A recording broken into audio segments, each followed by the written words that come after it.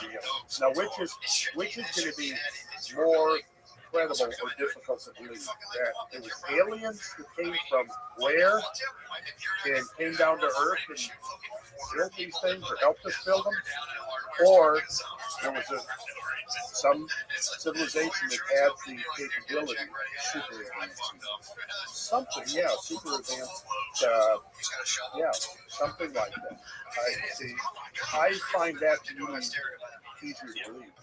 Now, listen, the whole question of aliens is really complicated and fraught with a lot of different. Yeah. Yeah. It's still a fun thing to talk about. Yes, absolutely. And I usually don't go there because of that. And I have my own interpretation of the whole ET phenomenon. And I think we talked about it a little bit. I'm going to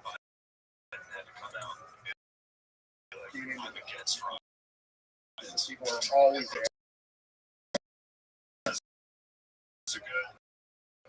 but Well, you see the stuff that's going on today. These crazy aircraft that are flying ships and military bases. You can't. That modern physics does not allow these military fighter jets. And to see that, and it's just like 10 years ago, it was considered a crazy person about the UFO. Right now, it's a common thing. Everyone talks about it. Things that people right. Yeah. So that's why I feel like it's timely to talk about it. And the one thing I would say for now is that you've got the one thing we know that at least a number of some percentages of the UFO sightings are really experimental aircraft. And the Pentagon is perfectly happy to let people believe in these UFOs if they're trying to keep experimental aircraft. The other is that there are natural phenomena. People like Paul Devereaux, fluctuations you may go to feel produce interesting phenomena in the sky. Where you have, let's on fault lines, where you have great masses of, let's say, quartz-bearing minerals moving with respect to each other with great shear force, which is what a fault line is. It's a crack in the earth, but unlike a static crack, the two sides of the crack are moving with respect to each other, right? That movement can set up fluctuations in the energy that can actually impinge upon people what they're experiencing and witnessing. Can actually produce visible luminosities in the atmosphere. Many times this has been documented to have happened before earthquakes, that there will be lights that appear in the atmosphere and things like that. So there's another side of that, whole other discussion. In fact, I did a discussion with Paul trying to fake smile, and it's like a fucking flame for a narcissistic psychopath to go to that level. Wait, I got to be in charge of all the fucking like. Now the third thing is where you say, okay, there are authentic craft of some kind that we have no explanation. Right? So what if people immediately jump to the so it's where they come from? Okay, that's the thing where I'm saying it's not what people think it is. It's something very different, and you're kind of on the right track. But we'll leave it at that for now. And I'm going to jump back to Atlantis. The quote from Plato. So now this is again is the old priest talking for so long. He says, many great and wonderful deeds are recorded of your state in our history. And he's talking about this proto-Athenian state that allied with the Egyptians to fight off this incursion of this great Atlantean empire. Right? He says, many great and wonderful deeds are recorded in your state in our history, but one of them exceeds all the rest in greatness and valor.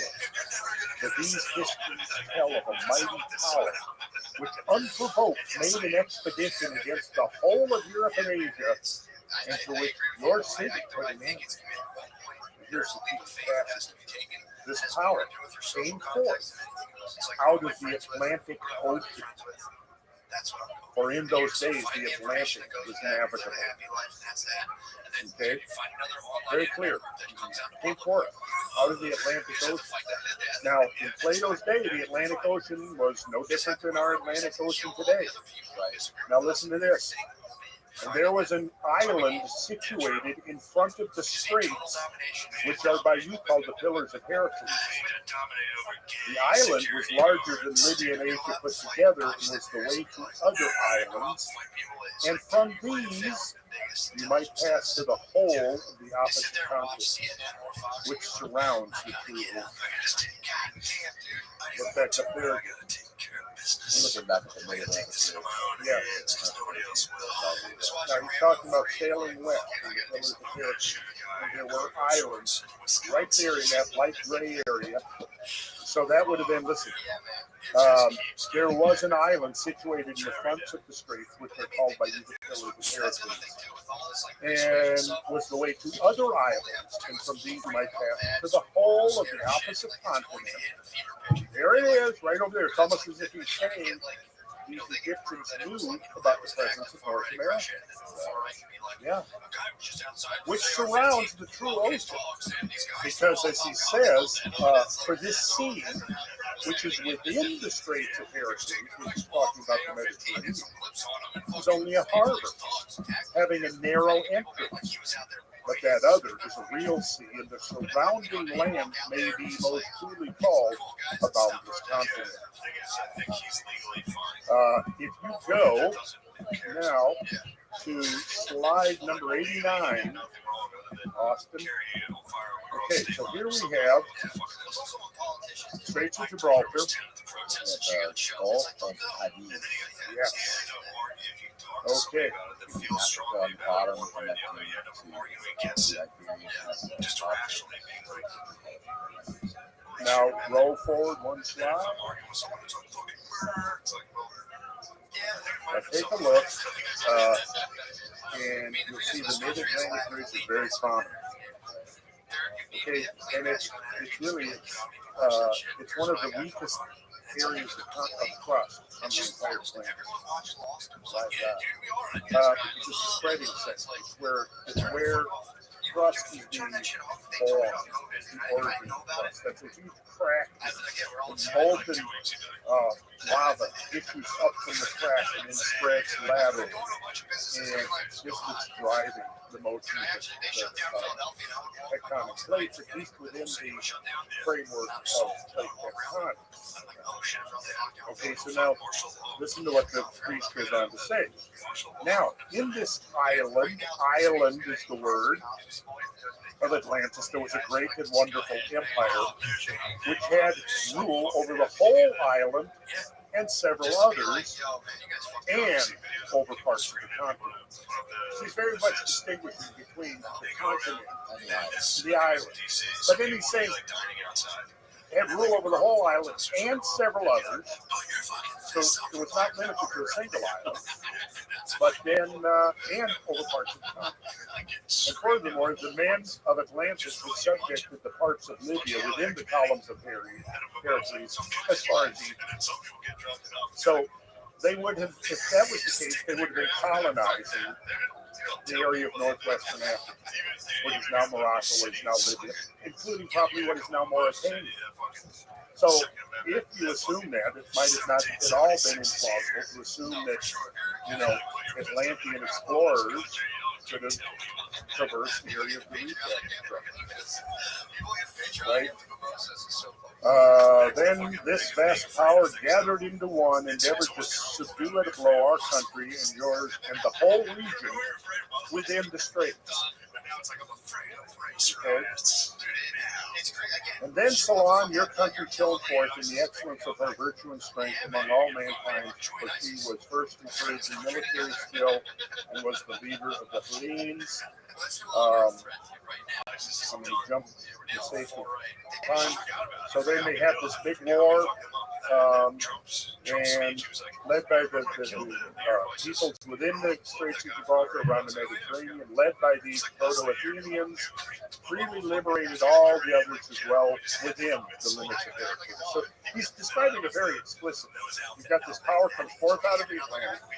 It rules over a series of islands. There's one main island, rules over the series of islands, comes within to the Mediterranean, which he describes as a harbor compared to the real ocean, subdues all of these nations, and then the Proto-Athenians manage to organize them all. They fight off, and they liberate all those others who do not dwell within the limits of territory. And then, afterwards, there occurred violent earthquakes and floods, and a single day, night of rain. All your warlike men in the body sank into the earth. So, in other words, he's referring now to something that's happening in the Greek peninsula, right? And the island of Atlantis, in like manner, disappeared and was sunk beneath the sea. Now, to me, that is pretty explicit. You got an island, there were earthquakes, it sank beneath the sea. There's no ambiguity. And that part of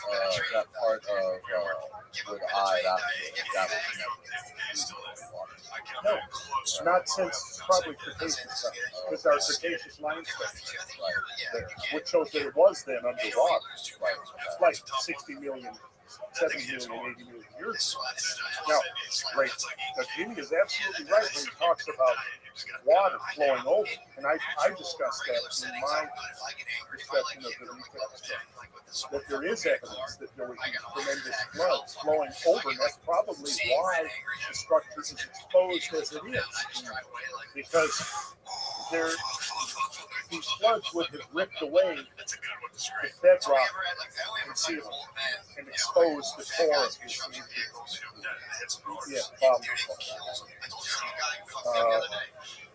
So I mean, so much here we could get into. Yeah, it's lengthy. It's a lot. It's a lot. And for anybody who finds this captivating and want to learn more about this, I highly recommend the episode 9. Well, that's the one that specifically addresses I think I've got 5 episodes leading up to that. 6 maybe, a couple hours each, and I go into all the geology, the graph, geography, oceanography, like we were doing here, a line-by-line analysis of Plato's account, plus a few other peripheral accounts, Herodotus and Rothschild and so on. It's called Cosmographia with a K. With a K, right. I like words with a K. Okay, me too. So that's the Greek specs. Cosmography. Oh, is it really? Yeah, cosmography in the English spelling starts with a C. But it comes back from like Renaissance time. It was the study of, the study of geology, astronomy, geometry, geography, all of that. So the cosmographer was the one who tried to understand and comprehend basically all the knowledge.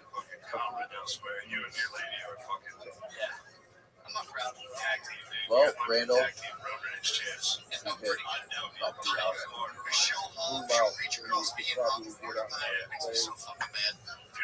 thank you so much for doing this, man. I could do another 3 hours, but we'll have to save that for episode. We'll do that.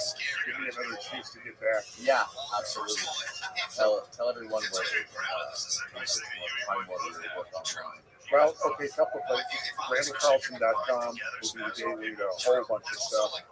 I'm also partnering with a new internet platform called How2, which I think could be an important player in the next few years because of their opposition to censorship, their desire to power also, because I'm partnering with them.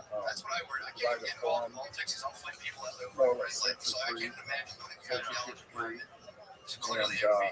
so we're getting new content up all the time. And the other thing is, organized directly looking at organizing tours to Asia. That would be in Atlantis. Yeah. So we'll see how that pulls off. So we've got a tour coming up in March, which is going to be, be up on the Cumberland Plateau, right? And there's a marble landscape hiding beneath the forest. And the idea is to take people up there. It's multiple purposes. One is going to be to show people that there are these landscapes hidden from view. Now, when we go out to Eastern Washington, we look at the scablands. These are landscapes that are pretty much visible to the eye. I wish we had time to do some so extraordinary. You know, you see the effects of hundreds of millions of cubic feet of water ripping across the landscape. Right. What in the aftermath was pretty extraordinary. Well, you go up in Eastern Washington, Western Montana, that area up there, Pacific Northwest, that evidence is very spectacularly displayed. And you've got a semi-arid climate in Eastern Washington.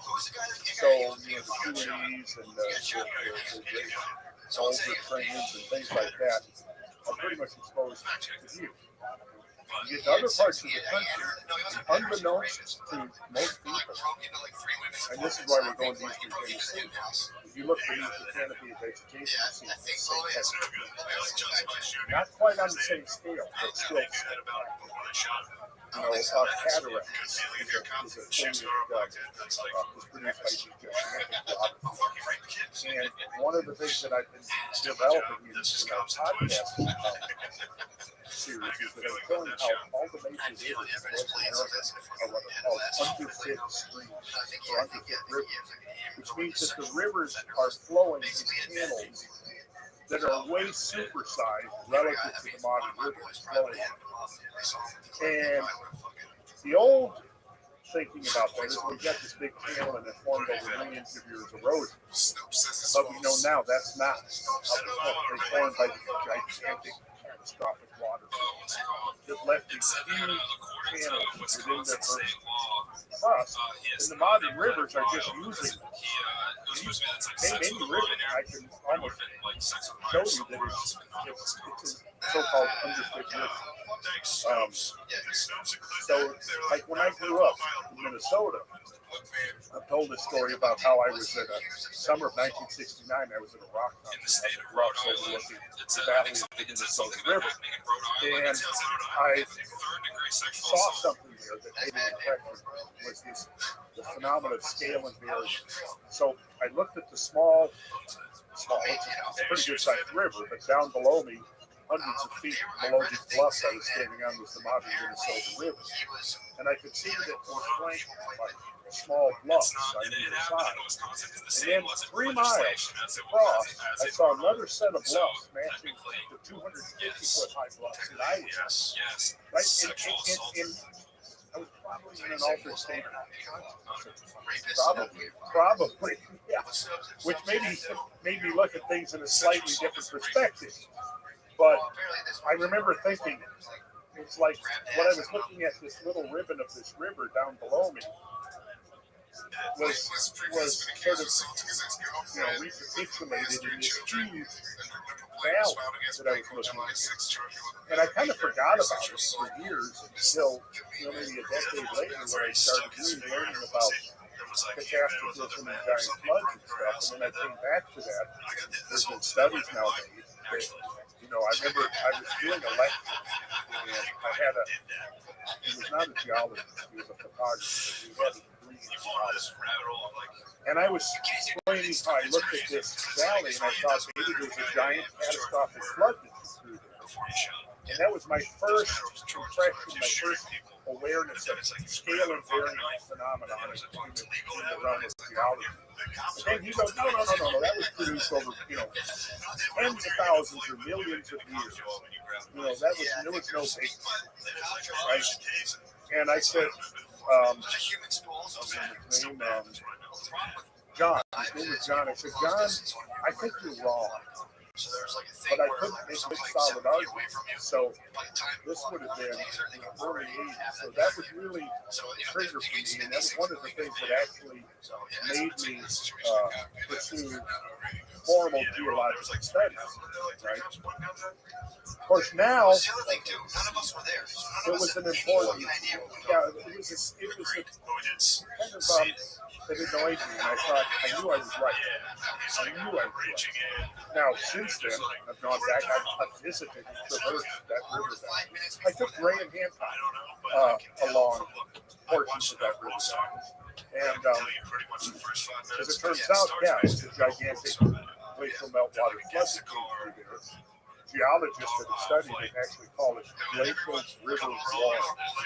The peak discharge of glacial river warren is approximately 4,000 times greater in the modern Minnesota that flows through the valley.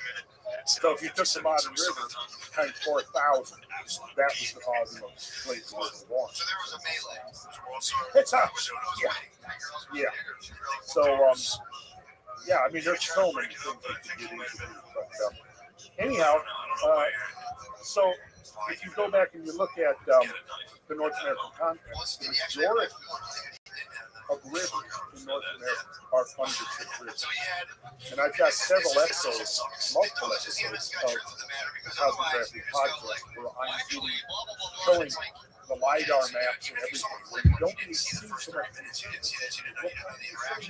these enormous that are gigantic things that are on such a grand scale that, until the last generation or two, we were totally oblivious.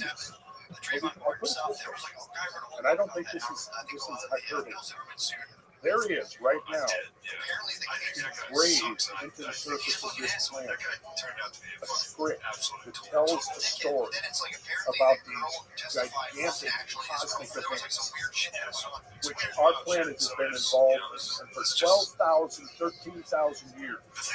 This engraved script has been lying beneath our feet, unbeknownst to us. But memories of these events have come down to us through myth, legend, folklore, and so on. Now, we have technical means to see things that previous generations couldn't see.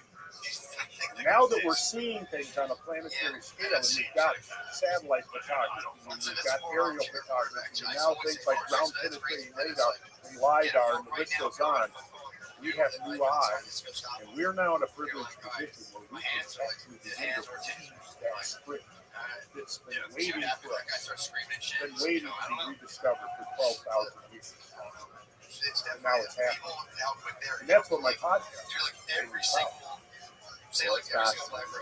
Like I said, I've been listening to 6 to 7 hours straight, so got a long way to go. And I highly recommend it. It's hard to stop. Once you start listening to it, it's almost hard. Just like any other podcast, Joe's podcast is fascinating, and I'm so happy to see that it's becoming more of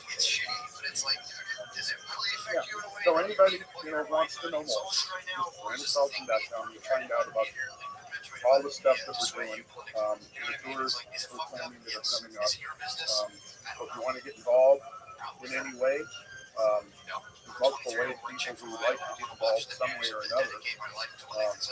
Because I see this as, like I mentioned house food, and we've got a really incredible team, group of content creators that are coming together into the house food thing. I don't know if you know Mark, who does the after school animations, really incredible stuff. So we're going to there's this network coming. I think you're now, whether you like it or not, you're part of this network. Okay. Maybe you'll join us just to Tennessee.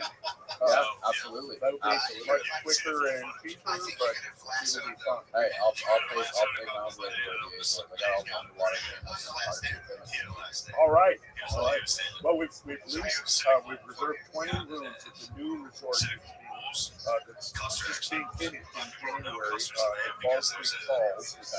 And we got a couple of cabins, and we're going to be And leading up to it, in the probably 6 weeks leading up to it, we'll do a series of Zoom conferences where we're kind of briefing everybody on what we're going to be doing, what the objectives are, some of the background to understand the science and the geology and all of this. Right. And then I think we'll do 5 minutes. Okay. And we'll have 2 big two events, Eastern Tennessee, and revealing the landscape. Well, that sounds fucking fascinating. I would love to be part of that. You can, and Austin can be too. Austin, will probably be somewhere. Okay. One last thing I'll mention is that there is a website out there that I was once affiliated with, and it's no longer due to multiple issues. It was launched ostensibly to be a showcase of my work in terms of his own soapbox to promote conspiracy theory. Oh, really? Oh, yeah. And what's that? Sacred Guns Green. Oh, really? Yes. So, he continues to fraudulently use my name, my page, to sell my work. I receive no money, never some money, no decisions. But if you go to the website, you totally think, yeah, it's Landon's website, I'm going to donate, I'm going to buy this, and go away. It's too bad because it started out good, but then along the way, now, turned into a con. Yeah. Yeah. Well, the sacred geometry thing is a whole another can of worms. It is. We will. That just your video on YouTube. Jeff Stewart also fly. Jeff Stewart was the Confederate cavalryman. Kind of Custer's, they're both dudes that kept it on. They both fly, they have cowboy hats, feathers. How that correlates into cosmic, the universe. Yeah, Jeff Stewart. it is. It is amazing, and that's some of the stuff that you can trace back when you go towards conspiracy. There's so many things that go back to the very beginnings of recorded history that just don't make sense unless there's something perceived. Right. This is right. So, well, hopefully we can get to it in the next one. Randall, thank you so much for your time. Thanks for having me, Danny. I appreciate it. Okay, man. I enjoyed this. Goodbye, world. Speaking of fat guys doing things, this is very funny. I was trying to watch KH Fat Bro. Kyle KR Fat. Yeah, he's a little chubby. I literally got called. Every single person that saw Kyle right now was like, that was you, right? Yeah. I tried to watch Gods and Generals. I think that's the name of it. It's the other there's Gettysburg. You remember the movie Gettysburg? Yeah. They made another one called, I think it's called Gods and Generals. Same cast, mostly. But it's about like, it's just like Confederate propaganda. It's just like a movie in the 90s. Hello, world. Following is a conversation between Sean Atwood and Matt Steve, discuss what will happen to Ghislaine Maxwell during and after her trial. I've had Sean on this show many times. He's a notorious ecstasy kingpin who was exiled from the United States and became a true crime author and podcaster. Sean has a very deep and comprehensive understanding of the Ghislaine Maxwell trial, as he's been following, studying, and making videos about Jeffrey Epstein and Ghislaine Maxwell. Please enjoy this conversation with Sean Atwood and Matt Steve. He said before that one point in the movie, he said, "Oh my, just one." Very close to something. Well, I think that is the key thing. Recently this book came out by my friend Toby Summers. This is the book that I recommend you all read. This is a book that actually delves into the truth of this story. I think it's far better than anything else out there.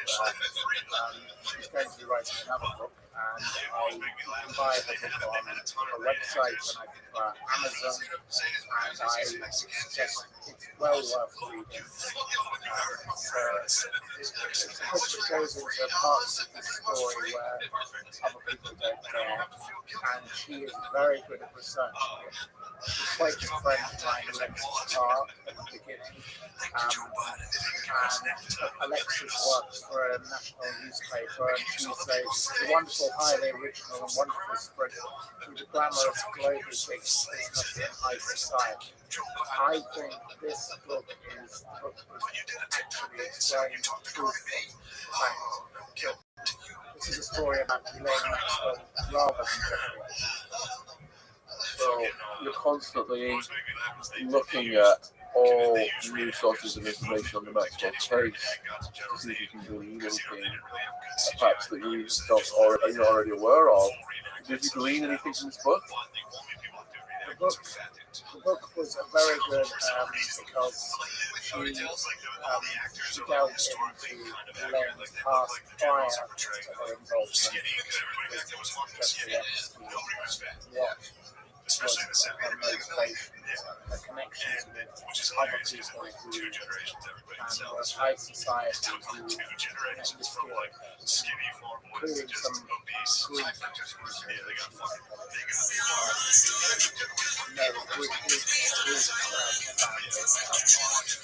and they all linked to a certain people who London connected with. I think that's something to talk about another time. Well, the trial date is getting closer and closer. What, are we less than 2 months away now?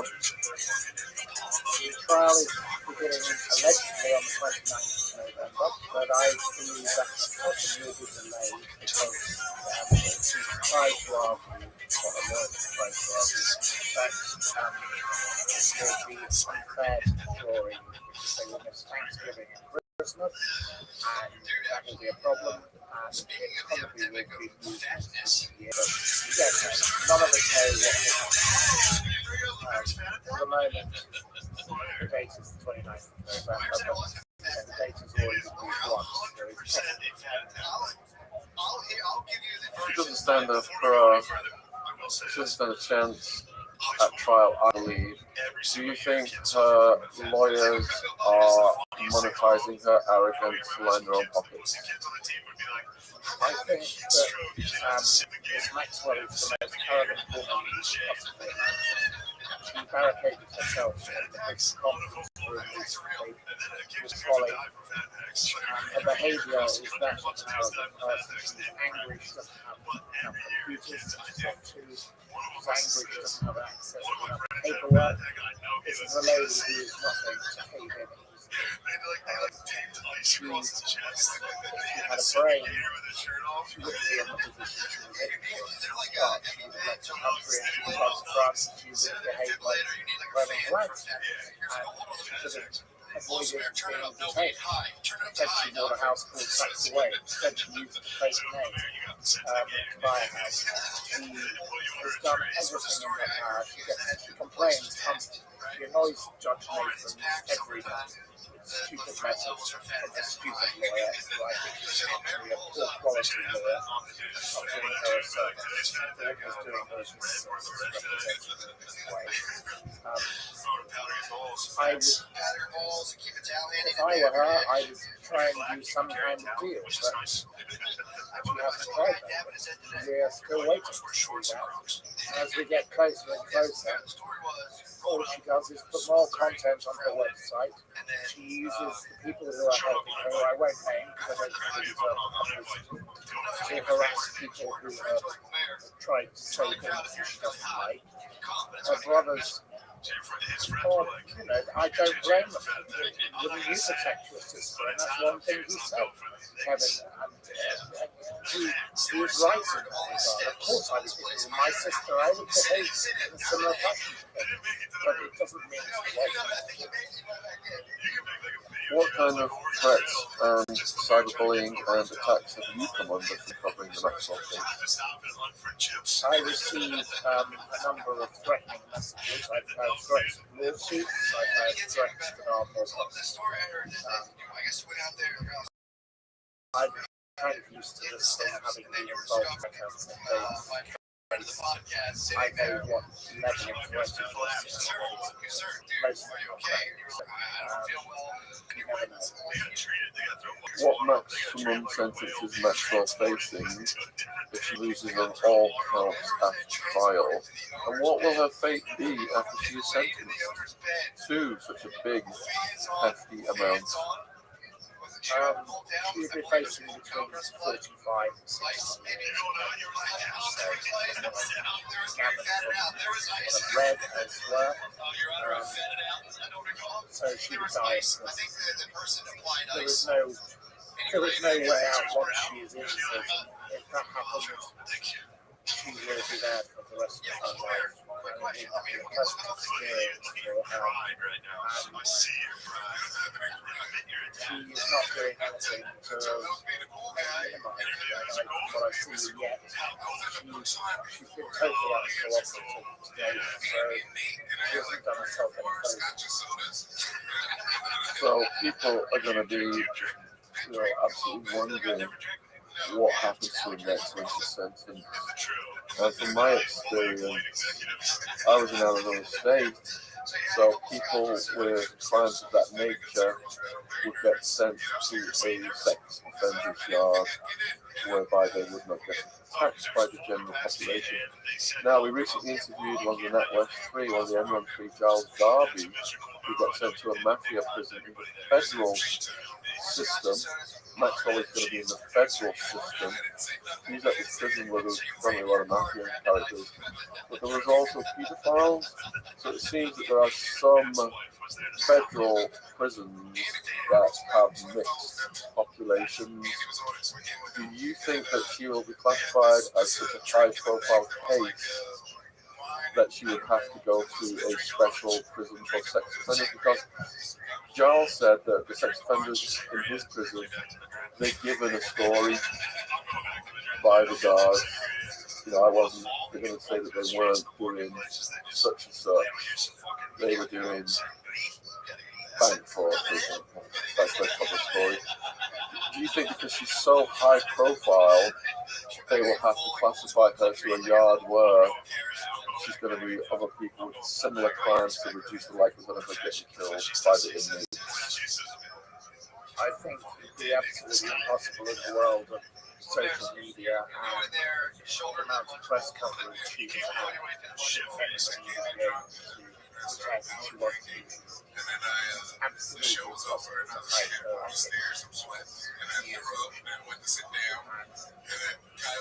The influence of coverage has been so vast so far. You get more and more and more. So she's not safe anymore. So they will have to be safe. The same way when I suppose you have Rose West and you have Myra Hillary. People like that have to be dealt with in a different way. The Bolton case,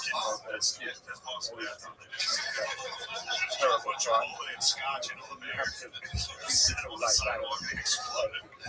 They will be, whatever she's done, I don't think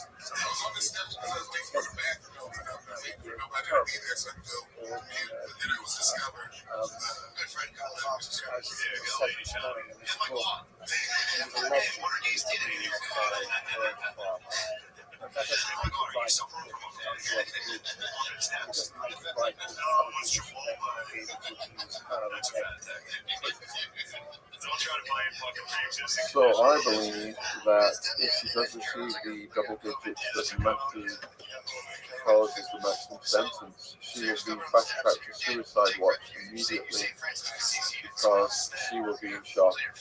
Right now, she's clinging on to the hope of getting out. That desperation is being monetized by her lawyers, who are just going to max every motion out, as we've seen. I've lost count of the bail bond appeals now, which are completely futile other than the money.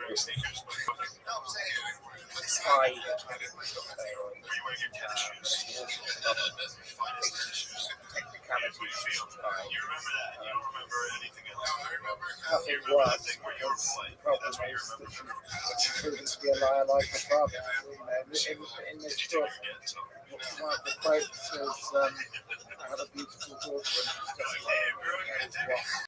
Something so on. You have the same arrogance. She's so arrogant. This will all still go on. She still thinks that, for example, riding in on Shagar the racehorse, you know, saves them. It is a completely ludicrous state of affairs. Her friends of most people there are friends outside who you can't speak to. And maybe you don't know. She continues to say, Elaine is somebody who just got into the wrong crowd. It wasn't his fault. She didn't do anything wrong. It's for her. She did. She was there. It's proven. The flight record's proven.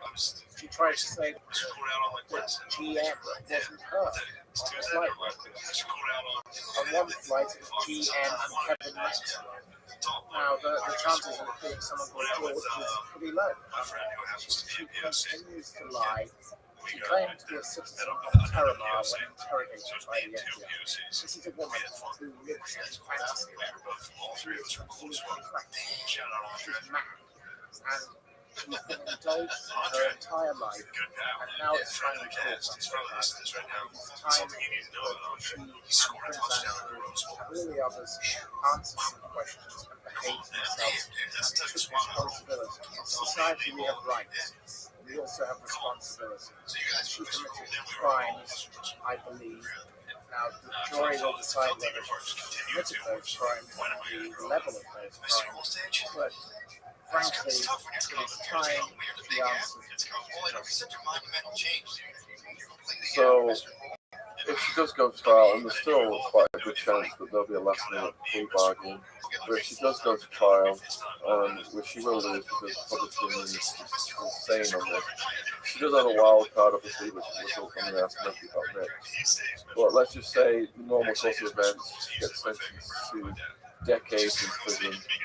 There's a period of adjustment of the brain whereby she's going to go through a period of shock where she will be on suicide watch. In a suicide watch part of the prison will be pretty bare, stripped out, you know where she can contain herself, and every so many hours guards will come and check on her. She'll have a major psychiatric evaluation. They may put her on some kind of medication to stabilize the shock that she's in during that period of time. Because it's that period of time when, if she is going to self-harm or go all the way, a person is most at risk after receiving a life sentence. And the Federal Bureau of Prisons knows that, so they will try and handle her accordingly. Once she is determined by the psychiatric profession that she's no longer at risk of suicide, then she will be reclassified to a different prison. She will be classified, I believe, to a prison that houses people with light crimes. Her security status will probably be very high in the beginning. She'll have to prove herself over time to move down in security status. So the likelihood is that she's going to be locked down for a considerable period of time. Whether they give her a cellmate or whether she's got neighbours, I mean, the costs of maintaining the whole floor for this woman are astronomical. So she will end up on a run of prisoners.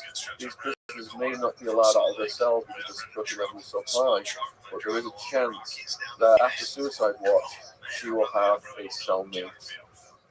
They may just go from suicide watch to single cell first to see how she behaves, but at some point she's going to have to adjust to living with a cellmate. So as she comes out of the shock phase and just starts to think, I've got to make the most of this situation, I've got to get through each day, I'm going to launch my appeal now, I'm going to cling on to the hope of this appeal getting me out. That will be the next swing of her brain, because right now, all of these lawyers that are milking her dry have pumped her up with this idea that she can win a trial, which is preposterous, while they're making millions off the back of that notion. But the next thing that they will do, they will come at her and they'll start to visit her in the prison through the legal visitation room, and they'll be telling her the appeal. Now we got to work on the appeal. This is how they can line their pockets again, but also if the wild card comes into play, this is a way that she can get out. So what often happens in these very high-profile cases that are PR dynamite for prosecutors, they want to get a headline-making sentence. Everyone goes home from that sentencing hearing, watch the headline news. She's got the maximum aggravated sentence. This woman is convicted of the most heinous crime in society. She's got what she deserves. All the public are satisfied by that, and the need for blood is satiated. But 2 or 3 years down the road, when this is no longer the biggest reported true crime story in the media, when kick the right amount of back sheet to a appeals court judge could slip through the cracks. And the way that road is greased is through her connections to the current administration. So we know about the relationship with the Clintons. We know the Clintons have got many people embedded in the present administration. We know, going way back to the Boys on Tracks and the CIA operations through Arkansas, the drug trafficking, the Clintons have got massive ties to intelligence, and those relationships rolling forward to the present day could be utilised to get to some kind of backdoor exit down the road to satisfy the public for now, but let her out early, so many years down the road when there's not so much interest in the case. Thoughts? Let's look back at some of the cases I've previously written. Max Clifford, Rolf Harris, people like that. The public wants a certain result. They want those people locked up. Well, Max Clifford just want to get out, so Rolf Harris, he's out on. They all try to appeal route. The first thing she is going to do feeling is the natural course of her will. She loses. They want to make some more money. And they'll lead her further up the garden path, and they'll hope that they get a better judge. It's all about who you get. And in America, she's got a judge. She really has ignored this current. Her behaviour has been enormous. She keeps going after the tail. She barricades herself in the cell. She moans about her conditions. All she does is send stupid letters. What her lawyer sends stupid letters. Cause irritation. Frankly, I don't think her choice of behaviour is going to help her in this person. But even if she were to lose, she will continue down the same path because she's got this arrogance. I've seen it running up and you can see it in the way the father does. Now, the father is a mental name. He knows it's right. And she has had every connection in the world. She's looked at what's a luxury. He calls it Gilded Cage, but she had complete freedom. She didn't have to. Maybe ever pierced her brothers were able to reinvent themselves without committing crimes of this nature. In the wake of their father's crime, they lived in mansions in Oxfordshire. That didn't seem to them. Everyone said, she saw her as she lived in poverty. She never lived in poverty. She's still got powerful friends. There's still money flowing around. She didn't have to be involved with taxi drivers who suddenly became a man who looked at nobody cares. Everybody who says you must have sympathy is completely wrong. The last time I encountered her, I didn't know I was in the same place. She was at a car rally. I think the winner was sexually trafficked. This woman has no sense of what is right and wrong. And equally, the lady that ran that charity was cashing profits. I've written to her on multiple occasions about why she was involved because I've given her she must know that this lady has been involved in what is wrong with it? At the end of the day, we all have to make choices in life, and there is the right thing to do and the wrong thing. And this lady will continue to go down the route of being crazy.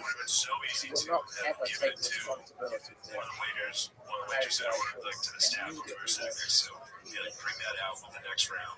So the case just goes to trial, and the Clinton name is not mentioned. Would that be an indication that some behind-the-scenes deal has been struck?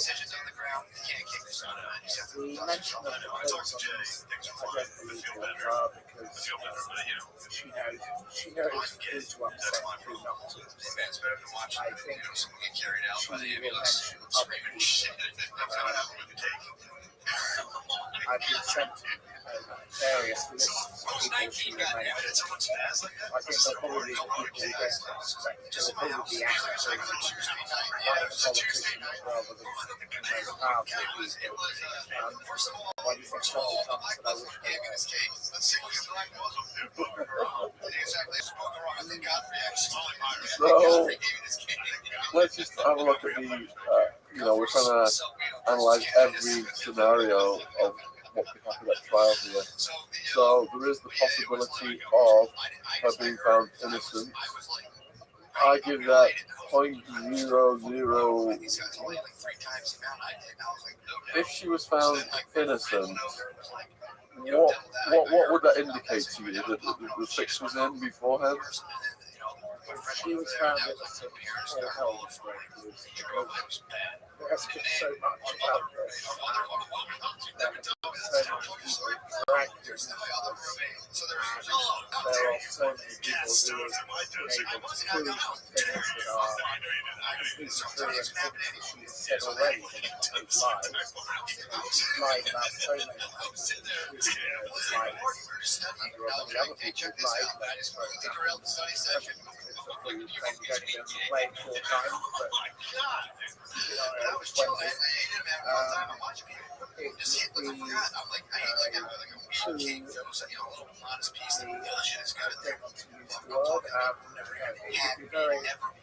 it would be a disaster. This was like, and I didn't think about this. I'm like, look, weed's great, everyone's doing it. I like it, same thing. I like it, therefore, very much. It's fun. Exactly. So, the photograph, so I have my piece and we're all watching the show, right? I see my watch for minutes. He's continually trying to discredit like friends. He was like, his shame. As said, I've never met I know, I've spoken to lots of people who are elderly, and they are very big supporters of mine. And they say, without every single person said to me, this man should be ashamed of himself for embarrassing his mother by pretending he never met this woman. Very disrespectful thing to do. He could do the right thing and say, I met this lady, but nothing happened. That would be the correct way for him to say. Equally with her, she could say, I was brought into this and I didn't really know what was going on, whatever her excuse could be, but instead she pretended nothing ever happened. That Jeffrey did nothing wrong. She did nothing wrong. Nobody did anything wrong. Well, some of the people who made allegations could be telling, but equally, there's a lot of evidence to suggest that a lot of it is true. It is time she took some responsibility. What about Prince Andrew taking responsibility? We've seen this indictment or whatever legal papers he was served with. Are they asking him? Yeah, could you explain what has he been served? Prince Andrew has been served with legal papers relate to a civil case. So it's not a criminal case. If he settles the case, it does not mean he did absolutely a matter of payment for civil damage. The alleged victim, Virginia Roberts, she has already been paid by both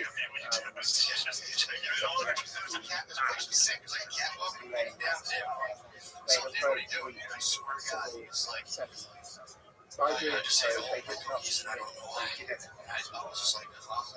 The public may take their own view, but they make a payment.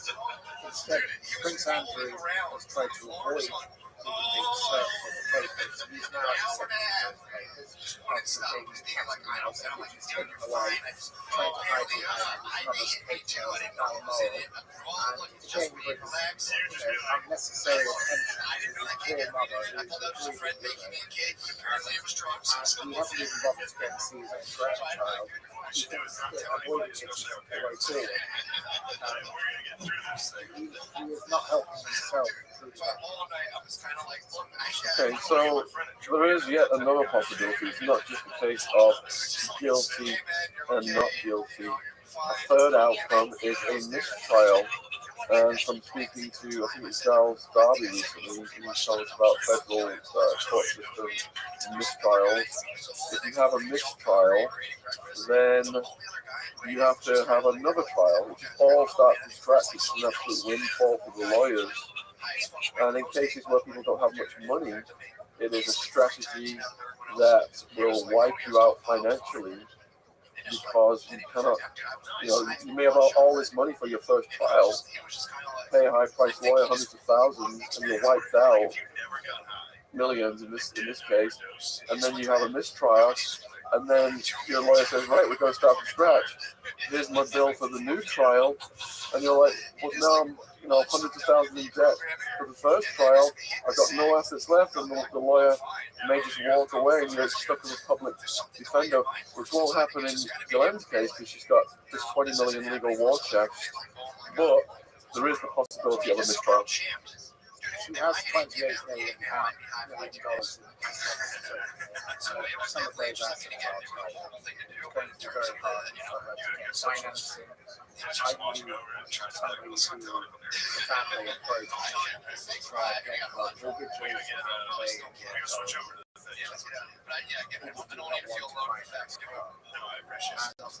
yes, you are right. If there is a mistrial, it could go the same way as this particular case, Lyle Menendez, Eric Menendez. The second case is another very costly thing. The Menendez family were very wealthy like her, and the money is gone. It's all gone because law firms. I've had personal experience of law firms, and I've spent a lot of money on legal things. It's very trustworthy. My friends who've gone through legal fees, help you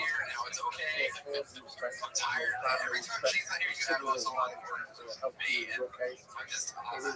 It is something you can't go and Bambar, and you name the case, these people spend once the money's gone,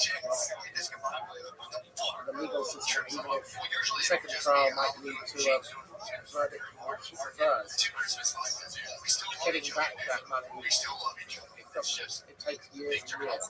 I have a friend who lost his home, he lost everything. He was eventually able to get something back, but it took 10 years. That's 10 years of your life. You don't get that. So, and she is a 60-something-year-old woman. By the time this is all over, if there were a second trial, she'd be in her late 70s. And frankly, you lose the will to fight. What does a mistrial mean? What things could trigger a mistrial in this case? And what do you think the likelihood of a mistrial is in this case? I think the likelihood of a mistrial is very low. A mistrial would be based upon perhaps one of the alleged victims having told lies, there are discrepancies, I will admit, in certain elements, certain stories. People have made allegations about certain people involved. In the case of Prince Andrew, one of the victims said something heard after they'd been drinking cocktails together. Prince Andrew doesn't drink. If there is enough of this that builds up into something in her case, then maybe something could be done. But I don't see how that's... Do you believe that Ghislaine will be called to the stand, that she will accept, that she will agree to testify? I actually believe that Ghislaine will want to be on the stand. She's got the same attitude as her father. She loves the public stage. She's the only member of the family who is led with their father's plan. This is a girl that does not follow the rules. She doesn't play by the rules, and that is why she was the favourite daughter. That is why the Pope was named after her, not her sister or her mother. I think that this is a woman that wants her moment because she's so angry with the world. And why do I say that? She created that. Most people who are awaiting trial don't go around creating websites where they talk about really horror stories. They don't talk about how they share a cell with a rat. They keep themselves humble. They don't go around annoying the judge by slamming themselves in the prison conference room and blockading the door. They don't do 5 bail attempts and they've been told no 4 times already. This lady doesn't sound to me like someone who really she wants her moment. She doesn't believe that any of this is going to be her conviction. She does this for the... So in pre-trial, you can't show any remorse as it would be taken as an indication of guilt. At trial, what do you think her strategy will be if she speaks on her own behalf? Is she going to protest her innocence? Is she going to blame it on the dead guy? I believe that she will go down the route of blaming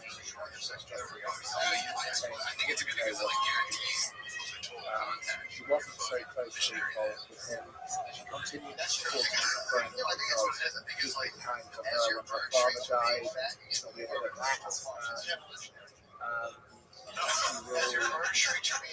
She will claim that these girls just about them, her faults. She is somebody who will have every angle, so she will just blame everybody but herself. She is a selfish lady who has been overindulged for her entire life. I've met many people of her type. Once you are so spoiled and the daughter of somebody so rich, you only have to look at someone like, say, Philip Green. His daughter,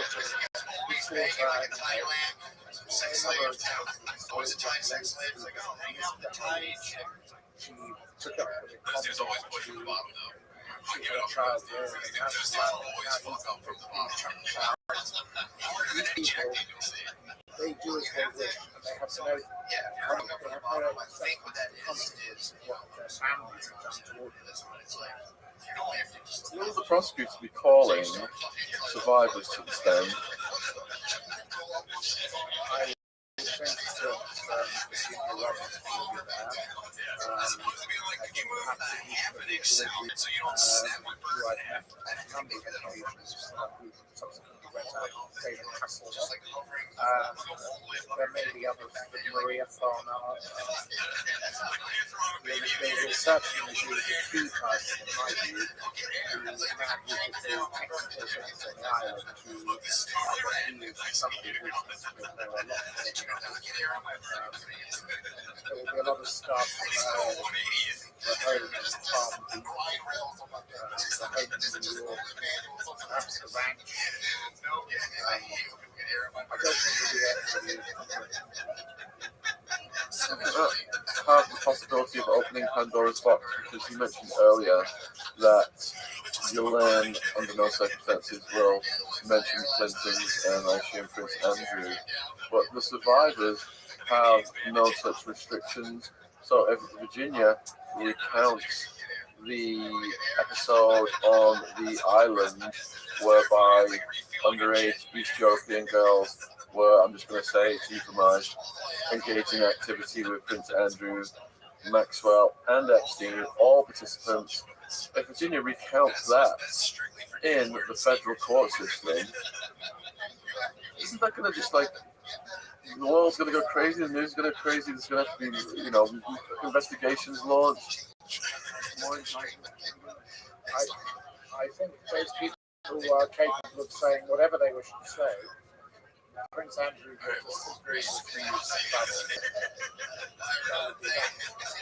the British government will not want to diplomatic the American government will not want to diplomatic but there are other people who are less important. You only have to look at the fact that the French are so easy to arrest this country. There are certain people who can't. So, if Epstein was suicided to prevent what Maxwell presents right now, the very same threat, is there a fourth possibility? Then we've got guilty, not guilty, mistrial. Is there a fourth possibility that she may not even survive before this trial commences? I am not a conspiracy theorist. I don't know whether Jeffrey Epstein was killed or not killed. It seems like the likelihood of possibilities that he was allowed to get himself to a position where he could do that, to kill himself. I would think the man realized his time was up and he thought, I better go. It's highly more likely than being killed, but he could have been killed. I don't know. I'm not a conspiracy theorist. I don't think she will kill herself because she is somebody who has the arrogance of her father. She is a survivor. I don't know whether Maxwell killed himself. I think he fell off the back of the boat and probably gave up the will to live because he knew his time was finished. I don't think she actually is ruthless. She is somebody who continues to cause trouble. From her prison cell, she's still a nuisance. She doesn't accept her situation. And she has a website. She has PR people. She has a man called Brian Basham who ran the Dirty Tricks campaign for British Airways. And a man whose name I won't mention who trolls me continually, who was involved in chucked out of the UK when he up in the conservative. He has a website. And these people under her thumb, they do her told and they spin her life. This is not someone ready to give up. I don't think she's prepared to go with. So today then, the situation that was remedied by Epstein's death is now imminent because of possibility of trial. These big names that could potentially come out must be feeling a bit embarrassed, and we've got to do something about this before it's too late, kind of thing, because the famous names are all trying to spin their way out of it. Naomi Campbell, yes,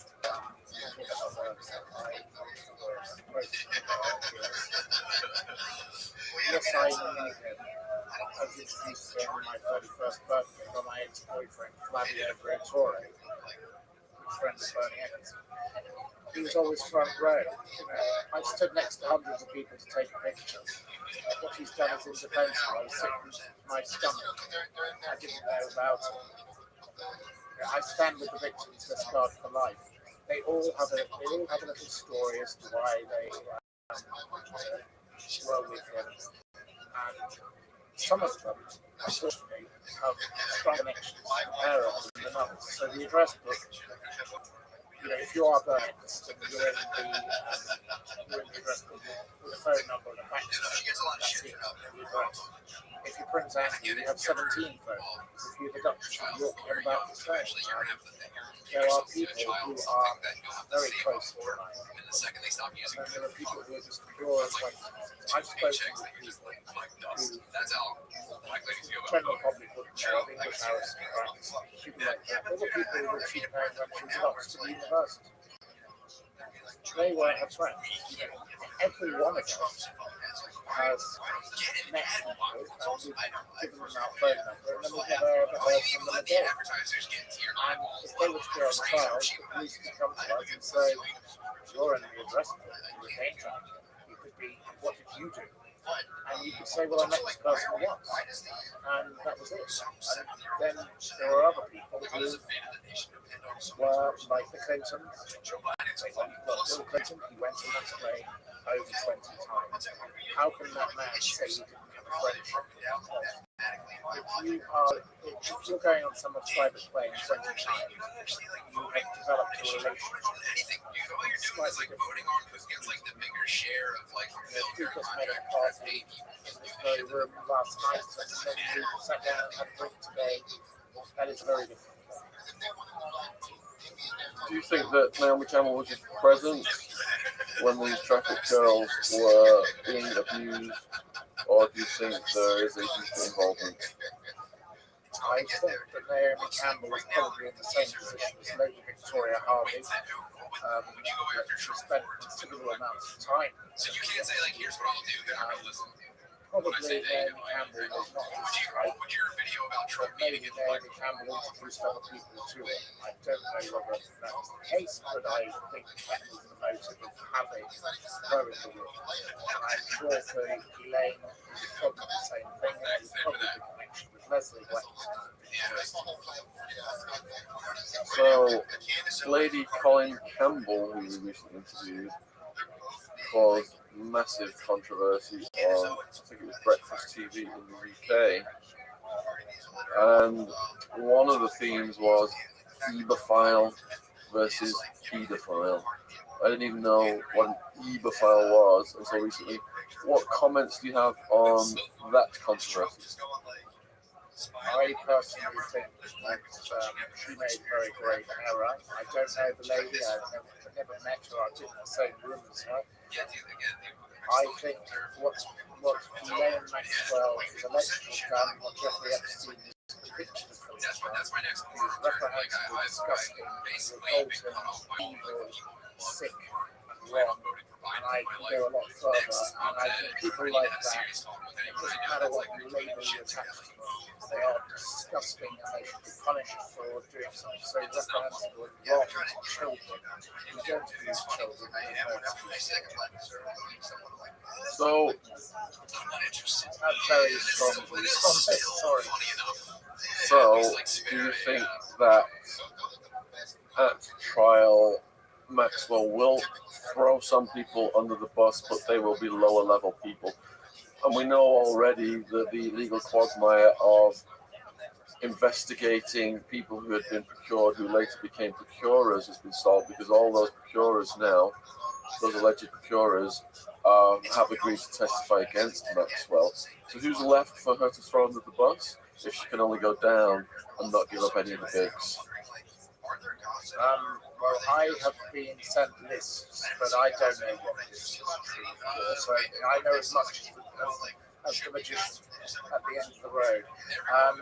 Who has a clue who she's going to actually go after? But it's been mostly actors and minor politicians, people none of you would ever have heard of. This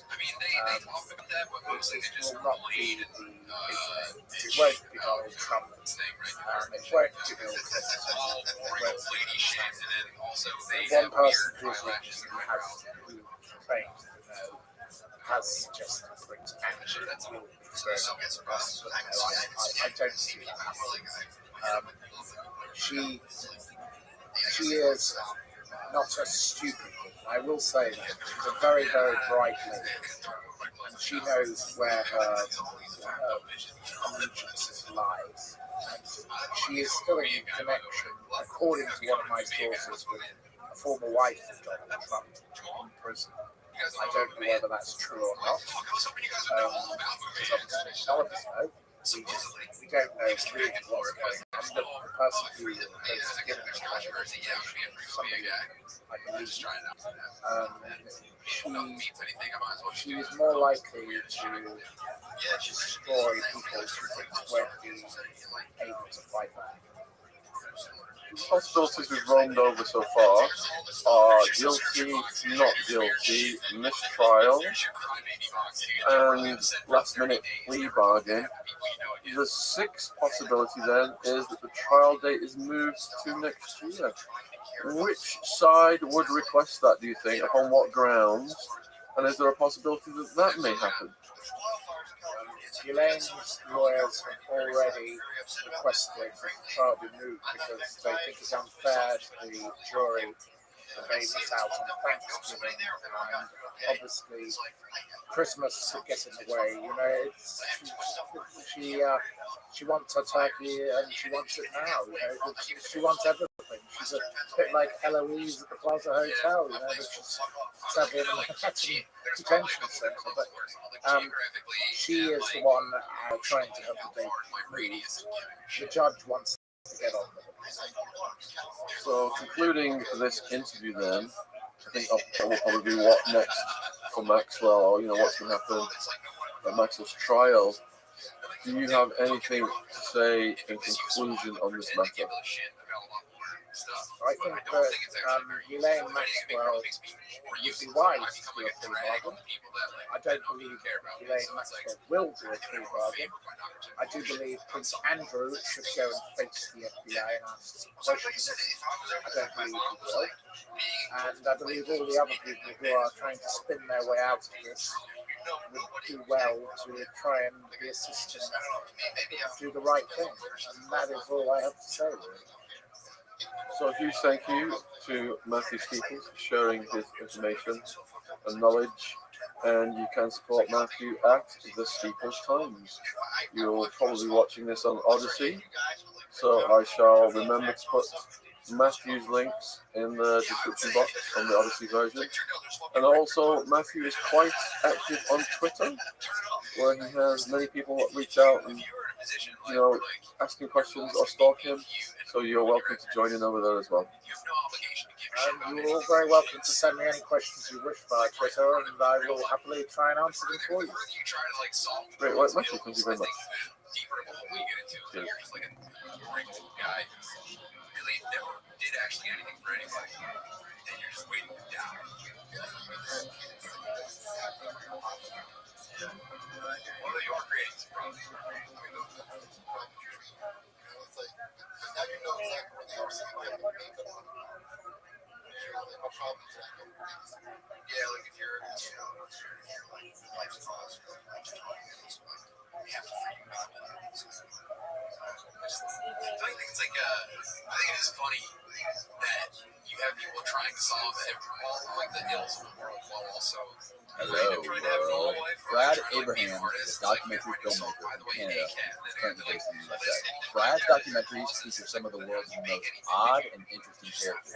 For example, he spent 3 years documenting David Huggin, a 72-year-old man who claims he lost his virginity to an extraterrestrial alien woman hybrid, and also claims he had multiple children. Brad also focuses a considerable amount of his work on conspiracy theory culture, dissecting the minds of people who believe in the most outlandish theories and ideas. This was a super fun episode. We got to jump down many different rabbit holes. Without further ado, please enjoy this episode with Brad Abraham. I ran to a big window, and I couldn't see anyone that was upset about it. And I couldn't see any like smoke. Brad, you are an interesting dude. You have some great work. I've been watching all of your documentaries. What the hell draws you to these types of characters? Yeah, so it's one of really the biggest draw is the biggest draw is the fascination of belief and wanting to understand why these people believe in these things. But a smaller draw maybe it's about quarter of the 70 seconds on that is I also believe, there's like a part of me that pulls out that, UFO abductions and and I think that's what draws all of us to the subject matter, really. Even if we're just watching and laughing, we're still sort of drawn to that. Like I was telling you right before we started that Mike Clellan, who wrote the Messenger books about the owls and synchronicities. Like I was telling you, I had him on here for a couple hours and we were talking. And it's just, for me, as far as like my experience talking to people who claim to have been abducted by UFOs, I just started to question him so much and more we started talking. You know what I mean? Like I started to lose sort of like I wanted to believe him at first, and then slowly just as we started going down the rabbit hole, we started talking more about these synchronicities. We've been abducted so many times. It's sort of like his calling of life to tell the story. Personally, I've sort of lost my personal grip. Did you get the same feeling? First of all, let's introduce this guy, David Hugger. Tell me about that documentary. Yeah, so David is a mild-mannered, nearly 80-year-old man in Hoboken, New Jersey, and he claims that he has been having extraterrestrial experiences since he was 9. And once he hit 17, these experiences become sexual. He says he lost his virginity to one of these extraterrestrials at 17. I'm glad they waited to be somewhat age appropriate. And up until probably like 60s, up until the 80s or 90s, and decided to chronicle them all through his amazing surrealistic work, which he would finish painting and just like against the wall. It wasn't for anyone to see except for himself until basically I came into his life and saw his studio, which had like 200 something of his paintings.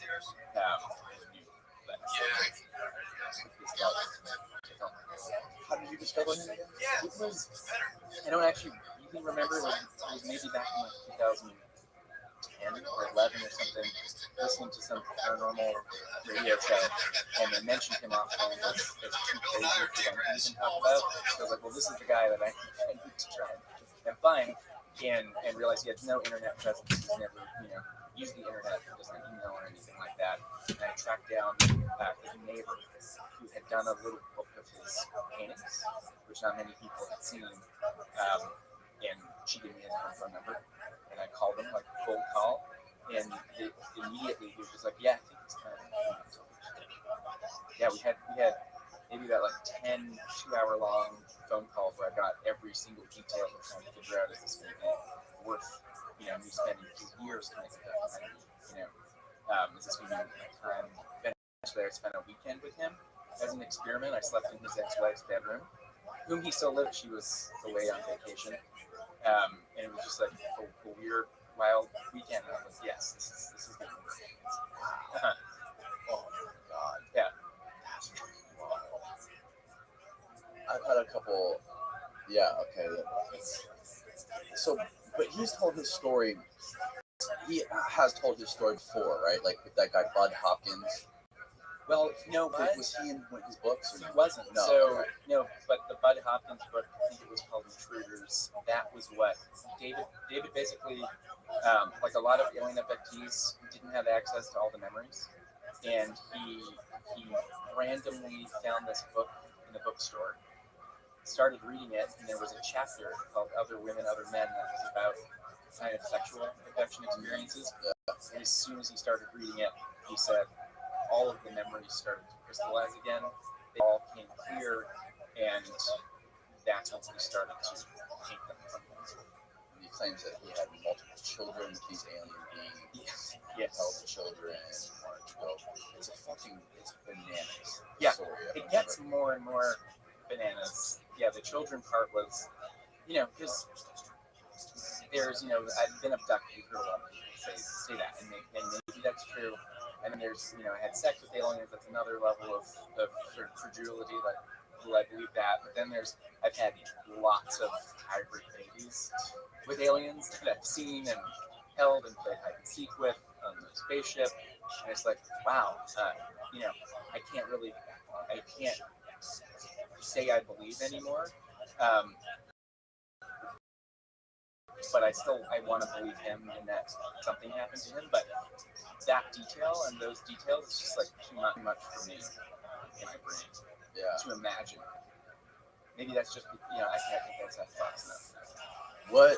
What was your first take of dealing with this guy? Like the first weekend you spent with him, like what was your first reaction? Just totally disarmed by so down to earth, so nice, normal, like plugged into the world, like into politics and everything. I would walk the street and meet all of his neighbors, and they all loved him. They all just thought of him as like the grandpa on the street. He'd been there 30 years, going to his place of work, that gave him the best.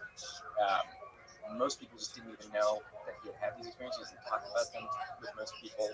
So I was getting this impression that I maybe was going to go there thinking he's going to be unhinged in some way, but that's not the impression you get from anyone that meets David. It's just wow, and then that cognitive dissonance starts to happen. You're like, someone that seems so normal, you're not going to write off as just crazy and making it up for he has paranoid delusions, because that doesn't seem like what's going on. So then you really start to think, what that be, and that's what I'm most interested in. Yeah. Now, his massive collection of supernatural sci-fi movies on VHS. Did his obsession with these paranormal sci-fi movies start before these things happened to him, before he started telling the stories, or at what point? Because in the documentary, you make the connection, or one of the guys you're interviewing makes the connection, saying that these real life experiences people have directly affect these science fiction stories, and then it's a cycle, and then the science fiction stories affect the more real life situation people say they encounter. Yeah. So do you have like a timeline of when he started collecting all these movies and becoming obsessed with them? Yeah, so what's interesting is that seemed to happen later, just like in the 80s when he started collecting them, but he early on was that movie. Did you ever see John Carpenter's The Thing, the 80s one, where it's like Kurt Russell, and it's like just these horribly disgusting like alien monsters? Well, the first version of that, the original version of that, came out the year that he had his first encounter, and so or he watched it around that time, probably in the theater or something. And so there's these things, I'll hear things like that, and it's like, well, maybe then that's in your brain, and maybe you still had an experience, but you're like mapping on things that you're seeing, but still back in the I guess in the 50s and the 60s, there was kind of a UFO mania too. Like there was like reports of UFOs over the White House, and he probably, because there was no internet, he probably had very little exposure to this stuff, but it was still there in the ring. And especially when he started remembering most of it, that's in the 80s, and that's like prime UFO time. Yeah, a lot of his story and a lot of his drawings are very similar to a lot of other really popular events, and he doesn't have access to the internet, so how would you know? Right, yeah. I don't know how much of that imagery I get the gray, definitely, I think everyone had seen, but insectoid beings, Praying mantis. Yeah, and the tall people, the alien women, those seem pretty unique. I did see you mentioned like in a Doctor Who episode that he saw, that he had mentioned he saw it, and he was like, oh, that's weird, I'm having a memory, and I watched it, and it's like these giant ants, like these ant people that sort of look like his praying mantis. And so again, it might be that he had these experiences, and then he saw these mantoid beings, and they reminded him of him, or he saw those, and he's like, oh, I have, mapping that onto in his own brain. Yeah, it also reminds me of the whole Travis Walton story as well. Right, yeah. He lived with the human / alien hybrid. Yeah. You know, which is very odd. And more terrifying. Like David, the Travis Walton story is like truly terrifying. And David is just like, oh, I had a good time. Yeah. So overall, your experience with him, Doc, how long did you film with him? It happened over years, like maybe 3 years or something, but I would only go like a couple of weekends per year shooting because it was all self-funded. I got a little money from a production company, but it just takes forever, and then it took 2 years to edit it and put it together. But I basically, the first time I went and saw him was like 9 years. Yeah. And he still calls me like every other day. Does he really? Yeah, he just checks in. He'll tell me if he had a weird dream, if someone buys one of his paintings, just wants to know what's going on with me. Yeah. You got to do it in person. Yeah. Okay, you gotta fly there and get it. Pretty much, or if you have a friend in New York. So is this guy full of shit? Does this happen to him? What's your take? My take is, knowing him, he didn't make it up. He experienced something. And it's hard for me to believe that it's exactly as he described it, but so he might be like in the movie, the professor of religious studies says, we experienced something, but then popular culture is how we filter it and see it, because we can't even comprehend what that reality really is.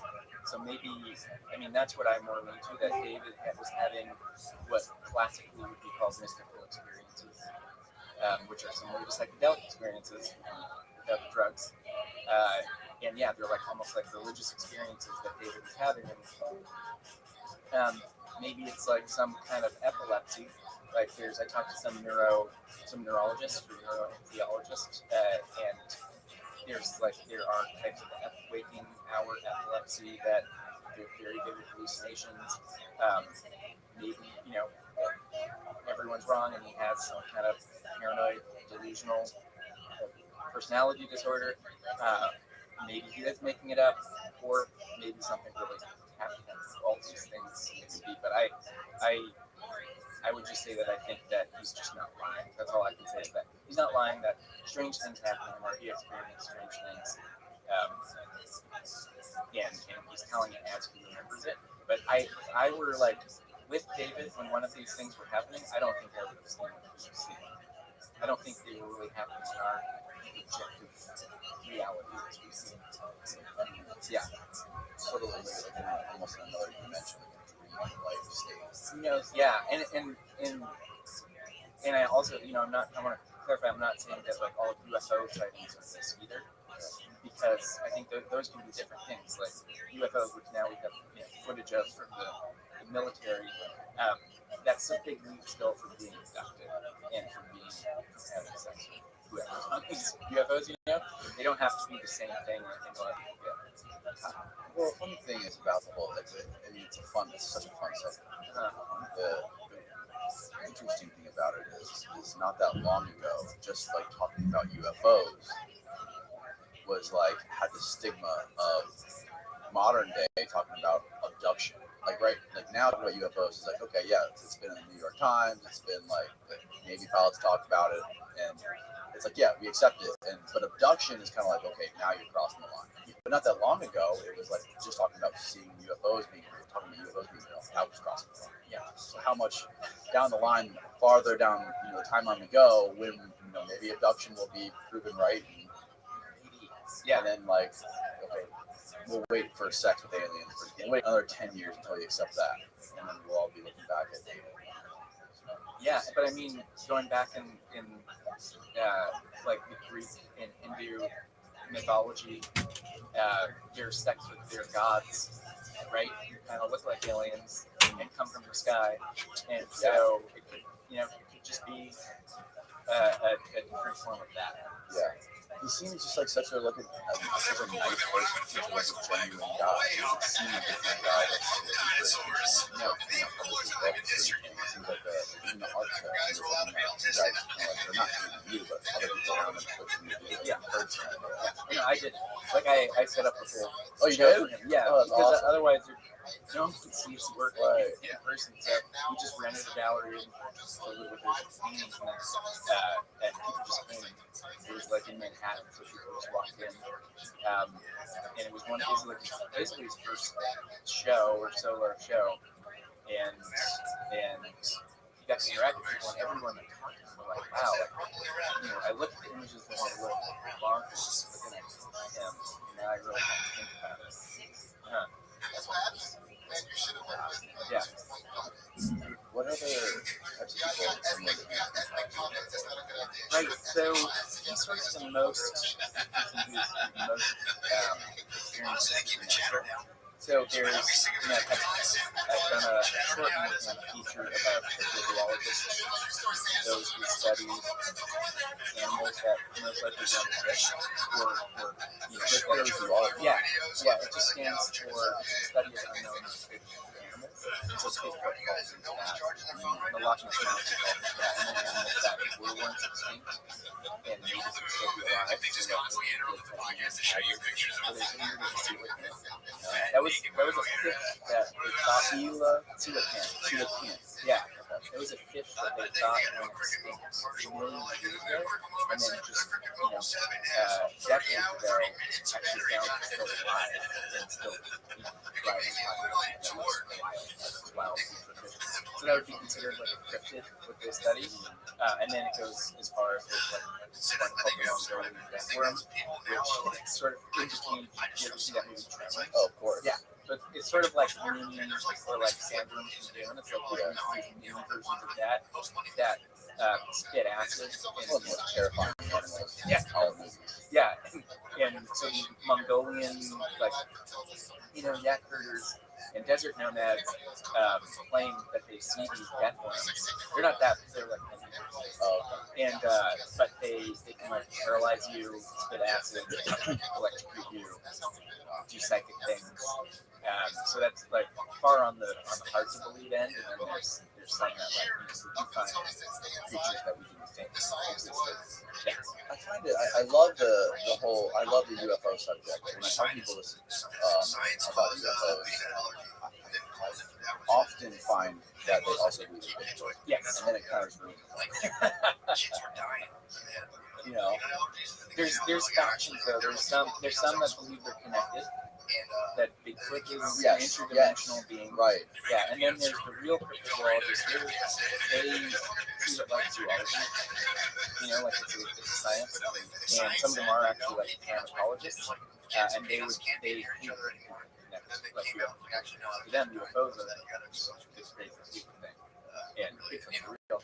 Right. Yeah, there is. I've heard of that, like flying saucers and ghost sightings directly for the Bigfoot. Yeah. And it was like kids freaked out. Yeah, and then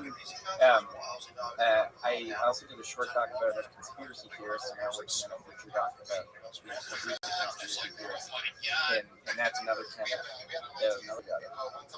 Yeah, and another guy named David. His name's David, and an artist. Yeah, synchronicity. Exactly, and that's. I'm not like really interested with the unraveling the conspiracies that he was interested in. It was more unraveling in psychology. Because the conspiracies in that they were like so out of control. Those guys in everything was false flag.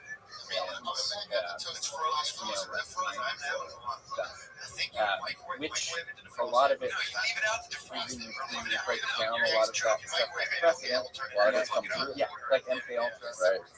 There have been false flag conflicts also starting in Vietnam. And so, and like everything's known with all the surveillance, so it's easy to understand why people call that a rabbit hole, because the government's always to us in the most outrageous ways, but then it's taken to a level where it's like, oh yeah, the Jews are injecting us with microchips and drinking babies, all that. It's like, oh well, yeah.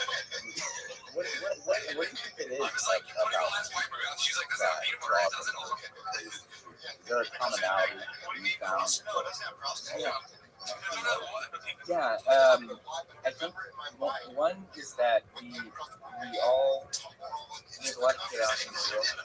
More and more so it feels that way because we're aware of everything that's going on, and that's scary. And it helps to try and bring order to that chaos. So if all this horrible shit is happening, like Travis Scott concert,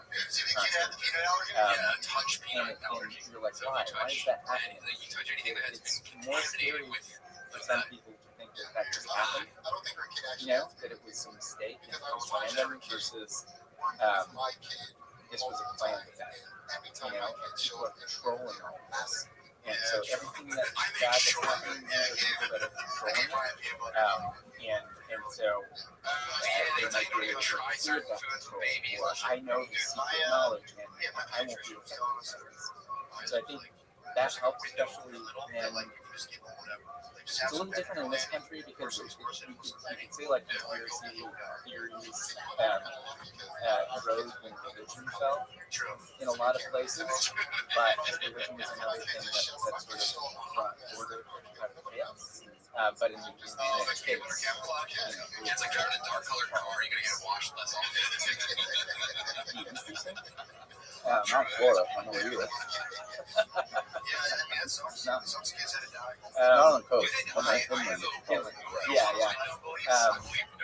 Yeah. And our God is Donald Trump down here. Right. my sister has a shellfish allergy. And then the people that I think anyone can fall into that. The people that go really deep into it, I think then there's something psychologically that's going on, and there's studies that certain people have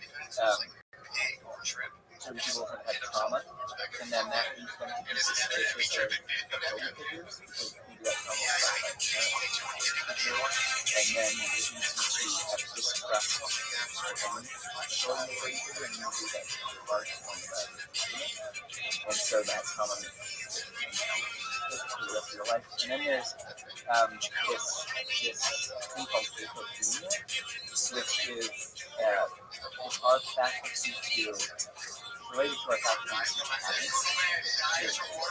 And so that's a good thing, especially when you're like a hunter-gatherer, and you're figuring out that deer or is that yeah, exactly. But when it goes into overdrive, and especially in our culture, where it's more important, you can start seeing patterns in places that don't exist, and that spectrum goes into paranoia. You go to the extreme end, everything is shown, and there's no randomness. But interestingly, that's also a spectrum towards like, for example, apparently, like Da Vinci was big time hypophonia. He would see, I'll say there's like, chemtrails, like their lifestyle is making them allergic to shit. Yeah. One fucking lady I know was like 40 years old, just found out that she's allergic to corn. She was like getting sick, and she had to go to the doctor, and the doctor's like, you have a corn allergy. She was like, yeah, that goes into overdrive. And it seems like a lot of these people have that as well. And it's similar with like the numerology, like gematria. It's like where everything is neurological significance. You can say like key numbers modified.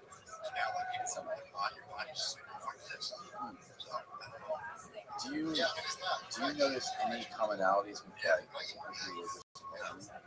Yeah, that too. Yeah, because what I just interviewed this guy who did a documentary about humans. Okay. Oh yeah. And from what he gathered, what I gathered, he talked about it, like that are like all deep into this deep state satanic pedophile ring. Is that it's just people that lack something. Yeah, and that I would say that is, and it's also here I think a lot more of the like hateful conspiracies come into play, because if you take David as an example from my doc, Big D, he's nuts. Yeah, he's nuts. He had no IRL interaction. He was basically a hermit. He didn't go to the rich for like 2 minutes or something. He had one friend who's and so all of his interactions was like online on Facebook and on YouTube. And as you know, it's a lot easier to start to marginalize people or idiots and it's only and the world gets really small. Even though the internet is big, the world gets smaller and smaller and smaller. Interacting and you're like every shrinking group. And so when people like me and my Iron Man went out there and sort of like closing the world up. He's like, because I'm Jewish and he's like, oh, you're nice Jewish. But you're not trying to, control me. And yeah, he had like a lot of anti-Semitic imagery in his artwork, right? He did, yeah. Why was that? So he would just say he's not anti-Semitic, he's like anti-Zionist, which he didn't even know what Zionism was. But it's, I think he's just influenced by everything that's important. And every conspiracy theory online is like pretty much used when Is it? It's for most of them, yeah. Even if it's not like expressly stated, it goes back to the whole like that Protocols of the Elder Design, which is just like famous forgery from Europe in like the before that. That was this fake document that was basically saying written as if it were the Jews that they wanted to do. And so it was being real. Wasn't there also something, the whole like Satanist baby started back then too? It did, blood libel, yeah. Right. Yeah, and so I think that stuff, and that was always just because the Jews were the others, the marginalized group that would never assimilate and had strange rituals, and they were from a far off place, and they looked a little different, but they looked just, the same enough that they could, sneak into our society, and so that's where it seemed to start, and never been able to shake that, especially in the conspiracy world.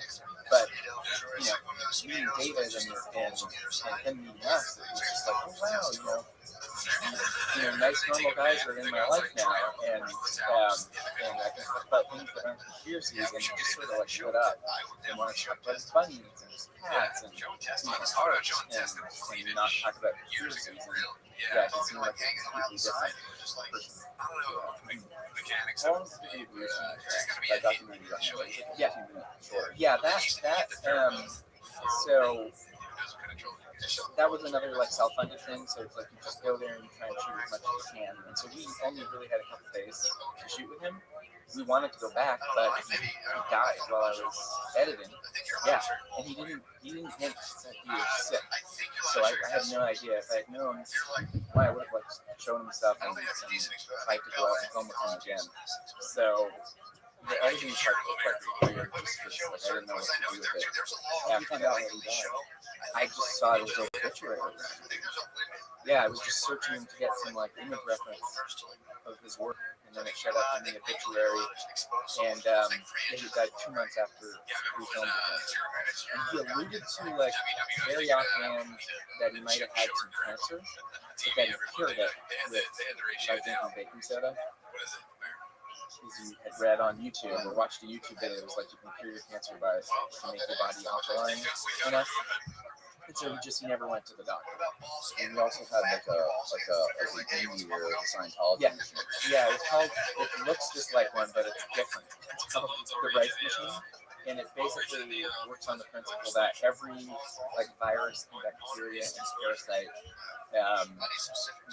operates on a certain frequency, and if you like tune another frequency into that frequency, then it kills it all in your body if you want to use.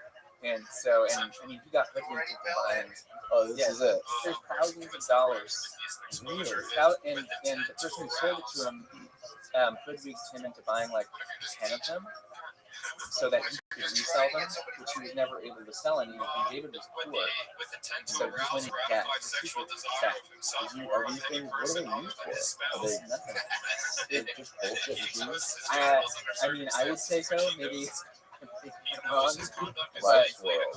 Yeah, but it doesn't seem like there's anything to it. And in it, he's using these and I don't even feel a thing.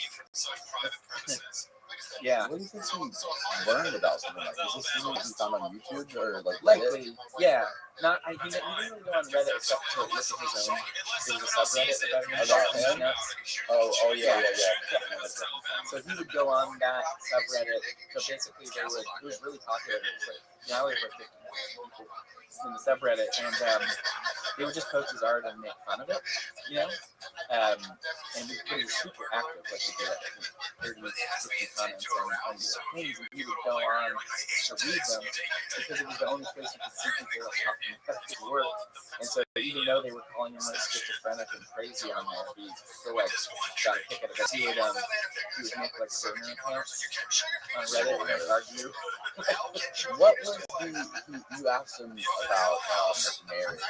Yeah. Poison. Yeah, so he never apparently had a steady relationship, or in his adult life. And the reason was that he had been doing hairdressing as his job. He did big billboards and movie posters and stuff, which is all a lot of it went through airbrushing. And he never wore a mask. And it's like heavy metals, that aerosol. Just breathing in, that gets into your brain tissue. And cadmium was the major one. Yeah. And so when he told me that, he said, I got poisoning and I had neurological damage from cadmium. And he was sick for years from that and never really fully recovered. And that was the time of his life. And it fucked him up enough that his career never recovered and he never was able to, have these lasting relationships. Didn't make total sense, but I started looking up cadmium poisoning and stuff in the brain, and there was a lot of links to schizophrenia causing schizophrenic symptoms. And when he got poisoned, that was also around the same time that he fell into these conspiracies. And before that, it didn't seem like he was like, no, I never even had any. Never thought about conspiracies or any of this stuff. He was into UFOs and that sort of thing, but it seemed to coincide. And so maybe, I drew a thing maybe this neurological damage thrust him into the deep world. Right. But, I shouldn't be making that link. But it's that's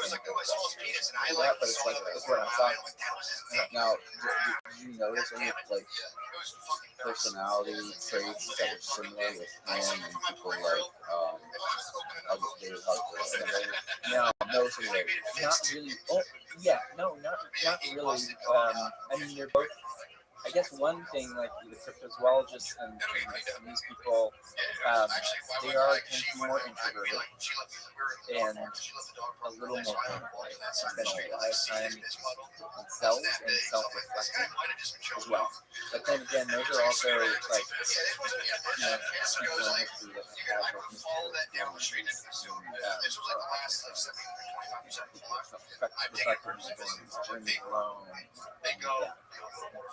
have you just find ever since you started talking to these people and filming them, you're constantly drawn to these types of characters.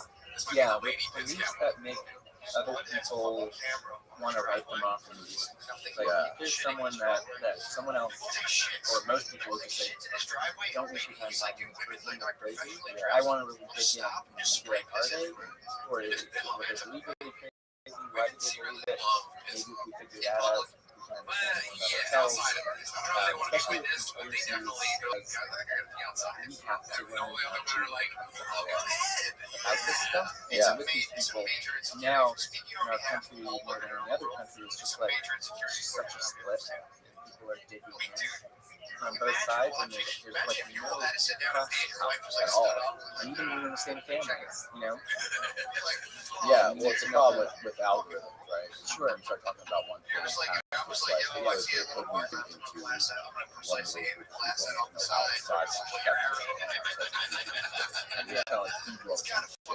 so curious if Facebook didn't exist.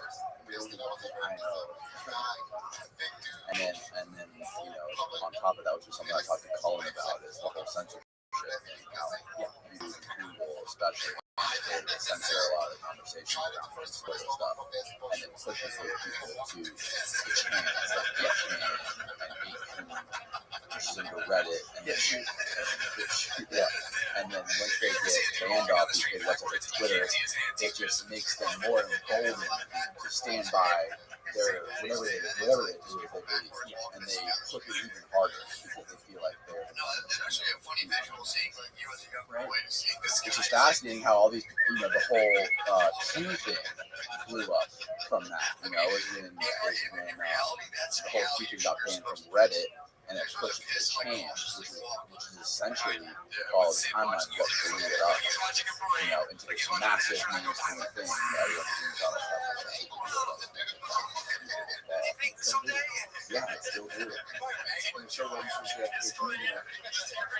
Oh yeah, Dead and oh my in god, Dallas. Yeah. And his memorial is the letter Q. And oh man, They have it is a visit for him still. And like there was they were waiting for something. really in Dallas. Did you go there and film it? I didn't. No, I did not. But that anonymous podcast, they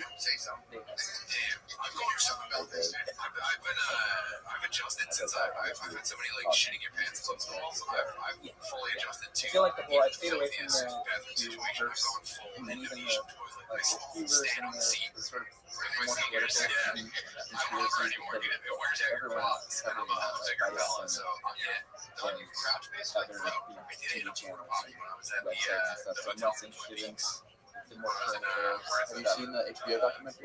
Yeah, I haven't. I really should. Yes, it reminds me so much of your work. It reminds me of the same type of people. Outcasts. Yeah. Outcast people that alone and have listened to community and it's sad, but it's so fascinating at the same time. And here, like in this area, I'm like, touch anything inside, like brace yourself to get up. I'm pretty sure standard issue is some shit. I've been to Texas. I've been to Yeah, I mean, I'm in the Austin bubble.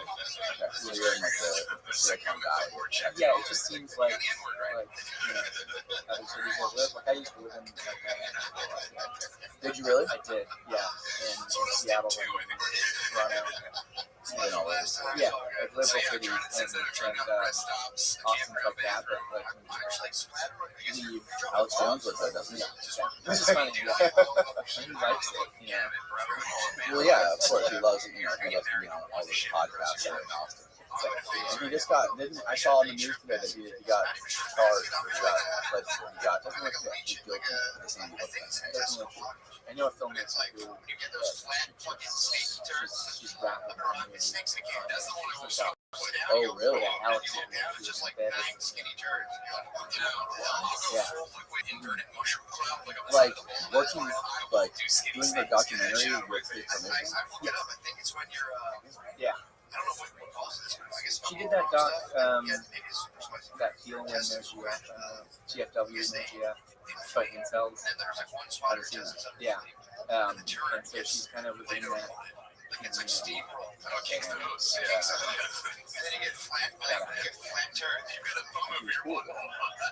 Yeah, I don't know the whole story, but Is it? You see the final? No. Wrap. Yeah. It's like, it's going to be in between. It's not, it's going to be sort of like, Right. I think that's the only reason why. Yeah. I've seen him. Yeah. Going crazy at like Barton Springs. Sorry, the Greenbelt, which is like a walking trail. And at the start of COVID, you had to have like a reservation to use the trail. So it wouldn't get too crowded. And Alex just showed up walking there, and he didn't have a reservation. He just like lost his mind. And they're like, poor person, just this kid who was like, I'm sorry, I can't let you. Really? Yeah, ranting And about. you saw him. Yeah. It's on. Have you followed the thing? Yeah, I mean that was kind of great. I thought that was fun. That was before Alex Jones was side politically. He hated all politicians. Yeah. It seems like. And It seems like he's back there. oh really? Okay. Just from like lately, on the podcast. Yeah. Like now he's like. Yeah, I mean, and everyone seems to hate Bush back then. Yeah. So. Yeah. No, that documentary he did is pretty fucking cool. Yeah. Dude, I was like, we're down in Florida. I was near the Gulf. Oh. I was checking out the fish, and I was like, So, are you working on anything right now? Yeah, so the David East piece got me hired for a feature length doc where there's going to be maybe like, let's say like 10 like conspiracy theorists that we're just going to sort of live with. And do these work with them, like conspiracy theorists, people who are ex-conspiracy theorists, family members of conspiracy theorists, and then intertwine that with like experts, like historians, psychologists, neurologists, who give context to why we believe, why conspiracy theories on the rise, etc. And working on a feature-length doc about visuologists and people that study Bigfoot and the Loch Ness Monster and all those. I had done a short doc that helped inspire this, and then working on a docu-series that's about folklore, bizarre folklore, and Hello Surpass was one about Shasta. That's sort of like our pilot in progress for that. Yeah. Hello Surpass. Yeah. Explain that one. People do not know. Yeah, so there's a town in Northern California called Mount Shasta. It's a really small town of 2,000 people, but it's known for this majestic that rises up into the sky that you see from miles and miles away. And it's like, wow, this mountain is striking. All due to it. But most people just drive and don't realize that in the town, at the foot of the mountain, a large percentage of people that live there believe that there's a hidden city underneath the mountain called Telos, and it's inhabited by what they call descendant masters, which are sort of these perfect beings, immortal beings that maybe were once human, and they live in this amazing crystalline city. Yeah, and they escaped, the Maria and Atlantis when they sank. A handful of escaped Telos.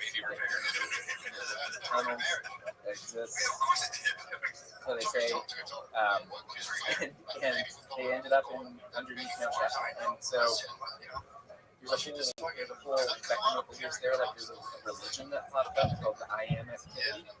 That is based out of there. That has their own set of beliefs. There's the people that kind of work at the descendant masters. And then there's those that just they want to like get into Telos, like it's a physical city. They're looking for the door on the mountain, and some claim that they found the door and you can access the city. Others it's more like a spiritual place, so they're looking to or chanting. And so it's this whole, but imagine like the whole town of people that. And I'm still in this. I think I'm the first guy to do this. So it's just like, can I just stay in the comic? Under the mountains. Yeah, and so it's a wild place, and there's for a town that size, there's like 10 crystal shops, and they're all like totally busy inside. People just buying crystals and other things. And everyone you meet is like, or almost everyone you meet is super fascinating, interesting characters. Story about how they got there and why.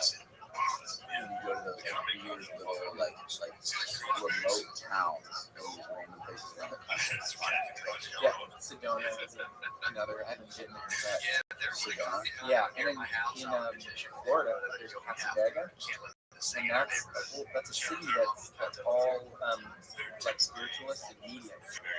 So yeah, and psychics, and so it's like it's a tiny town. inside another town, but it's the like highest percentage of spiritual readings. So if you really want to give a reading or like talk to a dead loved one, you know, like great grandma, you go cast a dag out. Yeah, you know what part of Florida? Yeah, it's central Illinois.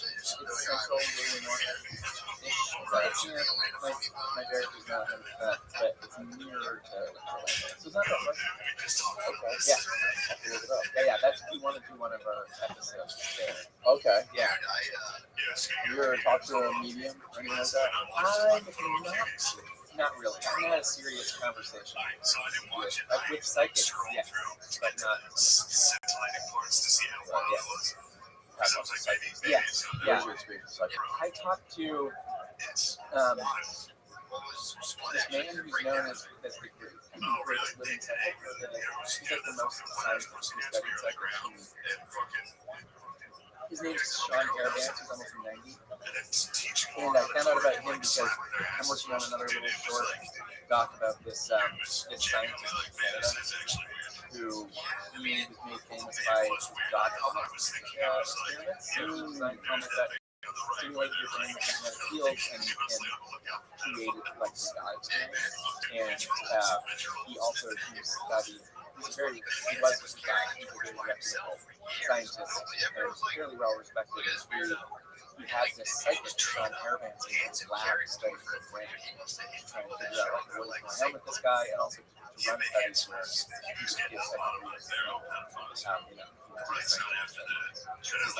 he would give psychic readings, design directions, and the accuracy was pretty astounding. He was a South Houston and met him. And as soon as I walked in the room, he asked me how I was doing like the post-breakup, and I had just broken up with my girlfriend. Yep, and then he started asking me about my work shoots that I was working on. And there's no like, these are shoots that I haven't taken a shot yet. And he's like, oh yeah, so you're going to Africa, like crazy shit. Like as soon as I walked in the room, and I was like, oh wow. But you know, I've never had a reading or necessarily outside of Houston. And the problem is he's like Trinidadian Indian, and his accent is like almost indecipherable. Like I understood just half of what he was saying, even hard to understand him. And he's super old, not in good health, and so I was sneezing. Yeah, it was wild. And he's had so pretty much every past president or administration has been something. And he was showing me like the official documents that never wiped you know, Bill Clinton's asking him about, he's advising him on like soybean future prices, like crazy shit. Yeah, he has correspondence with all these past presidents, and the only one of, you know, probably since like Reagan, that he hasn't consulted was Trump. So Trump was the only one. And apparently, remember Trump? So do you remember Corey Lewandowski? He was like Trump's campaign manager. And then, yeah, he was Trump's campaign manager, and then he like shoved some like a female reporter in the bench and bruised her arm, and then he was out. And does he live in Florida? No, that was Roger Stone. Oh no, and you're thinking of this other guy. Yeah. That's not him. Okay. But anyway, so Corey. What's that guy else you're talking about? Yeah. What's his name? Corey Lewandowski. So Sean Harabance told me, I don't have proof obviously, but that Corey Lewandowski reached out to him and was like, well, you know, Trump wants a reason. They want Trump to get a reason. And Sean Harabance basically was just like, yeah, I'll give you a reading. 50 days and sees like a psychologist or something. It's like something's not right. Before meeting. I said, yeah, that's so that's the guy. Okay. Yeah, so he didn't want to get Which you would have. yeah. You would have to be more on that. I know. Yeah. Yeah. But yeah, I read a bunch of the studies that he just studied at some like real serious educational institutions, and some of his like his hits, like his second hits were like trillion dollars. Yeah. But then other times, like with a lot of these phenomena, it's hard to reproduce consistently. Other times he was just like as good as chance. So it wasn't like every time he would somewhat accurately, but other times it was just like scary. He's still alive. Look him up real quick. Yeah. How you spell his name? Sean SEAN and then Carolyn HARRIGE. Yeah. So one of the things I'm coming back to now. Okay. Very sexual. That's what you a little more sexually like this. Yeah, and so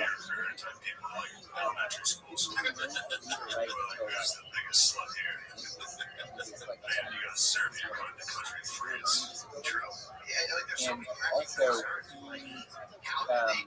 he has no, his brain has no geospatial faculty. So if he walks out of his house, he has no idea. Like he's lost immediately. Yeah, like he has no idea. He doesn't know where he is in space. Basically, like directions. And there's when they had him in the MRI, it was like it looks as if he has some kind of brain damage. The theory is like that damage in one area leads to some kind of enhancement in that area. I've heard things similar to that. Like people who've had lots of brain damage. Right. Yeah. Like they somehow become like excel in some area of their life, whether it's like business or whatever it is. Yeah. Sports or amazing at math. Yeah. So does he not leave his house? Not really. I think we're with his wife. He has a wife, so she always be with him. Yeah, and he's so old now. I don't think they. Did you do film with him at all? No, mostly because I barely understand. That's the problem. And I like to Subtitles. yeah, but it's just the interview, and I don't know what he's. Half the time I don't know what he's saying, and I don't know if he's answering the question. And so maybe his wife was there, but that's a tough one, and also a tough one to make. Like, how do I make that look consistent? Because all he does is sort of sit at home, and his home is, remarkable. Yeah, that's one of the cool things about your doc. Like the first you're just confined to like his trailer, but you fucking made it look so sick with all of the shots that you made, and even when it comes to like you showed the montage of him creating that one piece, and you had like the wide angle, just doing a 180. We put a 360 camera. Oh really? And we just like Circling. Yeah. Wow, that was cool. Do you do any of the cinematography yourself, or you just strictly I do a little. That one was shot by my buddy Cody Cobb, who's an amazing photographer. And basically, like if I can, like he did that as a favor. If I can't afford a DG, I'll just shoot it myself. But I always want to. I don't know. Real cinematographer. Like Love and Saucers, that was shot by. And most of it was shot by the guy who did Napoleon Dynamite. He shot Napoleon Dynamite. What was? Love and Saucers. No, it's David Huggins. Okay. Oh, I didn't understand. I thought you said Love and Saucers. Yeah. So the guy who shot Napoleon Dynamite shot that? What? Yeah. That's fucking wild. That was another one that was shot fucking big. And the way, also, like I noticed the way that you guys like splice the B-roll. Like, I love the way you cut those things. You know what I mean? Like first of all, you started with like just. I would agree. I guess I was doing anything else. And then it just like cuts the thing like a valley. So cool. What I was about to say before I explained that when I first had my phone, it was a story about like owls or UFOs. And every owl sighting, UFO sighting. His theory is that when people see these owls, what they really are is aliens, sort of using some sort of like visual mind trick to make you think it's an owl, so that you don't think of it as you don't remember you saw an alien. You have this implanted memory of seeing an owl. And the book, the first book, Messengers, is just basically hundreds of different accounts of some famous accounts of these things happening. He goes into, he started telling me that he's seen multiple psychics. This psychic, that psychic, this psychic, I've been seeing hundreds of times, and starts talking about all these psychics, and I'm like, whoa, like, first of all, I had like deeply skeptical about psychics. Yeah. So he starts like talking about his like unwavering beliefs in psychics. So this is the same thing with Bigfoot. Start talking about UFOs, people start talking about Bigfoot. Yeah. Kind of like we do. Yeah, I think with psychics, what I think is like a lot of these things, 99.9% real. And maybe just, not necessarily that the psychics is a scam artist, but that they're just, saying what comes to them, or they are scam artists. But that there's like enough there, enough evidence that point 0.0001% that something's going on. It's like, are you familiar with the remote viewing phenomenon? Yeah. Those experiments? A little bit. Yeah, so that, government program that lasted 20 years, many millions of dollars put into it. That Who was the guy, the billionaire who did that? Who like put a bunch of money into that? Bigelow. Yeah. So I don't know if he did. I don't know if he put money into the remote viewing. He put it into the UFO stuff. But for the remote viewing, that was just like Pentagon. CIA. Yeah, and once the Freedom of Information Act, once we were able to get those documents through that, with painted pictures, it's like so program. And people who ran the program at Stanford were able to write about it and written books about it.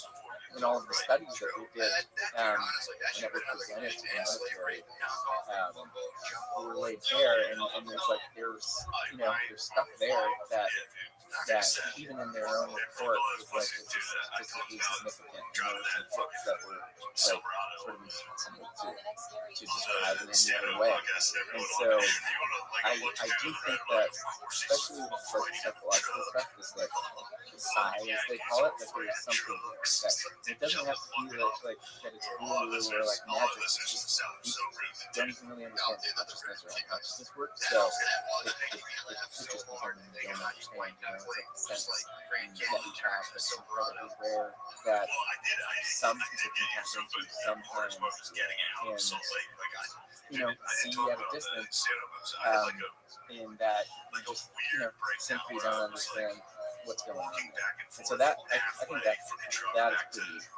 interesting and like could be true. But that's still pretty far from like a psychological.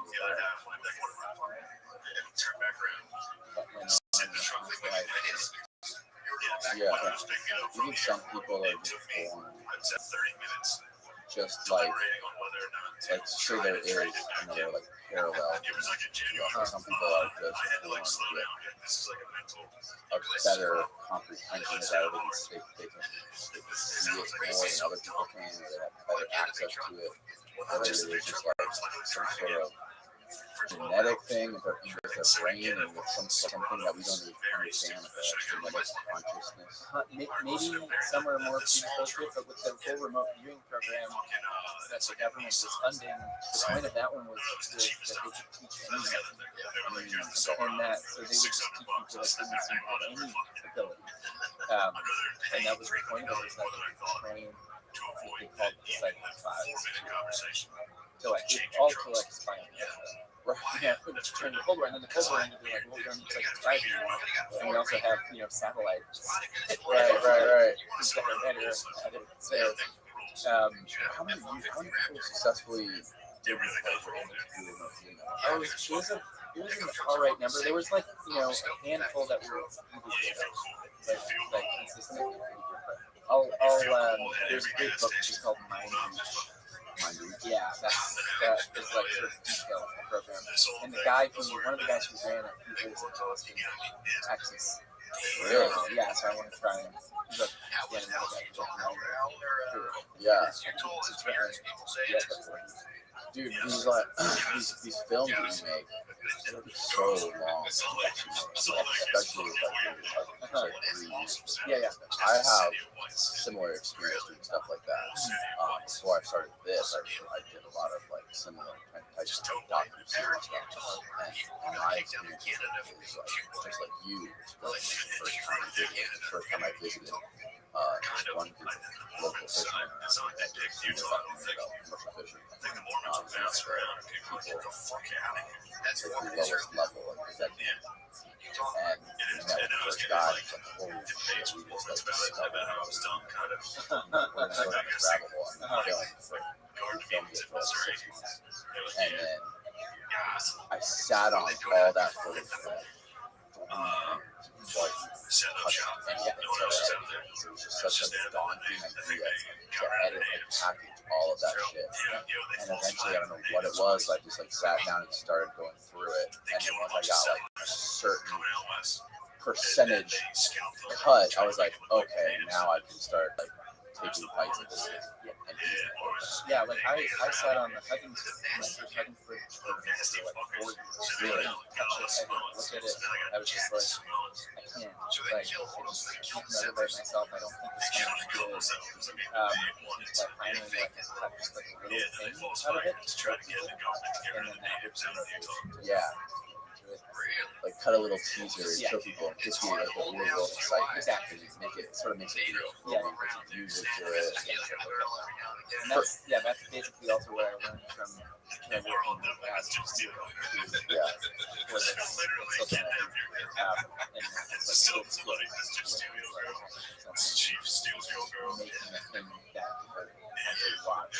a thing that people watch. Now, when you come up with these ideas to film guys like this, you just sort of like have the idea and you want to like fund it yourself until you can sort of like figure out how someone else can help you fund it and make it better, or do you just want to put it out on the internet and just see what happens? Yeah, it depends. The great thing about making docs is like you can just start.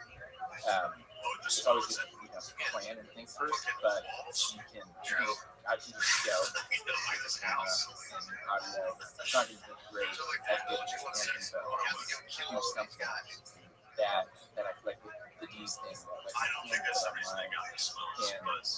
I didn't make funding for that one. But then it gives me a bigger project. So with the series, like the folklore series, yeah, we shot that Snapchat and concepts and just visual and stuff. You just sort of have to start. It's more like the ad world, like people aren't going to get behind something unless they just see it and see at least a part of it. And especially now, you have to show people that feel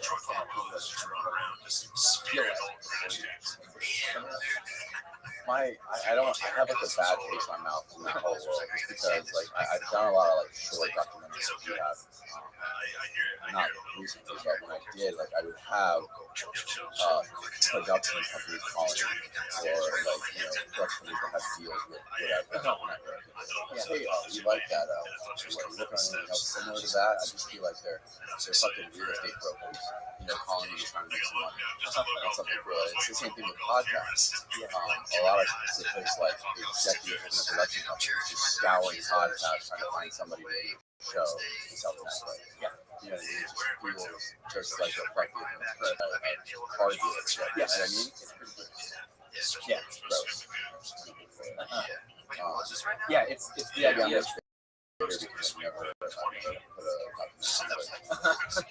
It's just sort of treating it, like disposable, like consumer goods.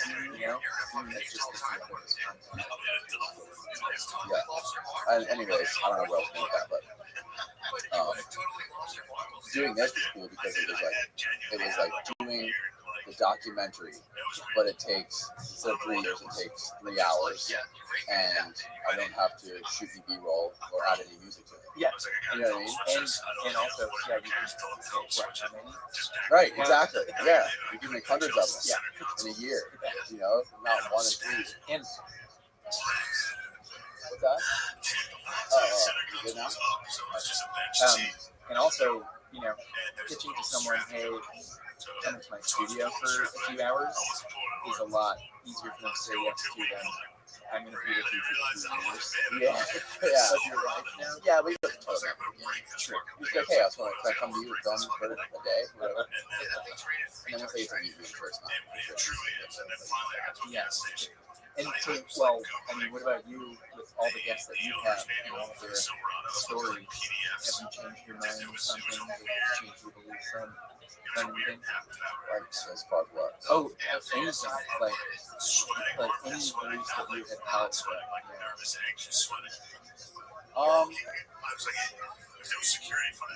Not really. I haven't really changed any of my beliefs. I don't know. I don't really have very many, like, beliefs that you could probably change. I'm more of just like open to learn. I've learned a lot. I can say that. I've learned a lot of things. I've gotten better at, like, before I started doing this, like, I was similar to you. I would just go out and film something interesting, let the camera roll, and I would just try to, like, package it into something cool for me to you know what I mean? And now it's sort of like, now I have to talk and, like, carry a conversation that's not edited. Yeah. So it's more of just me, like, building a skill and, like, learning, like, having discipline. You know what I mean? To do, like, I make sure I do at least 1 or 2 of these. And, you know, get better at certain things that I'm learning a lot. I always, like, kind of like, I always have this, like, inner war going on, whether it's just me or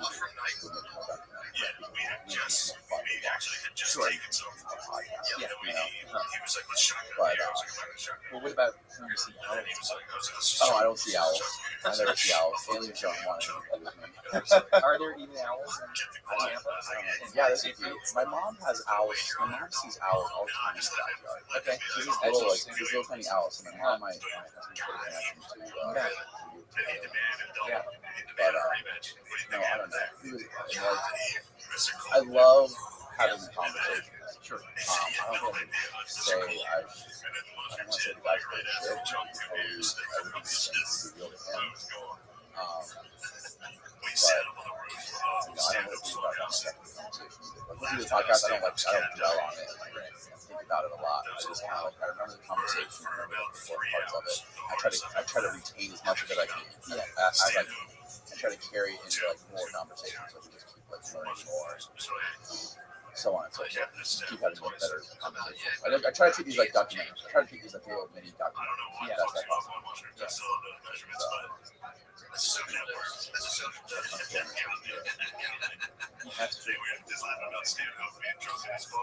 Yeah.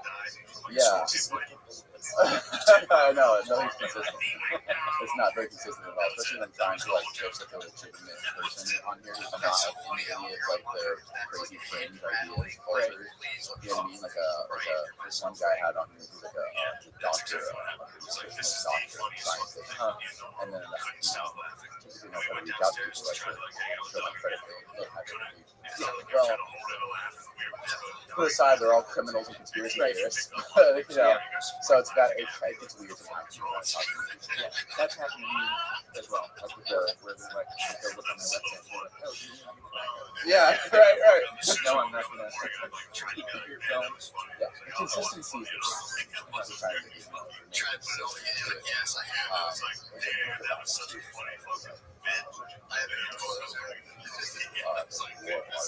Okay. You heard that? No. It's all about the guy's name is Stephen. Last name is Stephen. It's about, he's a writer, and he just talks about, like, confronting the muse. You know what I mean? Confronting resistance, right? Like, the muse is the thing that you all your creativity from, like, flow through you. Your connection with that, with your creativity, is hindered by resistance. Resistance can be anything, whether it be, like, eating or checking your emails or your phone, playing video games, watching movies or whatever. It's like the resistance is the one thing that stands in the way of you. So like every single day you're a creative person, allows you to get up and go to work in the morning every day at the same time, have a routine. So his whole thing is, always sit down every day to work, whether you feel good or bad or creative or dry, always sit down and put in the time every single day. That's what you have to do. That's what creativity is. Being consistent, being disciplined, and to put time into your craft. I was never inspired to do something.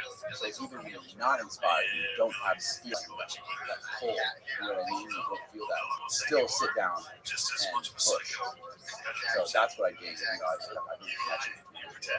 Yeah, I think that's my problem. I think with the running curve, I think I just got bothered because it's always yeah, the resistance fucks you up, man. The resistance will grow old. And fucking look back and just, God damn. I also feel like sometimes looking back, like in my early mid-20s, that was like, I was creative time. Like that's when I made some of the coolest shit or did some of the coolest shit I ever did. And I always wonder if that sort of like connection to, if that dwindles over being connected to work. Hunter S. Thompson, I don't know if you've ever seen his, he had a schedule. He like his sort of daily schedule, and even it was all virtual content, but even he had a set block time where he would no matter what, yeah, and no matter how fucked up he was, Really? yeah, it would end up being like sex coding kind of thing. There's a I've actually he's fascinating. I've been wanting to like go down the rabbit hole of like storage documentary. Was he? They really? Oh, you're going there right now, aren't you? I got invited to an artist residence. So basically they give me an apartment and a studio, and just in a twice a month, and for a month, and that's just a space for me to work on. I want to work on it. Yeah. What do you do? I'm just gonna like write, work on a movie, like a screenplay idea, work on these docs, like researching and editing. Yeah, I'm writing a podcast episode for Anonymous guys. Oh, really? Yeah, it's gonna be on Matt Shasta.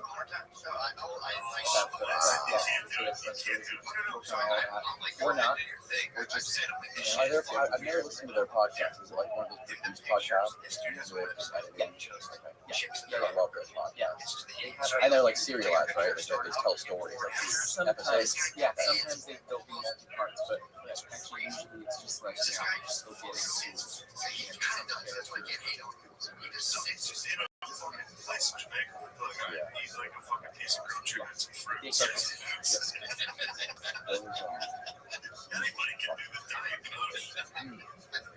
You ever been? I've gone for like when I was a kid, and I went like a couple of days ago, but never really got crazy. When I was, I think, 19 years old, when I first started, between like 17 and 18, that's when I first started being I got hired by a really big real company who owned a lot of resources and knowing somebody who hired me to do video tours of all of their resources and all the parts of it. Condo. I was going to big houses, condos, all these things, all over the place by myself with a little Canon GL2. And I was there for 2.5 months, and I was like 19 years old by myself. They gave me like a little hotel room. I would start in each time, so I started in Key Largo, go to Isle Morada Marathon, down to the destination. I was by myself all the time, getting this tiny little hotel room, and I had to give me a per diem of like $60 a day, and I would save it. And I got my spear gun, and every night I would swim under the bridges. Oh, every mile. And I would swim under the bridges at night, and I would shoot lobster and eat it. And I would rip the tails off underwater. So I'd rip the tails off underwater and stuff my board pocket with lobster tails. And I go to Publix and buy corn, canned corn. And I would bake the lobster tails, eat lobster tails and corn every fucking night. Dude. I saved so much money. That was amazing. Key West. Yeah, I just imagine. I mean, a lot of drug. Oh yeah. There's still a lot of illegal like fighting Oh really? going on there. Yeah, a lot of crazy shit. Fun place to party, a lot of college people. Love that. Have did you see Square Surfer? That Really Florida's documentary. It's been a while. Yeah. I've seen it. You should have this guy on. He lives in Everglades City. Dave Sheehan. He was in. I don't know if you saw my short about the skunk hit, which is South Florida's Bigfoot. Yeah. Did you see You that did one? that? Yeah. What was that on Vice or something? No. Maybe no. I think maybe you saw something else. I just had a guy here like 3 weeks ago. Who lives in Everglades. He's like a big weed pot hauler. Was that Dave Sheehan? No, his name wasn't Dave. Oh, okay. What's his name? I want to forget his name. Let me look it up real quick. Hold on. So it's some idiot for not remembering his name.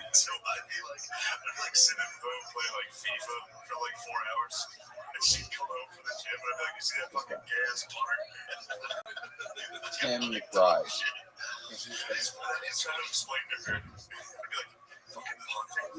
Google it. This is like a bad photo. Just Google Tim McBride. Yeah, he was like one of the biggest pot haulers in Florida. And yeah, he's really long prison sentence. So Dave Sheehan did that stuff as well, but also Tim McBride, type in saltwater cowboy after that.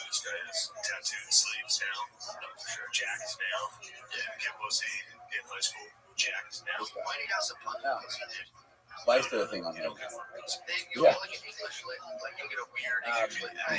Yeah, so Dave Sheehan is kind of like this guy, except he also has what's called the Skunk Research Headquarters. Yeah, dude, I've seen it. Yeah. I want to say it was on Vice. I saw it. I don't remember. I saw it online, but I didn't make the connection. Okay. Yeah. And so, he was happy to like calling Everglades City like styled as the foremost researcher of the skunk hit in the Everglades. He considers himself a cryptozoologist. He goes out there. Oh, But he has a campground out there that's pretty weird. He's a character. Are you gonna talk to him when you're down there? No. I hadn't chatted with him since I filmed him. I'm not sure what he was about the documentary. He's kind of a scary guy. Is he really? A little bit, yeah. Why is he scary? He's got like those eyes that like those sort of like cold blue eyes. Yeah. That, like, could murder you if you say the wrong thing. Yeah. There's a ton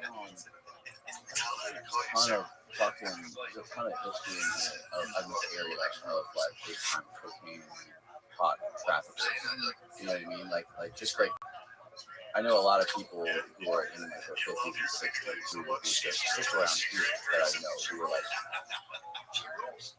gone into prison for a long time. Yeah. Smoking cocaine. Like just randomly I always find out. Like I didn't even know. Like I was interviewing Manny Kruger. He's like he's some Wild Boys on TV. but he's like the guy who swims down with like the giant 15-foot crocodile alligators and like levitates him and puts him in like a catatonic state underwater, and then he rides this. He first got to ride a giant great hammerhead shark. Just a crazy guy, and he's really silver. He's down here. And I was talking to another guy who went to prison for. I had a guy on the podcast who was in prison for 10 years for smuggling coke. He's like, oh man, he quit. I met him in prison. Yeah, he used to be a pot hauler. So it's just like this fraternity of drug smugglers in Florida, because Miami was such a fucking a global hub for it. Miami.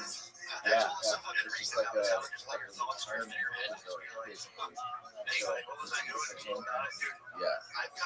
Fucking insane. Have you seen the new Cleveland Cowboys documentary? The on Netflix. No, I just saw the original. Yeah. He did that one. Called Screwball. Yeah. It's like Kids portray the whole thing. Yeah. You know, there's another really interesting guy that I want to fucking meet. I know he's lives in Miami. One of my favorite filmmakers. Oh yeah. There was this kind of pirate 35mm movie theater in Miami for a while called Night Owl. That was in a half-abandoned shopping mall, and Harmony Green's office, like his director, was right above it, and he would sometimes like come through. Oh, really? Yeah. Wow. Yeah. Dude, he's got some. Have you seen Beach Bomb? Oh yeah. Fucking amazing. That's US. I don't know if they actually shot any of it US. Oh yeah, they did. Oh, they did. Oh yeah, you can tell. A lot of it's in Key. I don't know if it's Key West specifically. I don't remember. A lot of it's definitely in Key. Some of it looked like. Really? Some of it Was it? Maybe it was shot in California. It looked like it was all Miami. Would make sense. Because he lives there. He lives in Miami. Yeah, I'm pretty sure he still lives here. Yeah, a friend of mine who's underwater.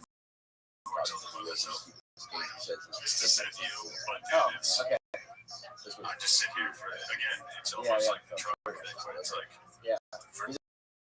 he's one of those weird guys who don't like sear anything done.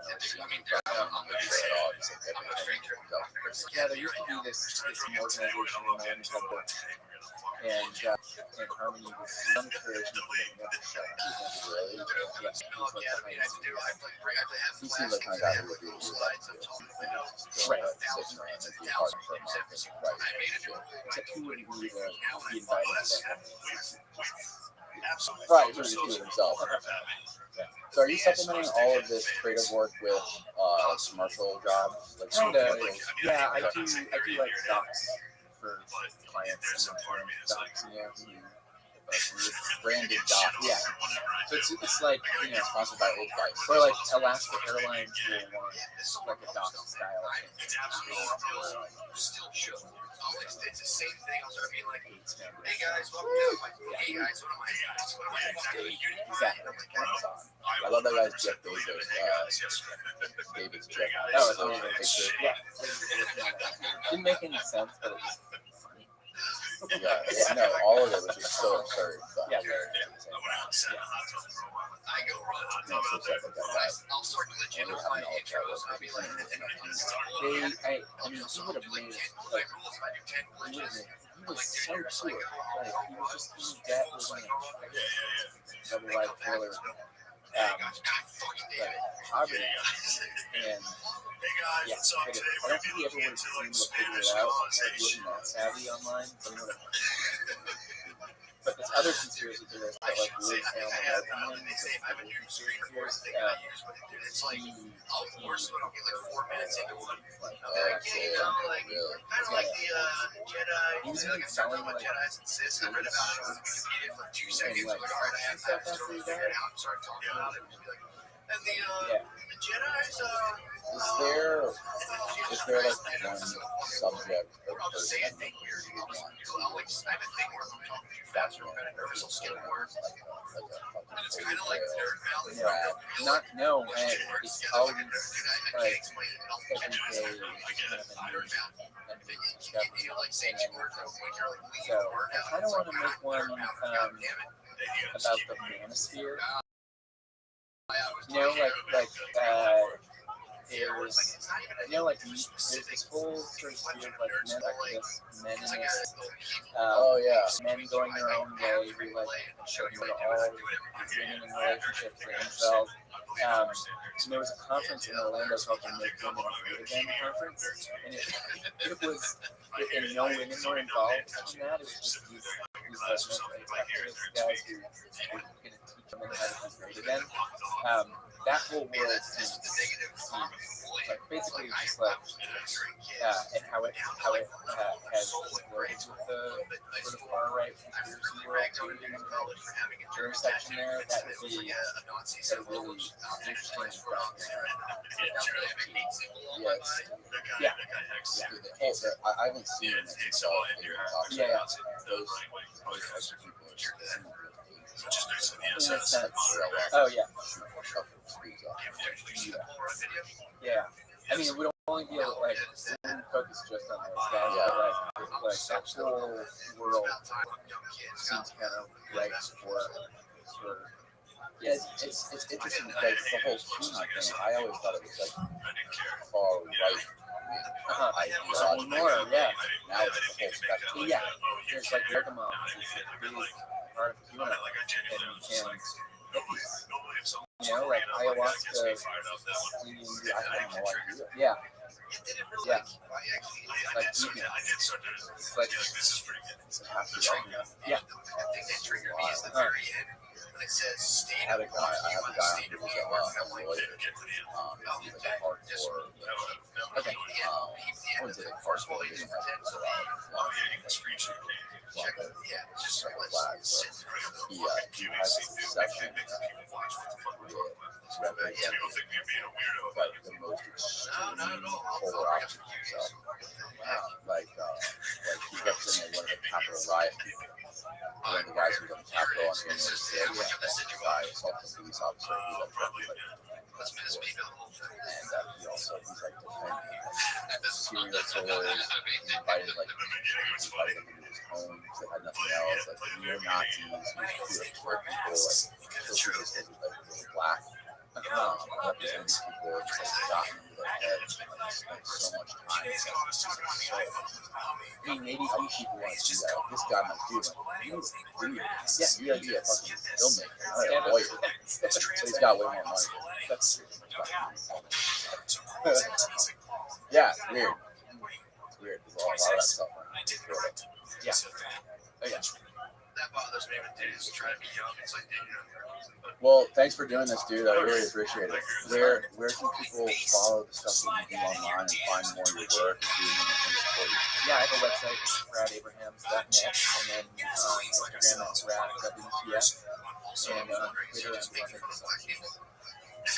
Mr. Loving Sausage. Yeah. I made it for the film, and then it's just become my personal. Oh, really? Yeah. That's one thing I wanted to ask you. What did you do? I bought it on YouTube. How else are you figuring it out? That one, it used to be on Amazon Prime, but now Discovery, there's Discovery Plus now. Yeah. Discovery Channel has it, so now they have the sort of rights to that for streaming, so you can buy it on Amazon or iTunes or YouTube. I think on Tubi it's free. You can just watch it. Well, we want people to pay for it. I still get money from it if they watch it on Tubi.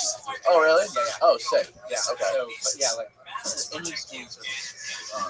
Like one of the best documentaries. Thanks for creating amazing content like that. Goodbye, world.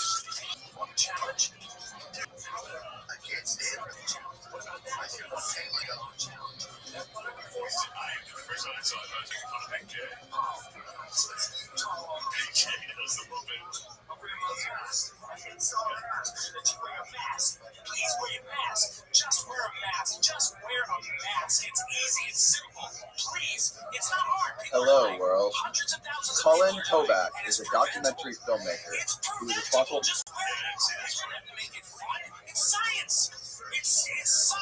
for the new HBO series titled Q Into the Storm. Cullen spent 3 years filming behind the scenes with the guys responsible for the website where Q hosts. Q Into the Storm is about a bitter rivalry origins of QAnon, who's behind the operation. It's also about free speech and faith. The series examines the connection between QAnon, President Trump, and political and ex-military operatives. It also explores QAnon's influence on American culture and politics, and probes the consequences of unfettered free speech from the darkest corners. I highly recommend listening to this one from start to finish. It's packed with gems. Please enjoy this dripping podcast with Colin Kovacs.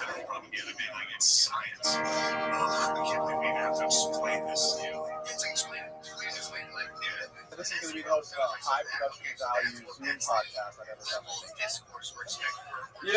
If I can't set up a decent AV setup on my end, we're good on my end. So it would have been way cooler to have you here in person, but this is cool too, because I think this works as well because it's like a common way you interview people on your documentary. Well, usually what would happen is I would interview somebody through Skype or Zoom or whatever beforehand, and then if it makes sense, at the end, okay, so you got a sense of who I am, vice versa, there's more to talk about, and then I would fly out and do the person. That, of course, changed during COVID, and I couldn't get to Japan from abroad. So, I really didn't want that interview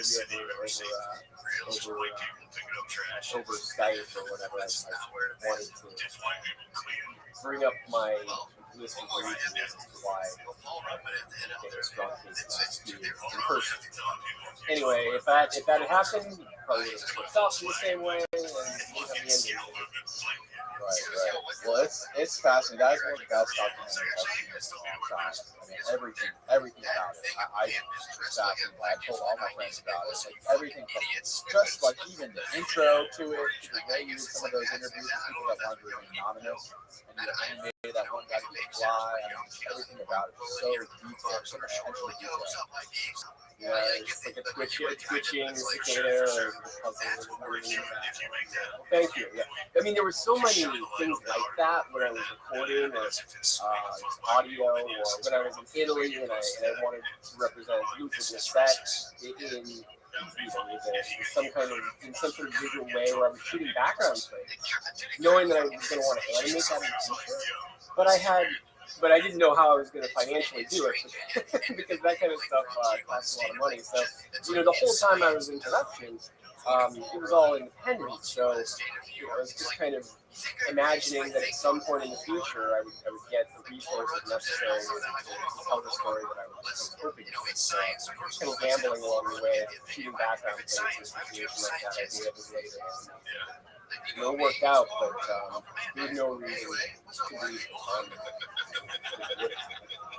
HBO didn't come on until 2 weeks from September. So the 2 years before that, most of the time.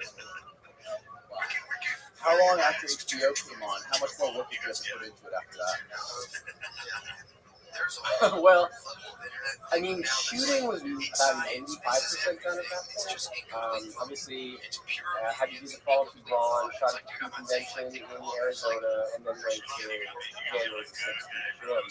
But that's when we were doing the majority of the post-production. So, I mean, the series hadn't been edited. We didn't start editing until October. So the show itself was constructed in about 4 months. So we had to scale up massively almost overnight.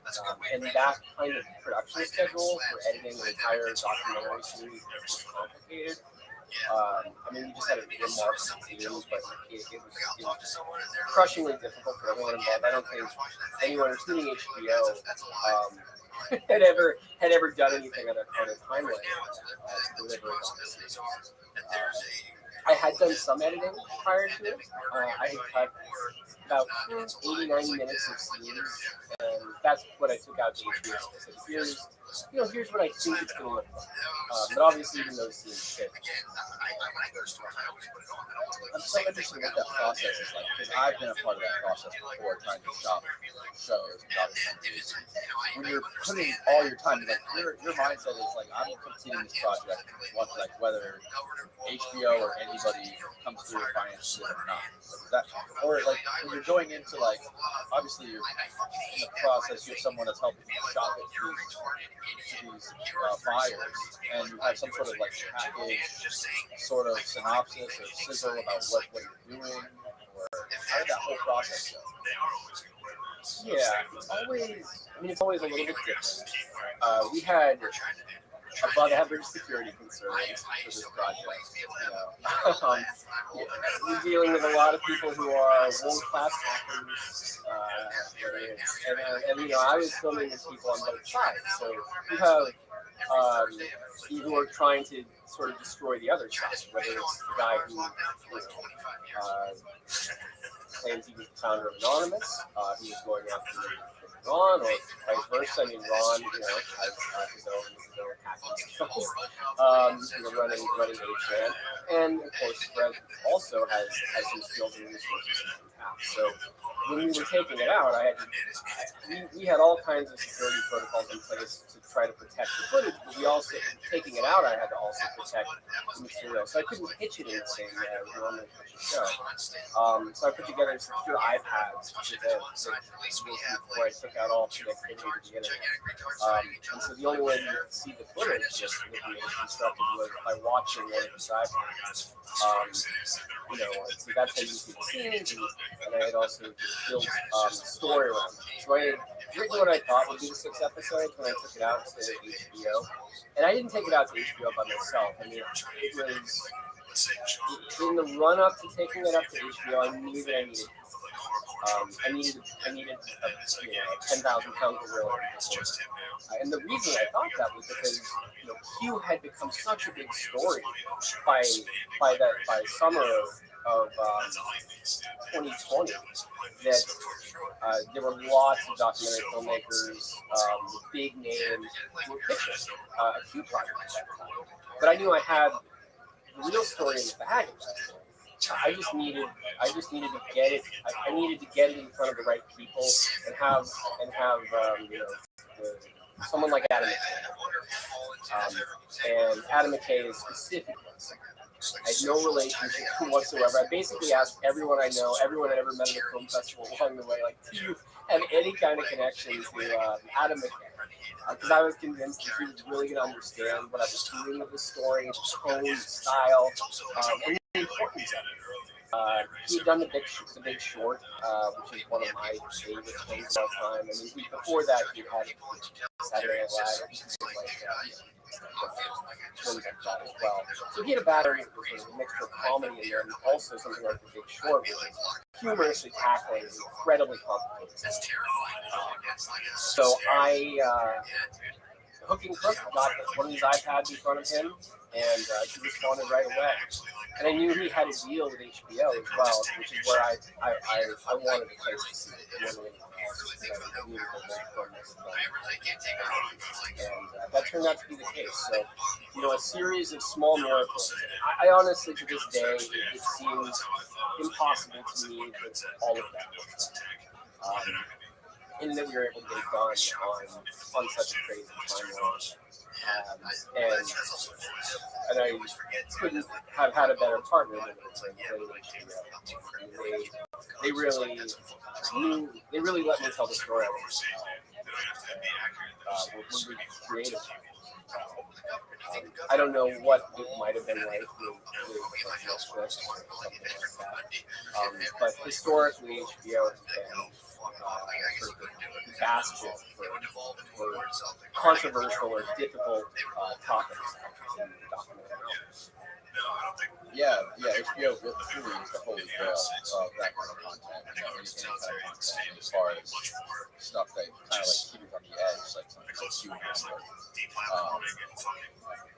When you talk about those encrypted iPads, were you concerned, like when you kind of took footage or communicate with these networks, were you concerned about people like Ron Watkins or Fred Brennan somehow getting a hold of it?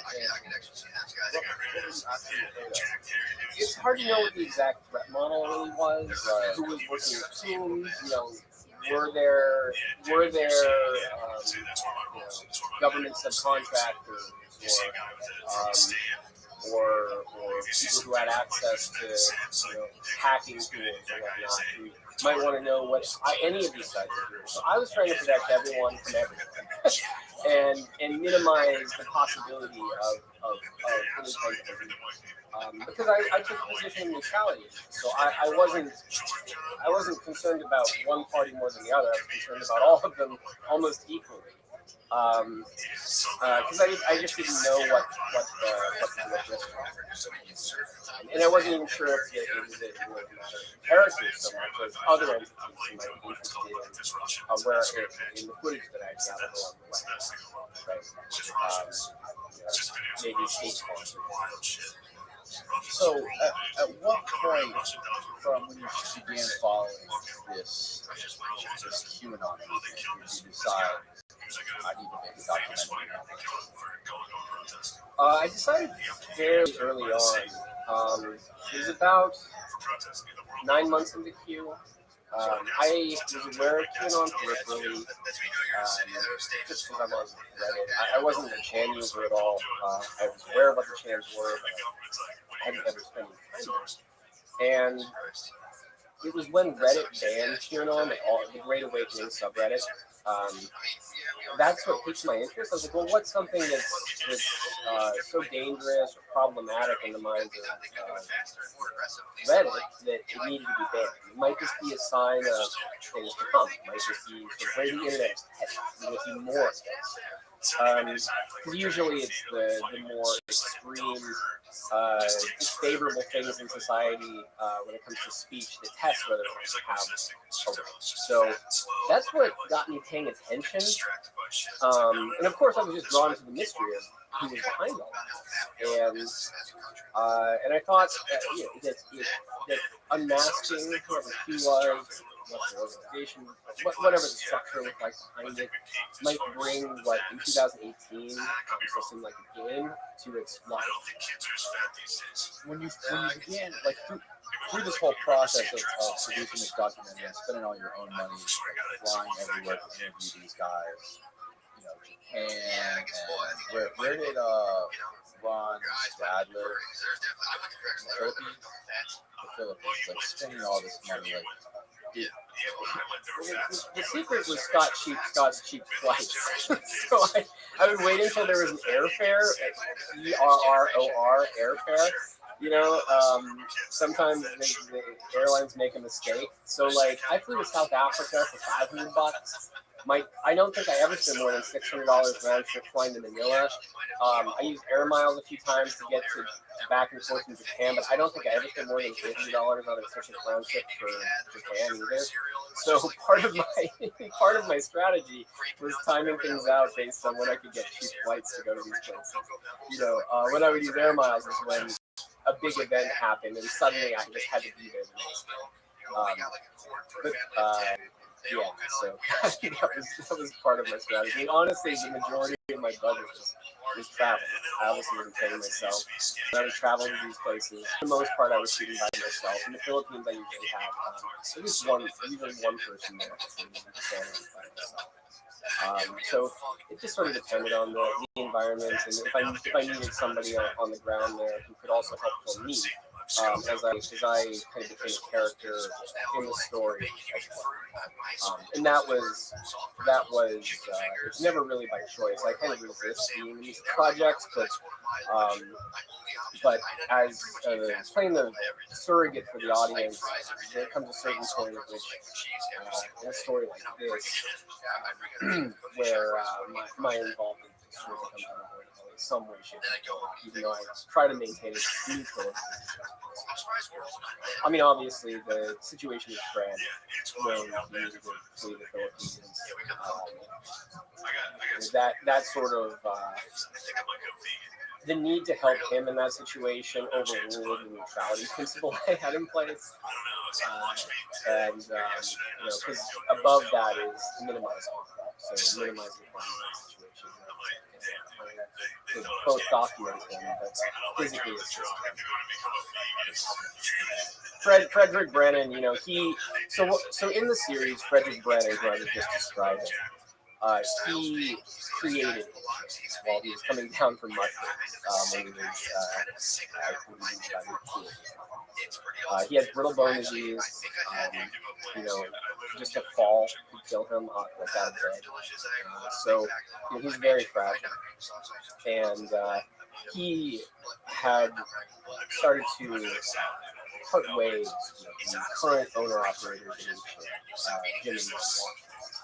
And part of what I document in the series is this unraveling of the relationship that then turns into an all-out rivalry, where they're essentially trying to put each other in prison on a global scale. And Fred is trying to take down 8chan at all costs. 8chan is, of course, the site where Q was hosted. Q was anonymously posting these cryptic messages. And Fred took it upon himself to try to destroy the thing that he created. And so I had cameras in the middle of that. I was bouncing back and forth. What you see later in the series, Jim and Ron Watkins come up with a strategy to get him arrested in the Philippines for what's called cyber libel. In this case, Fred calls him senile. But he'd been levying a lot of attacks. That was the one that they decided to stick. And it's kind of the justice system, as I think all of these characters would admit, in the Philippines is exactly fair. And I don't know exactly if that's what happened or not, but the cyber libel charge looked like it was going to stick. Fred was going to be brought in by the police, and he messaged me saying he needed to flee, so that he would have been prison. And with his condition, he would have likely died. So there's no way I could let someone like that, and his condition, for something was said on Twitter, have a death sentence. So I got to play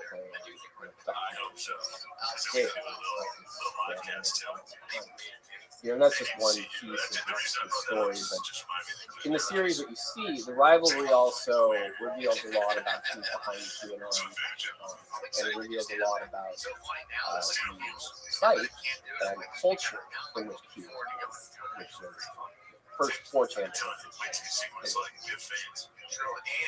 Yeah, it's such number one. It's just such an incredible cast of characters.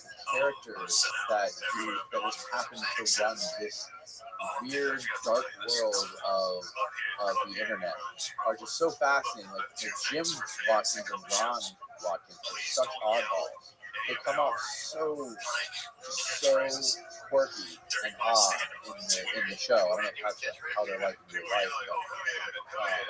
They're more quirky and odd. They were on their best behavior when the cameras were on. So if that's any indication. But yes, they were. That is true. They kind of revel in being as absurd as possible. Trying to be as offensive as possible, usually to make each other laugh. But it's kind of like you say awful things long enough, and then you don't even know what you believe or don't believe. You lie often enough, you don't know what's true or what's not, or what you do, what you don't. So, and I don't know that Rothschild keep track of all of his lies at a certain point. What he's told me, what he hasn't told me. I mean, the first time I went to be with them, they filmed with Jim and Ron Watkins in the Philippines. I don't know if they were expecting that I was going to ask as much about Q as I did. The next time I filmed with them, it was clear that they had communicated behind the scenes, and then their stories changed, and suddenly they knew less than they knew the time before, which is just even more suspicious. But when I went there to film with these, as you say, pretty eccentric characters, I didn't think that they were behind Q at the time. I just knew that Q was posting on their website. So if anybody knew who was behind the operation, it would have been those who had the technical. But after filming them the first time,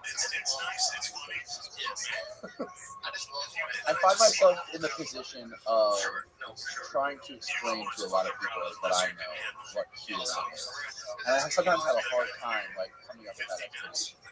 You have a very precise, boiled down summary of what Q is? Well, I should have that at this point. You know what I would say, the way I would describe it is, QAnon. So there is most QAnons would tell you that they believe that there is this anonymous known as Q, who they think is close to Donald Trump, leaving these cryptic messages through 4chan and 8chan, using these fringe message boards on the edge of the internet to get the secret truth out about this top secret plan that involved Donald Trump and all of this complicated cast of characters who are going to take down the deep state and this evil global cabal with Satan worshiping and that Q is leaving these anonymous insider drops to help the anons along, the anonymous people online who are following Q to figure out like the details of this sort of top secret. And Q uses all kinds of keywords and phrases in order to keep the audience engaged, asks a lot of questions rather than making statements. And this is part of the game that Q is playing in order to basically let the anons who are on the chance come up with new theories as to what all of that means. And so on a long enough timeline, what ends up happening is QAnon becomes this massive big tent for basically every theory or conspiracy theory or whatever you want to call it, over time. Not just theories from the past, but it's generating theories in real time. And so if you were to talk to someone who is a QAnon follower or a QAnon believer, they wouldn't necessarily agree with another QAnon follower. They would agree on with that first thing that I said, the plan and the taking down of this global cabal, and that there's some government insider who's involved. But they wouldn't agree on who they thought he was. They wouldn't even agree on the same theories necessarily. So it's really more of like a big tent for believe whatever the hell you want, as long as you believe in this sort of core concept, and don't question it. Which has always been the most baffling part of it to me. It's like, one of the mantras that he would repeat was question everything. Well, that's a reasonable thing, I guess. You should be able to question something pretty simple, like, okay, is the Earth flat or round? Well, that's a dumb thing to question. I can figure out pretty quickly based on science and things. Okay, let's check that one off. But what people what happened pretty quickly was that people stopped questioning Q, and it became a problem to question Q or question the narrative and the beliefs around it. So it wasn't question everything, and it became more dogmatic. It seems to me that the whole QAnon movement was like, it was an idea that was like a mind virus that infects vulnerable people who have no sense of community, who generally are lonely, they lack a sense of purpose, or maybe suffer from depression, etc. And basically that equates to a weaker immune system when it comes to protecting voices. And that's kind of like, if it were a biological virus, they would be sick from it. Is that sort of accurate at all? That's a great analogy, I think.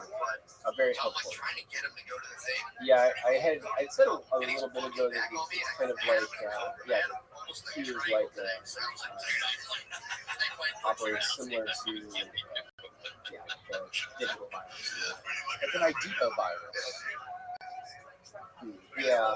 And Ron even released a virus through one of his videos on his followers, and they're still fine with it in the aftermath, like a couple months ago. It's just like, well, why would he be fine with that? He released Q, which operated in a very similar way to like malware. It does draw on people who are more susceptible to it. And I think what makes people susceptible to it is a distrust in the media, a distrust in institutions, and a feel in a sense that just they're being lied to. And so they turn away from these sources, and they look elsewhere. But the sources that they find, or QAnon, is not a more reliable source, but it is more sensational, it's more exciting, and it tells a story of heaven or hell, black and white, and it's sort of all or nothing. It's not, it's not about the banality of evil, which is necessity. So it becomes about something far more material, otherworldly, and more magical, more fantasy. It gives people a sense also that they have more control in their lives, it gives them a sense of purpose, and it gives them community. And I think we also live in a society right now where people are looking for other ways to get religious experience.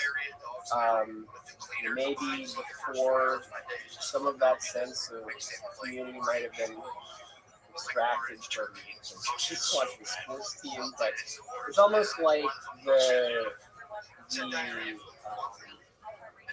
all of the things that would draw people to a church before are drawing them now to politics. Like that same level of fervor and faith is what you see in QAnon, and the same level of sort of passion and just belief.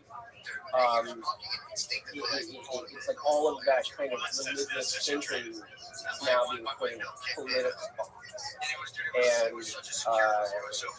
And so that's why it does have a lot of sort of religious qualities to it as well. But the sort of red pill that I think gets a lot of people hooked on human beginning is something that it relies on a certain amount of truth. I think at the beginning of the plan to save the world, it's like, have you ever wondered why there's like homelessness, hunger, why you never seem to get out of debt, why there are endless wars, right? And these are all things that people are like, yeah, why all of that stuff? Which speaks to that, why institutional failure? And then it leads people down a rabbit hole of increasingly implausible beliefs. But the central tenet that sort of draws them in is the failures that I think many people are experiencing in society. If the institutions are doing a better job, media is doing a better job. If we weren't in like a clickbait society, where people were driven into echo chambers by algorithms, the conversation would just be a lot different. But there's sort of a confluence of factors here that created an opportunity for something. I don't think it would have worked. And if I had to guess what caused that, if I could say, if there's one thing that I could go back in time and change this, and we wouldn't get to the point we're at now, and sort of hyperpolarization of people turn to something like QAnon, it could be online classes, which sounds at first like it doesn't make a lot of sense. Like, what's the connection?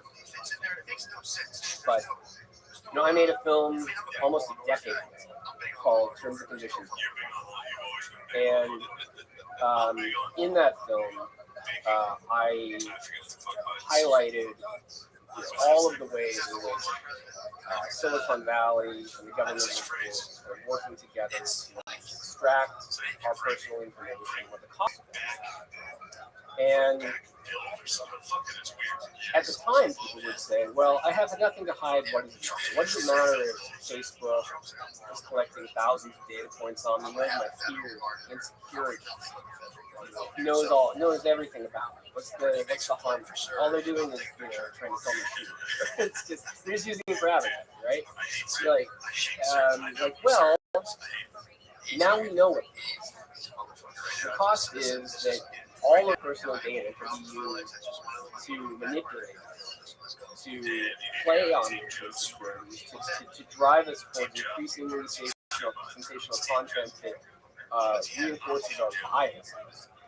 And and results in, I think, the kind of hyper-polarized society. And Q, that kind of the stuff Q was doing, that would have normally just stayed on the channel. But because it was sensational and exciting, and because there were algorithms to it, it was like gas. And individuals like Ron Watkins and those who would know how to capitalize, and how to it wasn't 8chan specifically that it was all of these YouTubers who started talking about all this wild stuff, and it drew an audience, drew in a big audience. And a lot of these guys, they were big fans of Alex Jones. They were kind of Rothschilds, and they were just taking what they had learned from Alex Jones and now repurposing that same sort of entertainment style, using Q as their as sort of their daily input. And because Q would frequently ask the question, there would be this whole ecosystem of formula. And because they got a ton of followers almost overnight from talking about it, it created a functional feedback loop where a lot of people were able to profit off of talking about something, and they would not have been able to be successful in YouTube otherwise. So, yeah, I mean, YouTube is more responsible for success, I think, than almost any other side. It makes sense to ban all Q on YouTube, right? Yeah, they did. Except for your stuff. I mean, I don't think they should have removed their videos. You know, if they want to demonetize them, be it, like, they're basically burning the tax. It makes it very difficult for researchers to see what everyone's talking about. You know, I think it's a convenient excuse to some extent for these tech companies to delete all of these accounts and say, "Oh, look, we're such good stewards." Look, Coca-Cola, we did it. Yeah, so they wipe out the kind of digital past that really just shows their culpability. So really, they're just getting rid of the evidence of their involvement in bolstering all this stuff. And instead of ever offering the real solution, because the real solution undermines their business model, which requires to extract our personal data and amplify and feed us content based off of that. They'll never offer that as a solution. So now instead they're offering censorship and removal of content. You know, you don't necessarily have to drive people to the most sensational shit. You can just you can have a platform that lets people watch things, and it doesn't necessarily mean that you have to drive them to that kind of content based on their biases, fears, and interests at a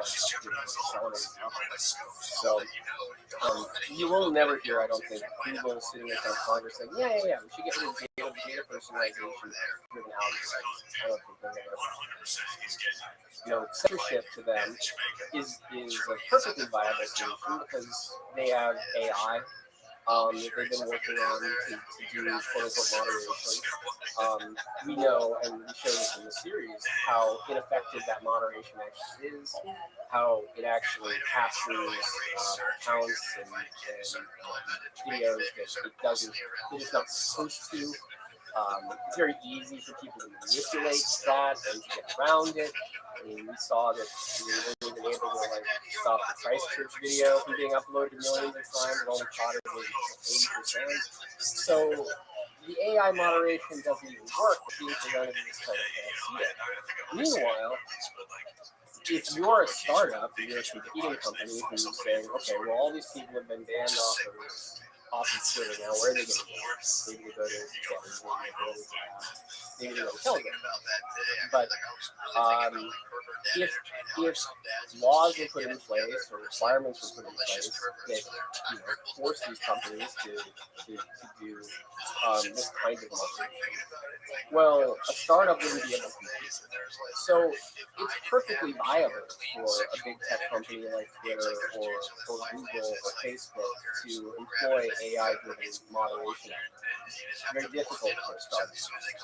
So it allows a big tech company like that to have more control than they do even now, because it makes it less likely that competition will be able to rise up in this time. Why now? The reason that they have this big dragnet, right, to pull down all this content that doesn't supposedly comply with their terms and conditions. The reason they're doing that is threats from advertisers, right? That's the only incentive they have to do that. Is that wrong there? Well, there's political incentives, right? Like once you start playing a game of arbiter of what's true, what's not true, what's good or bad. Sure, you can take down some content that I think most people would agree they prefer not to have on those platforms, but it also allows them to start taking down things that might be true. If there's something that's unsavory, an unsavory truth about a politician, and that politician calls them up and says, "This is fake news. This isn't true about me. Pull this thing down. Don't let this video go up." Well, there's obviously quid pro quo that goes on between Congress and big tech. They pay, big tech donates a lot of money to these guys. There used to be cheap money or easy money to take that didn't come with any strings to take big tech money. The intel agencies also have a lot to benefit from the monitoring that goes on these websites and the data that they're extracting. So there's the incentives they're endless. And that's a very scary thing that YouTube does as well, other than doing like takedowns or demonetizations, is they do a thing that I'm sure you're very aware of, is shadow banning content, where they make it invisible in search. So you have no idea. You get no notifications that you've been shut down or that you've been demonetized. They literally don't do anything. They just erase it from search. But to you, it looks like you, the creator or the uploader, it looks like it's still there. But no one else is going to see it. Yeah, I struggle a little bit with the question of what these companies are requiring or should, right? On the one hand, they're private companies, and because they're private companies, they have the right to moderate as they see fit. On the other hand, their scale is so extreme that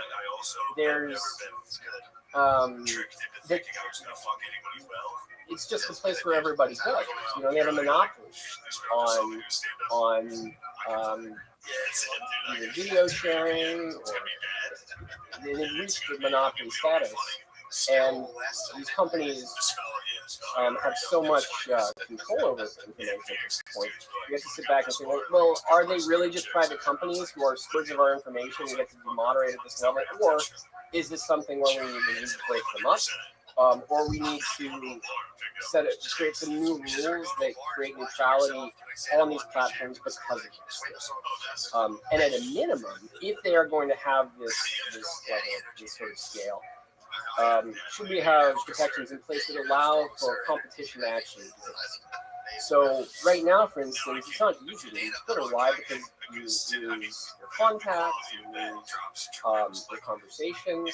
Same with Facebook. I mean, all of these platforms is very difficult to leave because they control all of the content that you create and your relationship. So one step I think would be data portability. Basically make it very easy to leave one of these companies if you don't like their behavior, if you don't like how they're restricting certain types of speech, things like that. So right now, individuals don't really have any kind of reason. It's very difficult. Like if you want to just use YouTube at this point, that doesn't make it's not necessarily all that easy. And something like Google, YouTube itself, maybe is just too big. So I think we have to have the conversation of at a certain scale point, are they really just a private company, or are they kind of operating as a shadow government? In the sense that, in the same way they were doing data extraction, and that data extraction is valuable to the government, and they were able to take things from us directly that the government would never be able to take from us directly, is the same thing now happening with speech, where the government can use corporate entities as proxies to accomplish things that they could never do directly. Like the government can't come in and say, you can't say this, take this down, remove this, this is false, this is true. That's not allowed. But a private company. And since this is where conversations are happening, and information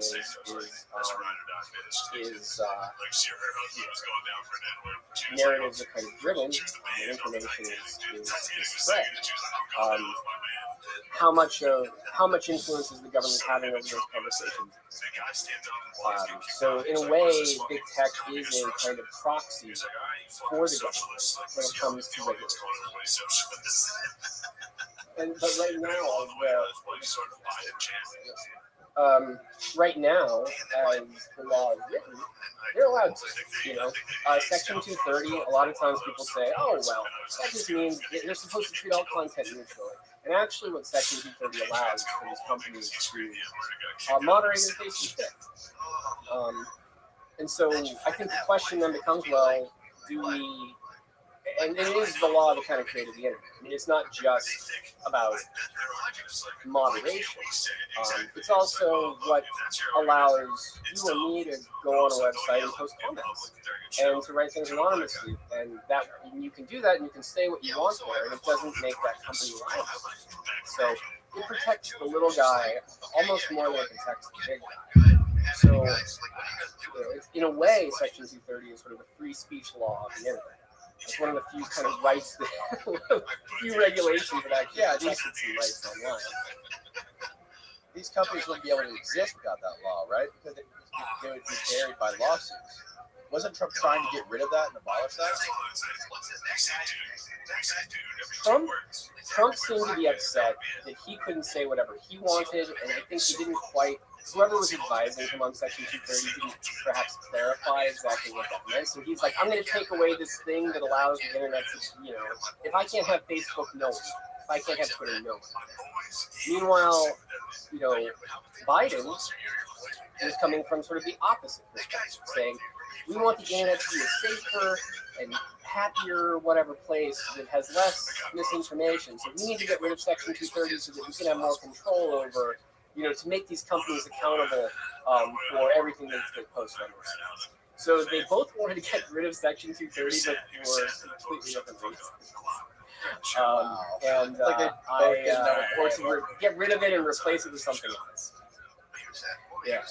And I think that's a mistake. I think what we need to be looking at is the scale of these companies, whether or not we should, how we break them up, and restoring rights, restoring digital privacy. But I think the lack of which have put us in this. And are the basically the censorship that's going on websites like YouTube, is that what spawned websites like 8chan and 4chan and 8chan? No, it's more. I mean, there have been a lot of social media companies that have tried to go up against Twitter and Facebook, and none of them really managed to stick. I think that the only reason that they're starting to find success now is because of the banning that's happened on these more mainstream platforms. But if we thought we had echo chambers in society before, now it's just like, here's the social media for the right, here's the social media for the left. There's not even the cross-pollination occurring. You know, there's you don't see the same amount of people having to battle it out in the comment section on Twitter, or being exposed to items than what their assumptions are. So just because it's been pushed somewhere else doesn't mean it's gone anywhere.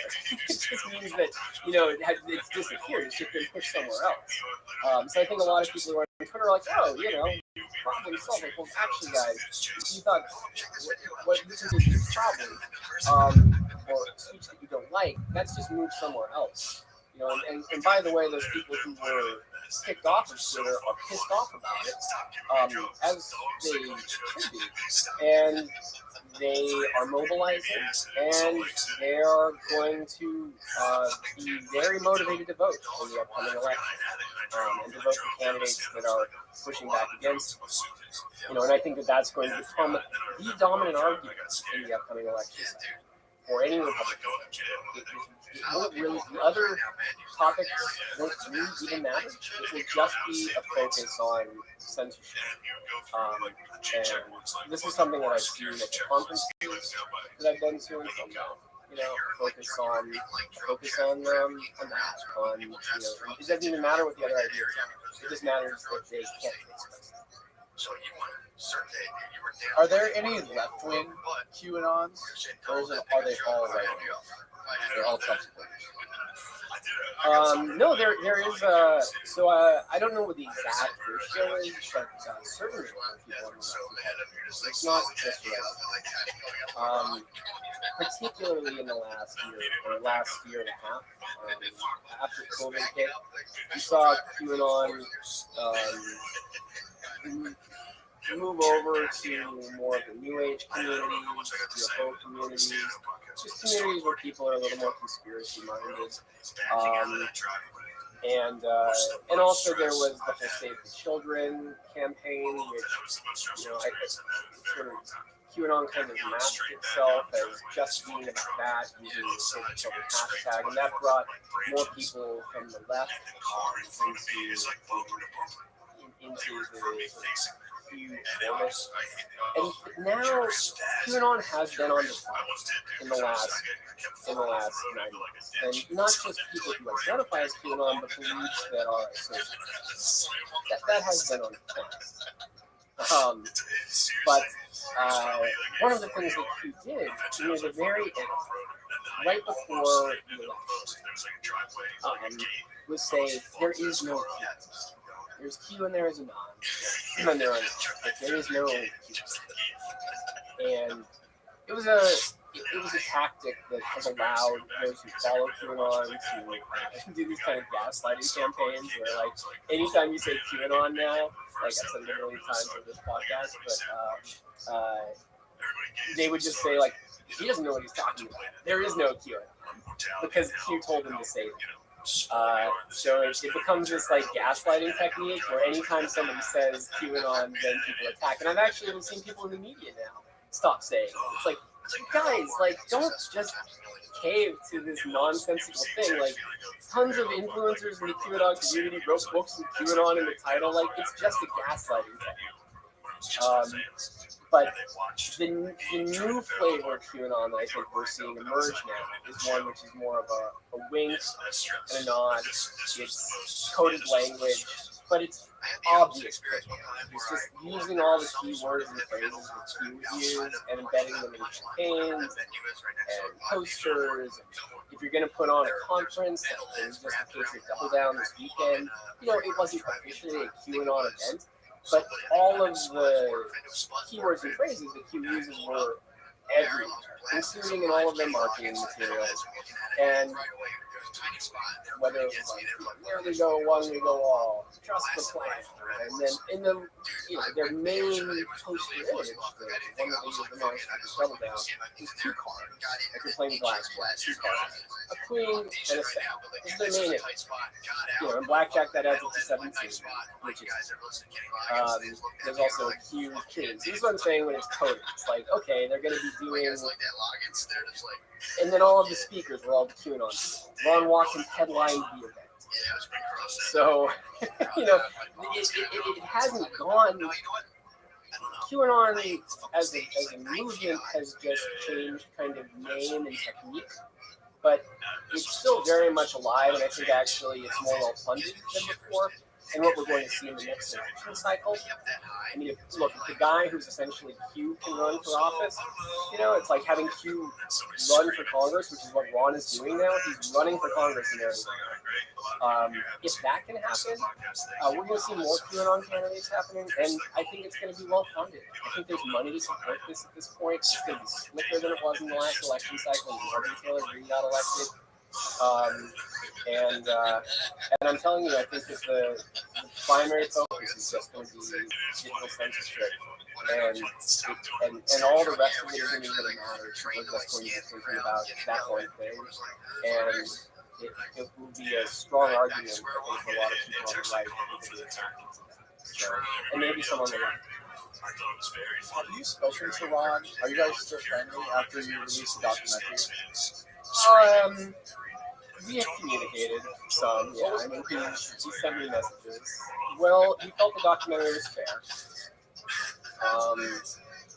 which was important to me. I wanted everybody who was in the documentary to feel that it was fair and that I respected their intentions in any given scene. You want to make someone see. I would never want someone to watch a scene and be like, "That's not what I meant."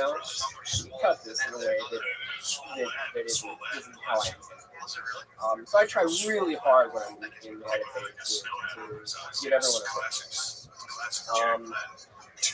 So I guess that was part of it. He also said, like, I identify more with villains. He said, I learned a long time ago that making internet personalities larger than life makes them more entertaining existence. So we've done all of these things since the series came out to basically say, yeah, I'm cute, but I'm not. Because I don't think that he can ever fully take responsibility for it.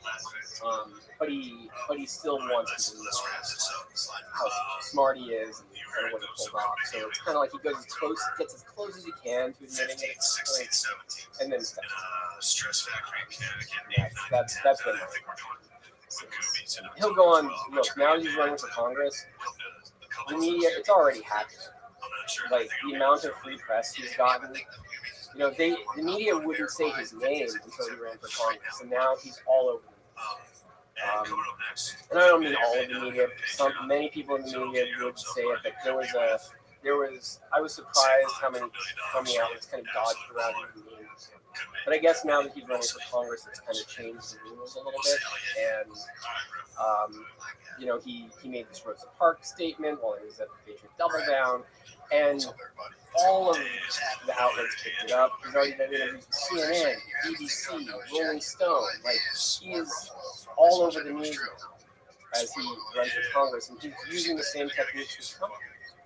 He is essentially just saying the most sensational shit, trolling along the way, and he knows that it'll get picked up because it's right? And get shared. So he's taking the lessons he learned from Q and applying them for political gains to gain.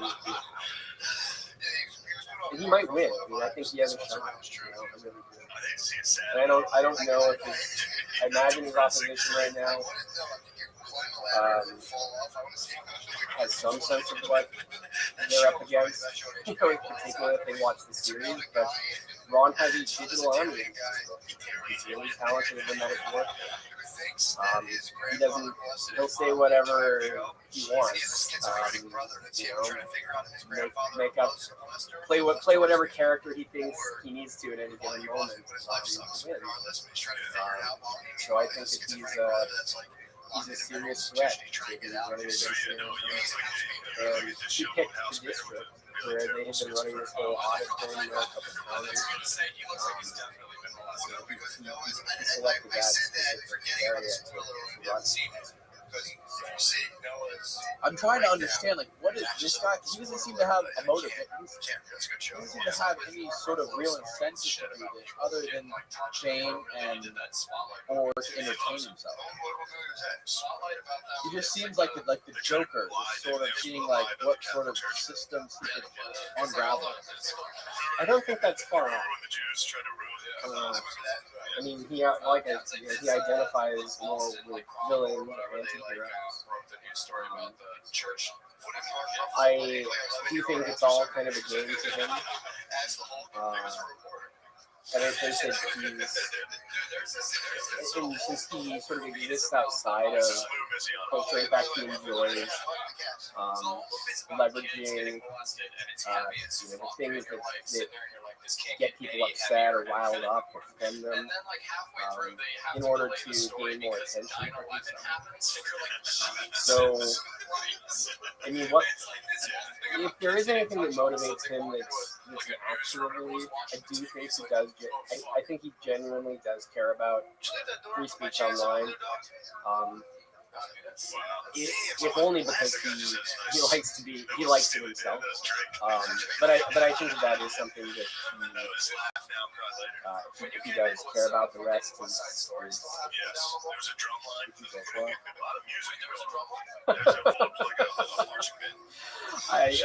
I mean, look, I'm gonna chronicle this probably from afar. We'll see what happens, but I'm gonna take a neutral position on. I mean, it is. I would abstain. It's so crazy, all the coincidences are pretty undeniable. Like, you point out in the documentary how Q posts things that are almost identical to something Trump would post on Twitter 5 minutes later. How would Ron know this kind of stuff? How would Ron essentially, you say, how does he get in connection with Trump and his whole thing?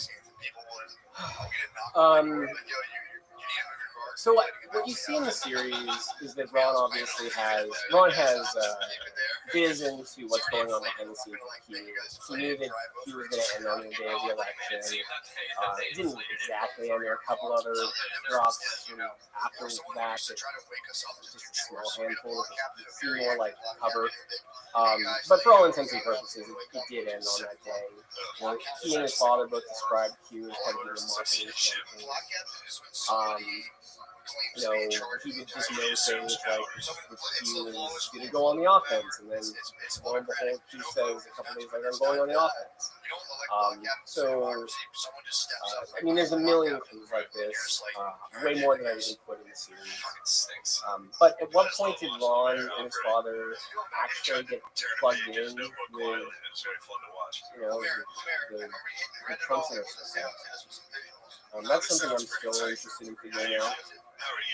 We know that individuals like General Flynn at least saw the power that he represented. He got involved fairly early on. Rome Horsey and Jones.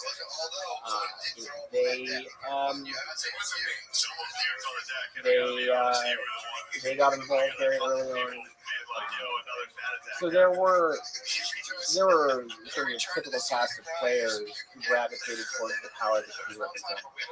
What makes it difficult to parse out a network is that it is decentralized and that they wear different hats online, use different handles, and they communicate in a decentralized fashion. And so Ron could have been wearing any number of different hats. He was communicating with someone from, say, Flint's team, or other operators working out of the U.S. who had connections with food chain.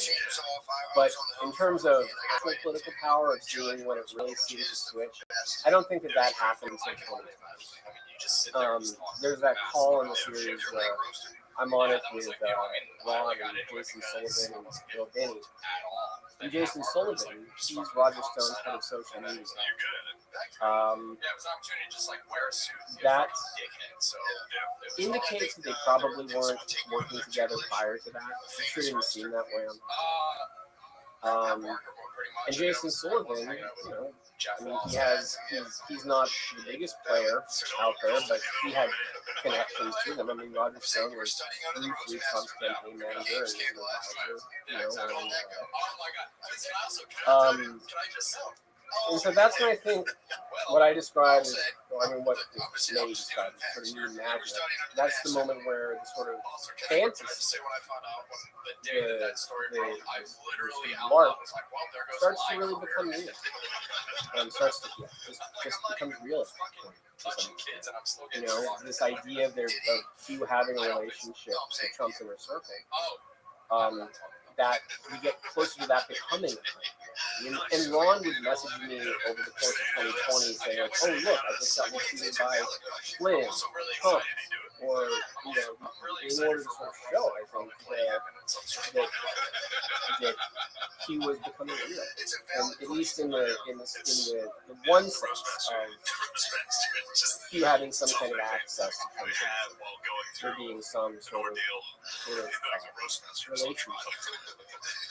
And by the time the election was, Ron sort of steps out from his role as advocate, and he starts doing publicly on Twitter what he says he was doing privately on it. And he gains followers very quickly. He gains more than 500,000 followers using Jason Sullivan's application. And Jason Sullivan had one goal. His goal, 9 months earlier, was to put his amplification tool, his Twitter amplification tool, into Q's. Now, on that call, he thought he didn't think Q was necessarily wrong. He just thought that Ron Watkins would be able to help him get the tool. But it sure seems like Jason Sullivan found his man and he got his amplification tool into Ron's hand. So Ron gained a ton of power on Twitter. You know? He was getting a lot of followers very rapidly. Trump started retweeting him.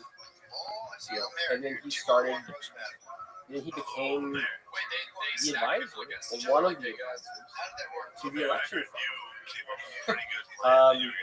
You know, he gets in touch with Chanel Leon of One American News. Chanel Leon gets hired by Rudy Giuliani to work for them, to work with the Trump campaign. This is all in the deposition that recently just came out on the lawsuit filed by Dominion against Chanel Leon and a handful of others. So Ron Watkins, who's like, I don't know, read an election manual or something, is suddenly the election voter fund. There are credible experts who they could have hired, but he was telling the story that they wanted to hear.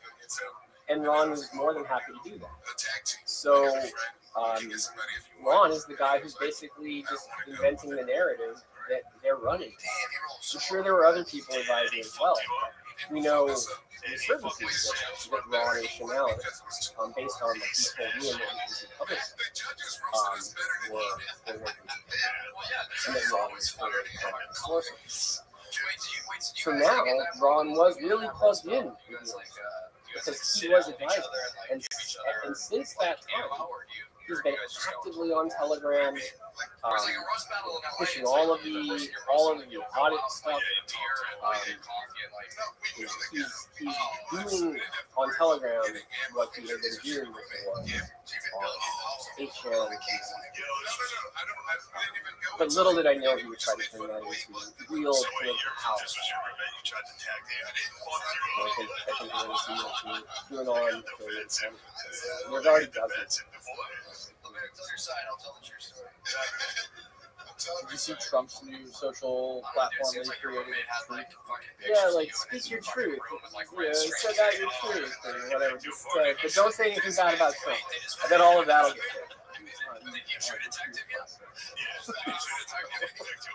Right. I wonder if Ron Watkins had anything to do with that. Yeah, I am very curious what the Ron has claimed that he is not in any kind of way been directly communicating with Trump. It's just like one topic, you know. So did Ron help code that? What's his exact involvement with it? I don't know. Would you get involved with it? Yeah, probably. But Ron, again, he's born from the chance. So he's a free speech absolute. And none of these platforms are free speech absolutes. They all have their respective biases when it comes to which most people won't. Most people don't want to deal with the kind of stuff that gets posted. It's uncomfortable. There's a lot of pretty fucked up things that get posted. And moderators have to take it down. They have a huge child profile. People post a lot of it. He's trying to moderate that. So the reality of apps in this free speech website is that there have to be moderators in place to take down. And Facebook has the same problem.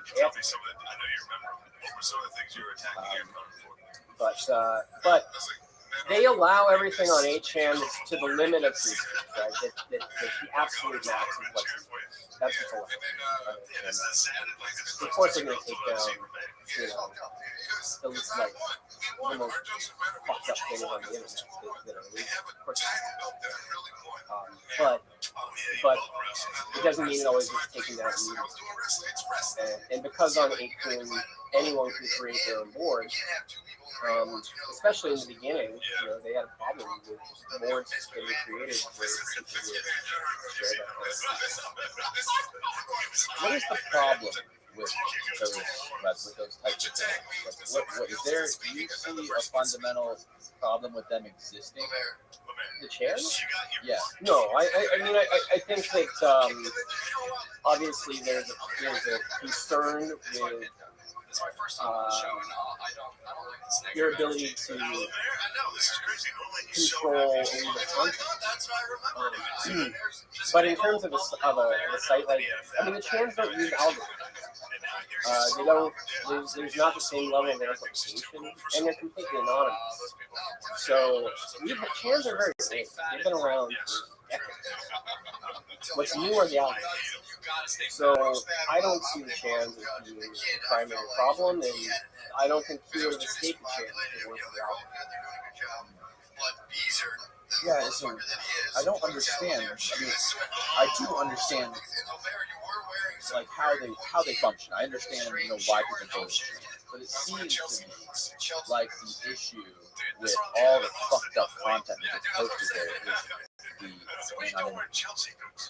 is the fact that people can remain anonymous and not be responsible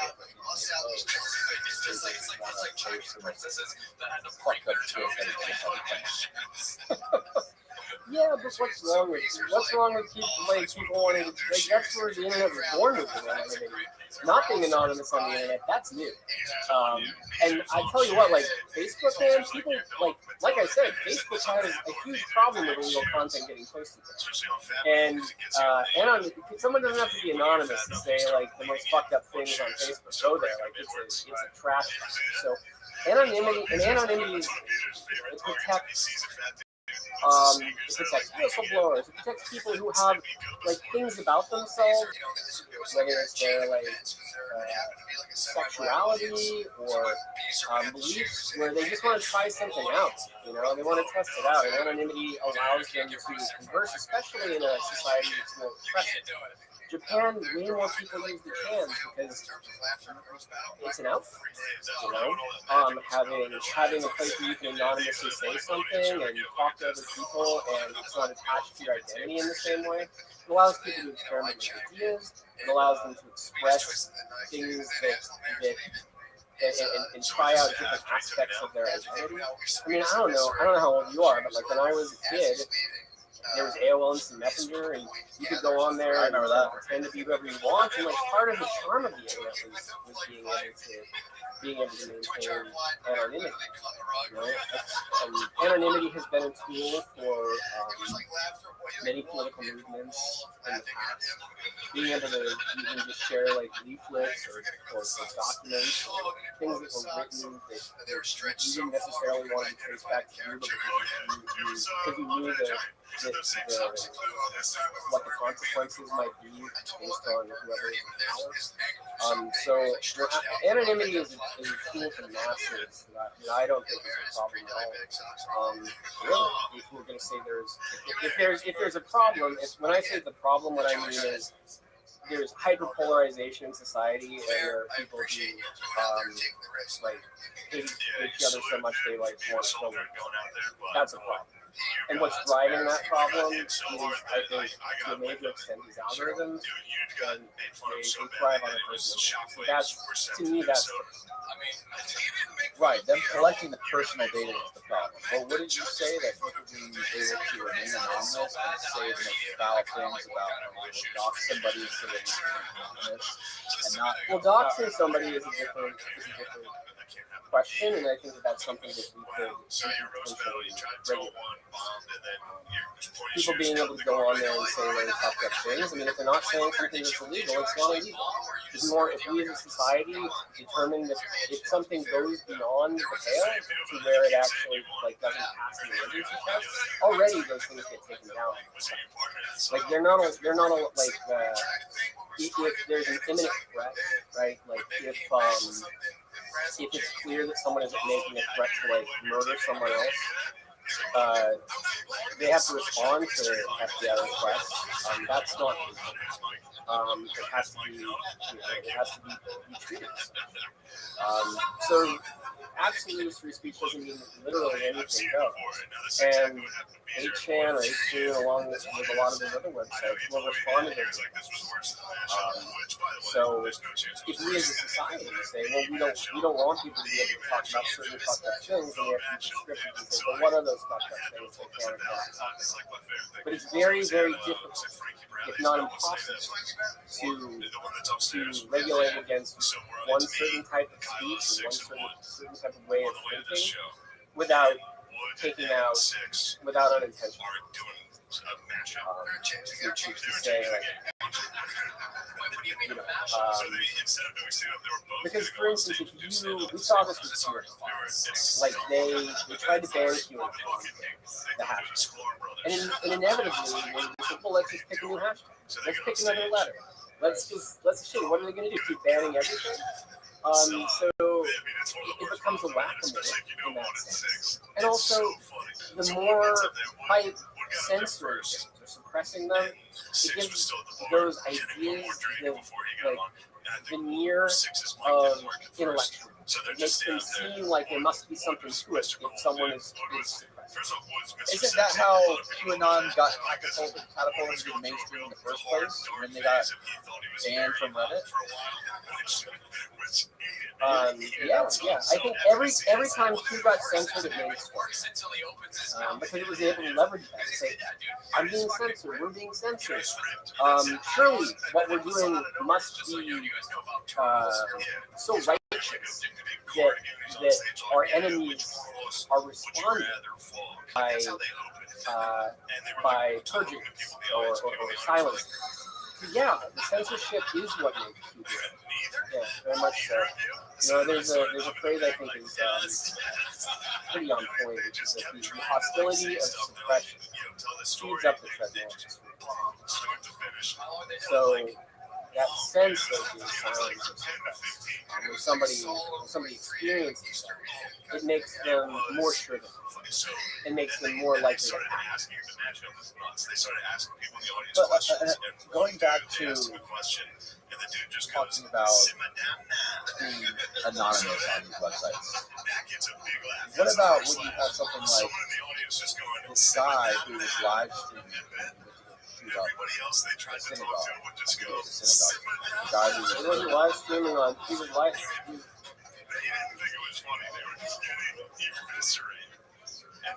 Because that you're saying because it's when it comes to within the bounds of the law, right? But these people are like cheering him on.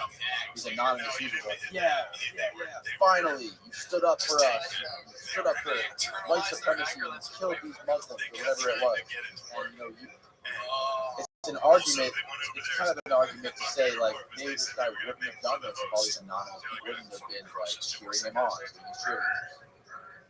But you could also make the argument that if the media didn't talk about it, it would, you could look at all kinds of things that led to that. But the reality was, if we're talking about this specific case, at the time, the story was that he had been radicalized on the street. What we would later find out is that he had been radicalized through youth. So years earlier, he had been led to content that white supremacist content. He'd flown to the Balkans to try to meet with white nationalist leaders there.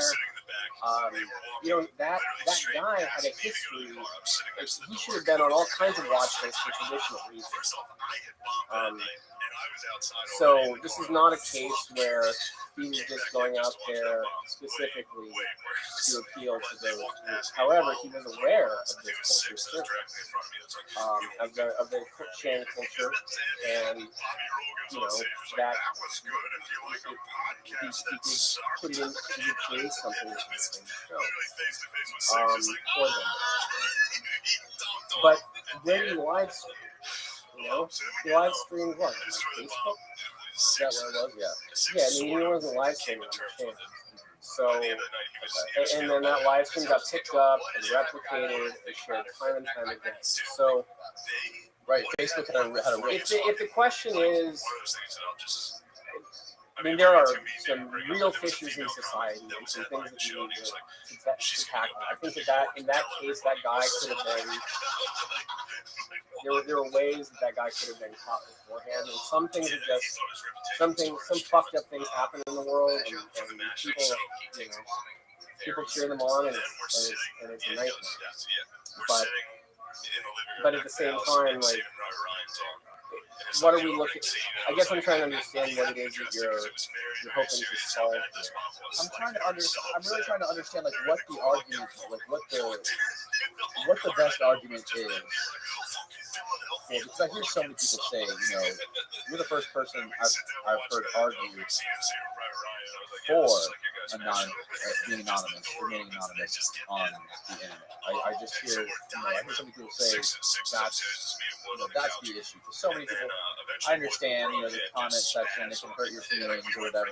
These assholes, from their conversation, they should be able to make fun of me and call me stupid in the comment section. They should be able to have their real name on there, so I can, because you wouldn't be able to do that in real life. You couldn't walk up to somebody or a supermarket and show that you're them, or else, it's going to result in violence, real violence. So getting rid of I hate that word, anonymity. Getting rid of that would kind of resolve that issue. And you're saying that if you make it impossible to be anonymous online, you're never going to solve the issue of privacy, which essentially is what these algorithms are based on. Is people's privacy to make money and keep you in your same little echo. So I'm trying to understand the best argument for anonymity on the internet. And which you've already articulated very well. I'm trying to work through it. Yeah. I mean, I think that there are places online where where do you want to spend your free time? Do you want to spend on the channels where people are posting the worst fucked up shit and celebrating atrocities? That's not where I want to spend my time. But then again, what is the cost of not allowing anonymity in on a place like Reddit? Especially once you end up in an environment, can you imagine that society will remain the same? Can you imagine that that authoritarian impulses, fascists, or whatever, will not be in a position to power, and that we will not need anonymity to be able to communicate and organize? If we imagine that governments are benevolent and cannot be corrupted, and that we won't need anonymity, the shield of anonymity, to be able to protect ourselves, to say things it might be disfavorable to those in power positions. If we really believe, then sure, everything we should do should be in public, out in the open. We can monitor everything at all times. There's a reason that privacy is the Fourth Amendment, and there's a cost to everyone. And however ugly some of the outcomes inevitably will be because of that right, I would rather have the right than surrender it, because you never know when you're going to need it. People used to say that it didn't matter that our rights, our privacy was being eroded online in 2012, and now we know the cost. And if our response to that is to get rid of completely different, well, my God, we just handed over the keys to everyone in power, those who monitor us and have access to everything that we do. Already, that's the state we're at. So the turmoil and chaos that we're seeing in society right now, the arguments are like, well, we need to restrict the speech, we need to silence the people who have disfavorable ideas, dangerous ideas, and we need to get rid of anonymity. And I think the opposite. I think there's a lack of privacy with landers. And I'm very concerned that the lack of a right with landers here is now being used to take away more. And I think that the Fourth Amendment is there for a reason. And, it is a negotiation. It's not. It's what we're willing to accept. How much privacy we're willing to surrender in exchange. And I think that's a question everybody has to ask themselves. But when Democrats were under Obama, they felt more comfortable with government spying on them in exchange for security. I think they felt less comfortable during the Trump years. And I feel uncomfortable with it during all these. So, it doesn't matter. That's very well put. What do you use as far as everyday applications? Do you use those encrypted text messaging apps, email apps, browsers? How far do you go in everyday life? As much as I can. I don't have a VPN turned on right now because our internet connection is already unstable. I advocate. I spent the last 8 years teaching college students how to use encrypted services. It's not because you have something to hide. It's because why do other entities have a right to everything that you do at all times? Your thoughts. And you never know when you're going to need to have that privacy. You never know what kind of regime may step into power. And suddenly your beliefs or things that you care about are dangerous or maybe even illegal. What's legal today isn't necessarily legal tomorrow. And with a past being a permanent record, all of that stuff can be used against you. And we've seen that playing out in the last couple of years. Tweets that people said from a decade ago. Now that culture doesn't accept that anymore, or certain things they might have said, it becomes a weapon. So, with all of our lives being sort of a permanent record, you can see how much information and sort of belief from the past has consequence in the present. And I feel like we're in a place now where it's not okay to be wrong anymore. And I think part of that is because we're beholden to everything we've ever said every second, so it's very difficult for people to change their mind. And that's not a good place to be in for democracy, nor is it a good place when the right and the left can't communicate. And there's lots of things that have bolstered that polarization. I've obviously hit on the one I think is the biggest. These things worry me. And it worries me that we're not going to have, if people don't have faith in our election. Trump got elected, the left thought it was stolen. Biden got elected, the right thought it was stolen. And look, we need to instill more faith in elections. You can do that with paper ballots, and you can't have paper. Doesn't mean that people still won't come up with narratives to justify how it might have been stolen. They will. But at least there are things we can do to at least give people more faith and more trust. if we don't have that going into the next election cycle, I don't.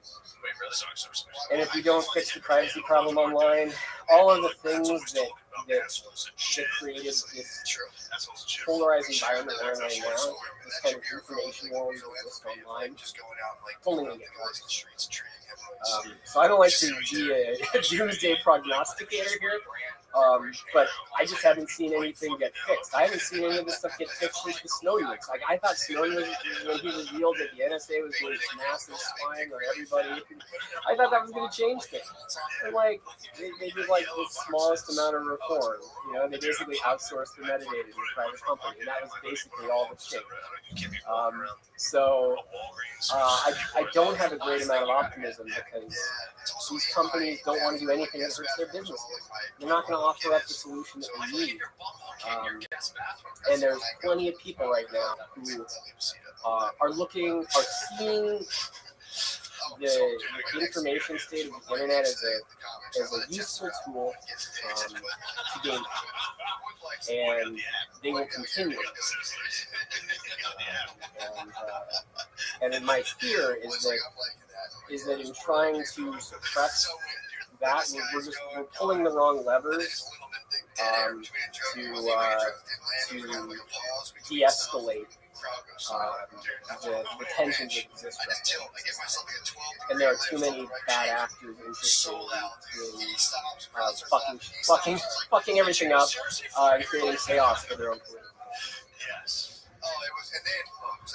Yeah, man, it's so scary. It's just, what are the right levers? And how do you incentivize people to pull the right levers?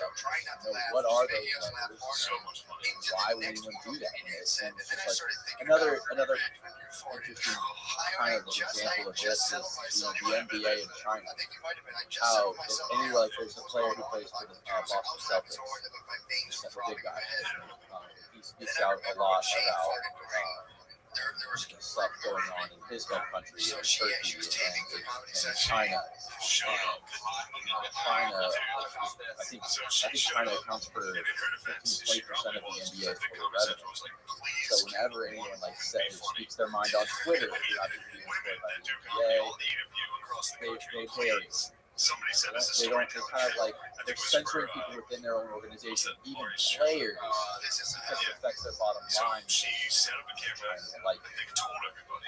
Well, this is the thing: is that it really is a slow creep. And I actually don't even know how slow it's been.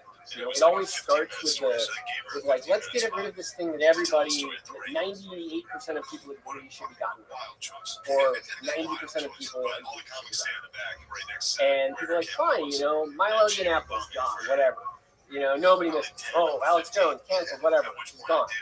But then you put levers in place that when China wants to suppress certain things in our ecosystem, well, maybe that gets pulled. And you don't know what you see and what you don't on social media platforms. You don't know how your feed being curated and how the narrative is being shaped. So what starts is getting rid of voices that people really dislike, moves along the way to getting rid of voices and ideas that are necessary.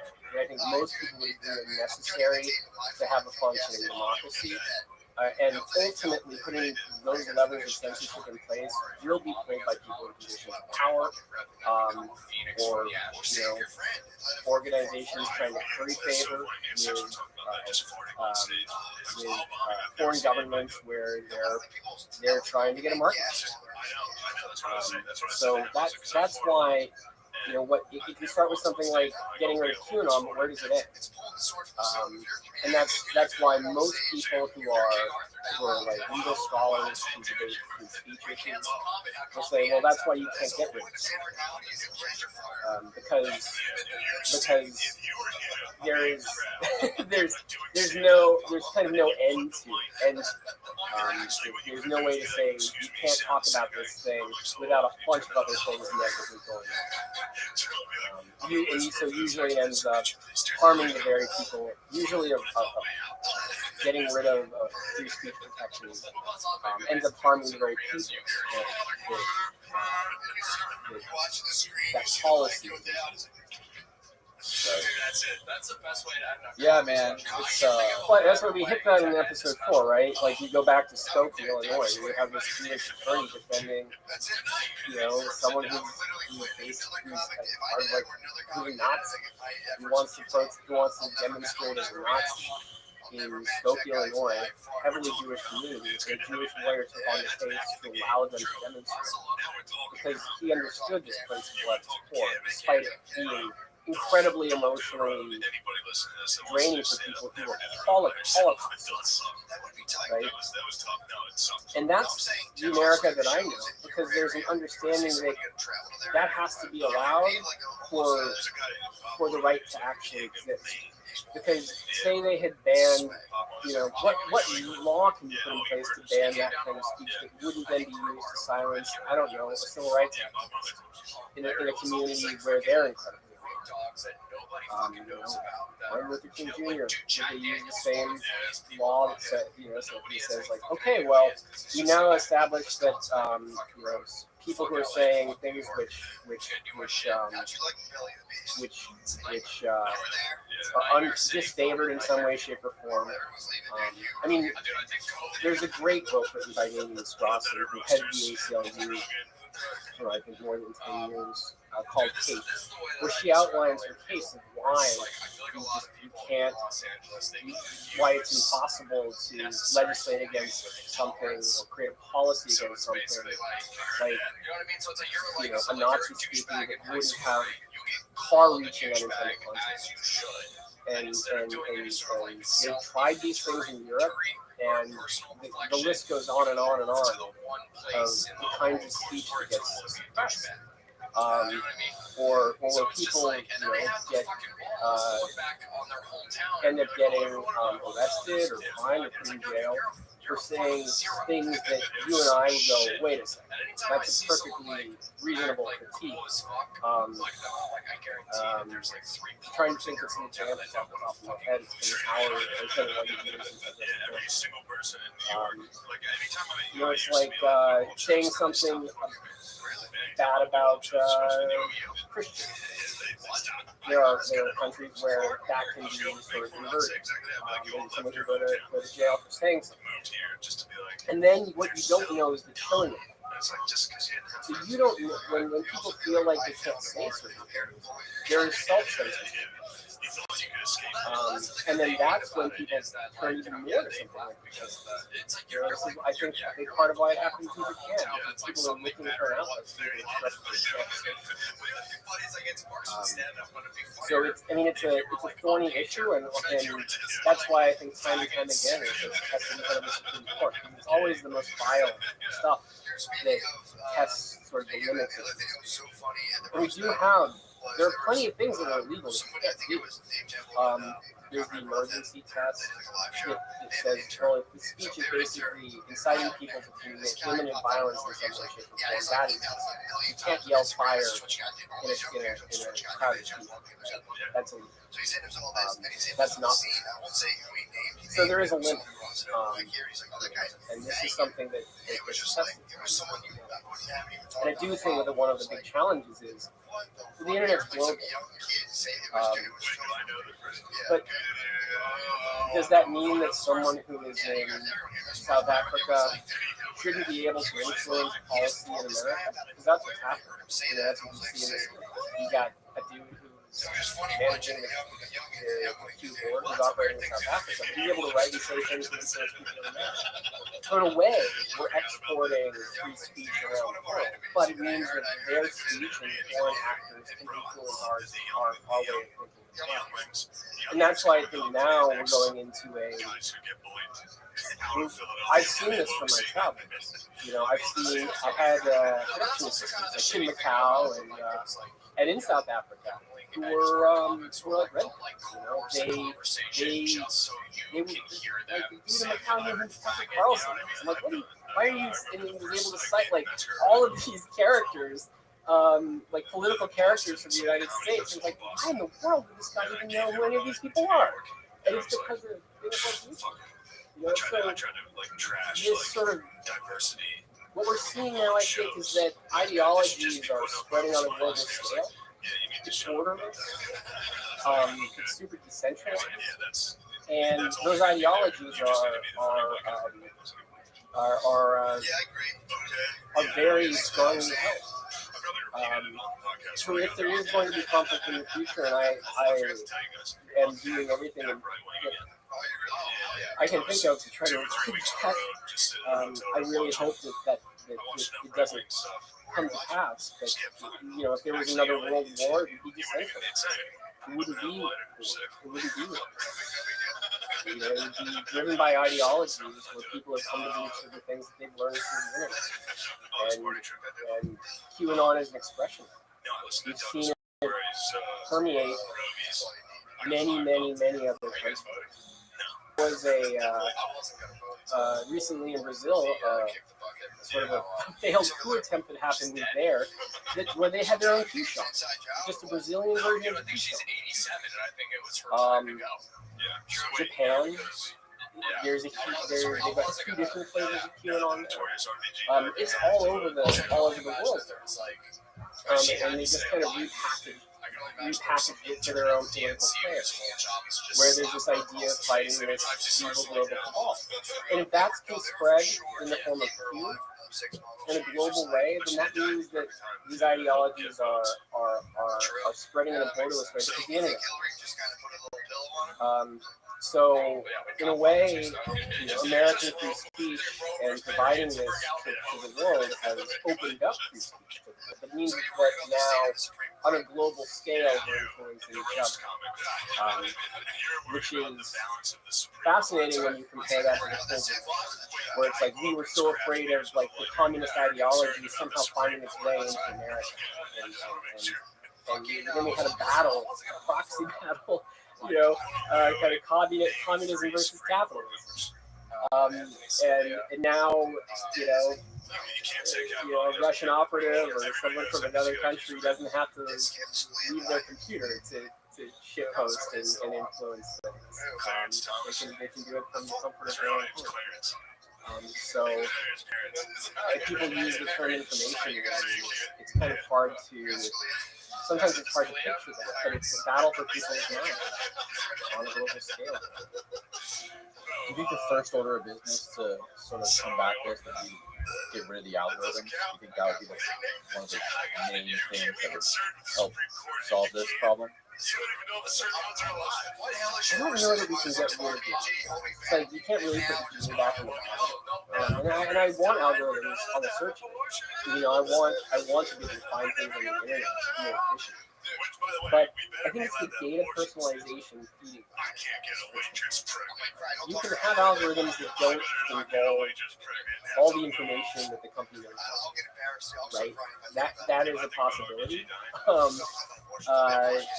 And that would change the kind of information feedback that I would experience. So I don't think we have to get rid of algorithms in their totality. I think we just have to.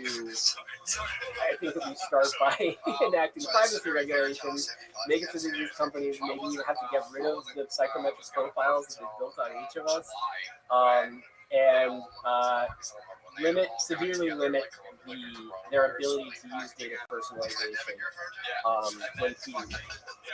That's where I live. That's where it's slightly more prescriptive, but the algorithms, what makes them powerful is the person. And that's where I think the problem is. I have a friend who's a lawyer who I just had on last week who represented multiple extremely violent criminal offenders. He's represented neo-Nazis, and he just represented drug smugglers, convicted of insane amounts of drugs coming in to Florida.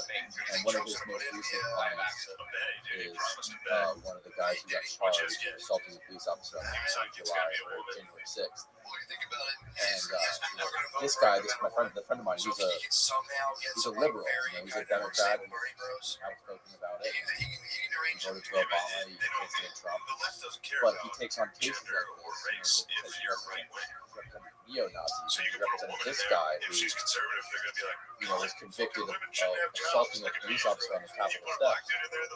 And he said one of the things that really kind of shocked him is how much this guy, when he first met him, he just kept pushing this thing out. He's a patriot. He's a patriot. It's interesting. He's like, why? He's hijacked the word patriot. He's like, you see the picture? He's like, there's me and Obama all shaking hands. He's like, we're all patriots. Cut off the patriot bullshit. You know what I mean? And I asked him if I'm like, did this guy ever talk to you about QAnon? Like, what did he say about QAnon? He never said that once. I thought that was quite odd. But it is interesting, how they do hijack these words like patriot, or whenever you see we the people, how do we the people become this hardcore right wing thing? Yeah, patriotism. I'm trying to remember the study or the book that said that patriotism is a very useful psychological tool to manipulate. To play to their sort of, because patriotism has a kind of faith. It does have a religious quality. So, if you can use patriotism as a kind of shield or mask in order to convince people that you're on the righteous side, it helps them feel like whatever they're doing, their cause is just. So there's a lot of power in repurposing patriotism as faith in one's country. And I think that those who have done so understand it. They know. I mean, using that term, using patriot, it draws in also people who tend to be religious, but it draws in people who are, ex-military guys. It makes them feel like, oh, this is the thing that I belong to, because patriotism and the flag is so central. And what is the alternative? They see this thing that says like, yeah, come over here. We really support the country. We like it ourselves. I think it's attractive to a lot of people. It's another effective mobilization.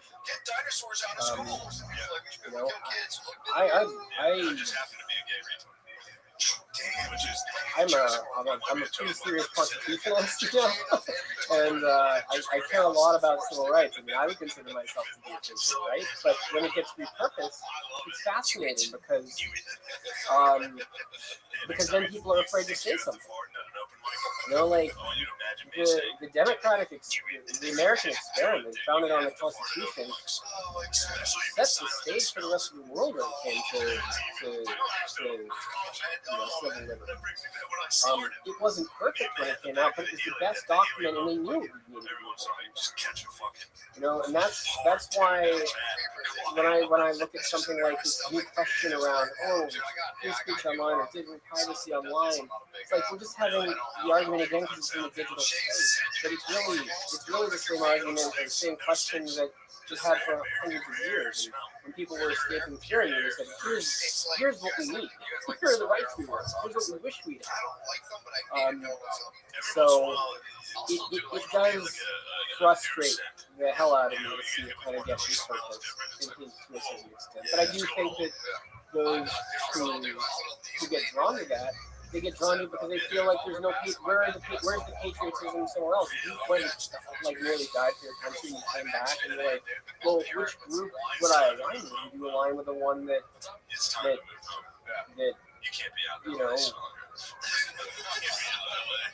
it seems to support you and has a lot of American flags, or one that is unwilling to say that they have any sense of patriotism? hospital since like 2000. You know, it's a clever ideological way. Yeah, It's cool until it's like, it was effective. yeah, I don't regret it. It was fucking It's awesome. very I would like go to like, It's very I found myself in, like mansion What was parties it where, like passing it around on on like January 6th, trays, guys? like people would walk around with like Met with, cut on trays. Damn, like they were Well, I didn't get much sleep and it was fucking going awesome. into Is that. that one of the coke worlds? Like you Going just into want that you day, just start doing it. It's before, like meeting I it was just around really people. anxious. No, it's like it goes either way. Because like I've done it that way. Because I knew I've also something ended bad. up in, like, I a didn't know dive how. bathroom at I 7 actually thought that it might break down. Ace was like trying to That's pitch how to me his like app idea. And I think that we are lucky that No, it's the fucking everybody's like coke and pitching something. Everybody's the stage, especially looking back now at the quote unquote failure that allowed people to get into capital. I mean, there were still senators, in the room while rioters were in the building. So it was just chance that didn't escalate, or that more people didn't get shot and killed. I mean, if they had started firing on that crowd, what would have happened? I mean, would DC just bring in a war zone? So I'm thankful that it wasn't worse, but I think for most people sitting at home who haven't been tracking this stuff for months and years, it's very shocking. Because he looks like he's been doing that for years. So I was on high alert going into that day, and I was there to document Jim's reaction. And get a better grip on just how much of a role he was playing. I don't think that the sixth happened solely because of Hughes. I don't think it would have happened without Hughes. And the amount of the ideology, its presence was everywhere. Whether it was in the form of flags, or just the chants, or the songs. It was all you could see how much of it was like. And Jim reflects that in what he says. It's like he's real. As long as in there.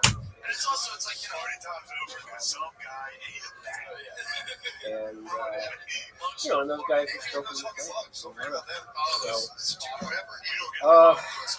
now I'm feeling stressed just thinking about it. It was like, in the heat of the moment, it was really unclear how I didn't know what was going on inside of the Capitol until later. Jim, I couldn't tell if he was LARPing or if he meant it when he said, when he was cheering at the fact that there was somebody, out the window in the Capitol. I'm like, that's it. There's actually somebody out there. I mean, it wasn't until, later that night I saw the footage. He probably got him. Like, what happened? The guy with the horns. Yeah. I mean, I'd seen that guy, a couple months earlier at a Q convention. He's just like he's the definition of it. Right. But it was like a switch had flipped that day.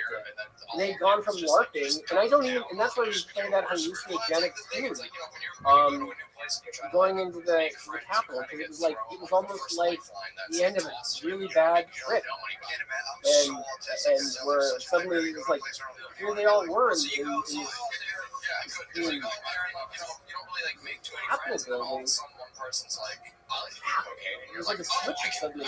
I don't think it was the people who were there, like Q Shaman and some of these guys, who knows what it felt like for them. But I think now they understand that they had gone from LARPing to hearing something very real and consequential. And I think that the people who were provoking them understood what they were doing. And the Trump and his inner circle knew exactly what they were doing. But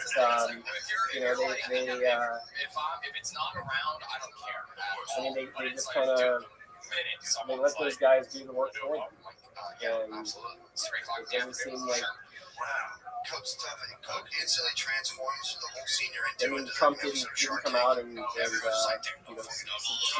support them after the fact, right? He kind of left them all dry. So he was able to walk away from it all untarnished. But we'll see how that narrative continues to get rewritten. I mean, we're seeing it every day, and how is that going to be used?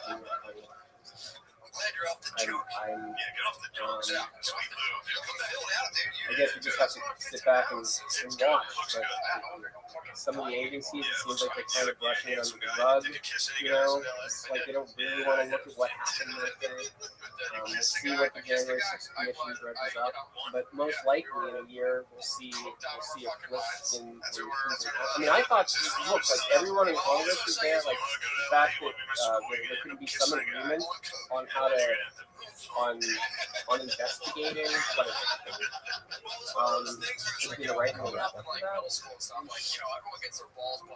think that gives you a sense of where we're at. That should have been a bipartisan concern. They weren't just going there for the Democrats that day; they were going for Pence. Like, there's no effort to sort of heal this. Like wound of division. It's just like these people, they just want to use it to their advantage for more political power or for more interest or whatever it is. It seems like these people are interested in solving this problem. Yeah, I mean, I'm sure that there's some. We ended up making out for 20 minutes and our stumble broke together at some point. And I was like, yeah, this isn't for me. I applaud you for trying. I was like, all right, cool. Good night. I think there's maybe just too much focus on self-preservation. With a lot of people who are in power. And I think there was when Biden took office, maybe there was a hope that things were just like, oh, well, things are back to normal. And that's true. And there's no, just because it's been rushed off of Twitter doesn't mean that almost half of the country has changed the way that it feels about it, or that any of the problems that enable that have gone away. If anything, they've learned from it, and they're going to double down.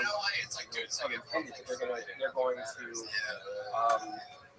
be more organized, more welcome, and more able.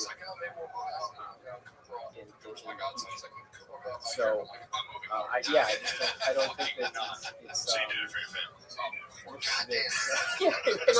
I wish that there was more focus, and I think on getting the extremes closer to center and right and the left talking again. And I've seen some of it. Bill Maher's been doing it. There's been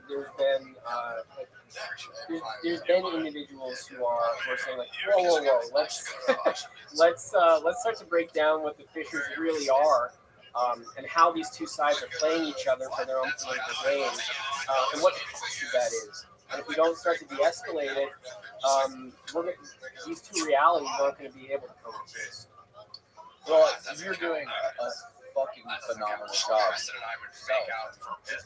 Your film is one of the biggest things out there right now that amplifies this issue. And you, 15 years and creating the work that you're creating is, I think if there's anything that can help heal this wound in this country, it's work like the work that you're doing and doing talks like these with people. Even you going on Joe Rogan, things like that. I think the more that you can amplify people like you and more people become aware of films like yours, the better. If there's anything that you can do, I mean, you're doing the most you can possibly do.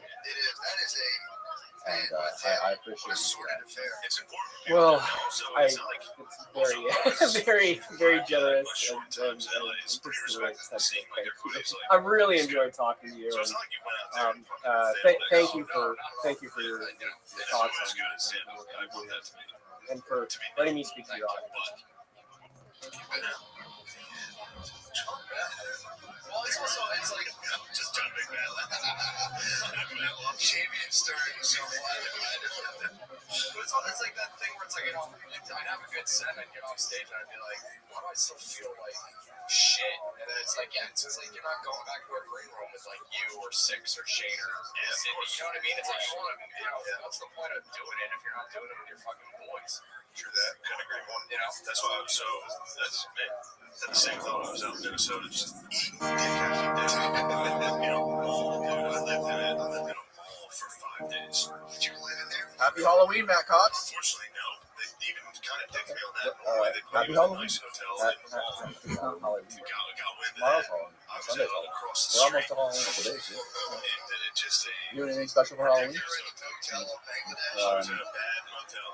No, I it was have to fine, go but it was one of to. those new hotels that's just like supposed to look modern, I think but I'm it's going just to a cheap. Halloween party with my ex-wife. It was fine. It was nice. They Like had a shuttle. a 7 Halloween party. And I was like one of the only Whatever people you staying want to do next for to the shuttle. Halloween. It's just, I'd be like, yeah, you give me a ride. I was thinking about printing out. So I talked to Juan about it. Thought about printing. What's that from? Nothing. Inside joke. No, I just have like a million ideas. I got a million ideas too, but you can be following. Go. Sorry to interrupt. Yeah, I was thinking about printing out my wanted posters and putting them out, and then basically have like just have an idea. So, and then as people would say, Very well, original. That is a good idea.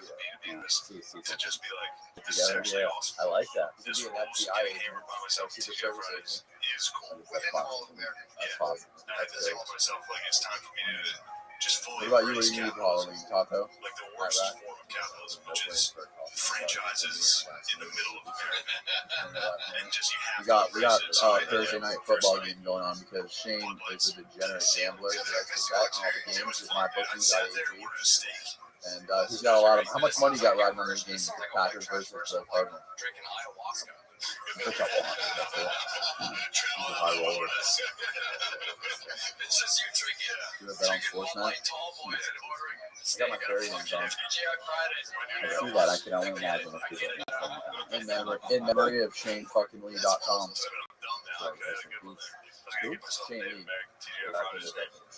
Oh, yeah. What, he died?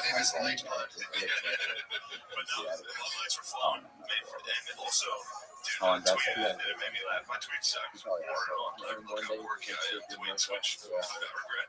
When I was hammered, and I was at TGI Fridays, and fucking yeah. on the jukebox, somebody played Dracula twice. How was your trip to? You just got back from Ohio like this morning. Yeah, really. The plane landed at like 12:40. I don't get home until Oh, that's so fun. Ashamed of myself for feeling what were you doing? Another title lock?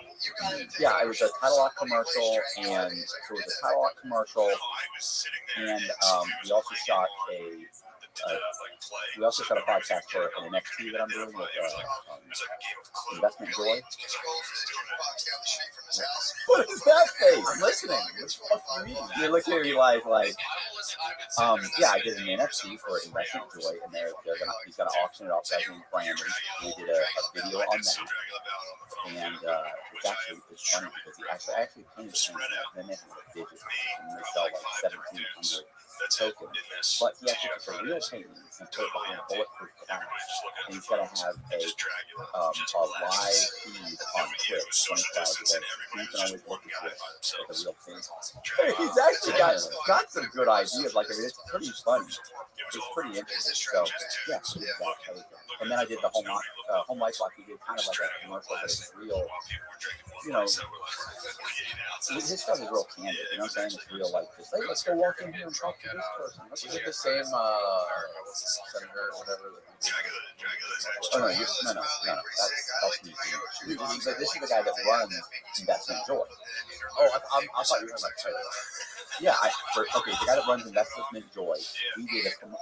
We're doing a whole podcast on title fraud. So we did one for the NFTs and one for title fraud. So that's, you know, and they're sponsoring it. So that's why I'm going to Airbnb for a couple days. And but when this is the fun part, this is what Danny wants to hear. So this is the good part. Is that when I went into when I was changing planes in Charlotte, I was walking down the aisle, and I get this sometimes where people will look at me, and it's like it's not like it's weird, like it's like they're admiring me. So they'll look at me. So they'll look at me like this, and I'm thinking to myself like, that's cute, like, and they don't say anything, but or you can see them double take and take a look, like, I don't know. Okay, so this guy I was walking, and he did that. I'm walking down the aisle, and he's looking at me, and all of a sudden, I get up there, I'm looking at him, and then I go to sit down, and before I even sit down, he goes, hey, you're Cox, right? You're that guy Cox. You're that Cox. And I went, yeah. I said, yeah, what's up? And he goes, yeah, bro. He said, I see you on concrete. Yeah, I see you on concrete. He said, yeah, I've watched all your stuff, bro. You got an amazing story. You got an amazing story. And I was like, so then everybody, all the other passengers, like just around us, kind of turn around and start looking at me. And I'm thinking, this is really good. So I sit down and he said, yeah, man, hey, yeah. So you're there with I seen you with Danny and with the other guy, Hat Rack. And I started laughing, and I said, no, he didn't. Yeah, I know he didn't say Hat Rack right away. He said, and Danny's little buddy. Little buddy. And I realized now what he's talking about. He was his little buddy, and I go, who's that? He goes, his little buddy's got glasses. Like he wears glasses, and I went, really? He goes, yeah. And I went, well, there's another guy, Hat Rack. He goes, yeah, Hat Rack. And I went, you know, Hat Rack's not really like 6'6", like 6'5", or 6'4". So he's huge. 6'3". I said, he's huge. Like that. And he looked at me, no, bro, this guy's short. And I went, wow, man. I said, he's shorter than me. He's about your height. And I went, no, it's bad posture. Yeah, I said, no. I said, oh, and I go, hold on. I go, Danny's like 5'8". So I pull out my phone and I show him you, and he goes, yeah, that's him. He goes, I go, yeah. And he said, oh, man, even right now, you're like way down. Yeah. You want to know why? Because I got the fucking church's thrift store chair. You guys got $200 chairs. I get this thrift store chair that's 6 inches lower than everybody. These are $900 chairs. Well, get another one. My chair costs There's one right there. You can. Yeah, bro. People think you're like a midget. Yeah, he's got terrible posture. Honestly, but if I sit in that, then I'm not up to this thing is adjustable. Yeah, it was up to like that chair. So yeah, okay, little buddy. So that happened. By the way, I got to Ohio, to Columbus, and it's like 4 years ago. And I brought one long sleeve shirt. Like I didn't even dawn. Yeah, I got off. I was like, what's happening? Oh, I fucked up. Yeah. Something about the cold weather. It's like super. It gives you energy. It's slow. It's like blood rushing to stay warm. Blood. No, it makes your blood thicker. I guess, doesn't it? The weather. Yeah. Cold weather probably makes your blood thicker. The hot, humid weather probably makes your blood thinner. But I some old wise Google that, Aiden. I bet you though. But when I'm in cold weather like that, I have. Sure, actually, I'd say he's more of an equation. So I jump in my cold pool every morning. He's coming back. I gotta It's like, yeah, like they chill it. It's it's 5 degrees. Like all right. What else? Yeah. I thought it was funny. But listen, bro. Talk about money. I'm not asking you the dollar now. Yeah. Do they pay me good? I mean, they Not enough. It's never enough, right? never enough. It's okay. They do all right. You know. So yeah, I'm supposed to go November 3rd, I'm supposed to go to. I'm supposed to go to Oklahoma City, Oklahoma, to see another commercial. For home. I feel like the face is on title. I don't know what's happening. They a big company. Yeah, I think so.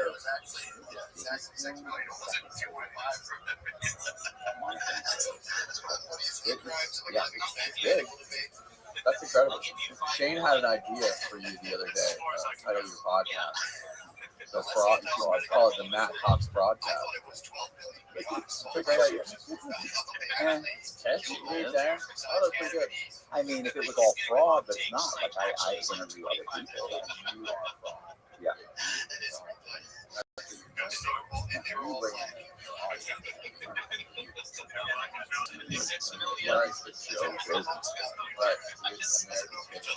You could be the next Joe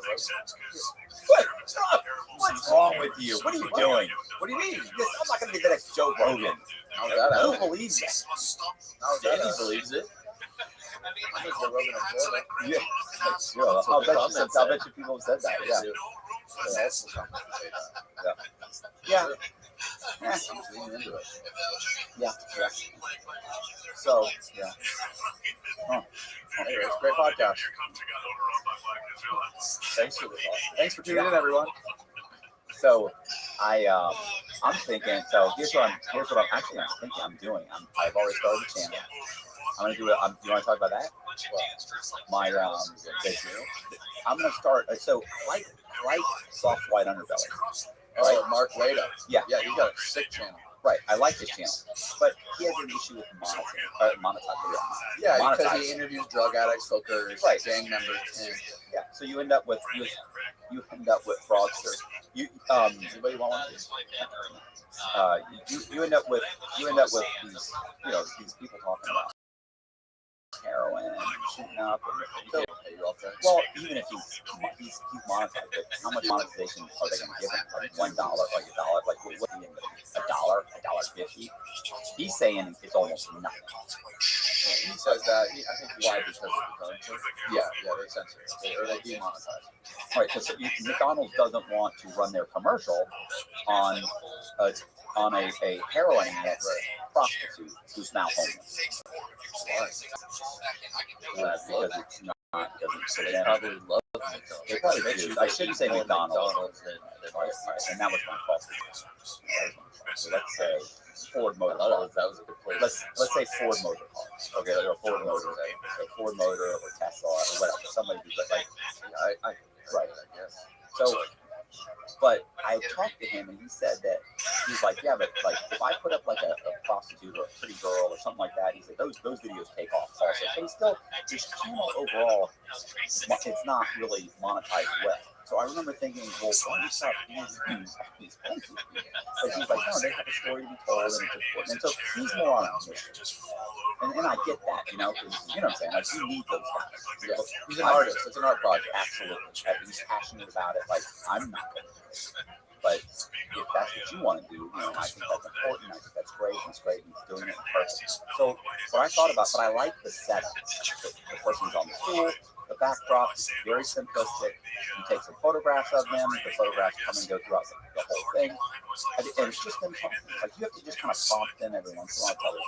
And he doesn't make them go long. Like, he doesn't dig in. Like, some girl will get, or somebody will get on and talk for 15 minutes. Somebody else will talk for 2 hours. So, anyway.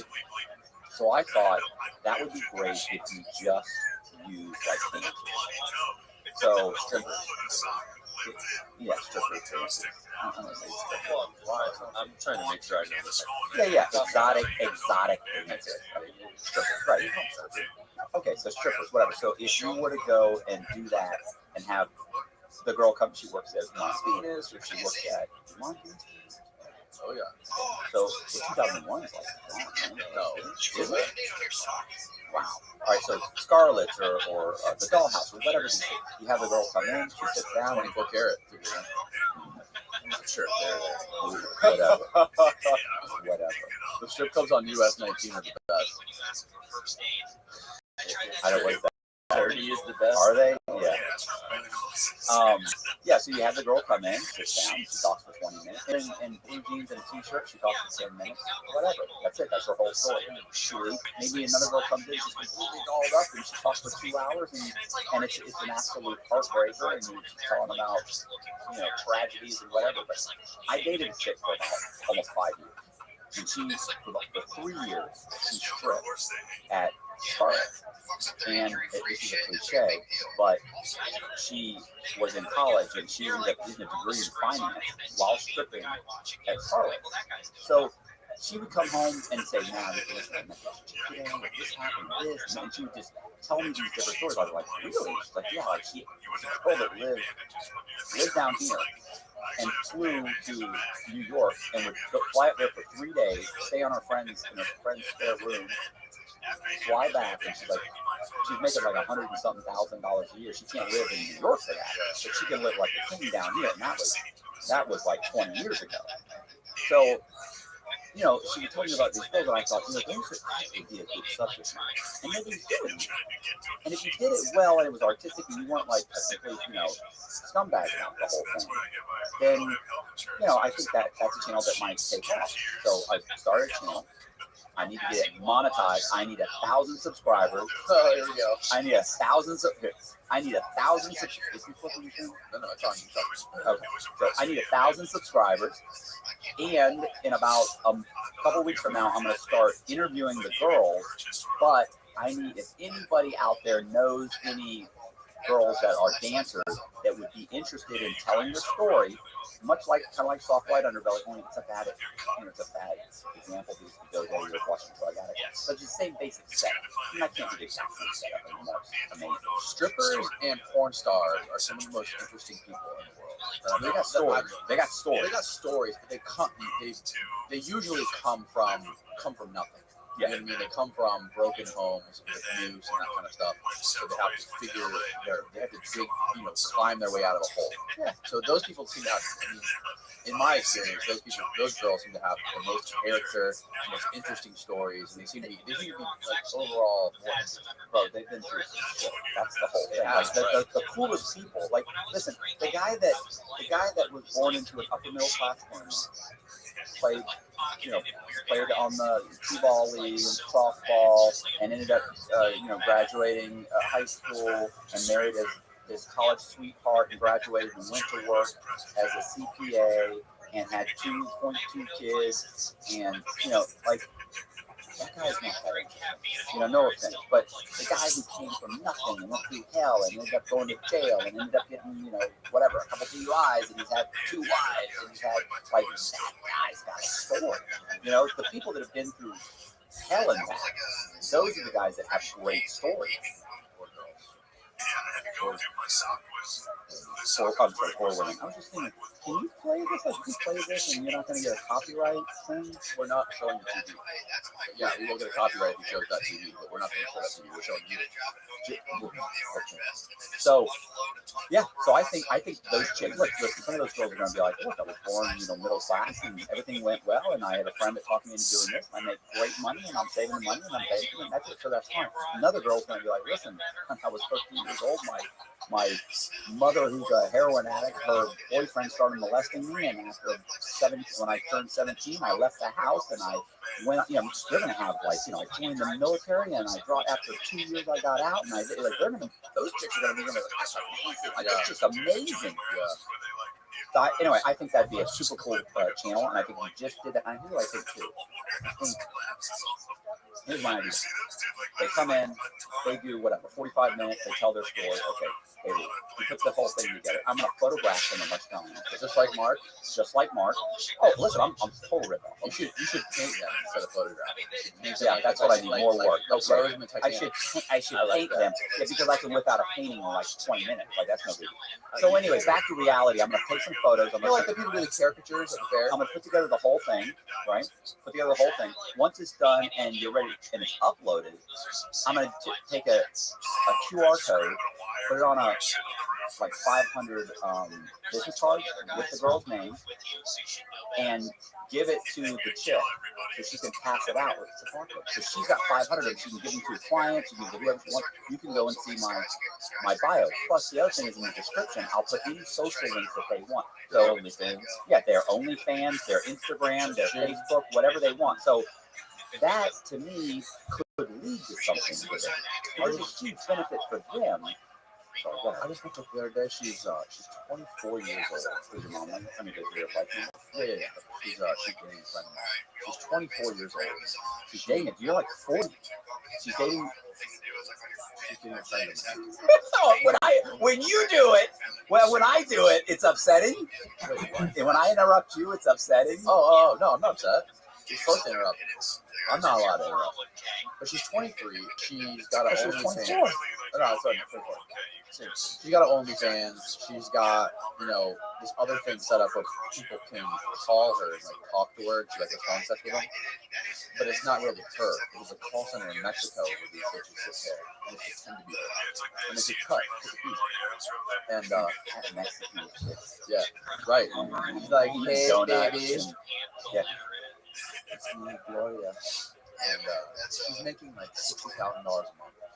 You need to have her on your thing. I know. You got to have her, right? Yeah, nice. 24 years old. Fucking insane.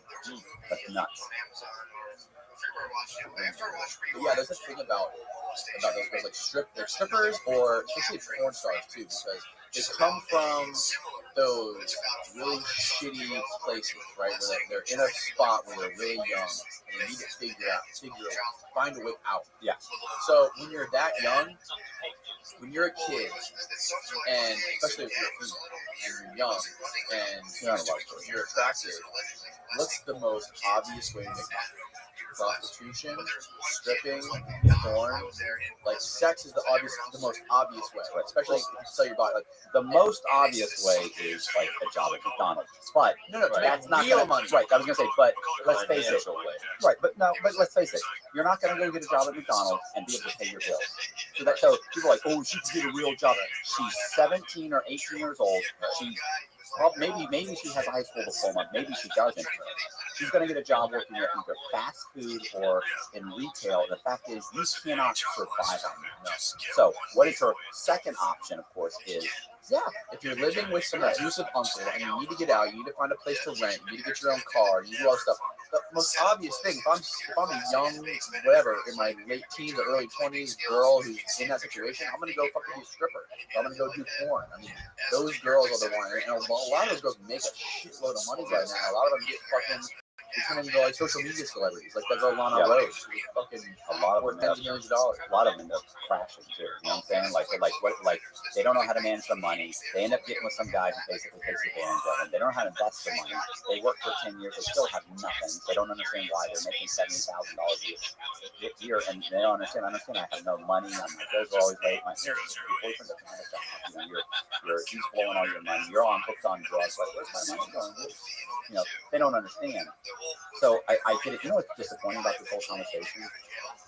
I really was talking to a buddy of mine, and I'm gonna pitch the idea to Danny and Hat Rack, and I said, I'm telling you right now, they're gonna be total jerks out there. Like they're gonna be like, either that's stupid, or they're gonna say, like, nobody wants to this or that, or oh, you really.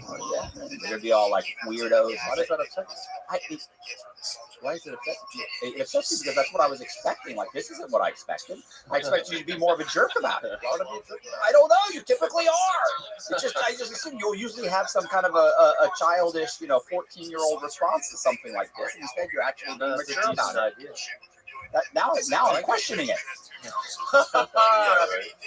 So I think that's a good idea. You gotta think it.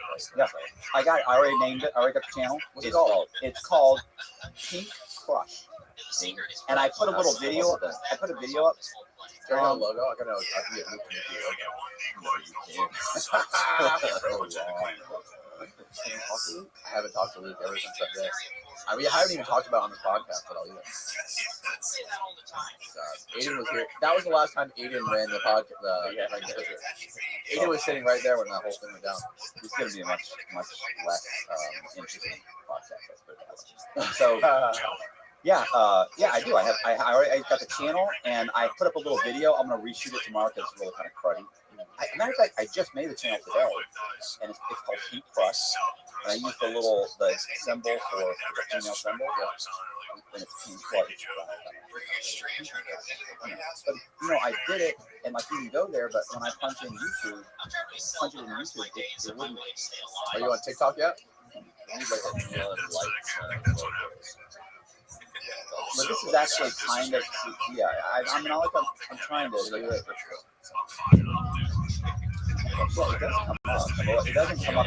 That's because it's a brand new channel though. They don't show up. They don't start propagating in search until you have the channel for like at least a month. Right? Are you serious? Oh, that sucks. Because they want to know that you're serious about your YouTube channel. So they start, giving you this. But I punch in the exact name. Sometimes you know as well as I do. We've had episodes that we've done, and you can search for the exact title of our podcast, and it doesn't show up on YouTube. That's what this is all about. I think YouTube controls that shit. Well, I sent it to you, didn't I? You got it locked down tight. Yeah, bro. I sent this to you. That's Tyler Murray. That's a little guy. Tyler Murray. He's like your height. He's probably taller. Okay, so yeah, I got my little thing. Okay, let me see it. I'm gonna redo it. Heat Crush. Yeah, I gotta redo that. I didn't spell this day, by the way. Not spelling it. Nice podcast studio.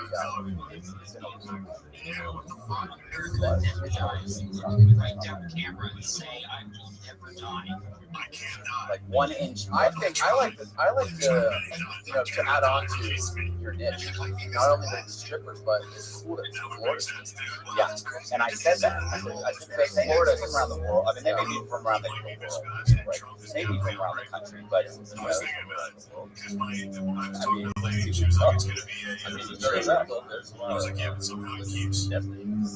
There's a lot of definitely. Are you big on TikTok? Yeah, TikTok a lot? No, my friend Wally Green called me today. I got to on TikTok. He calls me. He's no longer so Wally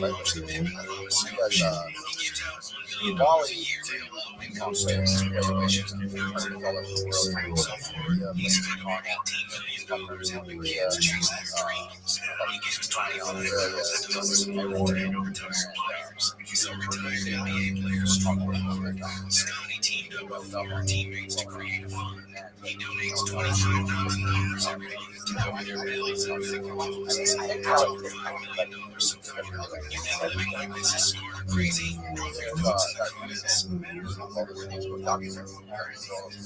Yeah. In one of the documents that Facebook, they showed a study on comparing Instagram to TikTok. And it showed that Facebook's user base is like a large majority of boomers, and it's like dwindling in young demographic year by year, and Instagram is starting to make that same trend. And Facebook's own study showed that people on TikTok, said that TikTok has 2 to 3 times more teenagers and people in their early 20s than Instagram's audience is aging up a lot faster, and people in their teenage years and their early 20s spend 2 to 3 times more time on TikTok versus Instagram. It's pretty crazy. It's more interactive, it's more stuff. But the thing is that it's not, as far as creating kind of like a personal account, it has to. No, it's not like it's not like you can post pictures. I don't. Once you start to like mess around and scroll through TikTok a couple times, Instagram. That was one of the conspiracies about. I see what you're saying, but still, there's a personal appeal to Instagram and Facebook. Really? Like I can't What's really the get appeal of Facebook? You can post pictures, and you can post personal, you can talk, you can say profile, and they, you know, TikTok. Yeah, you do your little funny things. I see all my shit on TikTok is like crazy golf tricks and tips. I mean, I guess it depends on what your interest is. Like I never get that. All I get is They serve you what you already know. of course. I get lessons jokes and funny things, and I get some conspiracy theory stuff, but only because I'll give them and then I'll shoot them to people that I know. Like, and so they're like, "Oh, he shares this stuff. He must love it." I really don't love it, but I know all these crackpots that love it. And I know this will get going. Boom.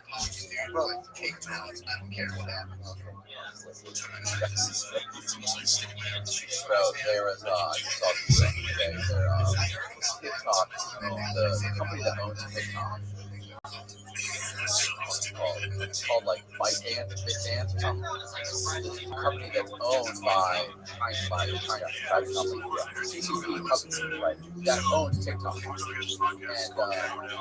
And that guy Ted Cruz was like drilling spokesperson for TikTok under oath the other day, and he's like, under your privacy policy, it says that the privacy of users on TikTok is subject to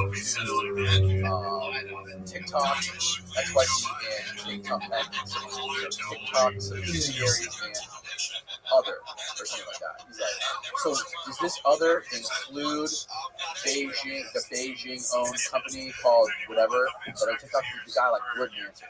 It's a yes or no question. Is other considered? Go to China. If you can find Aiden, try to find that video of Ted Cruz questioning TikTok. It's fucking crazy because Ted Cruz is actually like ethering this guy in front of Congress, and this guy's like, blah, blah, blah, blah, blah. It's like yes or no, it's binary. Like answer yes or no question. This guy's like, oh, he keeps like just like dodging it and going around it. It's pretty shady. Quite possibly TikTok is sharing it. Who is that Beijing? I think it's like Dance or something, but it's a company based in the U.S., but they are partial, like one of their investors is the CCP owns a percentage of that company.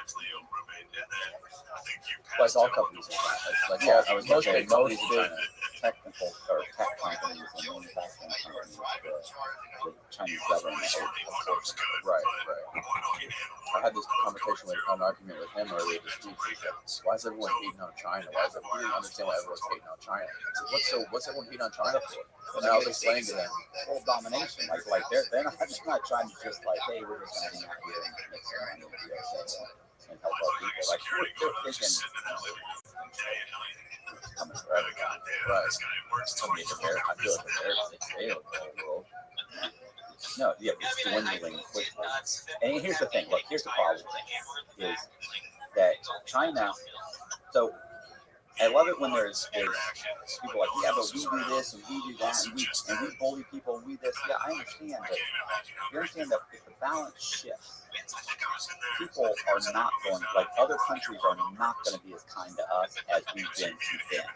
Like so we're not taking over your country. We'd like to trade with you. We'd like to do this. We'd like to be a democracy. We'd like to be an ally. The truth is, if you decide against it, then okay, that's fine. Go away. We'll just leave you alone. But China doesn't want you to be like an ally. China wants to take over. You're now a part of the Chinese of China. You're now a part of the Communist Party. Like we're going to wipe everybody out. And so people are like, well, that's not good. No shit, it's not good. They're already wiping out their own people. They got an entire section of a whole entire section of people that they're wiping out right now because they don't feel like they're ethnically Chinese enough. So you tell me, how Chinese are you? Are you Chinese enough? No. You know what they're doing right now in Africa? Like in Africa, we give them loans to build things, right? And then, of course, they can't pay for it. Did you ever read Confessions of an Economic Hitman? Really? Oh, it's based on it's written from a guy who actually says, like, he tried to write the book several times. He worked for a company that basically was a company that was basically the CIA. So for the combination like CIA State Department, where they would go in and they would offer these massive loans in like South America to build all these roads and a dam, and they give like whoever, some country in South America, Peru or something. And so they build this stuff, and if they pilfer the loan and they can't build it, well, they don't repay. Like, I don't care what you do with the money. You know, we're going to hire you. We'd like you to hire these American companies to build it, and hopefully it gets built. And hopefully you guys don't steal the money before we can build it. But once it's built, you have to pay it back. If you can't pay it back, well, then we have the option to come in and run this part of the dam and do this and do that, and we get to take your UN vote. Like, so now you have to vote our way in the UN. Like, there's all this manipulation. And really what we do is we gave you a loan that we really didn't think you would pay back. And when you couldn't, now we get your stuff. That sounds familiar. Right.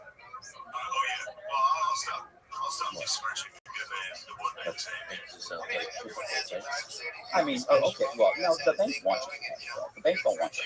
But the point is that they're doing that. So here's the thing.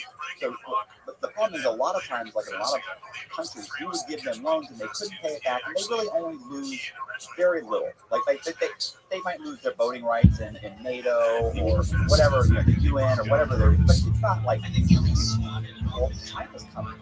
China's saying, like, they're going to Africa right now, and they're building roads, but they're building the roads. So they're building the roads, they're building factories, they're building things in these other countries and having the Africans work for them, but they still own everything. So they're basically enslaving them in their own country, because they don't want them in their country. So we're going to build these factories, we're going to have you guys work them, and then we're going to, we're going to reap the profits. You guys don't own anything, and if you can't pay or whatever, the problem is, then we can always come in and take things over. They're giving themselves, they're turning these countries into, satellite. Yeah. You go to. Are they loaning the money to Africa to build this? No, they're building it themselves. Like, we would loan them the money, they're going in and giving them a loan they can pay. The Chinese are going in and they're building everything and hiring all the Africans. So we're going to raise your economy up a little bit. But look, you see how they treat their own people. How do they treat their own?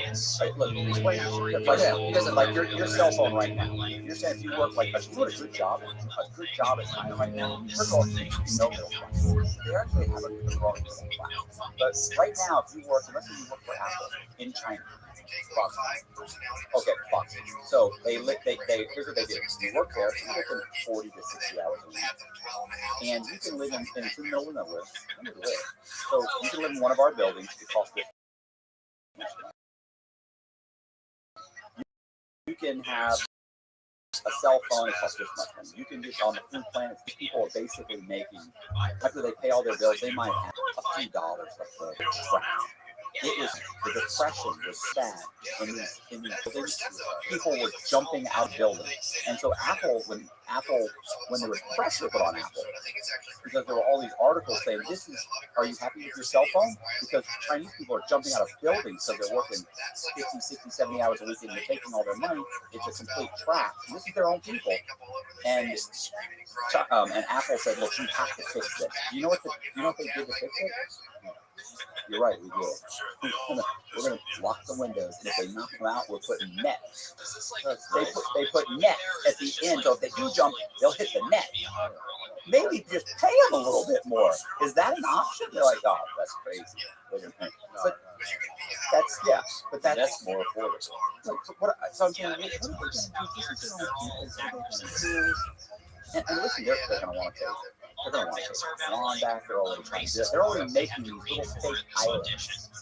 So they're making little fake islands off the coast of China so that they can expand the China, like what's their property. They're going to try and they want Taiwan, but they've already said that. They're taking Taiwan. Yeah, we're going to take it. What was the latest? What was the last jurisdiction it took over? What was the? Oh, it was the NBA player was talking about it. The guy from Celtics. actually, they keep taking more and more territory. Like they keep claiming that nobody doesn't. They work with North Korea. Yeah, they are. There's a ton of people there. They're all stuck. So basically, they have to come in and that's like us invading North Korea. Why don't we invade North Korea? First of all, because they have China. Well, of course, one, they have China, but the second problem is that you see all these people, like they're starving to death right now. Right. We come in, but it's a logistical. You have to feed all these people in an economy that can't pay for their own food. We don't want that problem. China doesn't want the problem. Why would China could go in there in the weekend and take over the whole country? They're like, these people, the average height down is like 5'1". They have no nutrition. I'm like a giant in China. I'm like 6'2" in China. I could be pushing everybody around. But yeah, I'm sorry, in China, in North Korea, it's horrible. It's horrible. Did you see the one soldier? This was a couple of years ago. He escaped. He got through the demilitarized zone. He actually got into South Korea. They were like, listen, this guy had like 6 different tapeworms inside of him. He had all basically malnutrition. I mean, he was just falling apart. This is a and he was explaining look, there's no food. We're barely being fed. And they chased him out. They tried to kill him on their way there. They're shooting out of everything. You want to know what's fucking crazy? I just found out the other day when she did it and we were arguing. She was trying to argue with me about China and China's I was like, I looked it up. I said, what crimes are punishable by death in China? Fucking fraud. Oh yeah, fraud. Mortgage fraud. No good, bro. No death good. Penalty. Almost any type of fraud. Yeah. Yeah. Oh, look. Yeah. It's that. Do you remember the thing with that guy? Did they kill him, or did he kill himself? Where they had the dog food from China, and they were putting some kind of bullshit filler in it. Like there was basically styrofoam or something in the dog food or something, just to save a little few pennies. And when they found out about it, the guy was actually killed himself because it was fraud. Like you're running a scam, and you're making us look bad. You're selling this to the Americans. Now they're in all their papers. They're going to stop buying this, all food products for all these different companies. And of course, it's Chinese government. We own parts of those companies. Like, all right, that's it. You're dead. You're dead.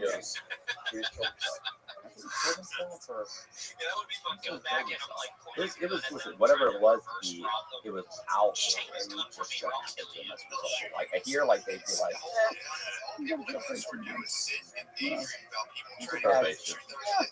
but China has basically economic strength. Look, they've got a long-term plan. They're not thinking next quarter.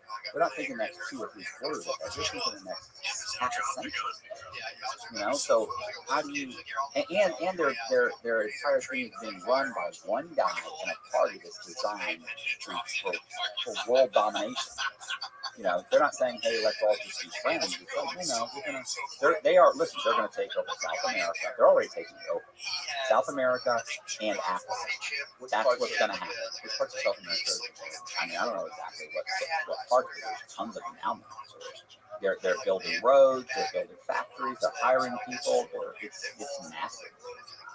In China they have the surveillance system where they're tracking all their citizens, almost all the cities, like they are here. Facial recognition. Yeah, this is they're tracking everywhere you go, and they're recording. They don't do that here.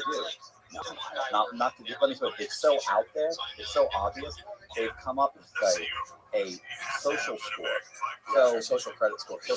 So if we're on that way, we're heading in that direction. If you were drunk in public, maybe they've been more open. Well, maybe, but listen, no matter how bad it is, it may or may not be here if it were to ever happen. There, you've been caught littering twice. You've been the domestic charge. You weren't charged, but it was domestic call.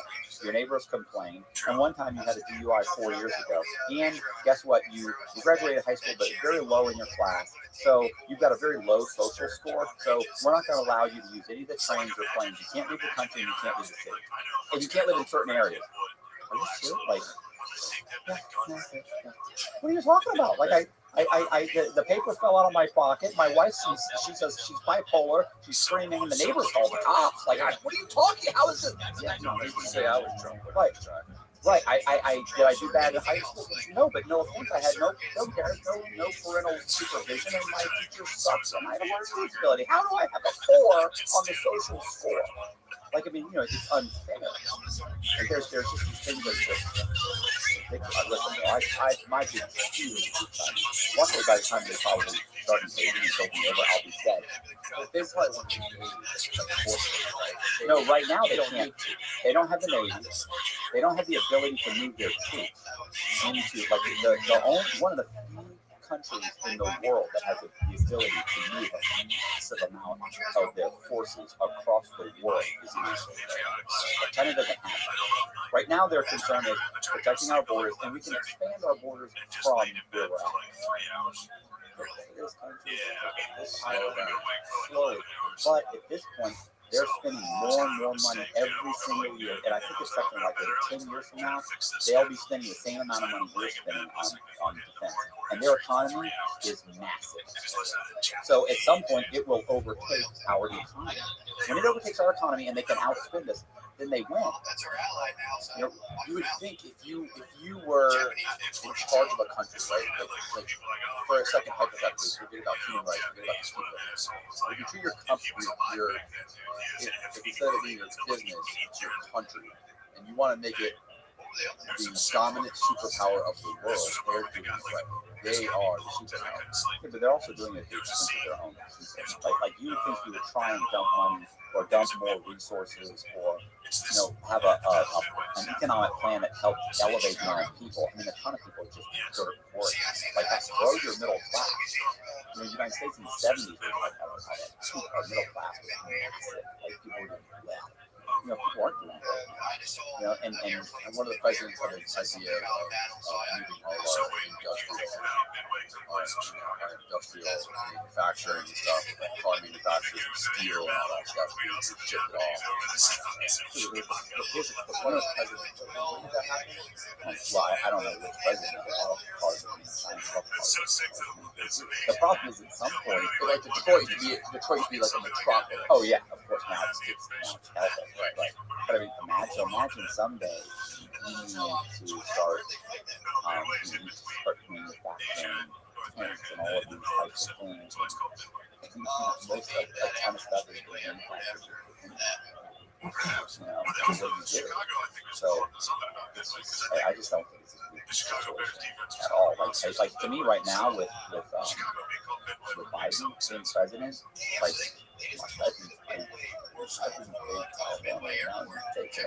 like take that whole like who's gonna really nobody he's competent to make any of these decisions. Like to him he'd be like, hey, I sent out a harshly worded email and like what are you gonna do? Like backpedaled so much, it's such a disaster. We've been in China constantly. All of our biggest companies, the NBA, bends the knee to China. One of our NBA players, one of the NBA executives, about China on Twitter. They fire that person, or they push them down, or they silence them. At some point, the NBA completely bends the knee to China. Because I think China is 10% of the NBA. What's Russia doing? Play this video. This video is fucking hilarious. This is Ted Cruz talking to the TikTok executive. I was just going to say that. It's the volume though. Turn the volume up on the remote.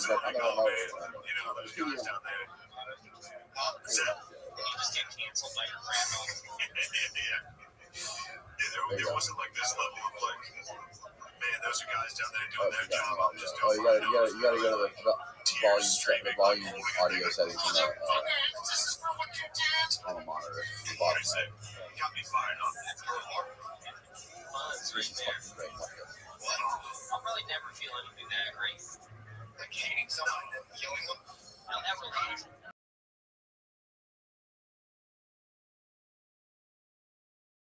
Flying a fucking dive bomber over a guy and hitting it and fully exploding. They were done. They had wooden decks. Aircraft carriers back then had wooden decks and jet fuel for loading planes. So they get hit with like one bomb and everyone all the time. 700 people would be on the ship. Two of my uncles lost their fingertips on aircraft carriers. Yeah, But like Matlock. yeah, just like they were like the 70s time. Peacetime. Yeah, right around the 70s. It was peacetime. They just went and joined the Navy, and both of them have they like on aircraft carriers, just got the fingers lopped off. You just say no. If it's no, then it's no. Right. Yes or It's no. obviously not no. Right? To find your other uncle, be like, say, Yes, right. sit on a task You can't say yes or he's dead. You can't have a mother lose You might three disappear. sons' fingers. Two. Wouldn't it be great if you said senator? Right. You have children, Senator. I'm less confused. I say two is crazy. Yeah, they said, and then your one cousin cut his hand off. He did. And I've seen you cut your hand as well. We were cursed. It was our first night in the house, wasn't it? It wasn't our first. It might have been your first, but we'd been there for a couple weeks. It was pretty quick. It was pretty angry myself. Sorry. It's kind of tough. I don't want to derail. I just want to take a moment to acknowledge my uncles who both lost their fingertips on aircraft. What if they got purple hearts? They got a good thing. My mom's cousin got dishonorably discharged by the Marines. Sarah just like, fuck you. They kicked him out. Nice. Why? He was just basically, he said he got sick of it. He was like, fuck off. They were like, no, come on, dude, for real. He's like, no, seriously, fuck you. I'm not doing that shit. He didn't camp. And aggressively, and it got aggressive with him. That's the story I heard. Then say no. Dishonorable. They're like, get out of here. So here's something bad. I don't know if you've ever listened to Coward Hour, but it's him and Nick Oldershaw. And what have you been doing for money? Unemployment for the last 6 months. Disgusting. Go ahead. I got Unemployment. there's no That's jobs. for women and children. Disgusting. We don't have a kid. No. Yeah. Now you have some weird semen, right? I have weird semen. No. How would you say your semen is? I don't think I've ever seen anyone else's semen in Alright, sorry to say that. You mentioned our This podcast company, sometime. one of these, You won't answer. You can solve it. It's complicated. I'm like heavily medicated. that was long company fall with it. It's like saying, is Shane a member of my family? Right. Yes or no? Well, See, you're under. I started taking Not quite sure what that he wouldn't answer no. Yeah. But I mean, like, You can see, But playing the role like Senator, any other typical lawyer. I have children. Please stop asking me this. So Matt, based on your information and your knowledge, you know about plus I why get to know that. Like, All my information comes from YouTube. But yeah, I mean, obvious. Yeah, it must be. is it crazy? You think China is collecting biometric data on American teens from TikTok? You know, anybody, everybody. You say massive buildings filled with foreign tons of information. But you know what's interesting? Why isn't TikTok in China? And my other question is like, you understand, like, China doesn't, like, they don't have any respect for our intellectual property. No, right. I told him that too. Yeah. Oh, did you? So they're banking on you. So like, look, you know that How much money is China making off? look, for instance, I'll give you an example. They're stealing intellectual property from U.S. companies. Like, who do you think pays for all of that research? That China just comes in and says, "Oh, let's just steal it." You know, all he doesn't seem too upset. All the shoes are made there. They're making tons of money. So what do they say? But it's not. I'm not talking about that. That's what they're banking on. They're banking on people to be happy watching sitcoms and playing with their cell phones while they grow and doing nothing. hold your troops back from here. We don't need to build this many tanks. Forget about getting a the next generation fighter. Don't worry about putting money into satellite research. We're good. We're happy. We've got cell phones. We get to go to dinner twice a week. Like, we can play baseball. We can watch baseball and football. And so we're happy. So it doesn't matter while we're sitting here, la, la, la, la, and they're building up. And then one day they start building.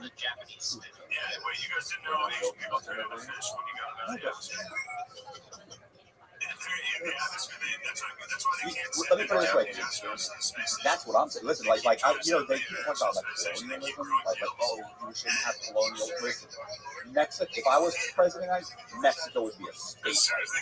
And you wouldn't worry about the border, and I'd just go in that whole place and clean it out. It'd be horrible. It'd be brutal. Let me tell you something. They're going in the ball. Firing squad. Clean it out? Oh, there'd be firing squad. Oh, and as far as Afghanistan, sound any better than China. No, wait till they get carte blanche to do whatever they want. You can really think of it like we're subhuman. The way we looked at the Chinese back throughout in the 1800s and 1900s, like we were like they were little people with squinty eyes, and they couldn't see, like we were completely racist, right? Well, it shifted. Like they think we're not in the same category. Like, they don't want Americans. Like, they'll take a couple Americans because we're kind of free. And they like to have us come in, pay us a little bit of money, steal our stuff, steal this. The windmills that they all had, they had some company come in and build the windmills and come up with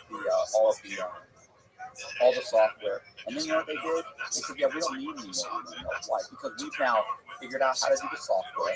We've now we're manufacturing the windmills. We'll bring them all up ourselves. We've stolen their intellectual property. These people, the windmill companies over here, for the electric windmills, sued them billions of dollars worth of lawsuits that they're supposed to pay. And the Chinese are like, yeah, we're not paying. But you clearly stole our stuff. You're using all of our technology to build your windmills. Yeah, I know. What are you going to do? Nothing. So, right, we're just going to keep your stuff. So, what I'm saying is, they're basically economic. Right, and at some point, that doesn't go both ways. I'm saying that right now, and for the past 50 years, we could have invaded all of these other countries. We didn't. What I'm saying is, they're already Iraq and Afghanistan. I mean, we own banks. We're all so what just happened in Afghanistan? You know what I'm saying? Like, what's happened in all of these countries? I mean, we're saying, hey, become a democracy. We're not coming in saying, like, to me, it'd be colonialism. I'd go straight in and just wipe out the entire upper structure, and I would wipe out everybody, and I'd put our own people in, and I'd have green zones, and they'd all be subservient. It'd be brutal. There'd be firing squads. It'd be horrific. Because that's what's going to happen when China takes over. They're going to come in here, and your children are going to be lined up and going to their schools. And if you say anything, you're going to be in an internment camp, or you're going to be executed. And they're going to go through and they're going to clean everybody out. You didn't tell me you were still nihilists. I mean, it's not supposed to say, bro. I mean, it's the truth. I mean, that's what's going to happen. Like, so they could take us over. Right now, I don't. Right now, I think it's first of all, they can't even invade right now. Like, they literally can't move their troops. Their Navy is like nothing. Right. But you also know what they're building. You know what they're building? They're building these submarines that are kind of like we have the drones. They have subs that are like that. So their whole concept is right now, we remember the Wolfpack in World War II. So in Germany, what they could do from inside of Germany is we can't build these massive ships. It's too much. But what we can do is we can build 1,000, 2,000 submarines. So we can make the sea so dangerous that they can't use it to their advantage. So we can't build a bunch of ships from Germany. We don't have the resources. We don't have the ability. We don't have the manufacturing. Fucking drone submarines. No, what I'm saying is we don't have them. I'm saying they do. They're building so many of them that they're going to make the sea so dangerous. They're going to make the sea so dangerous that even if they don't have the ships, they can take out ours. They don't have to build ships that compete with us if they just remove ours from the equation. And it's cheaper to build. submarine is considered abortion. What means is A submarine is part of the name. first of all, they're not even manned. We're talking Oh, about they're not manned. no, they're like drones. Right. So you got a bunch of guys in a huh? Surely we You can know how get many those. like you can't put together something like that from scratch. We can. That takes a decade in research. Then you have to figure out the manufacturing. Then you have to mix it. They're already figuring this out. They're going to have a massive milk, and they got the men that far. Are you serious? Listen, check the comments. It's going to We go got nuts. drones flying around the world dropping bombs. We They can't have- figure out how to make them go under the water. They've got like 20 soldiers for every one soldier we have. That's 20 to 1. You can have bows and arrows, and I can have a machine gun, and guess what? You're going to take me out. You got 20 guys. I've got what? You're going to get me. There's 20 of you. That's definitely We true. got And- missiles and all sorts of What's the population of China? Yeah, but so why? How are they so far ahead? Well, even if they're not, look, I'm not saying that they are technically superior. What I'm saying is, if it comes down to it, the numbers alone should tell you that, first of all, they have more tanks than us already, by the way. They have more tanks. They have more troop transports as far as like inside the country. They have more jeeps. They have 20 times. I think it's something like I think it's like 20 people, 20 soldiers for every one of our soldiers. I mean, come on, bro. 1.4 I billion. know that's an issue. How many people do we have? We have 300 million in the U.S. Not more. 350, 330, something like that. What's the U.S. population? 1.4 billion in 2020 in China. Okay, United States right there, yeah, 325 million, 329 million. 320. Ooh, I said 330. How many people? How many soldiers are in? They're in the Chinese military. Yeah, look at that. Soldiers in the Chinese military. Did you see that video on social media of the North Korean soldiers putting on that show for Kim Jong-un? They had like this, but they had this group of North Korean soldiers doing like crazy fucking martial arts, like kicking people in the head, doing backflips, like Jackie Chan type shit. You know, okay, China. Military size, 4,015,000 total personnel. 4 million. How many? United States, 2.2 million. 4 million versus 2. So what? They got twice the person. Okay, twice. Whatever, bro. It's a lot. It's a lot. That's double. That's double our people. Double. Yeah, but It's not 20, but it is double. what do you want to do about What I want to do is I want to put more money into the military, and I want to start taking over some countries. That's what I want to do. I want to take all of South America. I want to take all. the answer I was looking for? Yeah. What do I want to? I want to take. I'm going to go in. I'm going to push all the way through. But we're already Mexico. putting the same amount of money in the military. What do you mean? No. I mean more. And I think you go in and you take over Mexico, and I think you go into all of South America. I think you go into all of Africa. And I think that's it. Yeah, but then you got to feed all those people like you said. Now what? Listen, I'm not. Look, the difference is that I'm not that concerned about feeding them. Yeah, we were talking about why did firing squads. Listen, This guy. We're sitting next to the modern day Hitler. I mean, I'm just saying something. You got to start thinking long term. You've taken over. Like what's Amadeo. Amadeo. So he's just another Amadeo. Who was arrested, So- by the way. So He's in jail. what? He's back in jail? No. No. How did that happen? Probation they violated his probation, threw him back in jail. Now we don't know if it's a new charge. See, I don't talk to him, so, but we don't know if it's a new charge, or if it's a new charge, or if it's just a probation violation because he was combining several companies and had a bunch of offices in Orlando, and basically he was doing what he does. He was putting together a company and start. I told you, it's not stopping. Oh my Yeah. God. Yeah. And listen, in my book, I explain that he will get out and do it all over again. He's been doing it. Yeah, he's Oh yeah, it's hard to have it's hard to have a positive outlook when all it is just these separate fucking groups of people just trying to take over and kill the world. Did I tell you about? That's all we are. One of his things was he was going to execute like all of these. Listen, during a rant one. So just for your knowledge, I wrote a book called "It's Insanity" about a guy named Frank Amadeo who Go buy that fucking book now, you cocksuckers. Rapid cycling bipolar with features of schizophrenia that believes that God is telling him he is preordained to be emperor of the world. The book's not even long; it's like less than 200 pages, but great book. Tried to take over the Congo. Did you ever watch the documentary 9 Days in the Congo? That's awesome, fucking amazing. He's great. Like I got photos. He tries to take over. He tries to become the president of Congo. No, he tried to. He tried to get the guy elected as president. Right.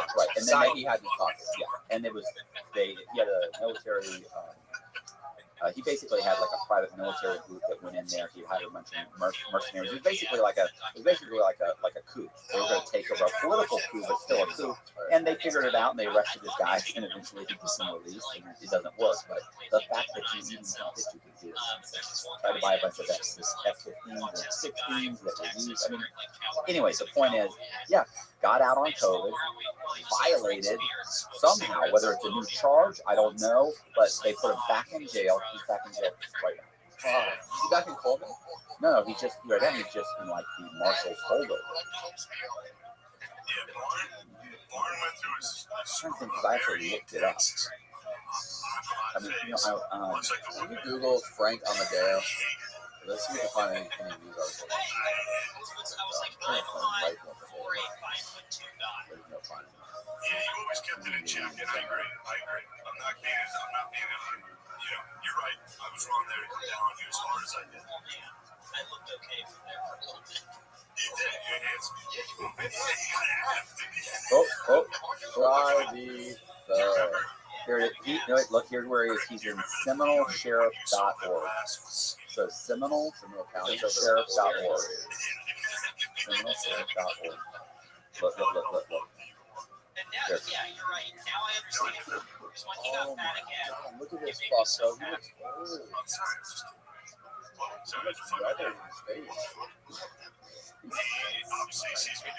I mean, it's not easy, but it's hard on you. Did you go to the inmate thing or?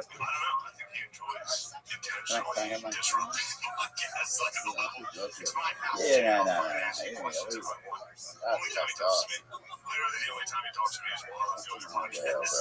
So let me ask you this: if Matt Cobb president of the United States, who are you taking first? Listen, Amadeo CP. He's military, NASA, and he may be Joint Chiefs of Staff. Listen, things are changing. Speaking of Things NASA, are changing. Speaking of NASA, And there'd be who else are you hiring? listen, right now it'd be the state of Afghanistan. We'd be 51 states. There'd probably be by now 55 states. But why would it done taken over like Mexico, Afghanistan? Oh, there'd be some. But Puerto Rico, yeah, you're a state now. I mean, just like all these things that no, we're scratching that. So why doesn't it? Because they consider it like colonialism and it's like it's bad. You're making them subservient to Europe. Because what happened was like, look, you've got France and the Netherlands also. It seems like if we could make Mexico is the reason we don't like. If you can say like, okay, we take Mexico, we could do a deal, we could make them part of the United States, we make Mexico, we can improve everything about Mexico, the quality of life there, the jobs there, like we can make it a part of the United States. It seems like if you can do it, our economy would get hurt. That's the problem. Is our economy for a temporary period of time there would be a drain. Why? Because you'd be absorbing an economy that is not functioning as well as ours. It'd be like, it's like marrying your wife who basically is in a hole every single month, and now you have to start contributing to pay her bills. It's like So eventually you think, okay, it's okay because I can get her straightened out and I can fix this and we can refinance this and we can do this. And eventually 5 years, 10 years from now, it'll be better. But it takes decades to bring that whole country up. So instead what we say is build a wall, keep very few of them from coming in. Let's try and trade with them. There's little things that we kind of do, but because they're saying, look, it's a massive undertaking to do that. I personally don't think it's that massive.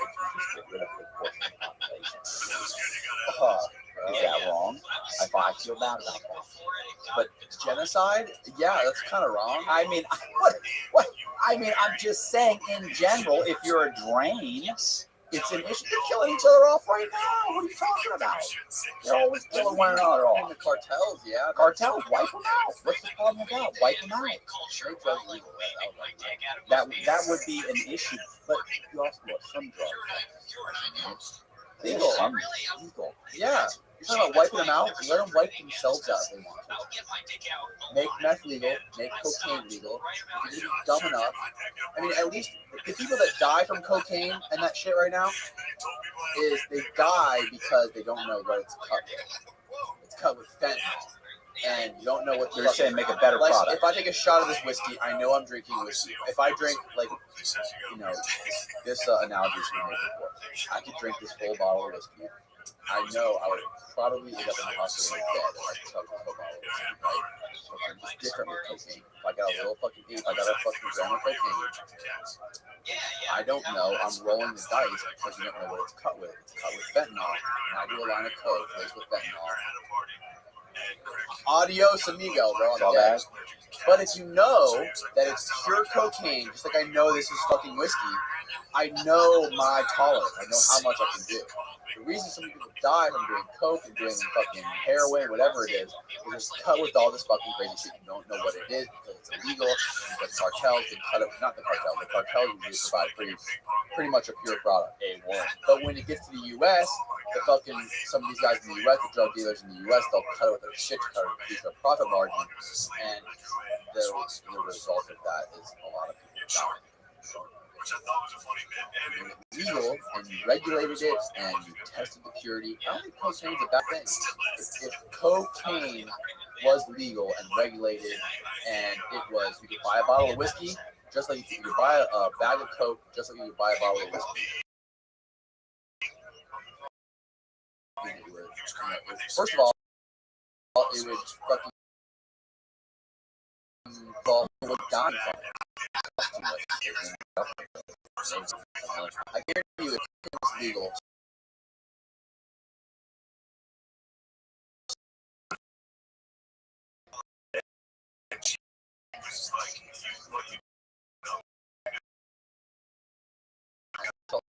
instead of fucking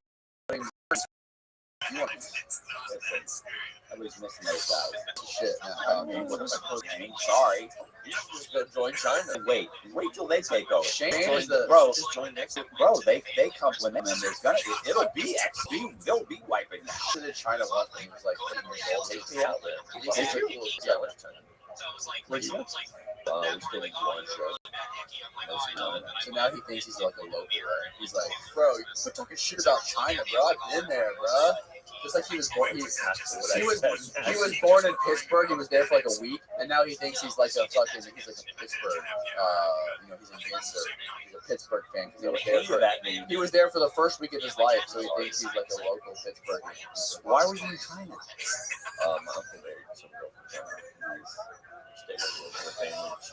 Yeah. Which uncle? The uncles at your grandma's house. How'd that work? Good. So Mary, go with her.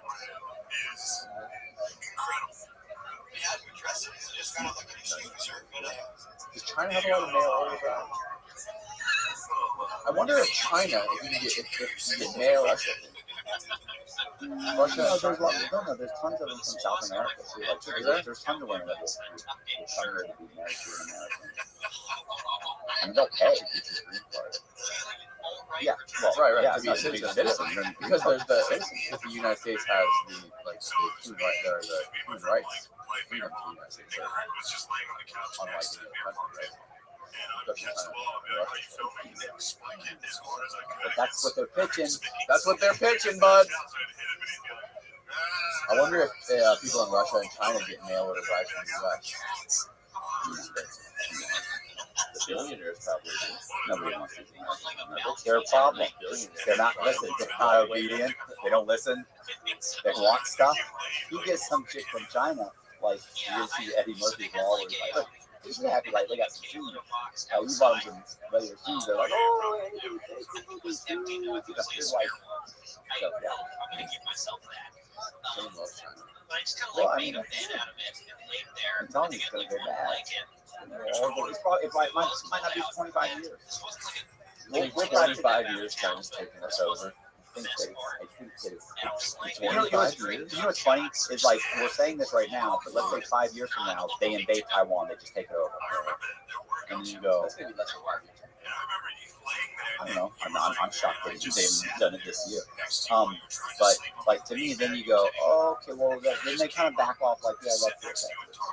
And then suddenly, they invade, like, Pakistan. They have, like, issues with people on the border of Pakistan. You know, if the U.S. instantly starts seeing some red flags and starts fucking around over there, The U.S. ain't gonna fuck around with that. Listen, this isn't like going against. they've been fucking around over there with everybody the whole time. The U.S. and China. Not China, but Afghanistan. Yeah, but Afghanistan, their military was like South Carolina National Guard. I mean, it was like ridiculous. I think they keep doing it. Yeah, because eventually they get so big that you're like, look, a full-out war is full-out war. I mean, they've been pushing back. First of all, they're constantly had disagreements with Pakistan or India. So I mean, they're also they're also trying to expand. They're doing a lot of stuff, and I know what you're going to say. America did the same thing, and the problem is they're doing it better.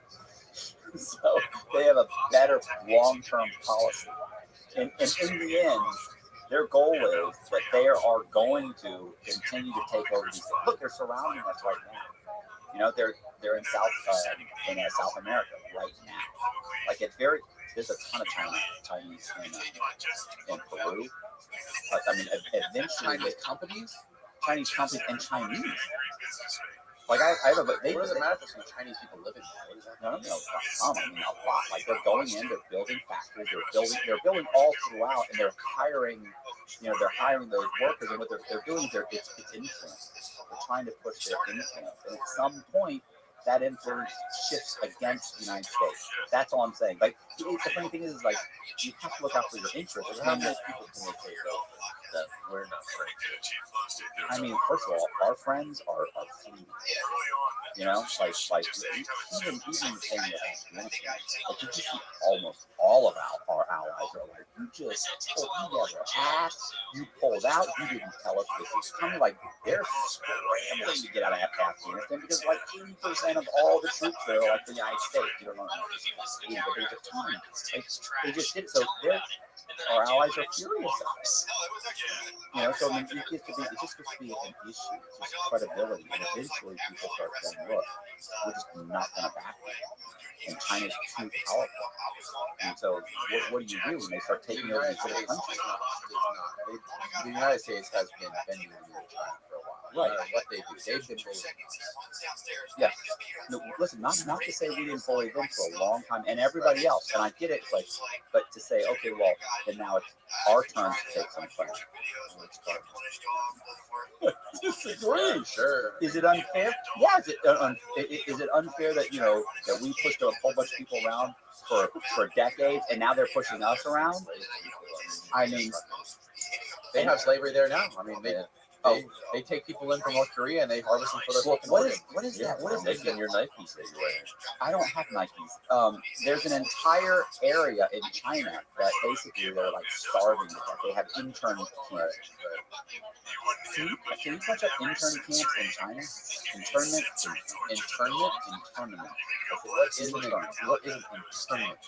It's basically nice. It's insanity. I love it. I didn't even see that, Frank. Frank was 20 years younger in that photo. Yeah, well, that was a lot. That was 40 years. taken away from prison. Internment camps. Yes, China. Makeshift crib. I'll put down everywhere. Fucking needle in it. No, but China has a really big organ industry. Yeah, harvesting organs. Oh, that's it right there. Wait, what is it called? The internment camp? They have camps. Right, there's like a whole section of their population that they're basically going after and putting in these camps. For what? Where are these camps? They got some problem with. Click on that photo again, Aiden, the top one. All right, now click on the link. The preview link. Yeah, right there. They got some problem with the authenticity of this. The Yin Yang Internment Camp, officially called the Vocational Education and Training Centers by the government of China, are internment camps operated by the government of the and the Chinese Communist Party (CCP). And Human Rights Watch say that they have been used to indoctrinate Jinhers and other Muslims since 2017 as part of a people's war on terror, causing out the camps have been criticized for alleged human rights abuses, including mistreatment, rape, and torture by the governments of many countries and human rights organizations. Huh. So that's not the segment of the population I'm talking about. There's an entire, there's somebody I'm sure guys will holler what you're talking about. There's an entire area that they're going in. It's like saying, Yeah, I've heard this. They have camps there where they basically enslave people. right. It's like saying, it's like if suddenly the United States government says, you know what, we're going to go after all the Puerto Ricans. Right. Like, that's what's happening. They're saying, we don't like this section of our population. Right. It's really an area of China. And so they're going after them, grabbing all those guys, they're putting them, and they're starving them to death, and there's all kinds of human rights violations, and they're putting them in these camps. You know, I mean, it's so yeah. And there's nothing that we can do about it. Like normally, if this was another country, the United States would go in there and fucking destroy them, right? But it's China, so we don't do anything. They look at it complain, like, what are we complaining about? So what? Do you want your, you know, do you want your ab rollers and your Nikes and your cell phone? Right, Yeah, exactly. We like that. We're gonna shut the fuck up, United States. Right. So, you know, but the problem is, at some point, it does become your problem, and then you turn around and you go, well, wait a second. Well, why did somebody say something earlier?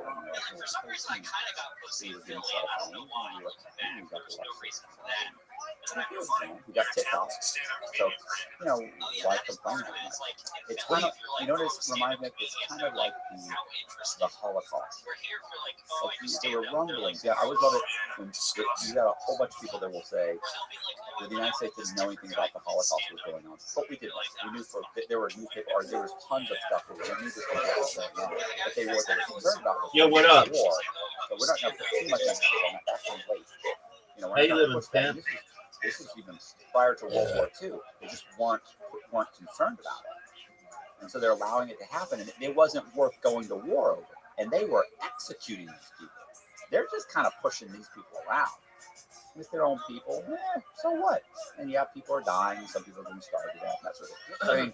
I mean, so you've got the Holocaust that's going on in World War. Prior to World War II, we didn't do anything. Not only did we not do anything, like they held the Olympics. You know, that Hitler held the Olympics. We went in.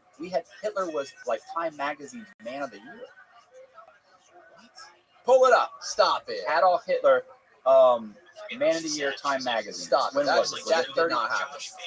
Oh, I wish I was that man. Pull this up now. I want to see this. There's no way. Huh? If this happened, I said I wish I was a if fan. this ever happened, just hide it in the scrub. No, it's there. How much? Okay. 2 cups of coffee. I'll bet you 2 cups of coffee. Two cups of coffee. How about dinner? You're paying for dinner anyway. There, that's a Danny deal. Yeah. Paying for it anyway. Yeah. Adolf Hitler, Time Magazine, Person of the Year, right? Yeah, Man of the Year. Man of the Year. Tie game first quarter, second quarter just started. What up, Miss Aquarius? How are you? I'm good. How are you? I'm lovely. Are you ready for me? Yeah, let's play.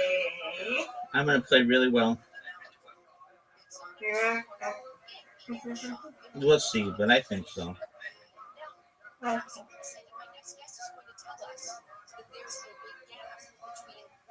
Okay. Zero positive. There we go. Yay.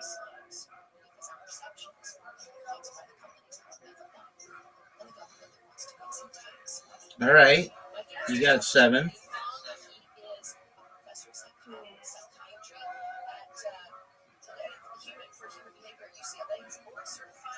All right. Come on, Rabbi. Ooh. Oh, there you go. There you go. Let me get this one. Oh, no. It's okay.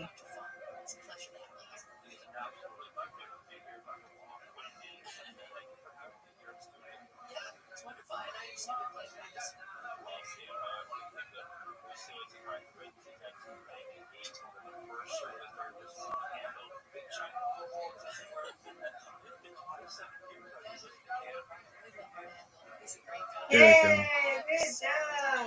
Thank you.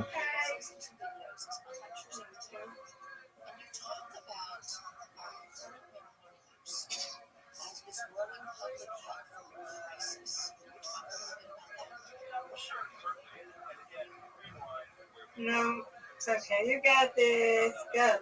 Yeah, let's try again. Let's go, Rabbi. Ooh.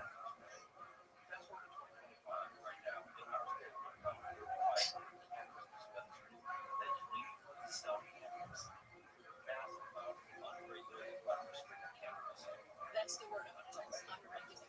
Is the stuff in the stores regulated at all? Do we know if what they say is in it is the stuff that's in it?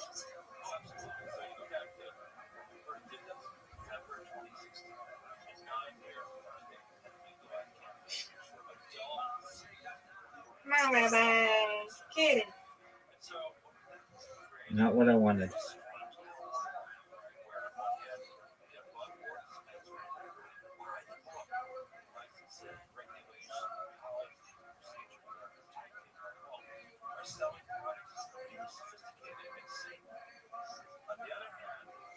Oh, that's huge, Miss Aquarius. That's huge.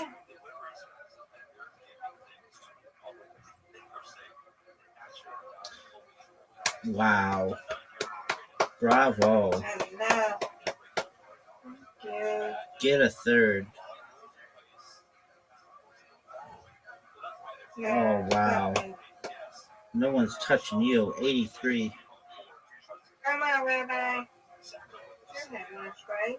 Yay, let's go. Come on. And someone told me the little bit of material we smoked on in college in the 70s and 80s is not the same as the one that's around today. Today's very strong. Okay, if I win, you win. That's right. All right, Rabbi. It's on you now. I'm going to do what I can.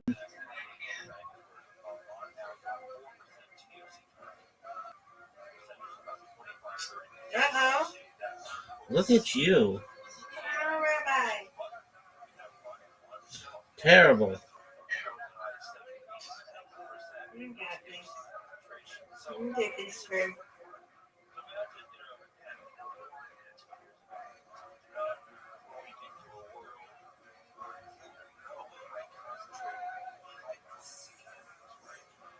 Get it. Do you know how many times I hear this? You know, I teach health psychology at Cal State Channel Islands, and whenever I do my little addiction lecture, how many students put up their hands and eat only weed or just weed, or what I hear all the time. All right, come on, Rabbi. So that should Right. myth number 2. They also say that You got these things. is it possible? Good stare. Thank you, ma'am. Welcome.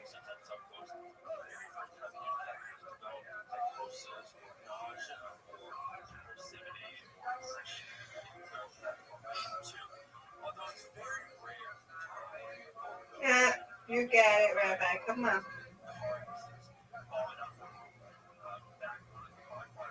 Right.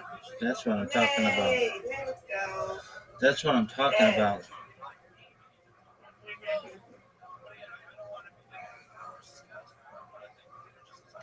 Great strike. Come on, Rabbi. Get it. Come on. So there's this perception, though, that it's not Get it.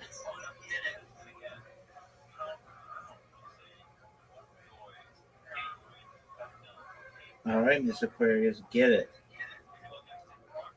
Go. Miss Aquarius, what a comeback. What a comeback. What a comeback.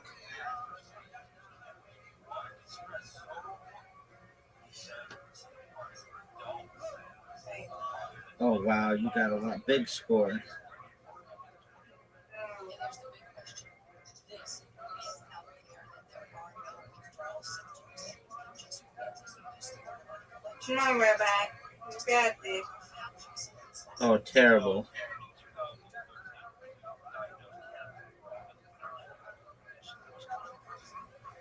Get it. No. You got me, Miss Aquarius. You want to play one more? Nope. Nope. I want to take my loss. Okay. It's okay. No, you won. You didn't lose. You won. That's right. You won both games. That's right. You Great won. job. I Great. win, you win. I win, you win. Great Yeah, job, yeah, Miss yeah, Aquarius. yeah, No losses. Great job. No, no. That's Very, right. very You good. lose. We won. Yay. We both won. Absolutely. Great job. Yeah, we both won. Yes. All right, Miss Aquarius. Well, God willing, we'll play tomorrow, okay?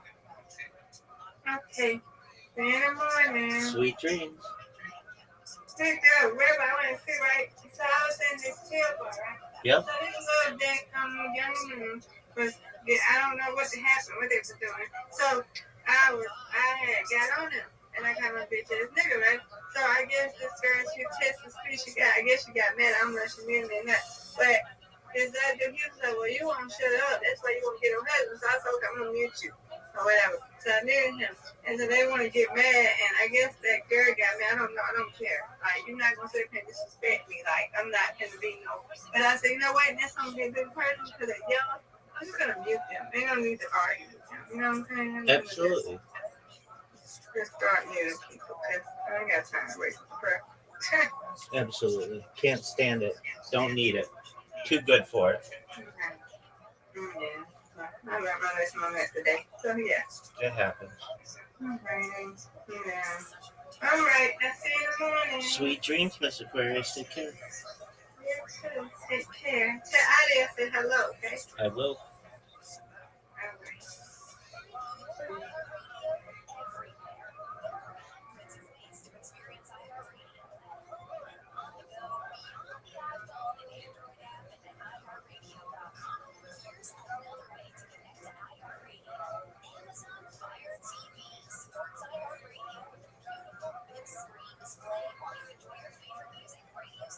Make sure you link your iHeartRadio account and use voice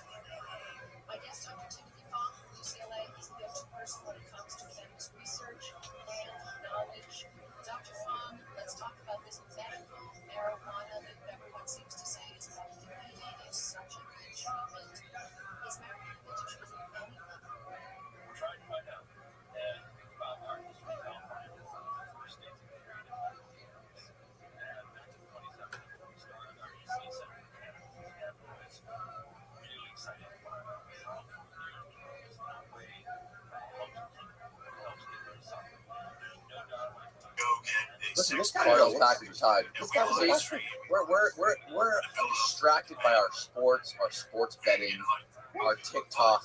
We don't have time to worry about world domination. Okay? No, what am I, Frank Palmadeo? Hitler Time Magazine year was not. That's fake news, Matt Cox. Quit trying to. What do you want? 1938. Bro, fact check. The claim: Hitler's selection as Time Man of the Year shows why media is not your friend. Time Magazine Person of the Year franchise. Oh, it is. First person to appear on the cover. A decade later, Adolf Hitler, Man of the Year, 1938. Nazi leader, was Man of the Year in 1938. Fucking way. Germany was great. They were doing Cover. great. I They want were to see the cover. taking names. They were manufacturing. Wonderful place. Nobody cares. Who cares? Who's that? Is that Shogi right there?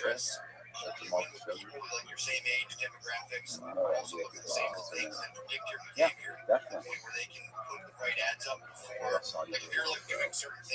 They're killing people in other countries, cutting them up and taking the bodies out. Yeah. Jamal Khashoggi, yeah. Oh, yeah. Is that who it was? Yeah. Oh, yeah. With the reporter, right? The reporter, yeah. He was the Washington Post. He'd written a couple nasty articles About Saudi Arabia. Yeah, about this one prince in particular. So they invite him. Osama bin MBS. They invite him to the embassy to fill out paperwork or do something. What a tragedy. In Turkey. He was in Turkey too. Right. Goes in. They have audio. They have all the audio. Kill them, chop them up, and then walk the pieces out, walk them out like in bags. And they burned them in like a furnace or something in somebody's house. This guy's heartless, bro. It's horrible. It's horrible. He's taking over the world. Who are you judging right now? This guy went over there and talked shit about him, and they fucking picked him up and they he didn't do that. He wrote some articles. He wrote some articles. He just wrote some articles. But the prince was the prince, right?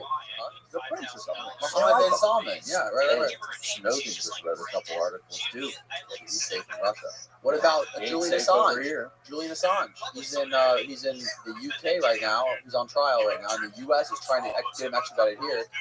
And for releasing what? For releasing footage of drone strikes. The fucking drone strikes on people that the U.S. was fucking right. So for showing that the U.S. was doing something that was like committing murder. Right. And so they're trying to get him back here and throw him in jail. Right. That's ridiculous. For being a journalist. For being a journalist. Right. For exposing you for what you shouldn't have been doing. Right. Yeah. And what else happened? The lawyer that represented a bunch of people he represented tons of indigenous people against a lawsuit against Chevron, I believe it was, for a oil field spill, where basically Chevron had an oil spill that affected a bunch of indigenous land and forestry in the United States, and he fought against Chevron. Back in the early 1990s. So was this young guy? Was he a young lawyer? Yeah, and then they're like demonizing him.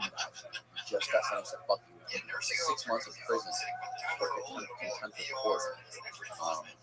And it's insane. Like, that's never happened. Fucking this guy literally represented people who lived on indigenous land who got affected by an oil spill from Chevron, and now he's going to prison for contempt of court for 6 months. Fucking Jeffrey Epstein didn't even go to prison. He got a fucking sweetheart deal in Florida for fucking molesting kids on his first go around. Yeah, and still fucked that up. And that's how sick he is. He couldn't even stop. It just shows that fucking America is run by corporations. And these corporations Did you read the book, The Pelican? Not the movie, but did you ever read The Pelican? No, it was John Grisham. But it was before your time. But it was basically it was a law firm represented this like an oil interest, and they wanted to go into the Everglades and drill for oil in the Everglades, but because there were pelicans, the certain type of pelican, they were endangered. They weren't going to be allowed to do it. They knew that their case was going up to the Supreme Court. Like they tried to do it, they got stopped by this young couple, like a young lawyer had stopped them. But he won the case, and the case was going to be decided in the Supreme Court. But they knew these two Supreme Court judges are a problem for us. They're going to vote for the Pelicans, and we're not going to go to the drill. But if they died, and if they both ended up dying, and there were two new justices appointed that were in our favor, we'll win the Pelican. We'll win the lawsuit, and we'll be able to get billions of dollars in order to get the drill. So they actually assassinate two sitting Supreme Court judges in order to have these new judges placed in their place. It's such a great book. No, it didn't happen. It's just called the Pelican. But I'm saying it's a whole corporate league type of. It's not a real thing. It's fiction. But it's a great story. It's a great. They made a movie out of it. Denzel Washington. Right. That's the whole thing. But there's tons of stuff like that. Like for instance, Tom Clancy wrote a book called what is it? Well, he wrote tons of them, but well, was it the Debt of Honor? It was Debt of Honor, where there's a Japanese terrorist that crashes a plane into Congress, right? And then, like 10 years later, you've got people crashing planes into buildings. Like there's like things in these books that were like semi-predicted prior to that. Like that was this a terrorist attack was to use a plane filled with gasoline to crash into Congress, wipe out all of Congress. Instead, these guys hit the trade center. When did this book come out? I think it was about 10 years before. I mean, that's you only see stops here. Well, I'm not saying this. I'm saying there are a lot of times the 9/11 plans, all of those planes they had flight paths. They were going to Los Angeles. Yeah, so they were filled with water. They were full of fuel. Yeah.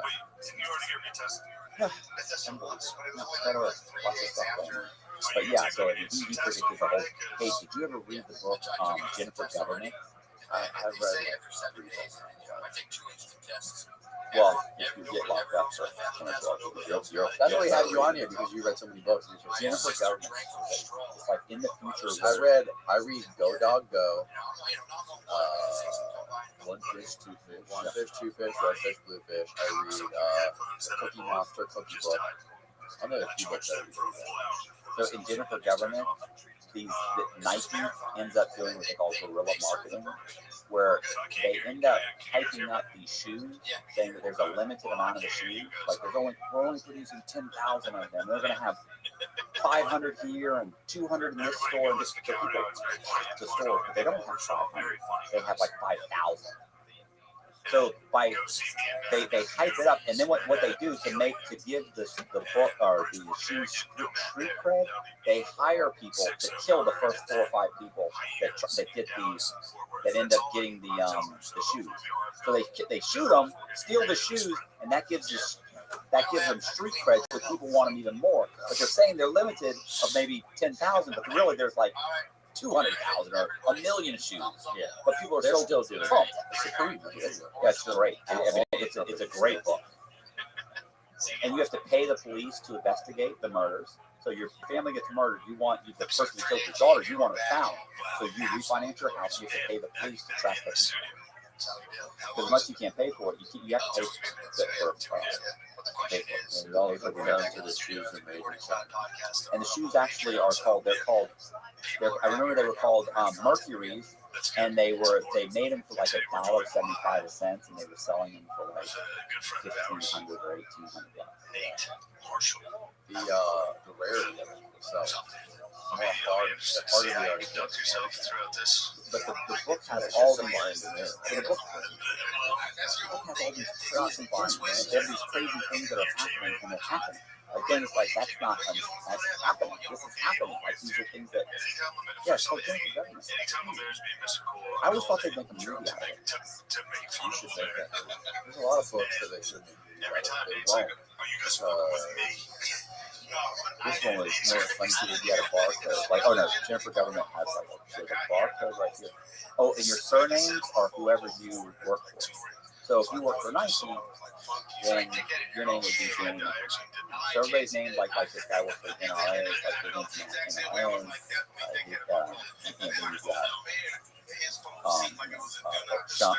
Shane unemployed.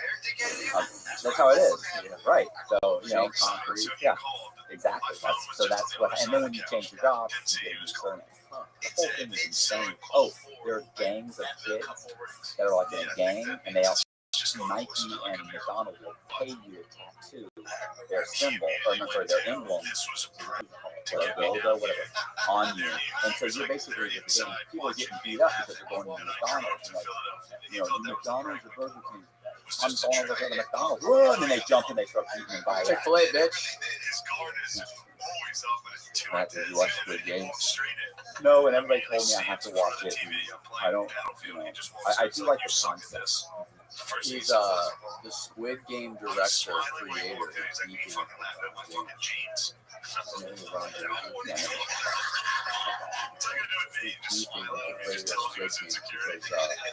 LeBron said the ending was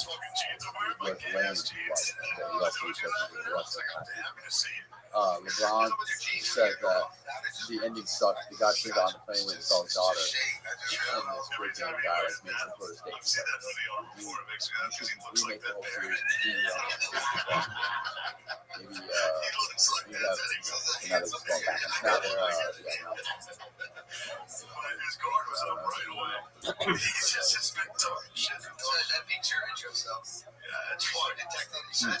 going back. What's going on? What are we doing? Are you good? Are you good? YouTube got the competition. Spotify. What are they doing? So, starting today, every episode of this podcast, right, will be on Spotify. Will be on. Well, it's always been on Spotify. But now you get all the video as well. Okay, so that's the video. So now Spotify's rolling out video for podcasts. So if you have a video podcast on YouTube that was only there previously with audio on Spotify, now Spotify gives podcasts the opportunity to actually monetize. Yes, so Spotify gives serves ads. Yes, he was. We have ads that are running on our Spotify episodes, and you get the video, the same videos on YouTube, you get on Spotify. What about so YouTube's got a little bit of competition, which is a good thing because they've been, obviously, it's a fucking giant. Spotify is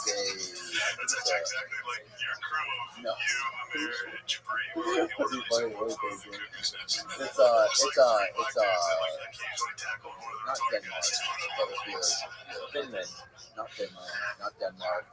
No, Sweden. Norway? I think it's a Swedish company. Did you but I forgot. not that kind of? Yeah, so you should be getting your video on Spotify. I gotta talk to Colby. Colby is the guy who does like everything for us. He does he shoots the videos, he puts everything up. He well, an hour drive. So he comes over every 2 weeks and we shoot videos for a whole day. And sometimes every week. Well, not very often. You know, on average, basically about every 2 weeks. Maybe we might come 2 weeks in a row. But typically, we're trying to get every 2 weeks. But did you hear about the YouTube that they're supposed to be rolling out? Did you hear is it the thanks button or the appreciation button? And they used to call it the applause button. Now they're calling it the appreciation button. So they want to add a separate, an additional button. So you have the thumbs up, the thumbs down, and then you can share your video. They have another one that they're rolling out right now. Some channels already have it, where you can click on it and you can donate money. So it's already connected. You can donate like $3.50. No, this is regular. So if they're just watching the video and I'm going to go ahead and give Danny, yes, like a tip, boom. But it goes like in increments. It's like $3.90, $7, $12, $22. And I don't know, the numbers are weird. 49, like up to like $49. Yeah, like I would love that. Because $2 is nothing. Yeah, the doctor would be like, the doctor would be a tip. I told you to change me with those green and we went out to, yeah, you know, he's like, he rented it? Yeah, he rented it. Want to drive it? I mean, you know, obviously I did want to drive it. I thought I didn't. Like, no, because I drive that car and I got to get back in my car and feel like I was driving the yeah, the Lamborghinis, I didn't really that exciting. That's smoke. Every single person that's around any kind of open mic thing is always wondering the art where like this person might shoot us all. I mean, you just seeing the car, you got it. We had a couple that were just completely like they're definitely gonna kill us. Yeah, off the line. Don't fucking there. You're at 16 8 faster than top two. Pretty intense. He got stuck under his own trailer. My wife's Almost froze to death. We're like head froze away. Had to get some like tubes removed and shit.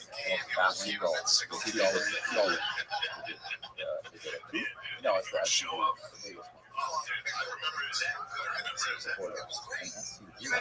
It's like a mid-size SUV. It's like a hatchback. It looks like a hatchback. It's the biggest Tesla that's currently. It's got the back wing for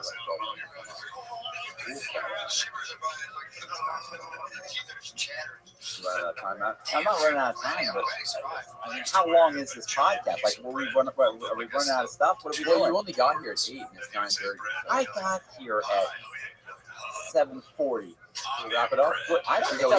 Let's. I mean, you got some. What else do you want to talk about? I'm ready to go. Let's keep talking. Facebook just changed the name.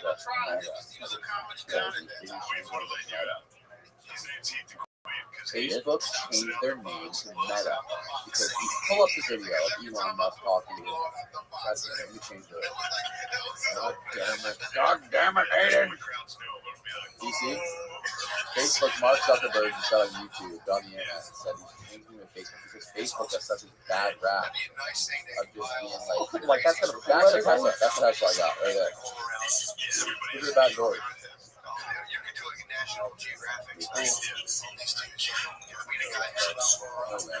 Anyways, Facebook's now called Meta. You gotta show Matt the video. Am I believing this? You gotta show Matt the video. Because Facebook is so synonymous for like right now they have such like that's gonna but that's not they have these like people are gonna be like it's gonna help. Well watch Mark Zuckerberg will. Mark Zuckerberg's got a great sales pitch for it. We're all about the metaverse. One time at Champs, this dude was, or not, yeah, it was Champs. This guy was like talking shit, like he was trying to make fun of me. I was like, everybody can see your dick right now. He was just like, he's wearing track pants with his dick. Yeah, this guy, I was hosting one time. Announced the evening, dude. Just chilling out there. He was like, geez, dude, you're so mean. You're gonna get mean so hard. I brought this guy up one time. I think I was hosting at the Raven, and I was like, I forget his name. I think his name was Rob. Just get up for Rob, and his penis protruding from his pants. And dude, so talk about a total knockdown. Like, I mean, he should have hired somebody for this. Yeah. Let's get a surfboard and drive down. Yeah, the surfboard makes him more human. He looks like a. He looks like an avatar. His hair looks like a painted on. It was like a raised stage. If you know, you're a raised stage. Your dick's eye level on the ground. It was just like, dude, head defined in track pants. He's trying to create like a virtual reality social media platform. Homosexual that wear very tight pants. Dude, thank you for being play about thank you for his penis. I just came. His penis. Every week I was like, yo, this guy's got it. He looked like a cocaine. He was rocking like a soft 6. It was like girthy, good, punched up. All of a sudden the stand-up sucked. So you could just be sitting there watching a guy bomb with a huge dick. As you should. True. Hey, Mark. You're showing a hog. It's like, don't you dare get up there and just murder my hog on the stool. No, he lingered for I think he was around for like 10 years. Yeah, as soon as we saw the dog. Yeah, you know, that's the other thing too. Maybe I was just holding out. Maybe he was the funniest comedian ever. I saw the hog and I was like, I'm not laughing at that. But it was so. What are some? I remember some other Hate the Queef classics. There was one. There was an Asian doctor when he delivered the president. So would you play with Pokemon out there? It's like that's how they got his name. The doctor pulled out. Why? The president said, "Oh, Mrs. Obama, you have a Morocco baby." This is called the metaverse. So this is the metaverse, which is They're not trying changing to Facebook. they're trying to purge the boomers They're changing the name from Facebook. because it's full of boomers and it's full of like Okay, so they're trying to update it. there's a rebrand because Facebook has a bad rap right now in the media for being a fucking shitty company. Look at the Vice headlines. I mean, I don't want to smash Vice is him. objective. Somebody's gonna tell him about it. He's gonna be like, "I'm famous." People still seeing him? He's close to your hometown. I don't know. The word is he shows up every now and then. He's showing. He wants to make the world an NFT. Blesses everybody. We should assemble a showcase. Just like just This is like me reading my stories. Like I don't do it because I'm not good at it. He looks like he don't hit the iron net. Did you have the iron net?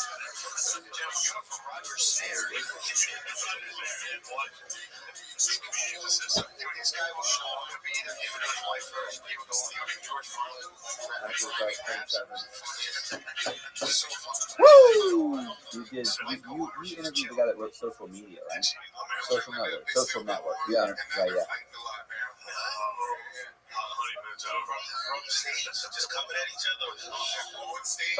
And Bitcoin billionaire. Right.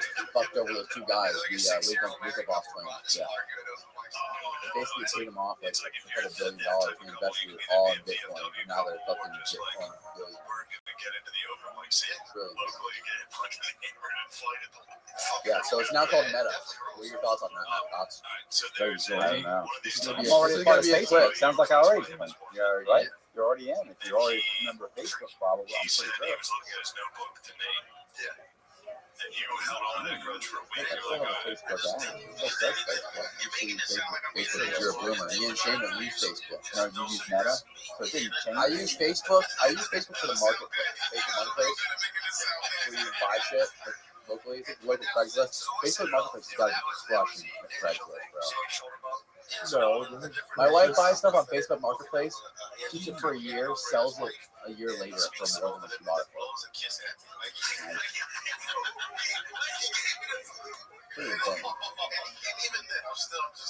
pretty insane. Well, I mean, all right, Aiden, shut this Sorry, shit off. shut this motherfucker off. I still have stuff.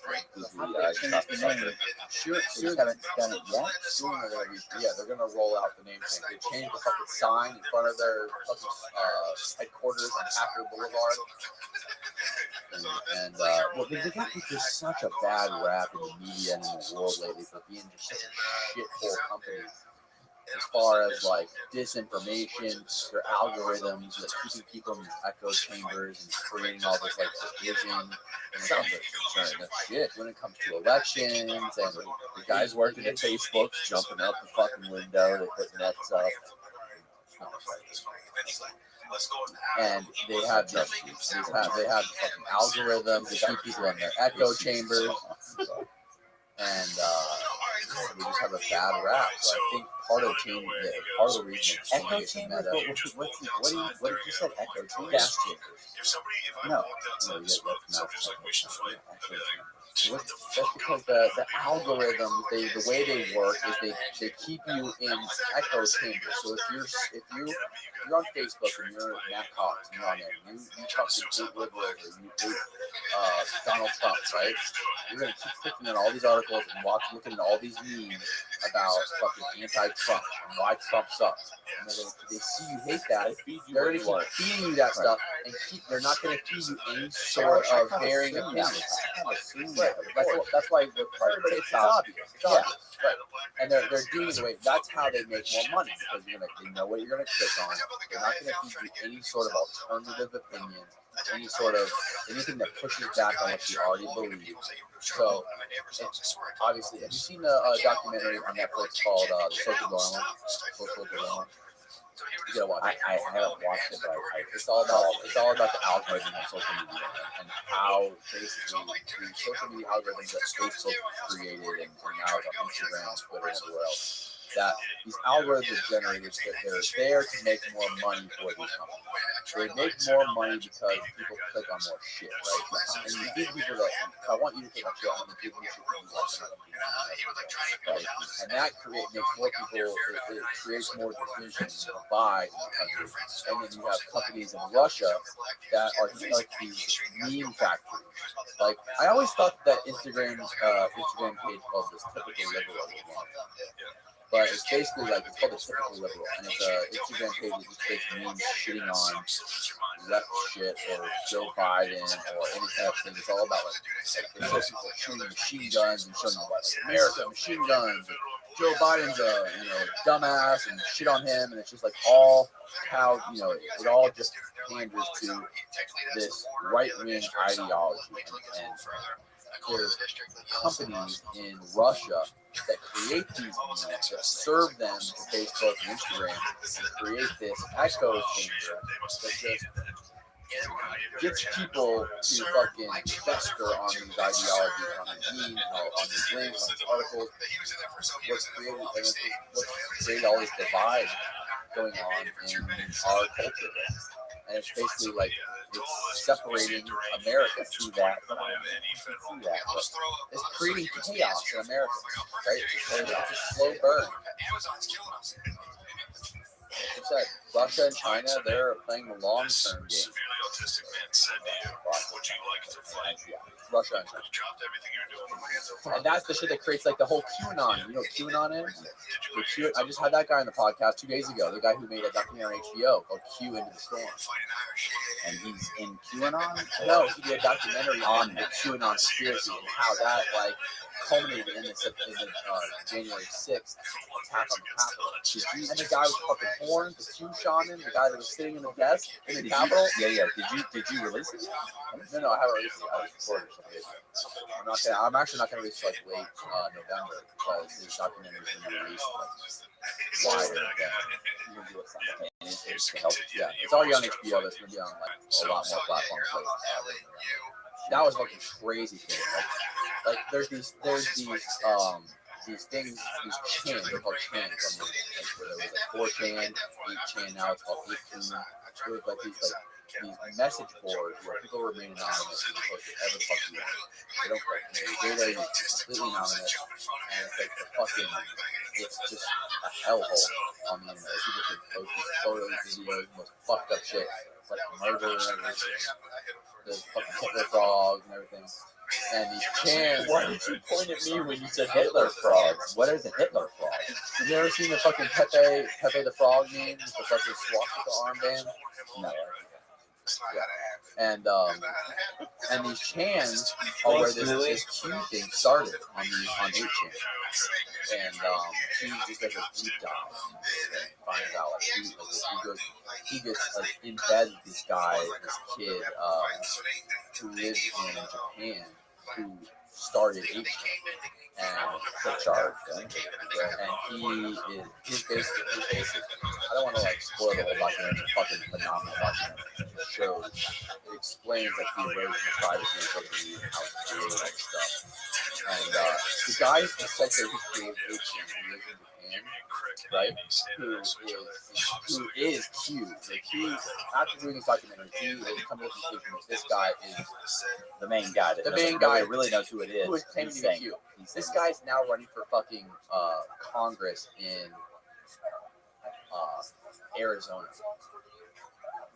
It's fucking crazy shit. Q Into the Storm. You gotta watch it. You gotta watch the documentary. It's fucking insane. Yeah, I do. I need to watch a lot of documentaries. So it's like I've got like 4 documentaries that are on the list. I think people already gotta watch this. Gotta watch that. And I need to do it when I paint. Turn on documentary that way I can paint and listen to it. I just don't.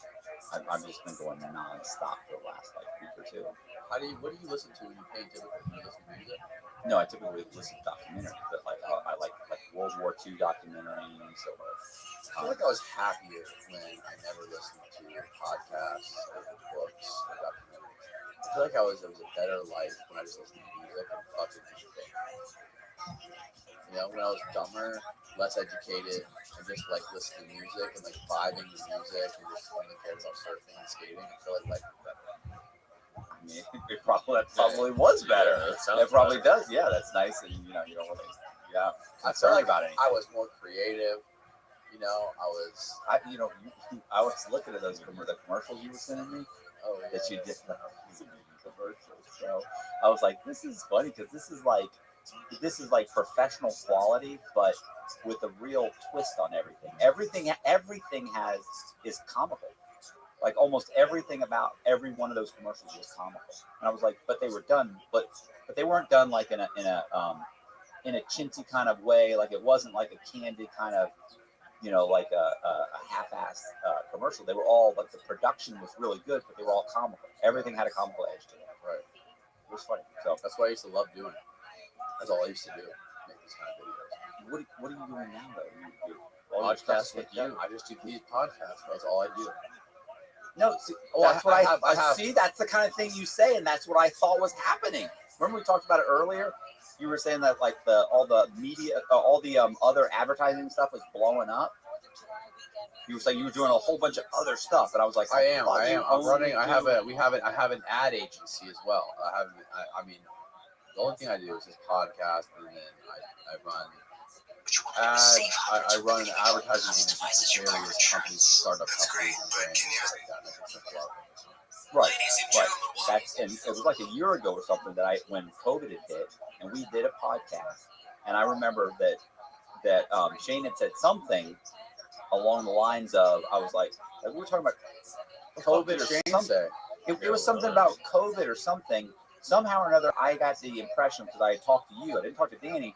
We were talking about COVID and just this craziness and this and that, and you had said something like something along the lines of Danny's, I don't want to say hit hard, or Danny lost some, or Danny lost like a deal or two or something like that because of COVID.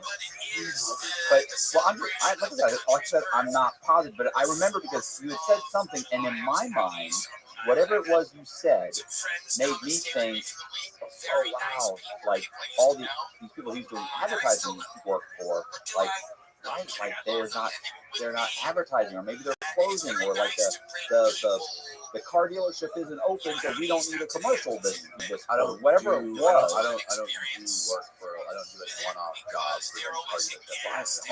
All my fucking. You're being specific. I'm saying I don't remember whatever it was. I remember thinking, oh man, I'm being specific. Why wouldn't I be specific? No, you're being specific. I'm saying I don't remember exactly what it was, but whatever, I do remember talking to Shane, and he said something that had me thinking, oh man, Danny's like in a jam, like, oh, that's messed up. Jammed up.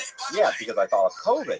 But then when we talked, and I was on the way here, you were like, right, you said something about the podcast or something. I was like, oh man, why didn't you put it? You're like, why didn't you do any podcast lately? And you're like, bro, I'm so busy doing this and this and this. And I was like, I thought you weren't doing well. And you were like, why do you think that? Like, saying something, said something like a year ago. About Luke Witt, let's talk to you about people. He's not really talking shit. He's just talking. We're turning this into something. Anyway, but I just remember thinking something had happened. I was way off because loose lips, you've been kicking ass ever since, and whatever it was, I must have misunderstood. I don't remember what you said, but I remember in my mind you weren't doing, like you were only doing the podcast. Yeah. But obviously that's not what happened. So I was way off on that. Not at all. The advertising office I don't remember what you said, but I got something from you that was like, I was like, oh, that's too bad. Like you must be focusing more on the podcast. I wish I was. Yeah, you said it.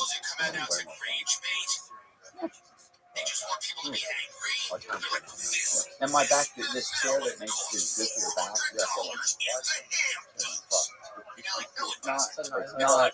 I would say it's not 90 for that chair. Like maybe sit on it in a certain way or something. Lean back or something. Because I just feel wet. It doesn't hurt my back. I can't sit. And I'm hunching forward. It's not good. Because it hurts my back. Feels good to me. Makes your posture better. Imagine if sitting in his chair. He looks like 5 foot. That Punchy sitting down. He's the goddamn hunchback of Summit all over here. You're the tallest one here. But food is expensive He's a anyway. 6'3" hunchback. And obviously, it's more expensive in a place where most We're people done. that live there are wealthy. Tell everybody Obviously, not where we everyone can is, watch but your the new vast podcast. majority Where can we of watch the people new have Matt money. Cox? I mean, you really podcast. I really just need people to subscribe and send me strippers. But it's just so funny. It's Send like me strippers. Subscribe and send me anger strippers. that people have. The problem I'm having with all of life right now is this. Everyone goes, I hate those people. I would never want to be a part of that. And then they're angry also that they're not a part of it. They go, I hate it. I would, even if I had the money. You hear that a million times, by the way. Even if I had the money, I would never. Bjorn Brunbond is a Florida criminal defense lawyer and a good friend, known for handling some of the most high-profile drug cases and murder cases in the U.S. Bjorn's a very interesting guy. He's represented serial killers, neo-Nazis, cartel members. On this episode, we discussed one of Bjorn's latest clients named Robert Palmer, who was charged with assaulting a law enforcement officer on the Capitol steps during the Capitol riots on January 6th. We also get into the war on drugs, the federal judiciary process, and death penalty. His perspective is just extremely unique and valuable, and it truly is a breath of fresh air, especially in today's climate and how it's divided. And I hope you all appreciate this. Without further ado, please enjoy this fascinating podcast with Bjorn No one cared. It's such a weird thing. So tell me about your newest case. You're representing a man who was one of the people who stormed the Capitol. How did this case come across your desk? Well, he didn't really storm the Capitol. I mean, he was there. He didn't go inside. It was referred to me by another lawyer in Texas. And how we would be just and fair if we had the things that everyone else had. No. Boy, I do it No, different. it was just I have a friend that goes, my I client and a never bunch of get other a nice people car, even if I have the money. that on January That's probably 6th. not true. Well, I never would. I don't care about cars. So what specifically did Who gets a your nice client do? car I'm not cares sure. about What did he do, cars. and what is he being charged That's with? not the way it How did works. they catch him? That's not what I was So not he was a caught because of passionate what he was wearing, aficionado of right? cars before I got a nice car. Tons of videos. I wasn't like in the driveway putting together cars. I He like had to a build it from the very ground up. distinguished No. You have the ability to do something you do. jacket and hat. And I'm not saying He that caused money's the some be all and end all of life. In fact, the happiest people I know, like really, and I realized this, I took my friends out on a boat. We went out on a boat. We rented a knowing boat, that it was inevitable. and it's nice. I was a good friend of their father. I was actually more friends with their father than that. I like that. Self-surrender. But their father Rather was than being great. arrested in the middle of We the had night. 3 dailies and a Bailey boating while intoxicated. And I got into 2 triple boating accidents with this man. It was so fun. I got in a second boating accident with him. Last week, That's how fun he was. The kids are taken fine. into custody of a Now, sentencing. he's no longer with us, R.I.P. Pled guilty to assaulting His law children were great enforcement with officer me, on the Capitol and we all went steps out on a boat. by I said, I'll get a boat, throwing and we'll go out on a pirates boat. with tourist spraying with And, you know, we tourists and drive throwing around. tourist law enforcement. We look at these houses and shelter on. This is always happening. We're surrounded by What time you're up there on very that hillbilly cliff? neighborhoods. We got I don't know this if I like like the cliff super or if I ghetto don't. auto repair I shop can't next door. decide whether it's good to have the house on the cliff or Always not. happens. It's like a part of the show now for the people who are watching it. They just wait for that to happen. All right, So it's there you okay. go. But here's the Okay. reality. I realized this, that the boat, So what was this guy like in Vegas? the Super couple I nice think guy. they were dating, they were probably Super nice guy. fucking at the very least, and they explained to me their From lives. And I feel like these are the lives of most people. 180 degree And then we'll get into some different news and some political current events and what's happening. viewpoint. Alligator And out the the liberal, trench, whatever. he's a What I think we need to do is start directing conservative, people Trump into lives they need to live. Actually, um, truly, it's going to be a and, tough 10 years for most of you. very Most of much you have no idea what's into about to that. happen to you. Loving Some younger that. people listen to the show. Listen up, public talks service about how announcement. it's I'm not patriot. kidding. You know, I this just is a want to special time send this photo of myself and to check in. President July Obama 4th to me is always a and check-in. says, How are we doing? knock off How's the the country patriot doing? thing. We're all How are you patriots. doing? How are you doing? It's okay to have different points How of are you view. doing? As you like that. That pipe. So he's just super nice guy, nice father, nice hardworking guy. Just caught up in the moment, unfortunately.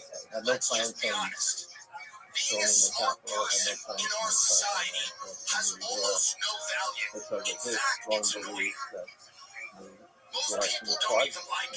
I obviously disagree with that. In fact, if you're smart and don't have a lot of money, people will actually hate you.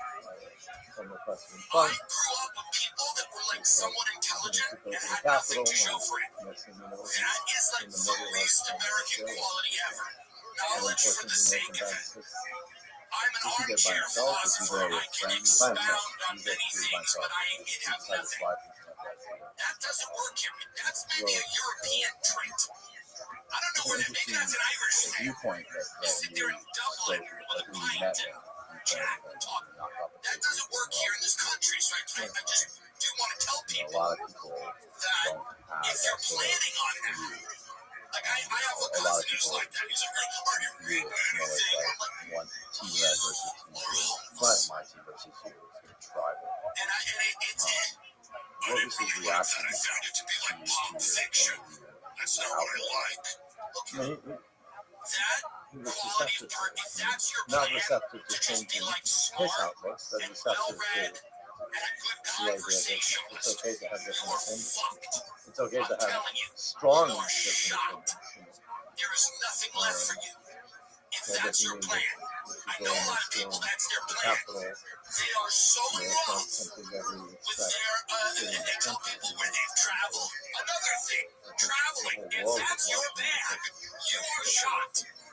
If you think you're going to Have get you seen ahead that in life documentary telling on people HBO where called you've Q? been, No, you're into the done. form. I don't think so.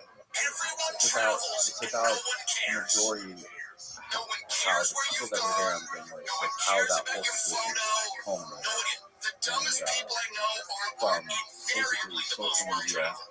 internet They're algorithms, constantly hopping from Ibiza to internet, the south of or France to uncensored Italy internet to boards such Greece, and they as know 8chan nothing. and They 13. couldn't tell you These one people go, thing about any of those countries. there's Best case, they virtually were zero more censorship, discerned. They had in Spain. That's it. everyone They know knows nothing. them. Constantly jet So no setting one uses is their actual name not or only not to push themselves. They don't have immaterial, a name. I'm sure it's lovely and fun. They just talk about And I've hopped around, it's fun to hop around, but it's ultimately meaningless. If you think you're going to spend your 20s guy called traveling Q, everyone and believes gaining is like experiences that are embedded, going to be valuable somebody who's later in your embedded in life, the Trump you're campaign, shot. who's very close to Trump, You're or shot. it could be Trump, who's like Truly. sending these On cryptic education, messages you're to all shot. his followers.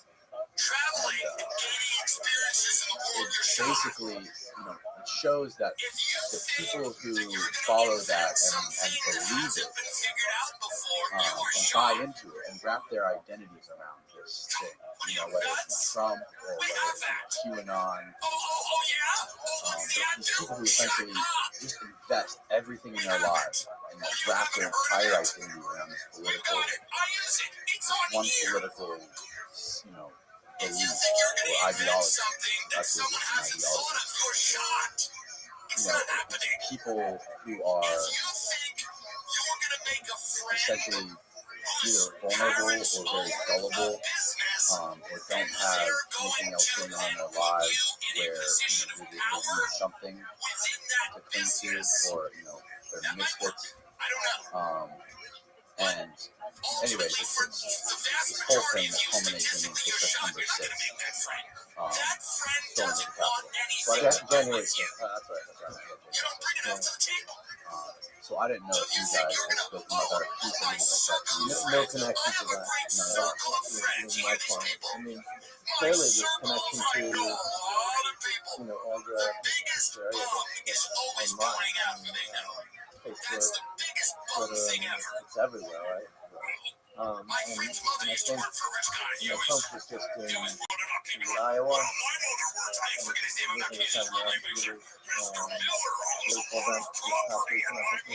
Oh, was he? Yeah. And one of the things that he does is he talks about the threat of socialism, right? And how the Democrats are bringing in socialism. And I mean, it's just so stupid. I mean, there's no basis in fact whatsoever. I mean, Democrats are not socialists, right? But I've encountered people in the past couple of years, and bright people that are college professors, retired college professors, doctors, who just have this sincere, strong belief that this threat is real. And I think that's socialism. Socialism, right? Yeah. I mean, this is what communism. Yeah, right. Socialism, communism. Yeah. I mean, to me, it's just completely ludicrous. But that's something that's sort of been ingrained in people in the United States for a very long time. And so it doesn't take a lot if someone in power starts stirring that up, and that's what is your take on him getting banned off of all social media? Do you think that's a good thing or a bad thing? I mean, I guess I'm not a believer in banning people from speaking, whatever's on their mind. So I mean, I don't know that that's how you fix the problem. So I can't say that I'm in favor of banning him.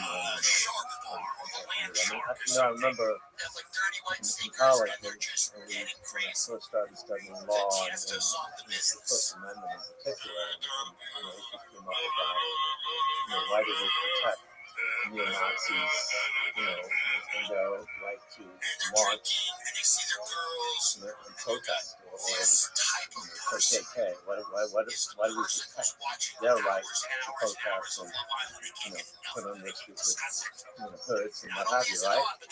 But the reason we do it is because freedom of speech is so important and so valuable. And so when we start saying that you can't be part of it, you can't speak, you can't say what's on your mind, it's problematic.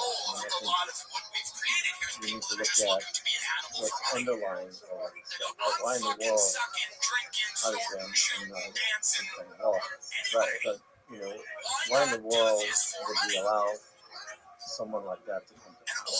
Why do we embrace all the hatred and all the hysteria that he promotes? That to me is the biggest question. You can ban Trump from social media, and there'll be someone else. We need to be able to hear what people have to say and be able to say that's nonsense, and you have the right to say it, but beyond that, I think one of the bad things about it is it's emboldening these sounds are being censored. I think it makes them feel more emboldened or more like a martyr. Sure. It gives them more fuel. Absolutely. Push their own narrative, like that. Right. And then there'll be another forum for them to present that same information. And the argument for it is, these are corporations, they're public, you can't say it's freedom of speech because it's a private company that just happens to be a monopoly. It's not like legally, it's not tied into the law, right? Right. So that's people's argument. For sure. So the company, the private company, should be able to do whatever. Ban whatever, right? And I get that, and I understand that, but it just seems to me that it's so much part of our lives that we can't get away from it, right? I mean, it's here to stay. And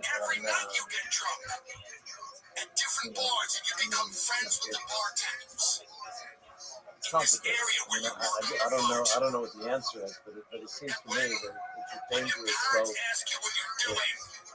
These big corporations basically can steer propaganda and say this, we're going to allow this, but we're not going to allow that.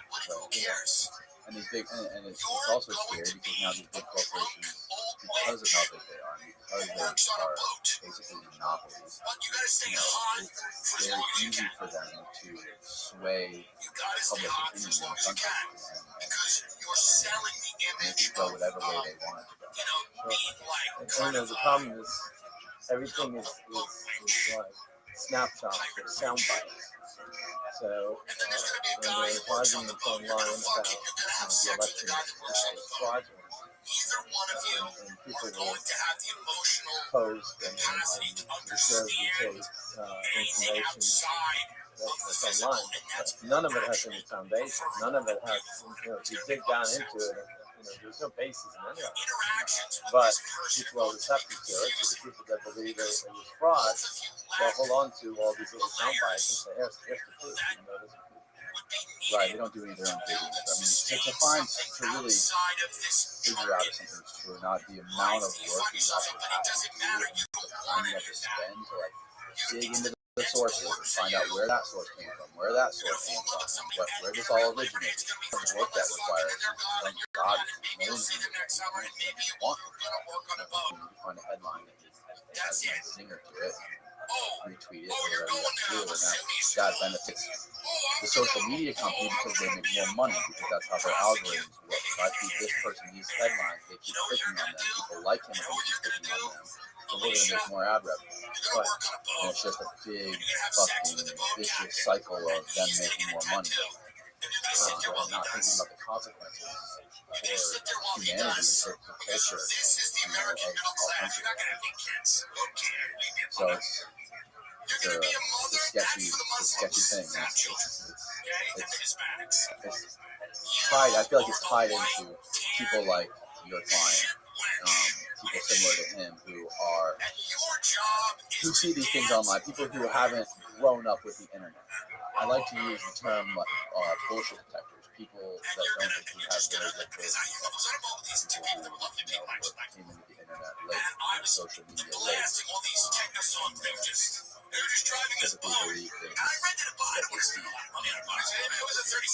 see a headline and they want to share it, retweet it, and not actually consider There's probably lots of people with bad bullshit detectors, regardless of when they enter the world internet.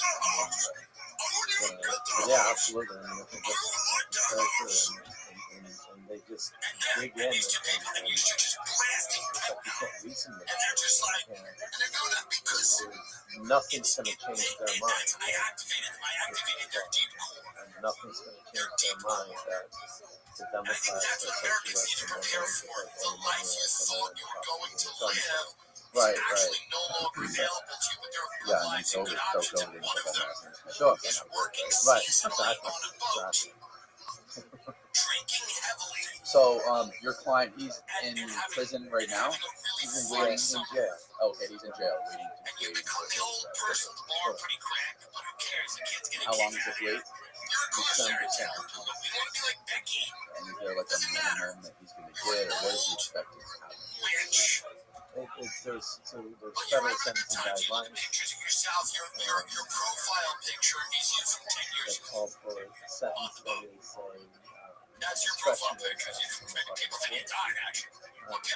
discretionary. A lot of weight to what the guidelines call for, but they're not. The expectation is that the guidelines call for a lower than full in person. My hope is everyone's hair journey is different, but I'm telling you, everyone that I know who's taken Nutrafol is so happy with it.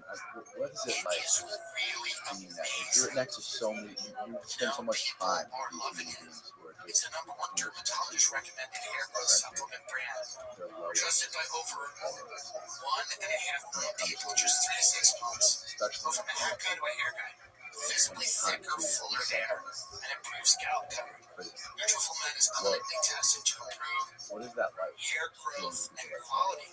Those metals reported to impact the sector. The dichotomy of where he's at wearing an American flag jacket during the fire temperature. Nutrafol is offering our listeners $10 off your first month subscription and free shipping. You go to Nutrafol.com/man and enter the promo code TINGDOG. I mean, Find out why it's hard, Nutrafol is you know. the I leading mean, selling brand on the market. very Nutrafol.com/man, difficult for NUTRAFOL.com/man, promo code TINGDOG, TINGDOG.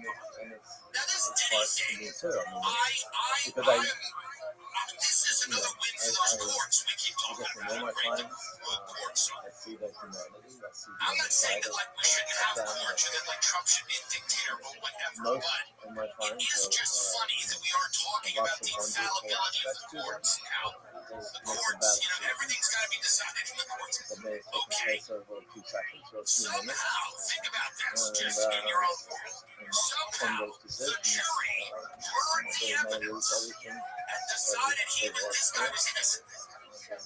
That's the jury in America. So They heard the it's tough. evidence. By the way, nobody I didn't still see enjoy this it. guy grab that bitch Cassie by the hair and Someone- drag her down a hole.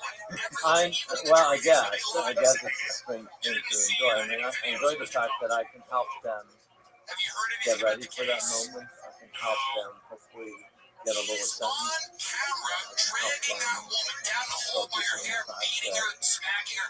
It's not the They end, decide he's innocent. regardless of what may happen in court, This regardless guy of is the guiltiest person who's what ever life lived. continues. He's clearly guilty, They but can these have value, people and who are sitting there on the trial listening to you know, them and I bring can up say the that witness because everywhere, and then at he times the wonderful then he took my head and he held it in the fish tank so and I good lost time, consciousness. been able to And keep the things it doesn't matter the details society and that people were sharing on the stand were unreal. I guess it got to the point, maybe it was the jury, like, did he just hit a wall with it where you just don't care anymore? You just get desensitized? Yeah, masquerade. See how they Oh, what? Yeah, okay, he hooked electrodes up to your balls. All right. and they seem to have like How one does the certain jury level of listen to that this? as well. Racketeering, not guilty. Sex trafficking by notice that? force, fraud, or I mean, coercion, I not think guilty. Transportation to engage they in make these prostitution, headlines, guilty. right? So we sent it over. We said He's earlier, guilty of that's that. to get ad Sex revenue, trafficking by force, fraud, and coercion, count 4, dollars not coming guilty. in. Count 5, transportation to engage in prostitution, They're all guilty. He's corporations guilty that of survive sending an based on Uber making for money, someone right? to suck his dick. So But he's not guilty their of sex focus trafficking. many times So is limited. here's what They this all have an means. agenda.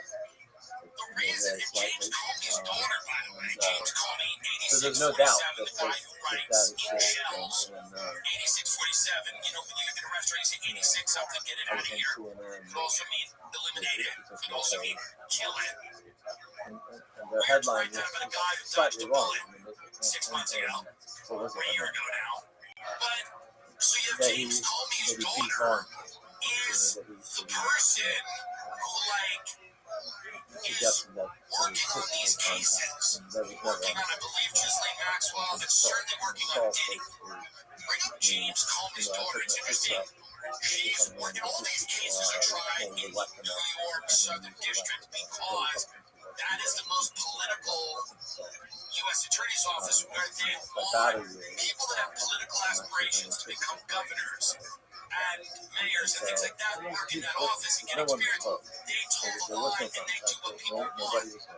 So when you're having a Ghislaine Maxwell trial there, you're defining the scope of the inquiry so that it doesn't embarrass some of our luminaries, our presidents, our prime ministers, or whatever. Going back to, When we you're doing talked a about it DA last time on the trial, show. you also figure out a way, I guess, to not so that this guy somehow isn't Ever since then, we've convicted had of a these lot of charges. similar So that's crimes. Maureen Comey and Sean Combs. Not, I mean, not you Southern can't District say of New York not is the similar to same him as in stepping he was stone for really Father innocent, James right? He got Comey used to hijacked, catapult himself to national prominence. The ex-FBI director, prominent Trump foe, worked similarly as a federal prosecutor there in the but 1980s. I mean, With noted people Trump ally like as far as Rudy cartels, Giuliani was the Reagan-appointed U.S. dealt with attorney. a lot of So those types. Madeline Comey sure. is the I mean, person who's like I mean, handling first of all, no one is all completely this innocent, stuff, right? or even sort of But or even calling Yuri over the was, prosecution's rebuttal prior to the jury in being my sent off to opinion, deliberate he to was a try to pawn get Trump. Maureen of Comey the Russian argued mob. from He the was a days pawn that of Combs the never Colombian thought cartel. He was would a he pawn, abuse would have the courage to speak out loud about in what a he had big done to them scheme, and it was suggested the rapper misunderstood believed was by the intentional. American war on drugs. And so he became So, and she also offered arguments that Combs had been involved in firearm and coercion by kid cutting. There he is. It's clear that P. Diddy was running some type of honeypot in the city. How you living, Pimp? It's clear to most people. Um, All we see in our society is notable You know, figures that can What's good, son? I don't know if we talked about this last time, people but against their will, and they all get off or they all die. there's a lot of vessels Okay, what's new? that are stopped. Did you go to the gym today?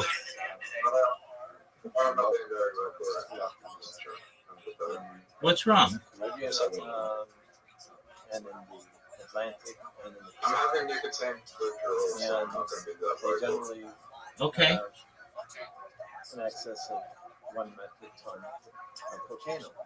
I did not go to the gym today. I'm going to the gym Wednesday. And it's getting my tips. Submarines, On Wednesday, I had my submersible. best colour and also on my G test. So, Constantly all around possibility of intellectual disability, but I don't feel like I have intellectual disability. to the United States. The United States is the biggest Okay. market for cocaine. Well, you're gonna have to wait 5 minutes. Can you wait 5 minutes for me? That whenever they stop the vessel, the Tight. majority of the time, it's not an accident. It's not like they're out there doing surveillance and they see a vessel. So remember what I told you? I don't want to talk about mental things. You talk about them too much. It's provided by people that are serving prison sentences in the United States. So what I mean by that is the big cartel leaders, the powerful cartel leaders who end up getting Zoo, why do you think that they say Australia time is like different than normal they time? know that if they can get information at sources back home, Okay. which includes coordinates and shipments and where it's going to be. Do you feel it's accurate? They know that that shipment gets seized by the government. So you think Australia time is like normal time? So a bunch of these low-level fishermen, peasants, who will be paid a little bit of money to go on these drug trips. They end up coming to the United States to go to prison for a minimum of 10 years or more. And the guy who is, and I say the guy because he's a man, because he's women as well. The big powerful drug lord who's in prison in the United States gets his sentence. So Why would that happens be? all the time. And I know this happens because I've represented people. Why would that be? Yeah, why would time go faster? Over here? Now, Right. What is your mindset when you're in a situation where you're like flying to What time is it? South America So, or Colombia or something like that, and you're going to meet with time goes faster. yeah, what is your mindset? Yeah, why would time go faster? For me, I've watched so many, insane cocaine documentaries and Scarface, and especially when I was just telling you about the New Jersey Cowboys documentary, and I've seen Yep. the situations that where these lawyers are flying to South America and meeting with these cartels. It's just that would be fucking terrifying. I find that most people that are involved Do you? in high-level drug trafficking are businessmen. I really don't have a problem at all. I've never really felt unsafe or in danger. I mean, they're careful like anyway, but they need your Due help. to activities? You're not doing anything unlawful. To help guide them, mitigate their circumstances. I'm in agreement with you. That we meet with them. There are people who are in the process of being charged in the United States. I've already been charged in the United States. I think like sometimes that's why people to the United States. like. And it's not a I problem. feel like sometimes I'm people always honest with them. get into jobs they don't like because they want to live, feel like they're living longer. Right. Congo is so slow for them, and they're just in a boring job they hate. That's not smart. And then when they do activities, time goes fast. It's fun. And then there's people that have everything who are doing everything they enjoy, and their life is going extremely fast because they just like Yeah, like I was telling you run a before, concentrated dopamine, Cowboys we talked about. and a year feels like a week. The case was the biggest botched case by the federal government. Okay. Of the history of the United States, or the history. Are you ready for me? It was the biggest failed Yeah. case by the Okay, I'm about to send you an invitation. Thank you for your patience. It is much appreciated. What game do you want to play first? And they got the not guilty verdict. And these guys got free. I'm gonna make this And stream. like I also said, they released the list of 80 witnesses. Did I figure write it down? And a majority What's that, of the big dog? witnesses got money. Depressed people. And so you never, that's not reality. It's not in your experience. It's not reality. It's not Depressed reality. people? Maybe what? It's 97% of cases in federal court are resolved via Okay. pleas. What percent? 97%. Wow. And the great majority of What game do you want to play first? NRA and quite frankly, in my opinion, the higher up you are in the hierarchy of drug trafficking organizations, the faster you step up. Yeah. So I mean, there's this. There's no doubt. I mean, You got it. That's what we're doing anyway. And threats have been made over the years. Alrighty, Zoo. Some of these cartels. You should have an invitation. But as my experience, it's people that I've got, when I deal with them, that's not their focus. Are these cases generally like? Are you proud of that cases, shot? Or what types of cases are they? There's a lot of witnesses involved. A lot of. They're pretty much all conspiracies. I mean, the federal government pretty much anything that they prosecute. Generally What the have fuck, a dude? substantive offense. What the fuck? I mean, conspiracy basically is just two or more individuals agreeing to commit. Let me ask you a question. Zoo, what? No. It's not like- I already it's not asked you a like, question. What the have fuck? A meeting and say, hey boys, we're all gonna get together and we're gonna have a conspiracy. Right. You know, it's It was a good shot. you and I a decided brilliant we're gonna shot, transport you cocaine douche. from Clearwater to St. Pete. Okay. Well, it wasn't a And we great get shot. to cocaine and we're gonna drive to St. Pete. Dude, it was a great Someone shot. down there. Oh no, It's a conspiracy. great shot. That's all it takes. So why is the Now that fee percentage so high? Oh, So many people. My word. So people that are extradited from Rabbi, which way should I go? So there's You a can treaty walk that this ball in. basically protects them so they can't 30 years. Most of these individuals are in their 40s. Get in the water. 50s. Would you rather have a life that you live to 100, If they but provide assistance you live to to them, 100, accept constantly responsibility happy, for what they did, but and it feels like your life only went for 5 years? it's not at all Okay, you're uncommon for constantly these happy. people to end up with sentences Would you rather have range a life 4 years, 5 where years, 6 years. you live to 30, you're depressed, but So, it feels like it's going so you're looking at Dude, okay, that I can the former, way better. gamble on my life and possibly Oh, spend. what 30 shot was that, years. Zoo? Zoo, I might just make the greatest comeback. Oh, And fuck. these are the people I did We it with, both fucked up. and I'll be willing to testify truthfully against those people. And then That was terrible. it's less than 10. So under those circumstances, And what happens to the people down the line who get What about you?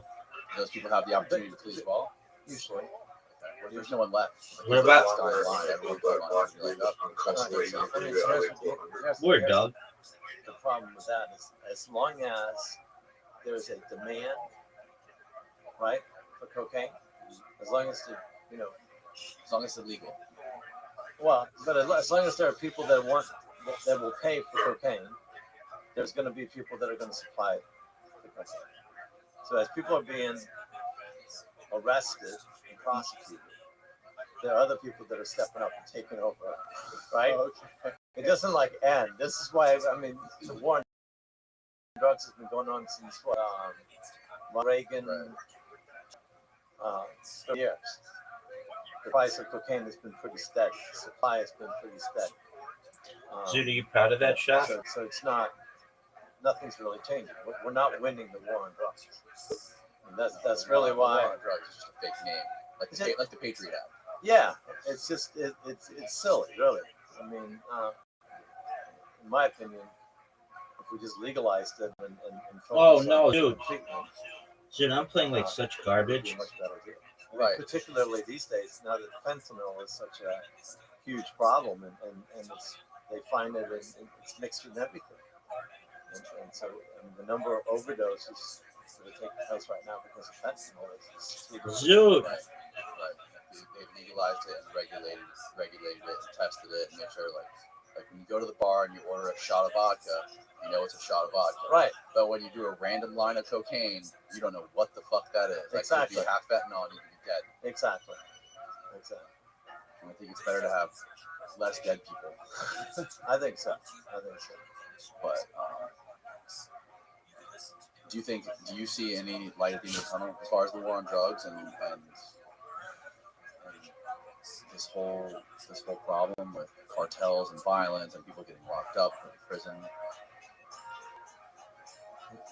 As long as there's a demand for drugs, and as long as there are people that are poor, Zoot that are looking takes the to lead. make money to provide for their families, and I don't see it ever ending. There's always going to be someone who's going to want to make the profit and sell the drugs. So, I don't think the war on drugs is working. I don't think it's going to work. And I think the only solution would be to legalize it. What would it take to legalize it? Well, that's not going to happen. There's too much money being made. Way too much money being made. Look at this shot, Zoot. Look at this shot. Prison industrial Zoot. Do you think like the major traffickers that are not getting caught? Do you think they're working with the government? You think some of them may be. Some of them may be they're working. protected, like where they say like, Are "Hey, you I'll fucking give you one serious? shipment every 6 months. I'll give you 20." You don't have the balls to hit my blatant ball. like that. No blatant like that. But I mean, You don't have the balls to hit my ball. or cooperating to some degree. You don't have the balls to hit my ball. What they're doing as far as You're gonna see if it's there. and is fueling this demand. That was the worst decision I could have made. Right. Yeah, it is. I mean, there's no doubt. I mean, Yes, it happens to was. people that cooperate. Right. There's one. Okay, you cooperate, you need to stop dealing drugs.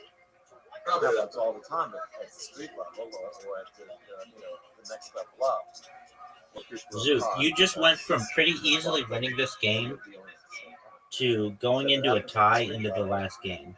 It's happening with everything. Right.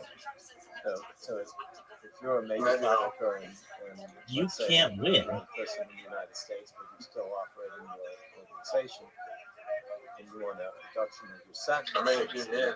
provide coordinates to You know I'm not missing the shot. where a particular You know it's vessel is perfect. going to be with 3 or 4 times if we can in the Caribbean on a particular day.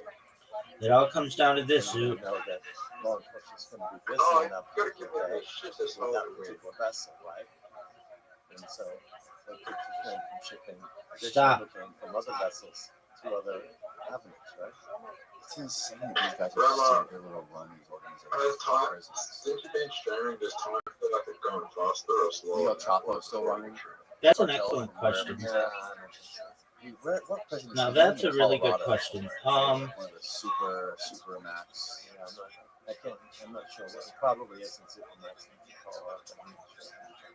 I was thinking about this the other day. Yeah, that's what I thought. I'm pretty sure I it's would say that Colorado. time feels like I mean, the people that are in there, it has gone I cannot more imagine slowly. what any of those When I was active in a position Other people that and are things. players. It's just more distractions. Right. Life does feel like it is very monotonous.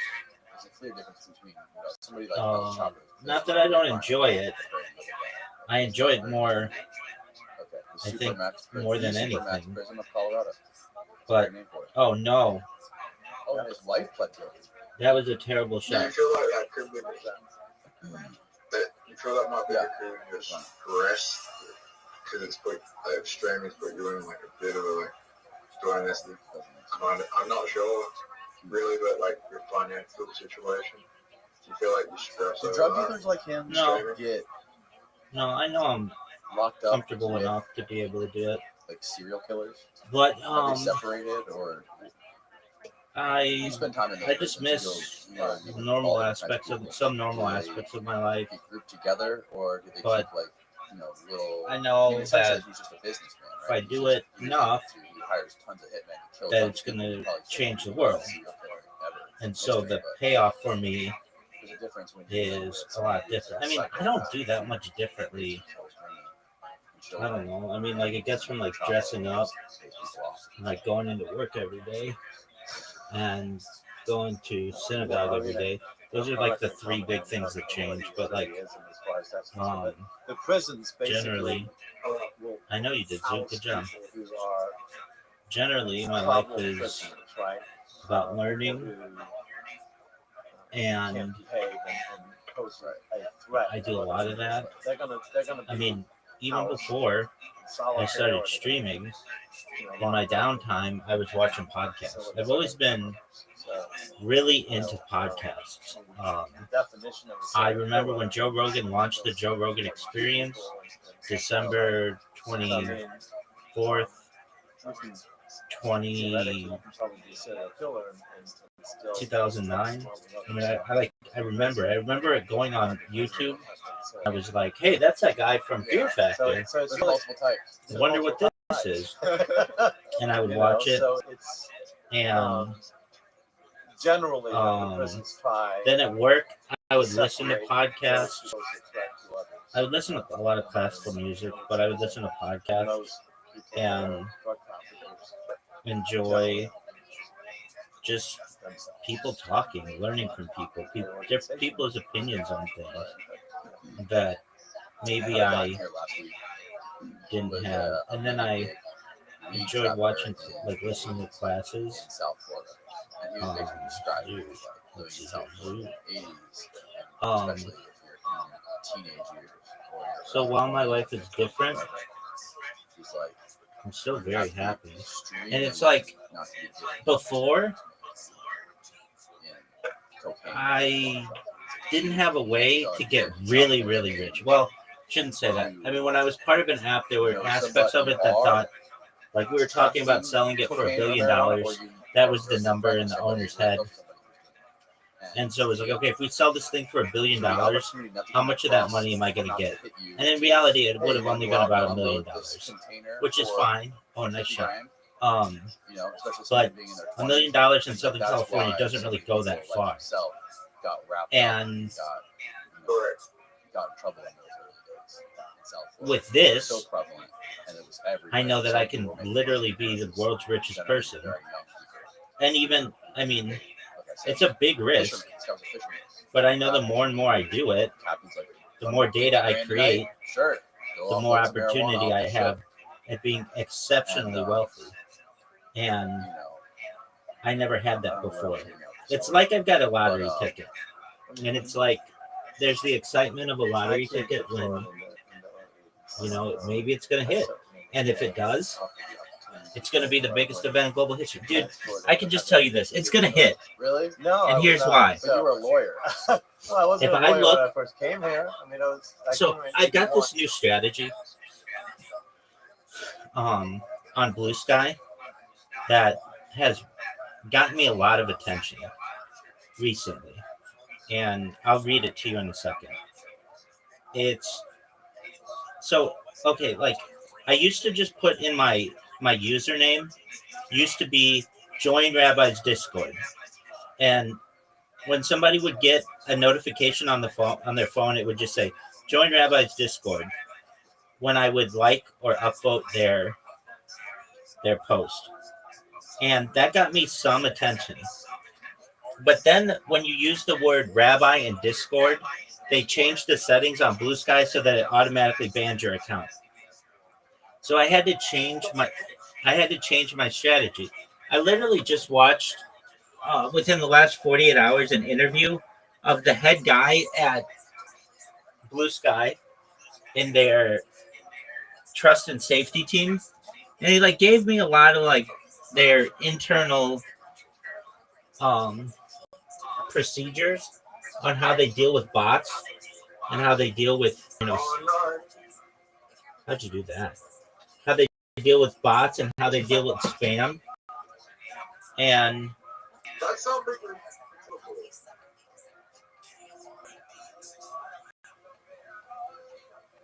has that ever happened? I tried to do it on purpose once and was able to. I also, do you see the little corners?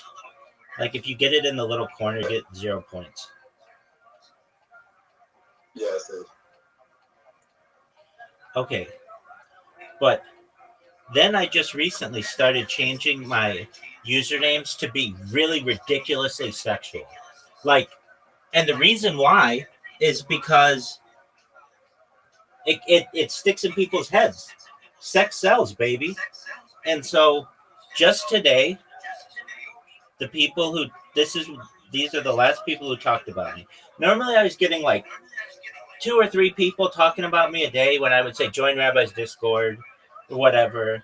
It wasn't that much attention, though it was better than Twitter, and it was better than Kick and some others.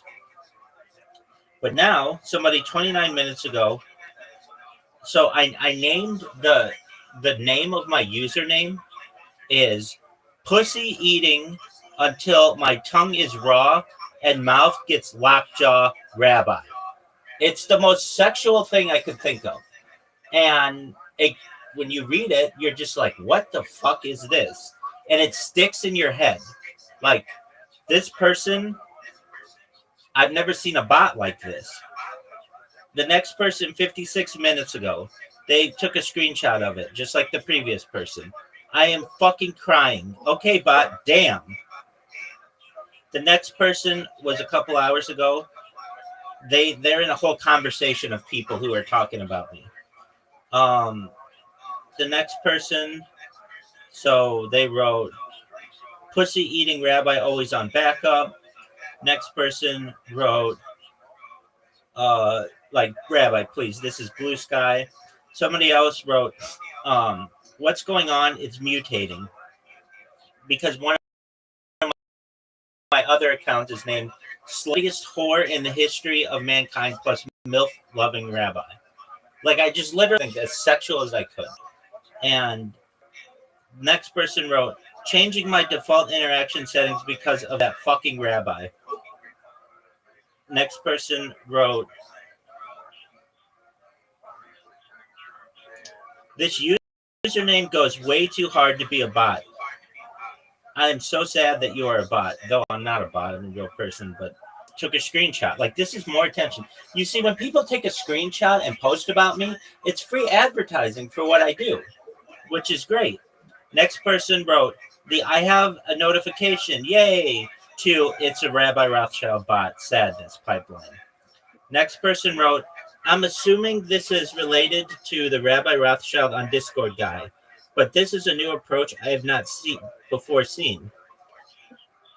And they took a screenshot and they posted.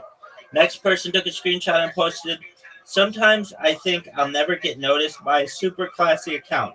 And then my day is totally turned around. Keep doing your thing, Rabbi. And they took a screenshot of what I wrote. Next person wrote,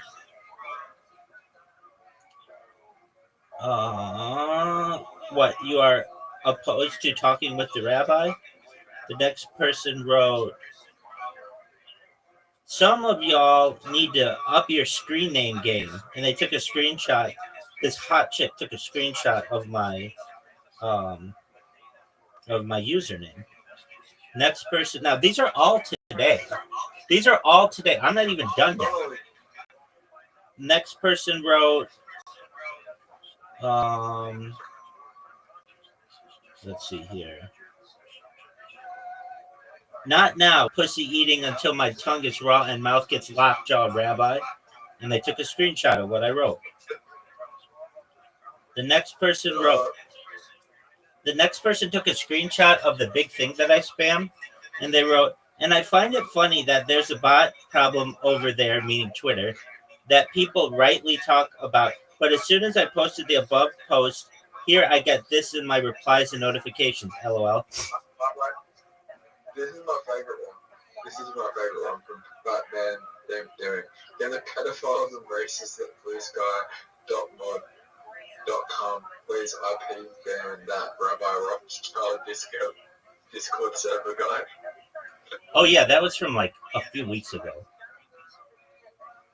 That was 29 days ago. Yeah. But these are the ones that I'm getting from today. So, what else do I have? So go to latest and just type Rabbi. How many people are you spamming? Hundreds. It seems like the whole place guy's talking about you. Exactly. 10 years of them. Exactly. The 10 years of the using this platform, what we're talking about you. There are 35 million of them.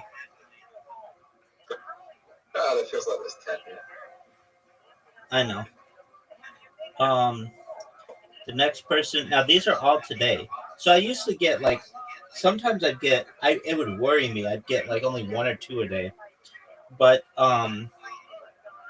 then what the fuck? They're the sluttiest whore and a MILF-loving rabbi? Or is this a joint account? Next person wrote, Orange Alien Bot strikes again. First posting as some online activism under the name Rabbi something Rothschild.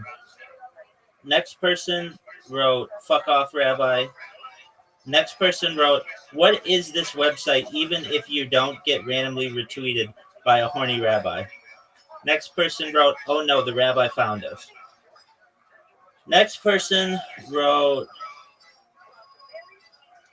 and this is the thing, I'm just the rabbi.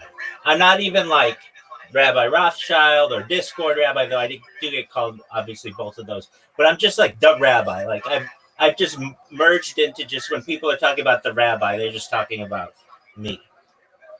Next person, yo, pimp. Compound 1 streaming back. Did we stream the Compound 1? What'd you say? Compound 1 streaming is back. Oh, cool. Next person wrote, oh, Rabbi is pumping the pussy house down. That was earlier today. Next person wrote, fucking rabbi bots. Now, these are only the ones that have to do, like, they put my name in them. So, like, if they don't put the word rabbi, I a lot of times don't even see that they're talking about me. Next person wrote, okay. I took a screenshot of what I write. Next person wrote, what the fuck, man? This place is really kind of wild. And then took a screenshot of what I made. Next person wrote, I'm more concerned with the account who reposted as a MILF-loving rabbi.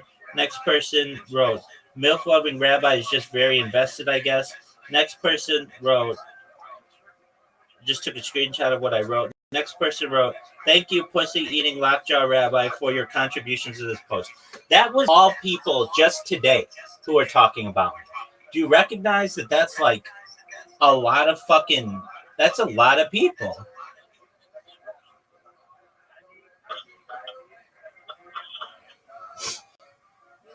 Do you not think that that's a lot of people? It is.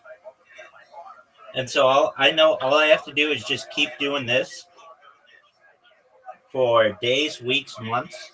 And eventually somebody's going to be like, dude, what the fuck? and they'll retweet what I do, and then I'll go viral. All right, are you ready to play table soccer?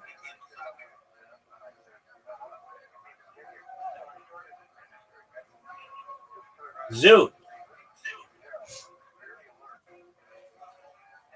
Zoot.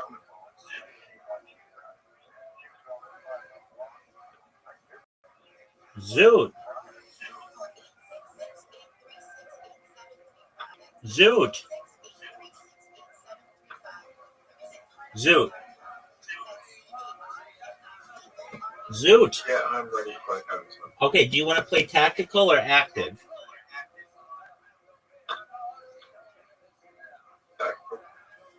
All right. Oh, I made a mistake. This one will allow you unlimited passes.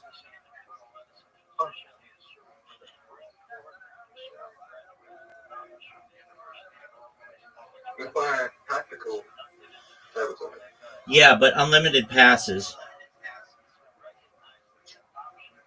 Sure.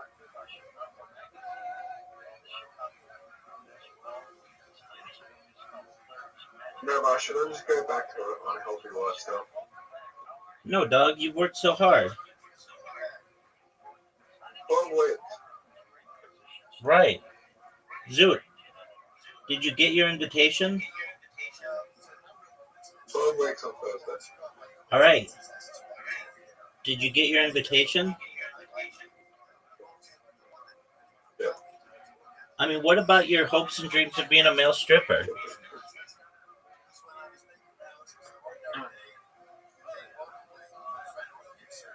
Did you go? How do you always go?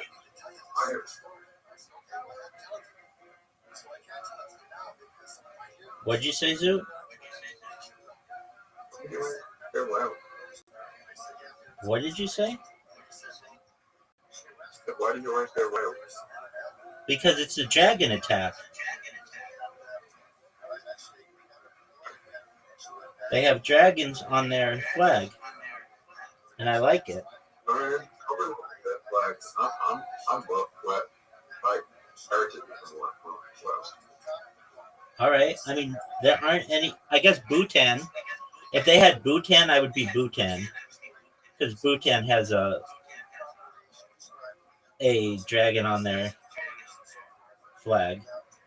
But I literally am just Wales because I like saying to you, "Do you know what the dragon attack is?" And you're always like, "Shut the fuck up."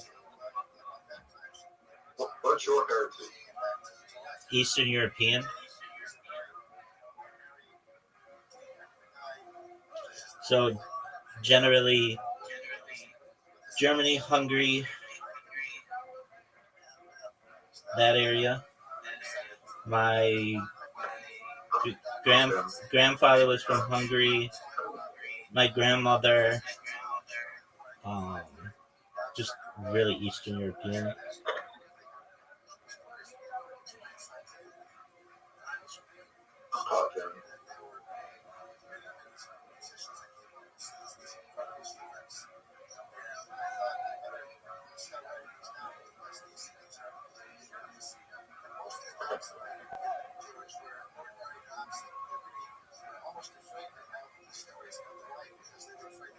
Oh, Zoot, you ready for this?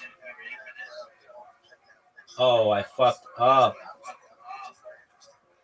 Zoot, you're about to take the lead. It's unlimited passes, by the way, because I fucked up. So there's a chance that... Dude, your defense is so sick right now.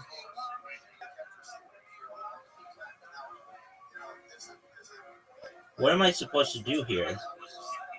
Pass again.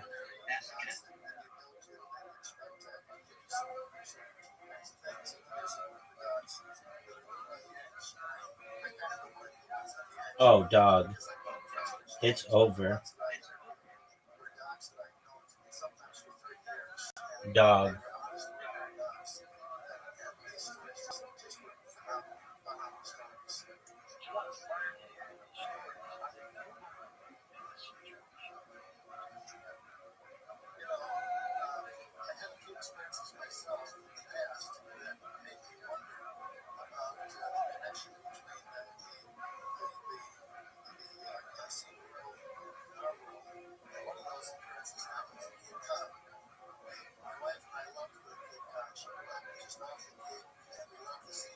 Dude, your defense is fucking ridiculous.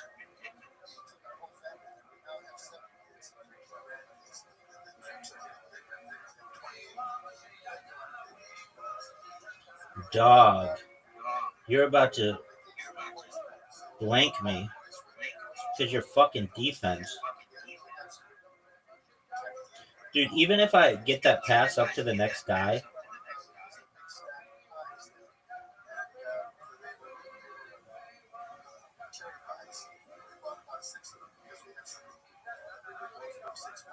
dude, what's your favorite kind of pie?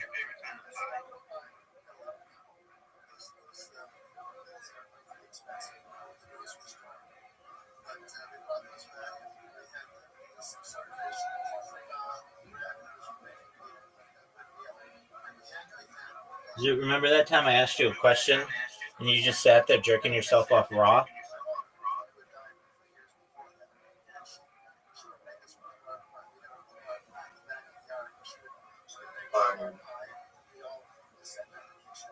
I'm kidding. How to make pie last night. Dude, I love meat pies.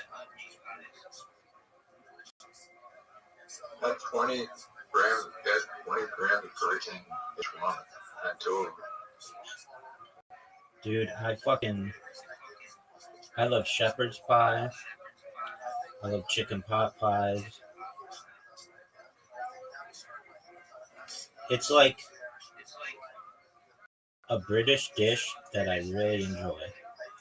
I don't like many British dishes, but I fucking... Yeah, I haven't had lunch. Oh, okay.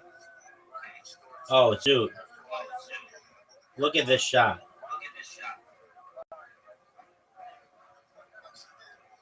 Look at that shot, dog.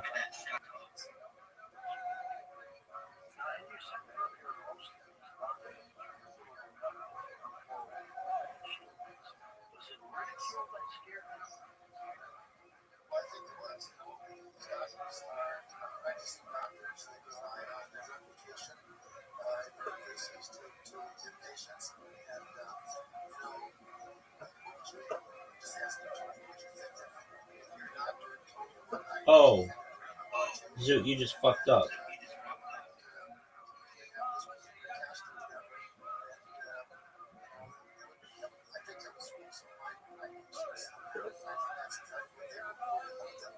Zoot, did you know that one of the most secretive, arguably the most secret base of the Royal Air Force is located near you?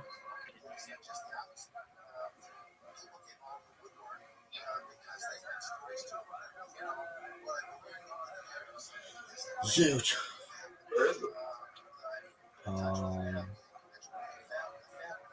I bet it's like very close to you. Just one moment, I'll look up the name. Probably been there. There's a chance.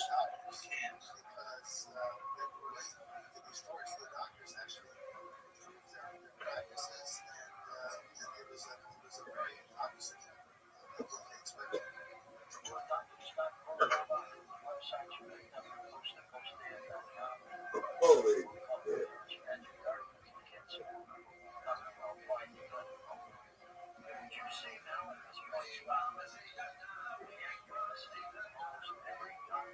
Don't fuck this up.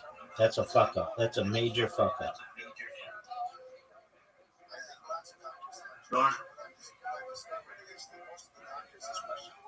Oh, you're right, because I can't really do anything.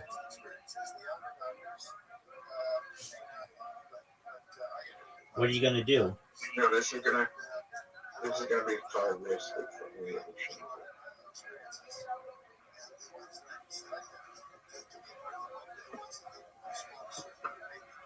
You're right.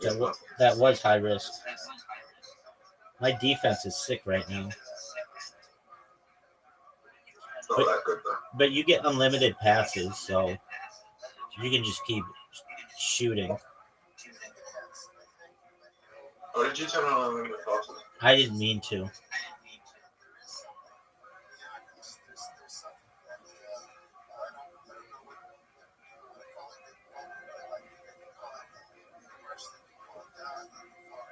Oh, fuck. Yeah.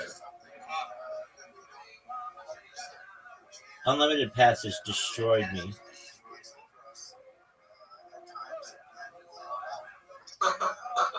Dude, This isn't fair. I know you've taken.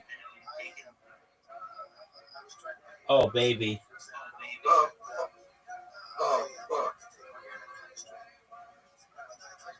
This might be the easiest goal you can get. No, it's very difficult right now. Oh. Oh my god.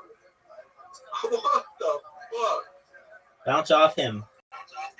No. Open goal, Zoot. Open goal, Zoot. That's still difficult. Easy as fuck. You're gonna just pass to the guy. Alright, you won. Zoot playing like a G today. Alright, let me look up the name of this airbase.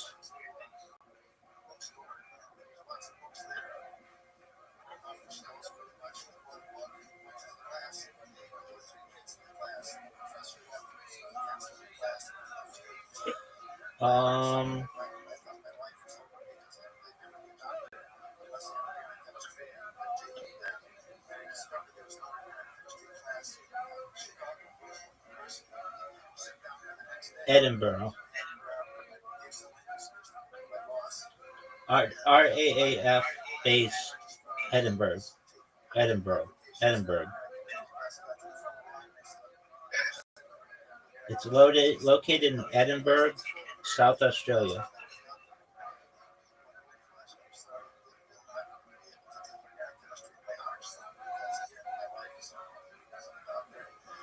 Oh, it's an Australian. It's an Australian base. It's in Edinburgh.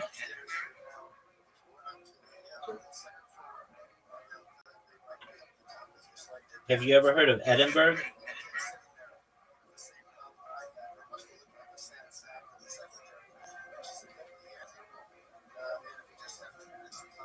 Have you ever heard of Edinburgh? Yes, you have. So, my mom used to live there. All right. Well,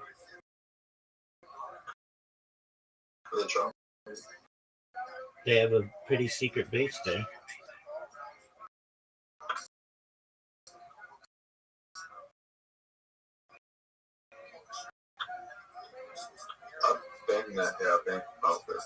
Fucking dumb. Not accept. It's not a secret base. There are secret parts of it. There's secrets to the Australian government. Oh, now. All right. That's a cool story. The people have sex with how the house called it. No. People have sex with my house? I'm not sure. Dog. If I get a bullseye, I win. Oh, fuck. I went for it. Zoot.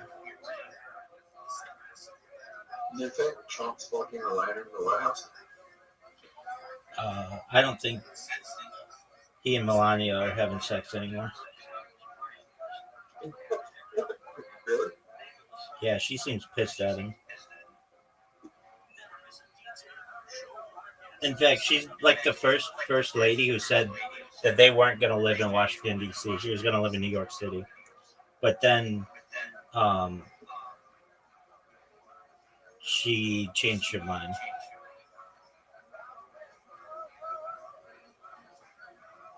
I wouldn't be having sex with him. I'd be like, you douche, you fucking cheated on me when I was pregnant.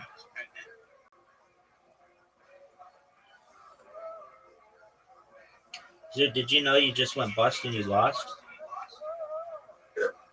You know that I'm coming.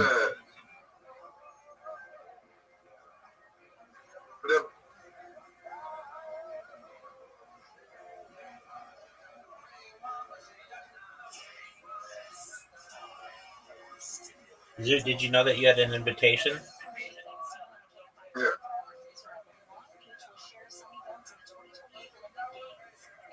sailing will be held in Port of LA, in San Pedro, and Belmont Shore in Long Beach. The Port of LA will host 6 boat events. Long Beach is expected to host 4 board events. LA will host a majority of events in the downtown area, West Side, and in the San Fernando Valley. Deborah Clark, KFI News. The death toll in the Texas floods has climbed to 82. Governor Greg Abbott says efforts to find missing people are continuing, especially children who are at summer camps. Get this 3, Zoot. You fucked up. He says more heavy rains lasting into Tuesday could produce more life-threatening flooding. Weather from KFI tonight, clouds and fog with lows in the upper 50s and low 60s. Right now it's 65 degrees in Tustin, 67 in Orange. From the KFI 24-hour newsroom, I'm Rachel D'Agostino.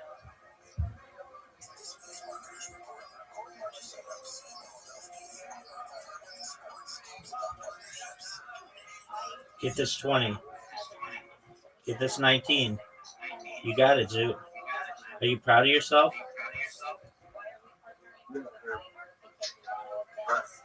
I might. Good. All right, last game.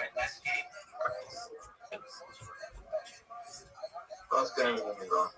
Okay, it's a 5-0-1 pro double out.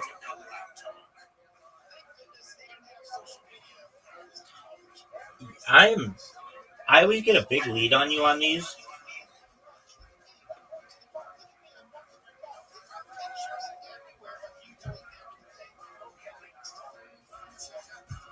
You stressed. No. Are you?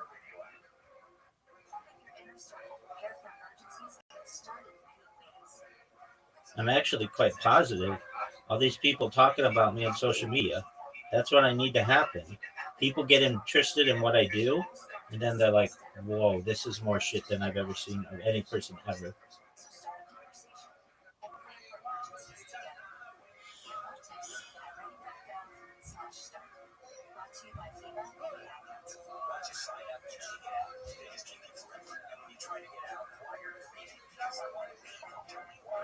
Almost.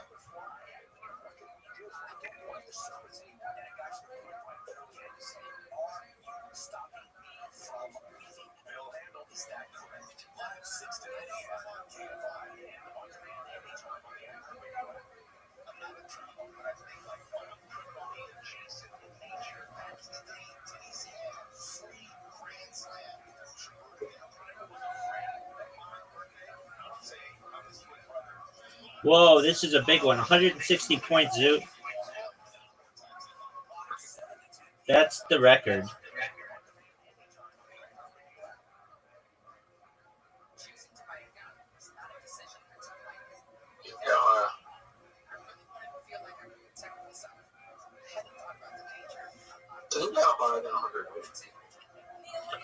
Yeah, you could get. No, you couldn't. 180 is the most.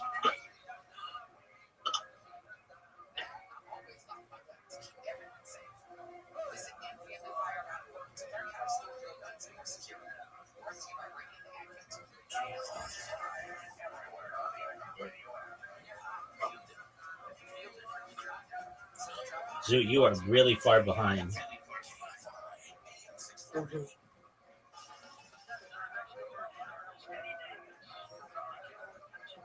Yeah, but you suck at the double out.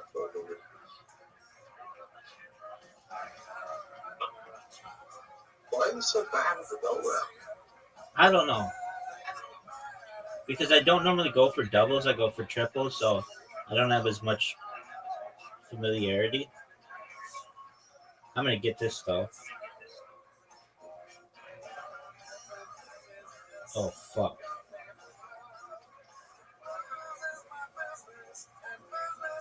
Now you have to go for that one spot. Yes, sir. Look how far behind you are.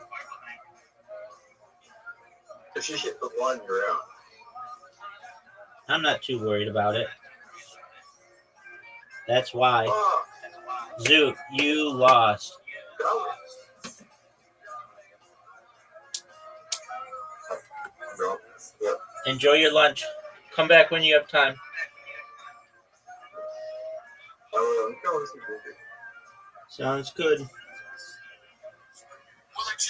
born in 1917, Okay. right? And then went to college. Yeah, What but have you you. were in Tampa, right? I know, but there's drug trafficking in Tampa. I mean, maybe not the same as Miami, but Right. Nowhere close to Miami. no, but the point is, most people don't become drug traffickers, even when the opportunity is there, right? I mean, even in the early 80s, it wasn't like everybody. You know, I have a lot of contemporaries. The vast majority have never had anything to do with drug trafficking. Right. So was the opportunity there for people who weren't so inclined? Absolutely. Right. Is the opportunity here now for those who are so inclined? Absolutely. Yeah. I mean, the money that people are making, distributing fentanyl is unbelievable. Unbelievable. I had a client who was caught with a significant amount of fentanyl, was addicted to fentanyl, right? He's making fake oxycodone pills. He had $1.4 million in cash in his house when they arrested him. I mean, for someone to be able to be addicted to the drug and still have that kind of revenue. So it's the opportunity is there for people who want to do it. It was there in the 80s. It's there today. It's different drugs. But to suggest that because the opportunity is there that everyone has the opportunity, no. It's some people make those choices.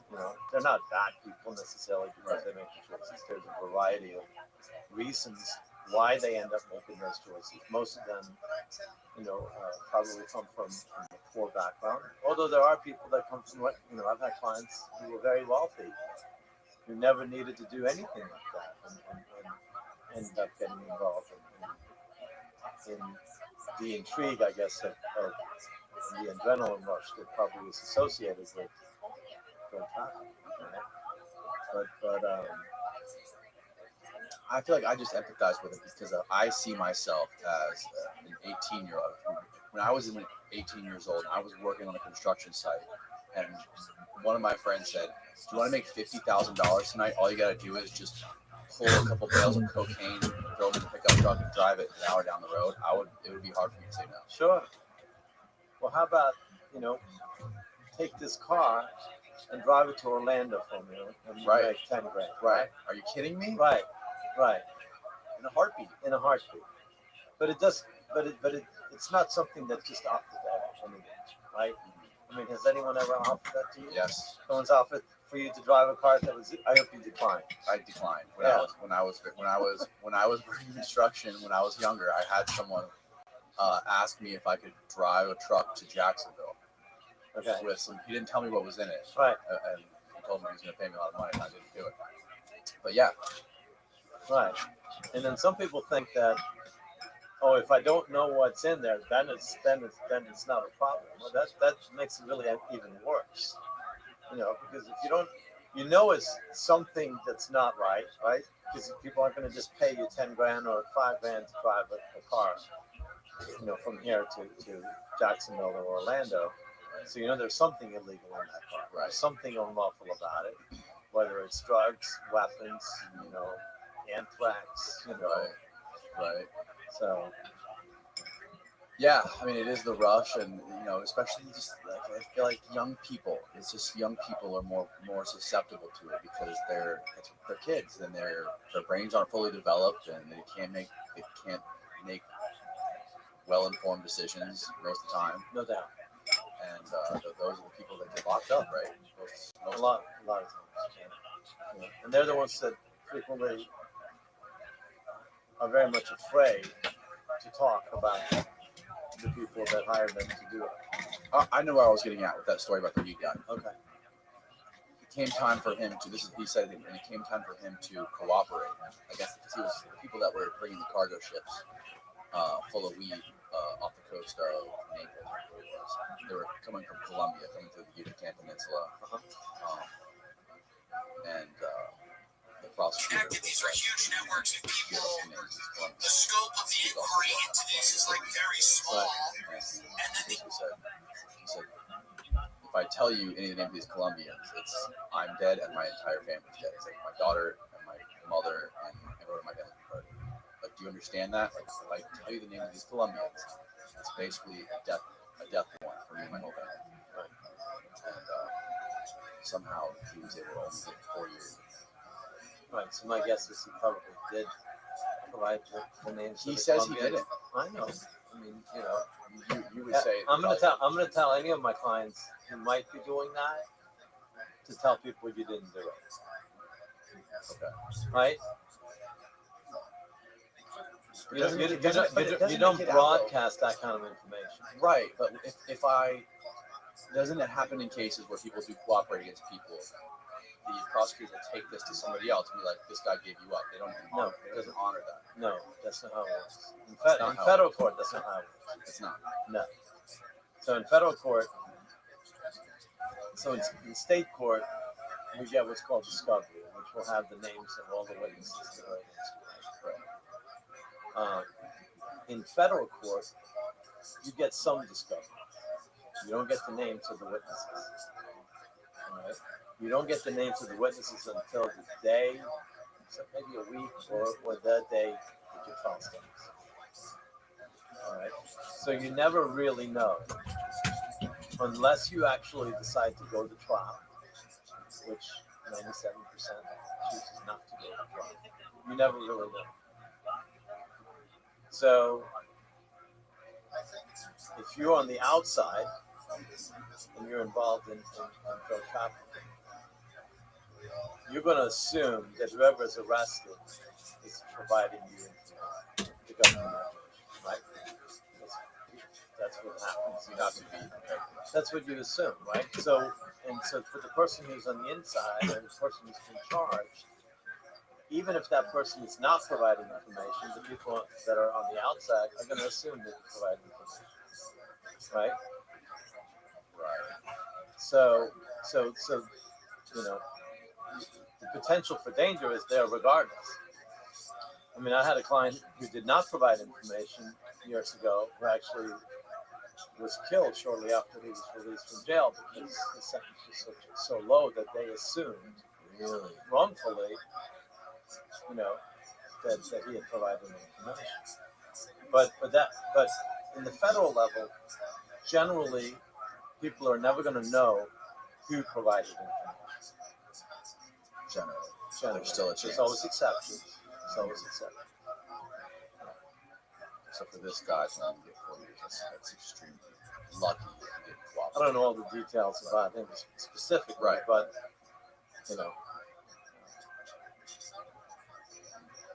yeah, it's a stigma. Snitching, there's a stigma attached to it. Absolutely, it's frowned upon. Absolutely. There's a saying that people who are in federal prison are either people who snitched or provided information, right? Or people who wish they snitched and provided information. And the reason for that is the biggest reason for sentence reductions is providing information or snitching, right? But at the same time, everyone who's in prison will maintain that they did not snitch, that they did not provide information. So frequently, I'll get calls where the client wants paperwork to show that their plea agreement does not reflect that they were cooperating. Okay. So if they're in, because some others in prison may say, "I want to see your paperwork." Yes, I've heard that happening a lot. And if right, that's probably changed. Or mid-mark. Yeah, I've heard a lot of stories about that happening, about people trying to survive in prison, and when you first go there, a lot of people, they want to see your paperwork, see if you're a rat, see if you're a child molester, or whatever the case may be. Right. So that could be a reason that someone would not snitch, because if they know they're going to go in, they don't want to have to give up that paperwork. Or they make sure that the paperwork on the official record doesn't reflect that they told. Yeah. Wow,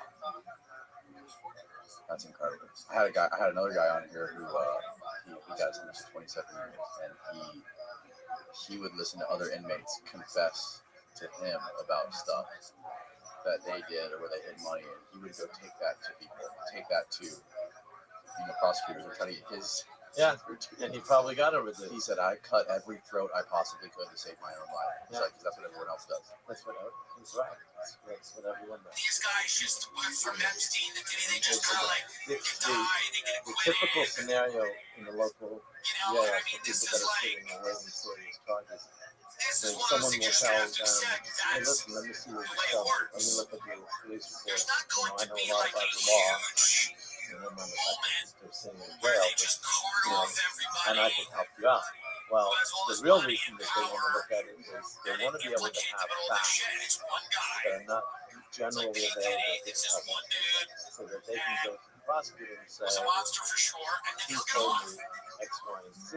The jury just The lets only him way off. that I mean, I the know that jury. is he I mean, told the me jury that might have let I'm Epstein off. and the reason The why jury. You're dealing with American people in the jury. of course, the You're other way dealing we can with know your it own is to look citizens in the jury. The people that I talked about on the boat are in the jury. How many people have you represented that And they're listening to this, and the Tiesto's the business is playing in their head during the entire trial.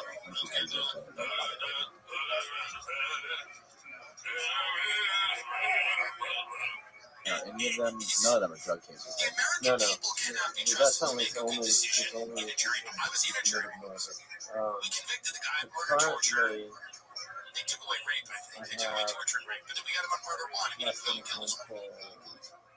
But I was in a jury, but I'm telling you right now, that I mean, good luck. Good luck. Now, I don't know what he's going to get. How many of those Some people people? are saying How many of those people do you believe they're going to send some fruit or whatever. They're going to throw the book in it. But what is the book? either He not was not guilty or convicted on the innocent or charges of the things he got did. more wrongly convicted? He was I convicted mean, on like he obviously, transported someone for all of them. sex, but he, you know, the sex Do you think trafficking. So I mean, any of them that were this is the way it's innocent or gonna not happen. guilty? You're gonna see these things will pop up I've occasionally. had Every clients so often, who were one of these sentenced to guys is death gonna pop up. He's gonna get charged with something. innocent. You know, it's gonna be salacious. Like all the details that come out are gonna be crazy. It's gonna be like a private island, and then he'll be convicted of jaywalking. I mean, they'll plead it down to nothing. It'll be nothing. It'll be like he had a private island and a fucking machine, and he'd strap the politicians in it, and they would have orgasms. And then they're like, what did they convict him of? Tax fraud. Like, it won't matter. It won't matter. This is what you should realize by now. No doubt. The more ridiculous the stories are, the less they're going to get convicted.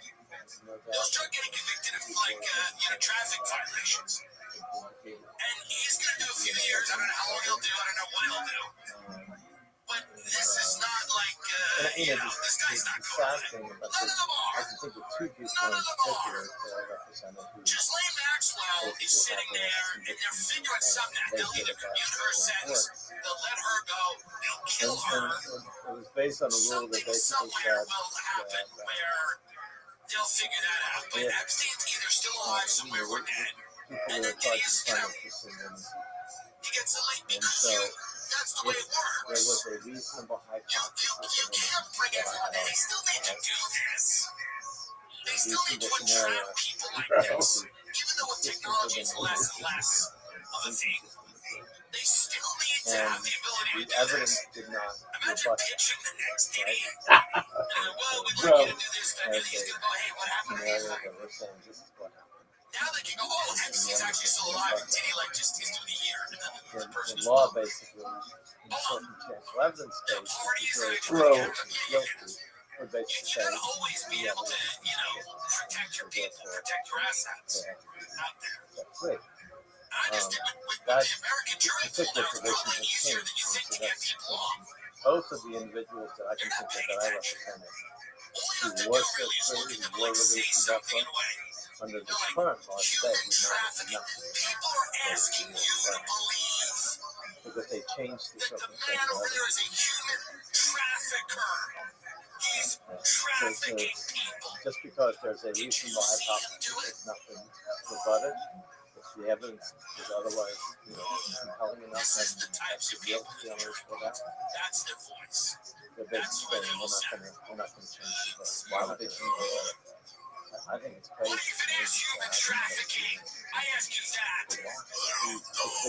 Because politicians feel like people are getting up, they're winning votes by doing that.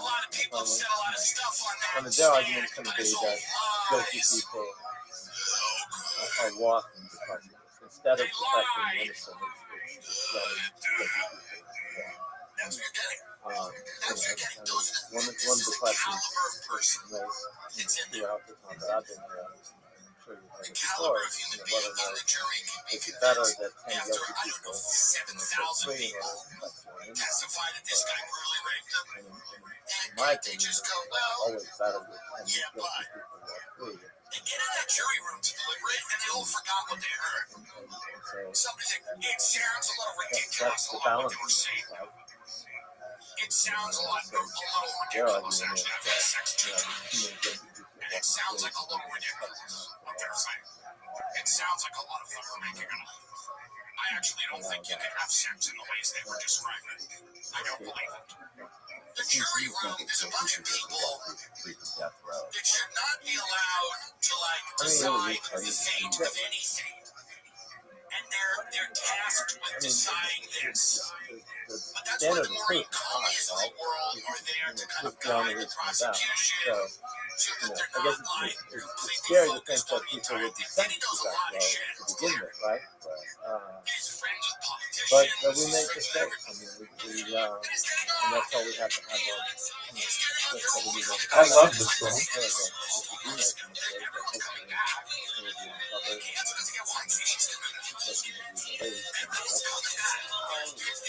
What happens to somebody once they're on death row and they're fully gone?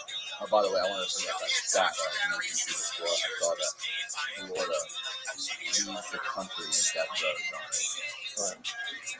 So that means more people are let free who are wrongly convicted than are on death row.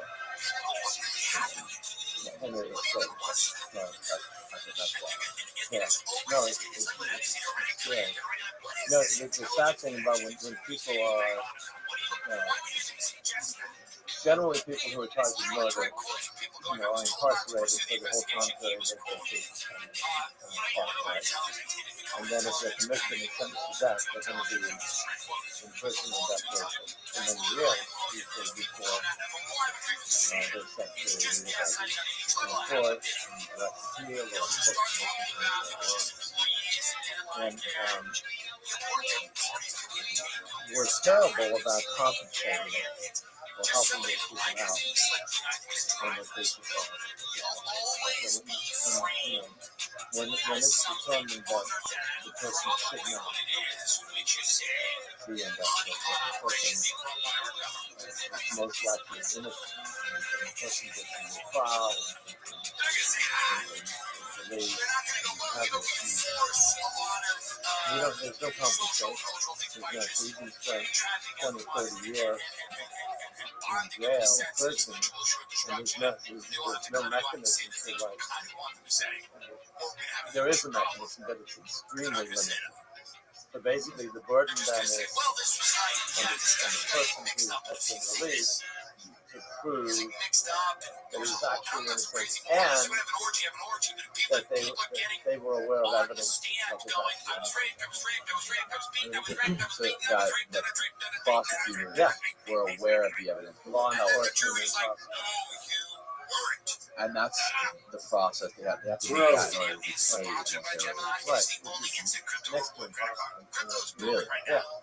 I mean, it happens. Yeah, I've heard of people getting paid, but it's the exception and not the rule. Some people have received significant on gas and transportation, up to $300 a month. The best part of reward transits, you can benefit from remaining price appreciation. Bitcoin rewards earned and held for 1 year. The Gemini credit card have appreciated 176% on average. This World Elite MasterCard is now at no fees. See rates and fees in the description for more info. The card is sleek, stainless steel, no numbered, 4-color options, black, silver, rose, gold, or Bitcoin art. Oh, yeah. Sign up at Gemini.com/TIM to get 200 Bitcoin. You spend 3,000. first 90 days. You can see if you pre-qualify with them on The question is, how much is enough? But, well, I think the best answer to that is ask the person who put in jail how much would be enough for you to do 20 years. Right. With $2 million, would you be willing to go to prison for 20 years for $2 million? I don't think anybody would. No. But we don't want to spend money on that. We love to spend money on like putting people on that flow, but we don't have to spend money on, when we make a mistake, we don't want to spend any money on making mistakes. Right. I mean, that's, to me, that is the crazy argument against it. How often it's fucked up. Right. How many mistakes are made. How many people are wrongly convicted of it. And a lot of, when it comes to like state prosecutors or federal prosecutors on these cases, do you think there's a problem with confirmation bias because people and not wanting to actually be objective and respect all the evidence? And like, when you think about something, you have a theory, you have a hypothesis. The way to make it stronger is to test it against other things and try to prove it wrong. Try to prove it wrong in as many possible ways as you can in scientific methods. And if you can't prove it wrong, it becomes stronger. Because these prosecutors aren't operating that way. They kind of get an idea in their head in the beginning, and they do everything they can to prove that idea is right, or to prove that argument is right, no matter what it is. Surrounded by alligators. Would that make it feel I think most prosecutors are and it's that type of forward thinking that I think should have been. Like I think Trump is people were like, sure, people find these raids to be a bit corrupt. And, soulless, unkind. But if we then took the people we swept up and put them in a prison built in an alligator swamp, would that make people feel better about it? So I think they're at least recognizing that their policy has been a bit controversial, and they're saying, how could we make it more palatable? Is there what about a fortress surrounded by lions? Would that make more sense? If we got a bunch of gardeners who are in the country legally, and people are like, well, that seems a little fucked up, and you're like, hold on a minute. You don't know where we're taking you, but where? So basically, he's found not guilty of murder, right? And he's found not guilty of the ritual and we also had a drug conspiracy. And as taught, he would have had a mandatory life sentence. But there are lesser included drug conspiracies, and so the jury found him guilty of the least amount of drugs, so that he would have no minimum sentence. Right? So basically, he was held responsible for a small amount of drugs. The judge ended up sentencing him to 120 years for basically non-violent. Why stop at alligators?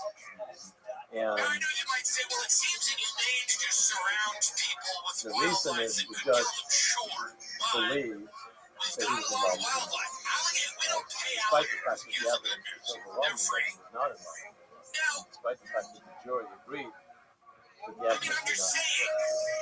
It's a great way, I think. Fortunately, that was appeal. We won the appeal, and we recently went back and we resentenced to 11 years.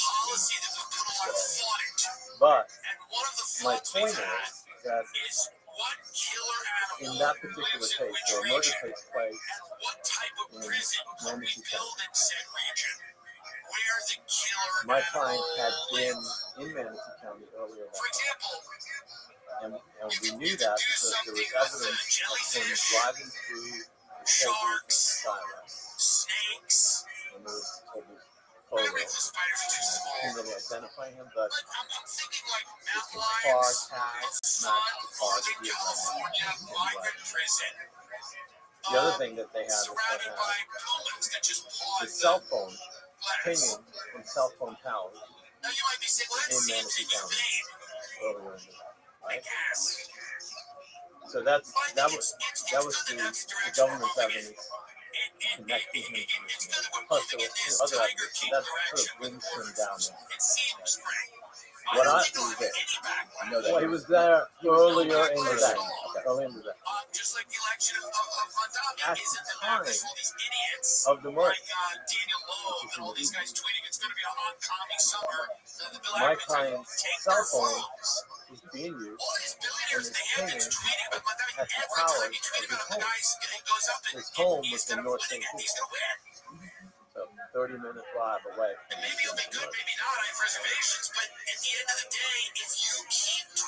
the government basically,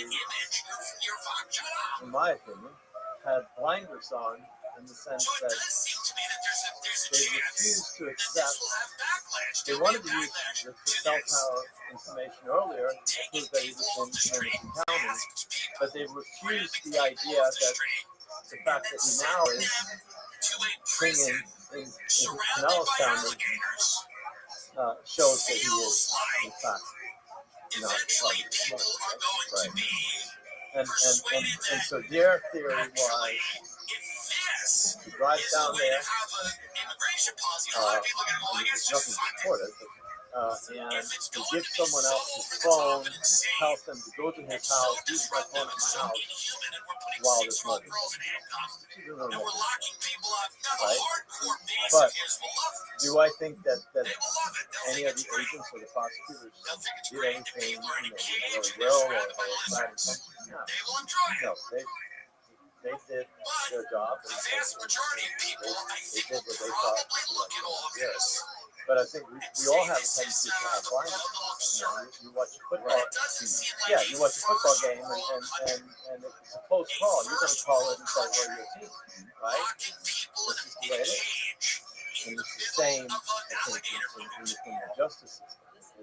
Prosecutors are supposed to seek justice, and as defense lawyers, we're supposed to fight for our clients' rights and to make sure that they get a fair trial and challenge the evidence. Right?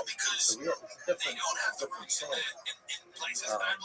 But it's an adversary system, and sometimes some prosecutors lose sight of it. Right? But the great majority do not. The great majority of prosecutors are awesome. They're good people. They try to do the best they can. And I think the majority of cases where mistakes are made, it's not because the prosecutors didn't care, it's just because how they do the evidence and they think they're believe that they will say everything today. I had no idea that judge would go against the jury. Oh, I mean, so the judge in federal court, a judge can consider acquitted conduct as aggravation. Consider acquitted conduct Right. as aggravation. Correct. So that means that even though the jury said not guilty, right, and even though the court then has to recognize the jury verdict and adjudicate the person not guilty, the court can say, I still believe that he committed that crime, and therefore, and I believe that there is some evidence to support that, and therefore, I'm going to sentence him harshly than the other guys. So the Supreme Court has recognized that that's law. But the analogy is that the acquitted conduct cannot be the tail wagging the dog. Right? So it cannot become the primary focus of the sentence.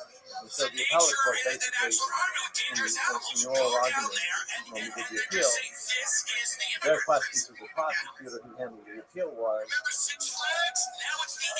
how is this case not the tail wagging the dog? How is 120 years for a small amount of drugs, how is that not the tail wagging the dog? Right. And that's why. where nobody has any rights, and Adjust that. the Constitution doesn't apply, and it's in the middle of an alligator pit. It Just seems to me that it's a recipe for something very bad and very dark. Especially when people start piping up. I really love this volunteer. Definitely do it more often. Absolutely. Who's going to eventually find Where their can way people into this prison find system? you on the internet? Who's going to find their way into this? I don't know. I'm sure citizens will begin to see the inside of the Everglades detention facility 1,000%. The idea that citizens I won't go appreciate into it very these much. places All right. Goodbye, world. Thank you. like a very, a very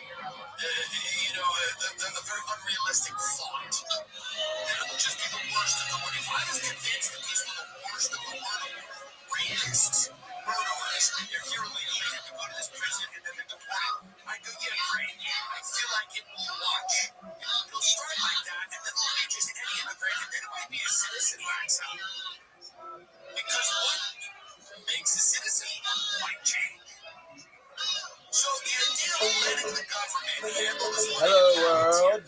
Tim McBride is a former marijuana smuggler and pot hauler living on the edge of Florida's Everglades. From 1979 to 1989, Tim ran the Southern Waters and the Caribbean with a band of modern-day pirates known by locals as saltwater cowboys.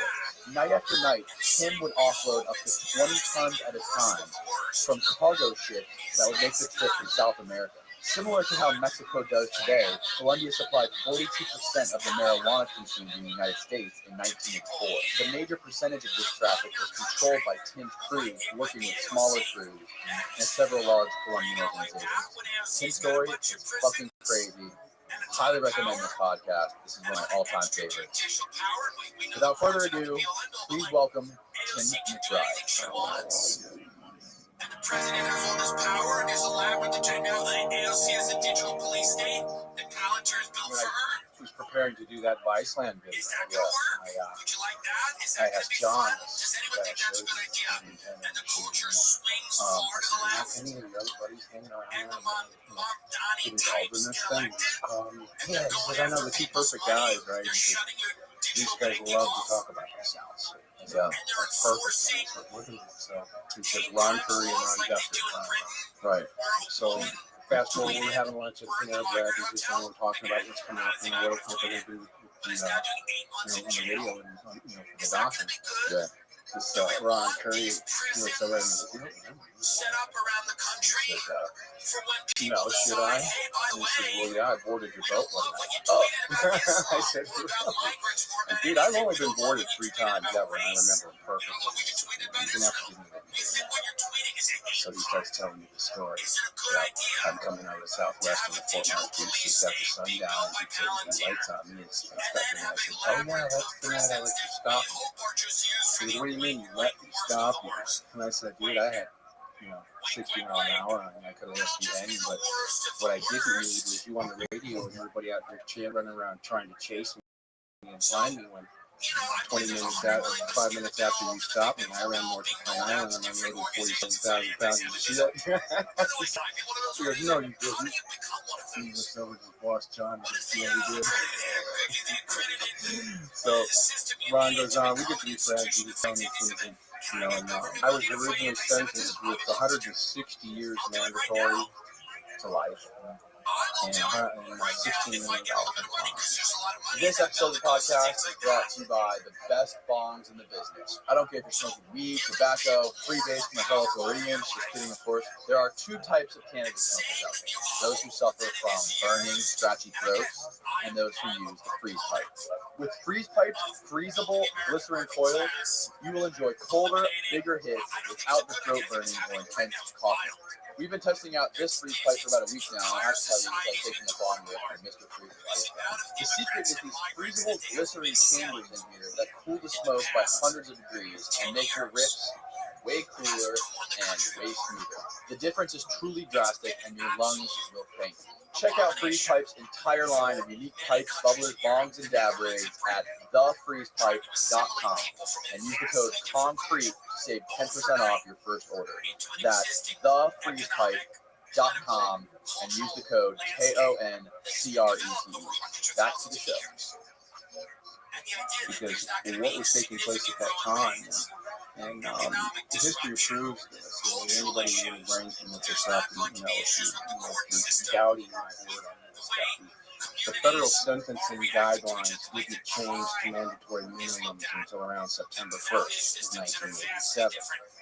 So if your crime happened before September 1st, 1987, you consider under the law, right, which gave you good time, statutory good time, and parole.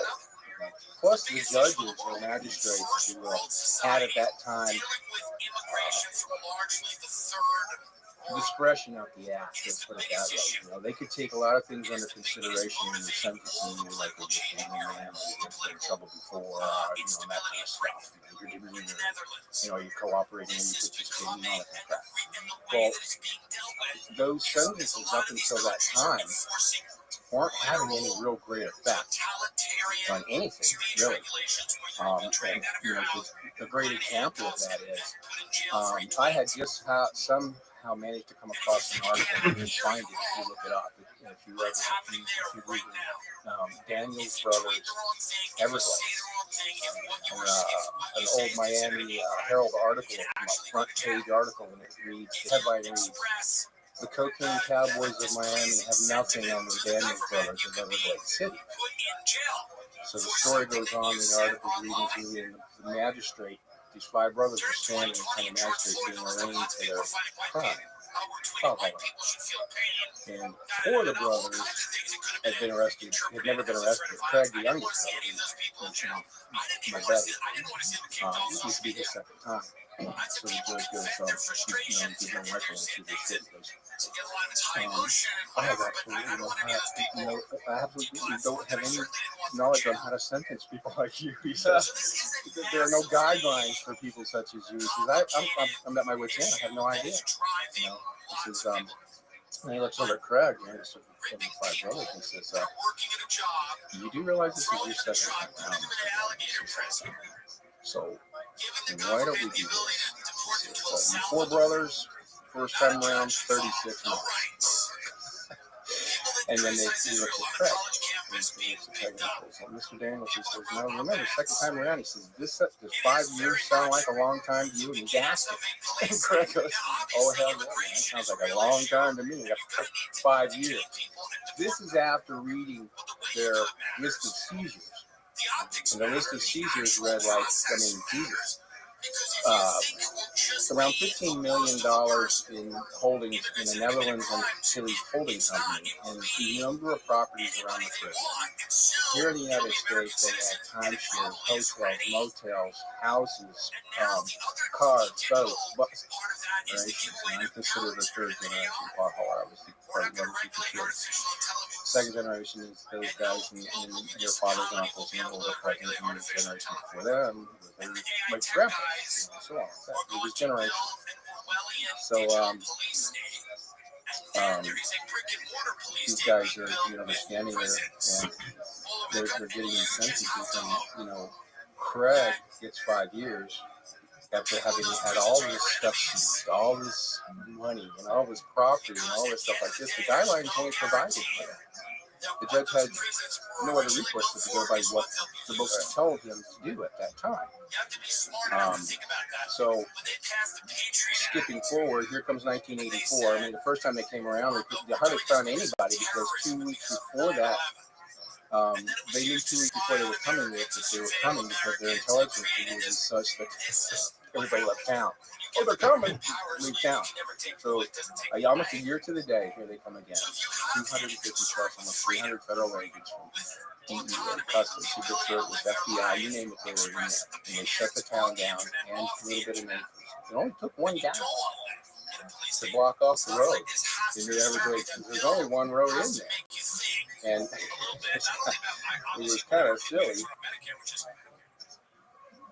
That's how they blocked the road off. Jesus! But this is this is a major hauling shotgun, hauling operation, and this is their road block. What are you gonna do with that shotgun? Because there's What do you always think you're going to do with that thing, man? It's hard because there's only one road in and one road out. I mean, how many guys do you need to watch the fucking road? I thought, so, A bunch of guys are getting around on airboats anyway. you know, so the second time around, I mean, it was kind of comical in most respects because there were more reporters on this 130-acre island. There were more reporters and cops on the island than there were people being arrested. It's kind of funny. They kind of block the road and you guys get around on boats. Yeah, I mean, you know, and what's crazy too is, you know, we were masters of hiding from sight. You know, we'll get into this in a little bit, but how it's done, the mechanics of it. You know, most people, it blows most people's mind, and that's when I start getting to the point. You know, I'm not sitting here, you know, and St. Martin's Press didn't verify, you know, my story or what it is I'm imparting without some kind of, you know, source. The publisher of St. Martin's Press, Susan Roberts, she asked me, she says, what about validation? With all this craziness I'm writing about, you know, hundreds and thousands of tons of pot. And I said, well, validation. Let me see, who would you like me to introduce you to? The Supervisor of Customs, DEA, FDLE, which is the Florida Department of Law Enforcement, Sheriff, Naples Sheriff's Trident Task Force Officer, FBI, CIA. Who do you want to talk to? I'll introduce you to you. She said, perfect. That's all the validation I need. Write the book, right? So everything that you read in here, people are asking me about embellishment. You know, when I'm talking about, you know, unloading about 55 tons on it. You know, I said, well, embellishment. I said, there's no room for embellishment. To embellish on what was written would have made it, first of all, sound so ridiculous that, you know, it would be comical. Well, that is comical. 55 tons. That is almost so ridiculous. Well, yeah, this is something that, you know, I mean, just people don't know the story, which is why I'm sitting here with you know, and guys like you to try to get them to understand that. You know, if you were smoking weed in the 60s, 70s, and early 80s, this is how you got it. You know, there was no growing the shit like they were growing it all over. Some guys were shit. That, but dude, if you wanted weed to smoke, you literally had to go to another country, load a fucking boat full of this shit, and bring it back. There's your weed. This is how it was done up until the early 90s. And the reason for that too. What is this? Naples man arrested for how much? How much? I'm not sure what that is. Captain Tom, what's his last name? Storer of Collier County? Oh, it's the sheriff. Oh, the scroll up to the top. Oh, really? Huh. Yeah, so the Danners are a prevalent family in everything. They were the first people to get busted. Well, they were, no, actually, the way the chain of events works is the original pot caller, his name is Lloyd Koch.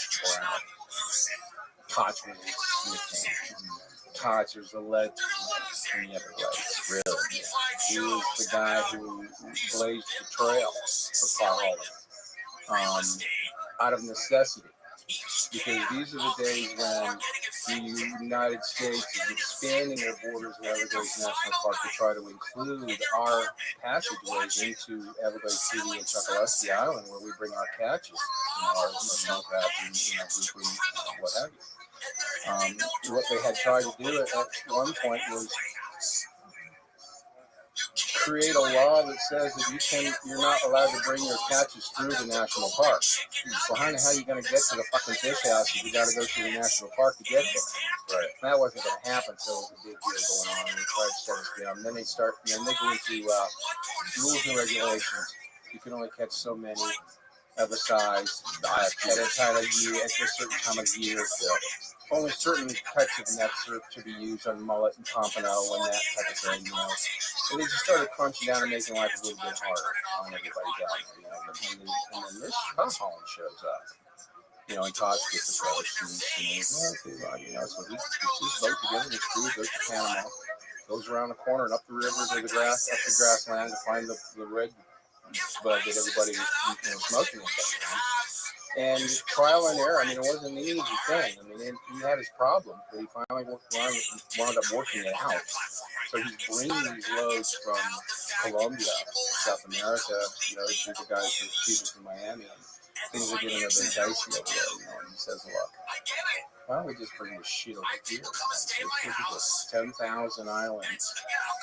We live here. This is where our kids play.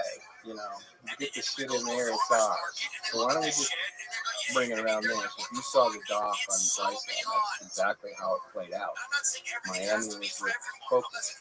Nothing going on over here in Everglades. Because the Coke Cowboys fucked everything up, man. I mean, everybody wants to be the guy, and in particular in those days where it's a woman by the name of Rothschild Blanco. Oh, yeah. She was the godmother.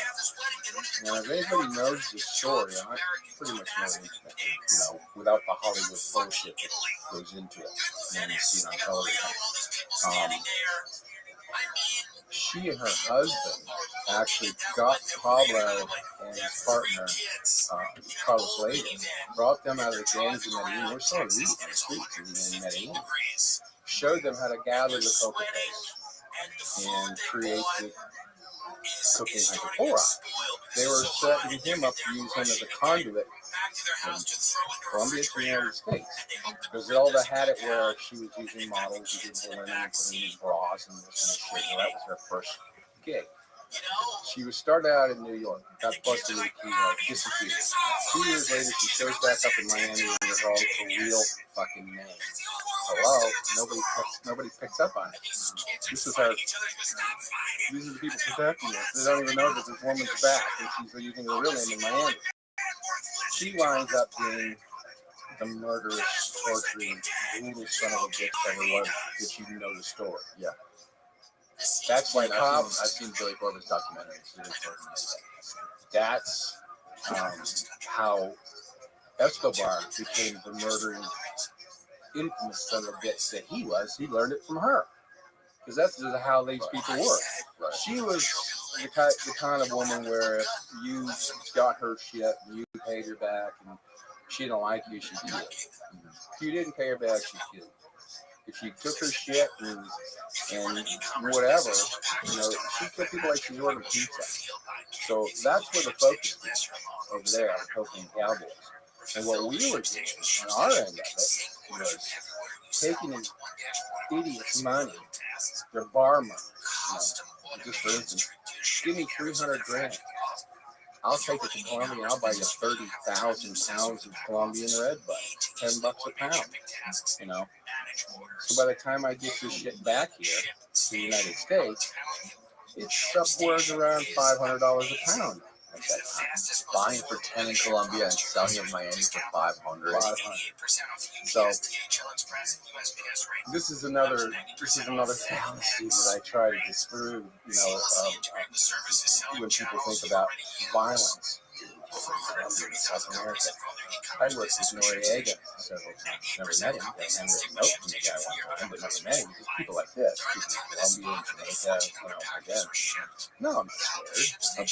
I'm a kid. I grew up in this, doing this with these guys. How old are you? I'm 20. First time I ever unloaded a boat full of pot, I just turned 21. And it was 15 tons. And I never did one that small. How long does it take? How many guys do you have unloading 15 tons? Well, there's how long does that take? There's 3 guys on the big boat that go out to meet the mothership. That's us. That's this is the hierarchy of how it all works. A boat that goes offshore to unload from the mothership, right? That pig gets paid the most. Because when you think about it, if we're taking 30,000 pounds of shit and putting it on our boat, 3 guys are responsible for the whole load for about 5 hours to get it into shore. That's big money. And while we're doing that, there's always safety valves built into the scenario, no matter where you are and what you're doing. In this case, and I think I gave you this, we're using this boat. Oh yeah, the picture of your trapping boat, right? That's me on that side. That's my buddy Mark. He's the first mate on this side. Yeah. Here, pull that up, Austin. You have that, right? You got this boat? Yeah, we got the crab boat. That boat has hauled millions of pounds, literally millions of pounds of pop. It's been on the deck of that boat. Not only the deck, we're filling it up around the bow. We're stacking it up on top here just for the radar turn. And then from that level all the way back, it's that high. This goes down to about 8 inches of water line. That's how heavy the boat is. And we plug the stuffers in the back of the boat. So how many pounds can you fit in that boat at one time? I think we put about 45,000 pounds on that one time. This is not hiding it below jack, all the subterfuge bullshit. This shit's, I mean, if you were to fly over this thing when it's loaded, all you'd see was the radar turn and a big ball of pop going through the water. And that's what it looks like. What happened? You can't find boat? Oh, fuck. That's up. And then, the reason why, see, it was our job as the guys on the boat to sample the shit. So when we get back to the shore, we're like, take some of this shit, man, it's good. Like that. And everybody would have a stash of it, right? So it was never a problem. We load the boat, kick back, captain's doing his job, he's watching the radar, we got a 15-mile radius, and anything comes within that, we keep an eye on it. And it looks like that target coming toward us, we get off onto that. That's the speed boat. That's my chase boat. It's running right next to that load. You got a picture of that one up? Yeah, we have that picture too. Hopefully we can pull out. That's me driving the boat and a buddy of mine just out for a cruise. This boat drives Scarab or something. This is a fast boat. Chris Craft. Okay. Nearly 600 horsepower. And it's a deep V offshore. I mean, go fast, 60 mile an hour for you. So those guys are following you. They're behind you. I've got this boat. It's not my boat. That one right there. It's somebody else's boat that we've hired to run alongside of us. We've got this giant fucking ball of weed going through the water that's maybe doing 4 knots. Right. Because we're shining it loaded. And if something on the radar looks like it's coming at us, what the hell are you going to do? Right. Well, you jump on that son of a bitch and you go. Get the fuck out of there. You bug out and leave the weed. Let them have it. Because the guys running the boat don't own it. The captains, the owners of the vessels are never on it. The guys that own the vehicles and the trucks and all that stuff for transportation, the owners are never involved. There's always somebody else. And there's a reason for that as well. If we were to jump off and get onto that chase boat, off into the night, we're never going to find it. We're on the radio. The minute we see we're getting boarded to the guy that owns the boat, our captain, call it in. He calls the cops, the local sheriff department, and says, dude, I just looked out and noticed that my boat's gone. So he reports it stolen. So, and the vehicles are the same way. Vehicles get stopped. These guys get out and haul ass. We're back up a minute so it can all make sense for you.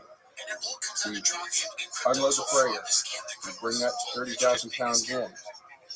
20, 25 other little smaller boats, T-crafts or mullet boats at that time. T-craft, this is without its twin 235s. Okay, really wide, really shallow bottom, right, and as you can see. The twin 235 Evan hanging on the back of it with vertical and horizontal trim. Right. So as long as that prop will go through the water, that boat will go through the water. So we're running these, we're unloading our big boats onto this, 25 of these. They're running them through the shallows, through the backwaters, to the island, where we've literally taken the furniture out of one of our buddies' houses and we started stacking and filling his house full. And if there's more to be had, then we just need to come to his house next door and start filling his house. This all takes place between sundown and sundown. By the time the sun comes up, the entire load, regardless of how big it is in somebody's house and waiting to be taken to Miami. If, by chance, and this happens, the entire load, meaning how much? 40 tons, 30 tons. How many trips do you have to go back? How many times do you have to go back and forth? The boat can only hold 30,000 pounds. Well, then we take 3 boats. We would take 3 of those big boats, like my big boat. Right. We anticipate the size of the load, or they tell us what's coming. Okay. There's 60,000 pounds. You can't get 60,000 pounds on one boat. Right. So you take another boat, or you take 3 boats. You make the loads a little bit lighter, do it a little bit faster, it all gets done quicker. Everybody makes the same amount of money because it just, I mean, the math tells you how much money there is. It's ridiculous. So, in this case, it's just one boat with the whole load. We brought it in. They come out like flies on a garbage can into the boats, and they take as many trips back and forth to the house till our boat's empty and the house is full. Close it up and lock it up. Now, if the vehicles, the vans, the cars, the trucks, you know, whatever it may be that is transporting the material to Miami, some of them get loaded that night. The boat's coming off the boat, and then you drive it into town, park it in the driveway, leave it there. You know, just park it in the driveway. Everybody has a 2-meter radius. You got like 110 of these things. To do one of these jobs, say even just a 30,000 pound. I never did one that small before, ever, after that. They were always bigger than that. It takes about 50 to 60 people, sometimes more, to make one job work.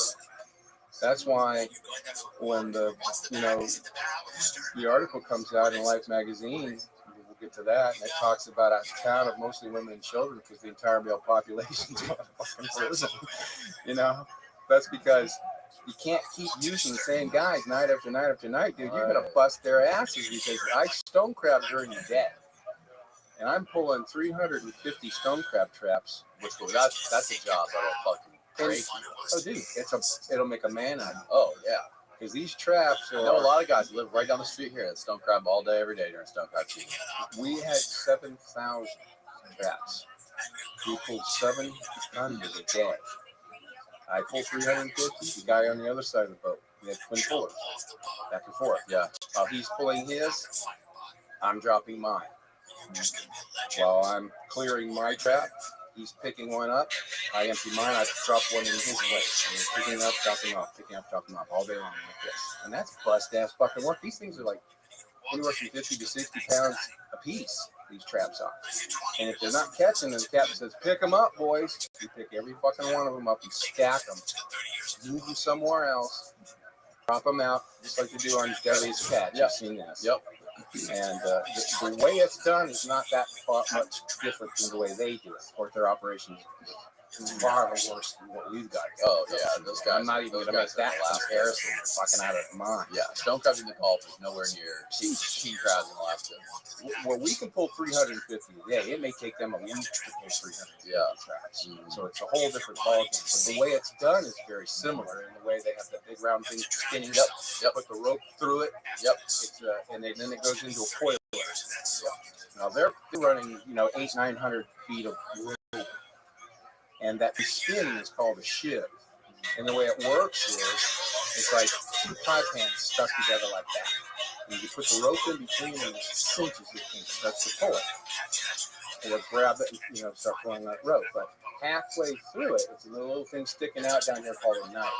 The rope comes around. It's not actually a knife. It's called. It kicks the rope back out, so it doesn't continue to spin and wrap around that big thing that's spinning. Right. Falls out on their feet. They put it in a coiler. Ours just a coil on the deck of the boat. We're at the most 60 feet. Something like that. So in that way, it's very similar. Dude, we're busting our ass all day pulling traps, and then we go out and we move, say 20 tons, 40,000 pounds. That's about anywhere between 800 and 900 pieces. We're moving. We're handling 900 bales a night, sometimes 2, sometimes 3 times a night. So if you're making money, you can do it. My first time out, see these guys. When I came down to Florida, I came right down. I had a gig in Hollywood. I was working in the same industry for a few years, but that's a whole other deal. We'll talk about that some other time. But I wound up coming back, and a buddy of mine back home. I grew up in North Carolina. My father was 82nd Airborne. Went to school, worked in my high school years in Wisconsin, of all freaking places. Reason my nuts off. And So I do this gig out in California, come back to Wisconsin. A buddy of mine that was next door to me calls me up and says, "Dude, I'm moving to Florida tomorrow." This is my brother-in-law's on that fish house on Chuckwatsky Island. And I've been to before. He said, "I'm going down to work on a crab boat." Want to go? And I was taking back up a machinist job at that time, and I didn't even give a second thought. Shoot, yeah, man, I'm in. So just like that, I packed all my crap, and I was gone. The next day, we drove all the way down. We got to the end of 29, and the dead end 29, dead ends right on Chuckwatsky Island. Wow! And that's where I started. And how did you get first introduced to Holland Bot? Well, the thing of it is when you just show up like that, people are, it's such a small town that people are sideways glancing. Yeah, who's these guys? They're always eyeballing me in that way. But because of the people that I moved down there for, my friend Mark, his sister and brother-in-law ran Ernest Hamilton Stone Crabs on Chuckwatsky Island. So they were part of the family there. Everybody knew them. So Mark was, his sister was there, and I came down with him, so everybody knew where we came from. So it was cool. We were cops, we were infiltrating, and all that kind of stuff. So, it kind of got around there. It was so cool. Well, Mark gets a job on this crab boat. And the other guy in the stern with him, there's only 3 guys on the boat. The other guy on the stern with him is from Michigan. And the captain, Billy, he's really not digging this guy. So we decided, I said, dude, I'm going to help him build a house for Mark's brother-in-law. At the time, he kind of make a little bit of money. And he said, look at you, this guy doing a job on the boat. So they worked this guy to death. And you can do that too, dude. I mean, it's bust-ass work. I mean, we can tear a motherfucker up. Fishermen don't fuck around, man. No. It's the hardest working dudes ever. My back is shot because of this shit now. But he quits, and they bring me on. Well, they give me a little. I already knew the rundown. You get up early, 3 or so in the morning, it takes you 2-3 hours to get to the traps, to the lines, and the traps are set in lines. We have buoys that are about the size of a little bit smaller than a soccer ball, a styrofoam buoy, and with a number on it. And we use what we call catch poles. We have like a 1x1 piece of lab that's made out 6 feet long. We fiberglass shark hook on the end of it, throwing the barb off of it, so you can grab that line, pull it in. Whereas the deadliest catch guys, they still grappling between 2 bags that are floating, and there's a line between those 2 bags. They catch that line and pull it in because they got a many fucking 1,000-pound trap to pull in. Ours are only 70. So we grab that buoy as fast as I can, put it through this block around the shiv. It's already turning, and the trap's coming. So, we start doing this by day, and I go out there, and they explained it all to me. So we were headed out that first day, and I just happened to wake up. The bunks is in the wheelhouse, and I happened to wake up and look up. The sun's up, and I'm thinking, no, we should have been started by now. I mean, the sun's up.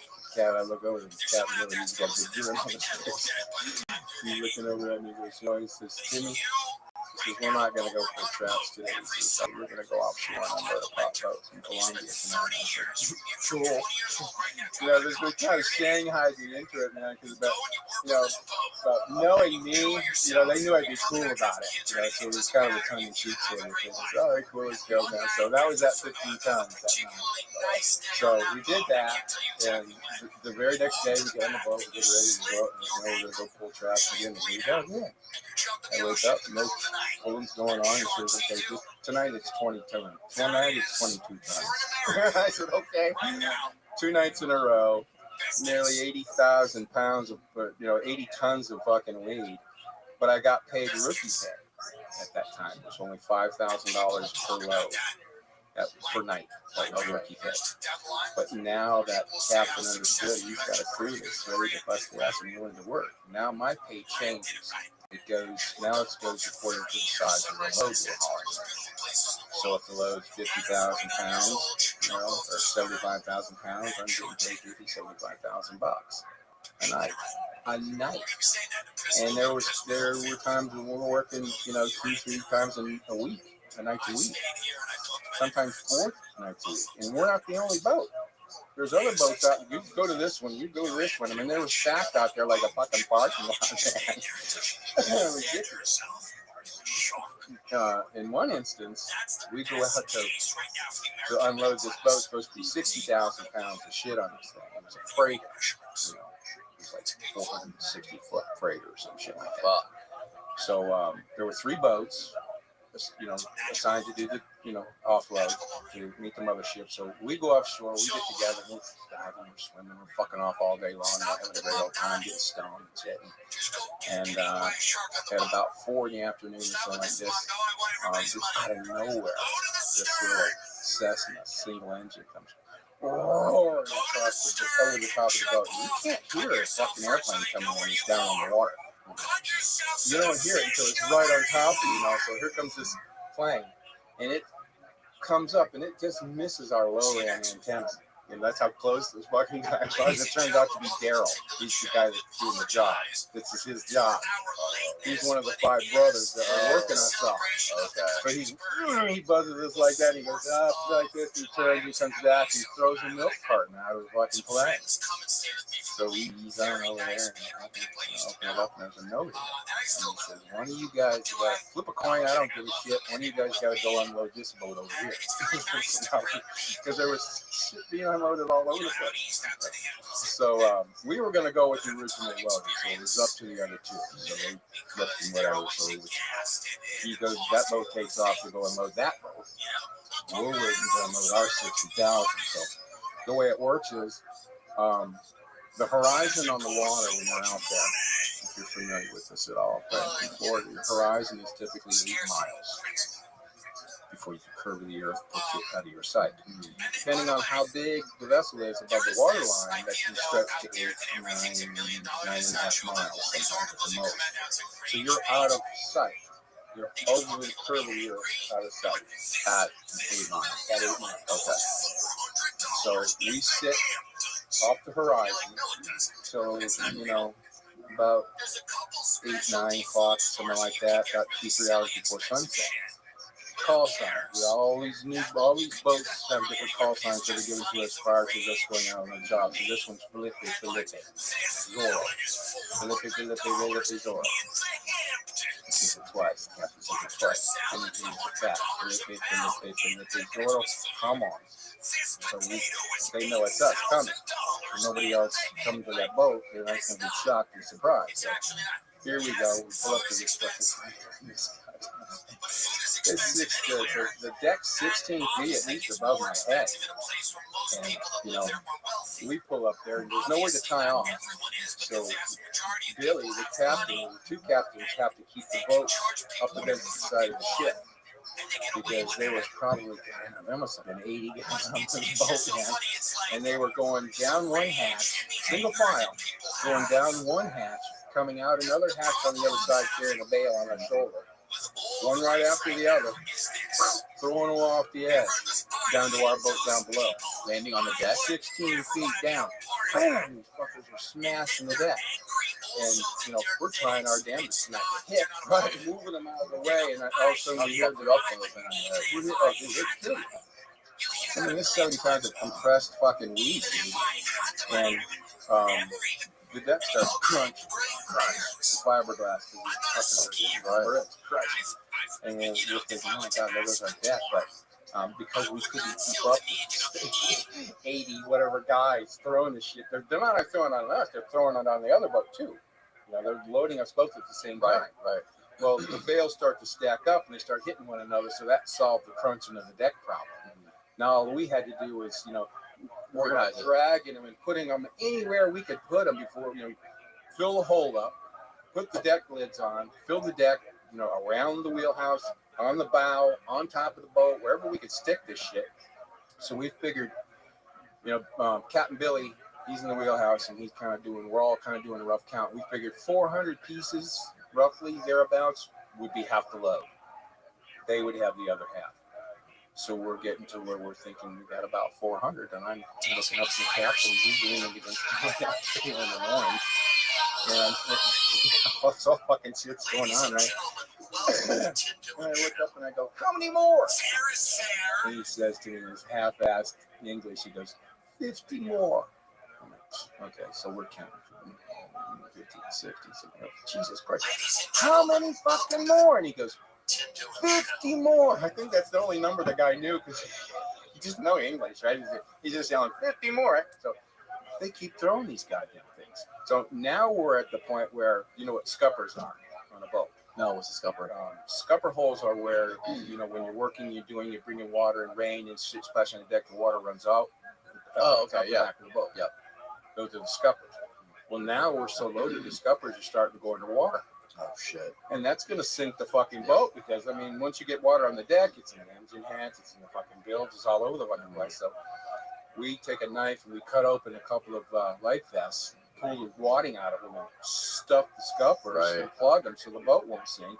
While we're doing this shit's still coming, and Billy's he's yelling. I mean, we've got this shit stacked up to we can't even see inside the wheelhouse hardly because it's you know we just left a little space for the door to open up. And Billy says, "We're getting the fuck out of here, man!" He starts the boat up. Oh, big black smoke, you know, and shit bellowing out the back end, and we start going. These fuckers are still throwing bales off. I mean, for as far as we could see these guys up into the horizon in the binoculars, they're still throwing bales off. Are you worried about going? You're still 8 miles offshore, right? Dude, no. 8 miles is the horizon. Right. We're probably 30 miles. You're 30 miles. We're out in this. Are you guys not concerned about running out of fuel with that much shit on the boat? No, we're all prepared for that. You know, that's why the chase mode.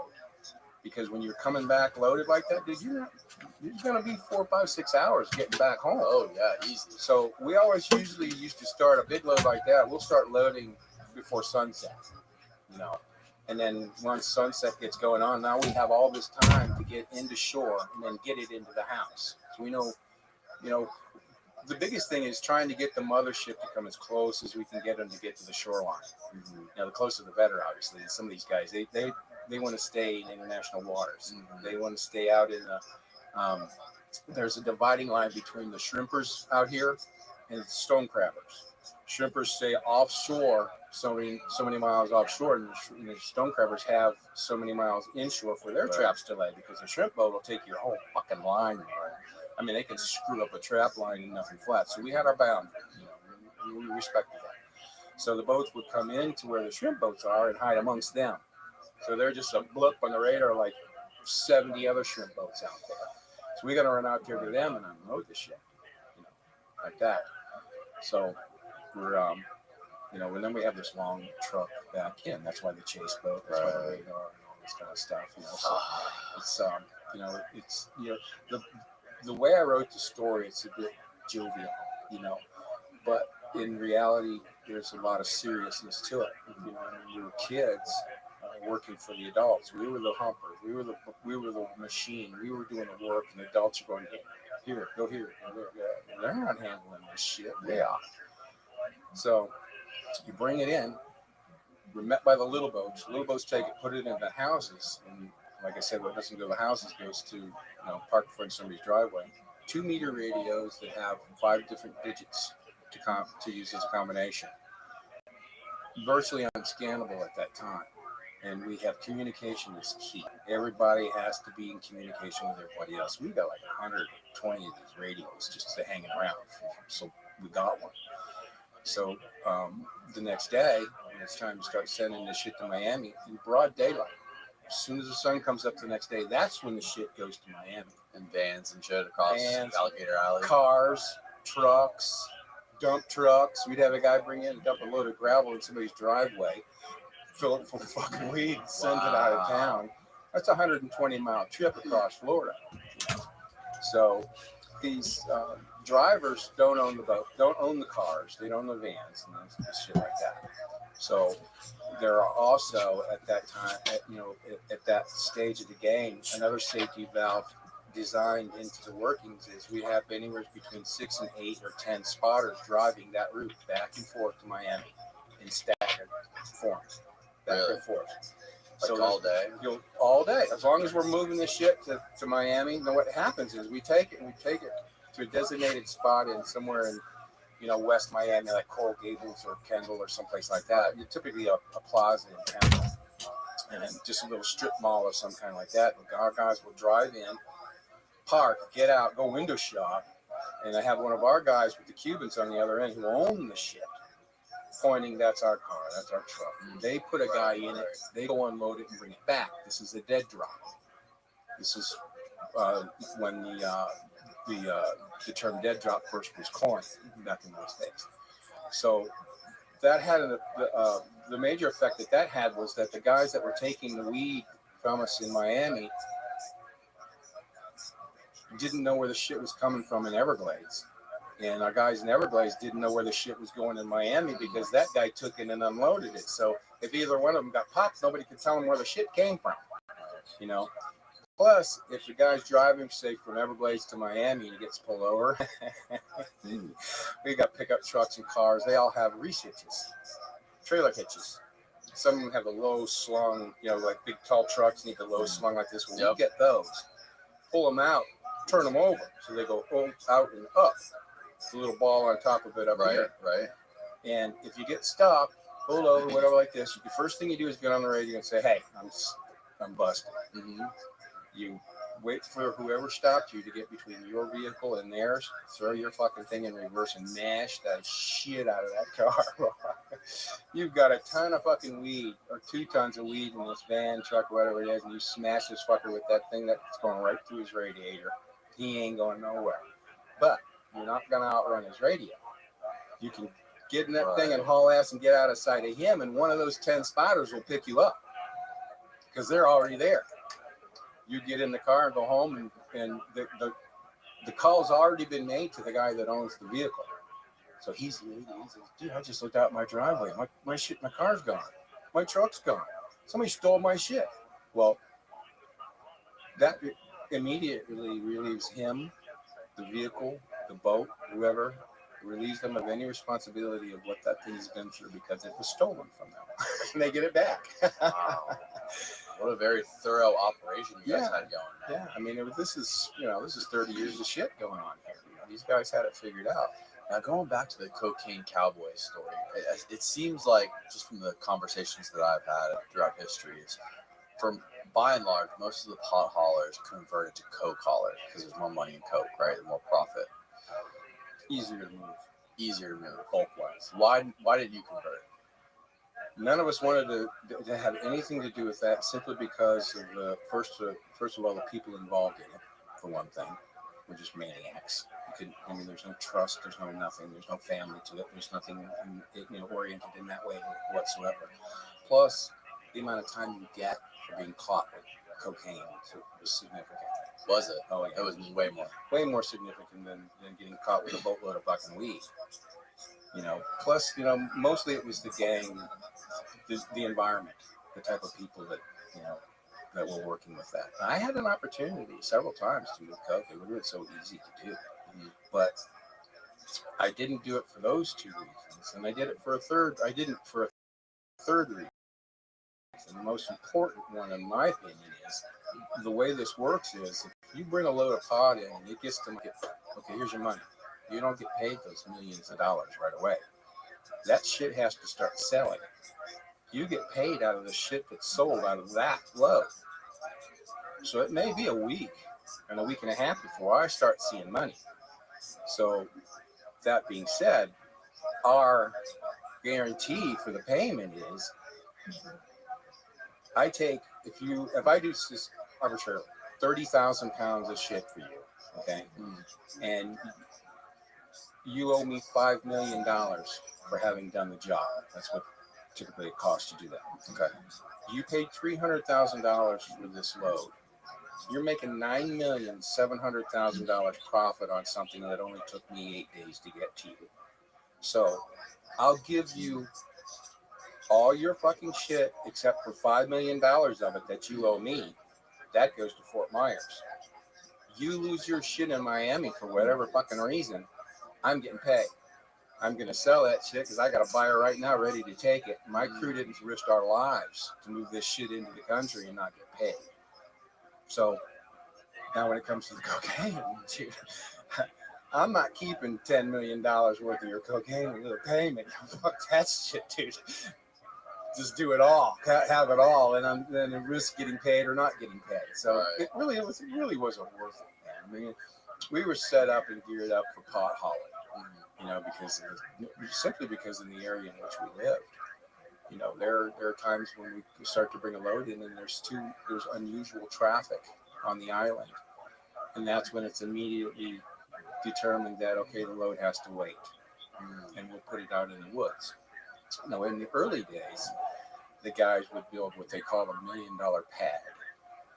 They would take the bales to find the driest spot out there on one of the islands. And I'm talking about literally 10,000 islands you could pick and choose, in which we knew them really well because we were fucking around. Find relatively highest spot on the ground on the island that you can. Lay down, you know, a bunch of bales and then pyramid stack them on top of those.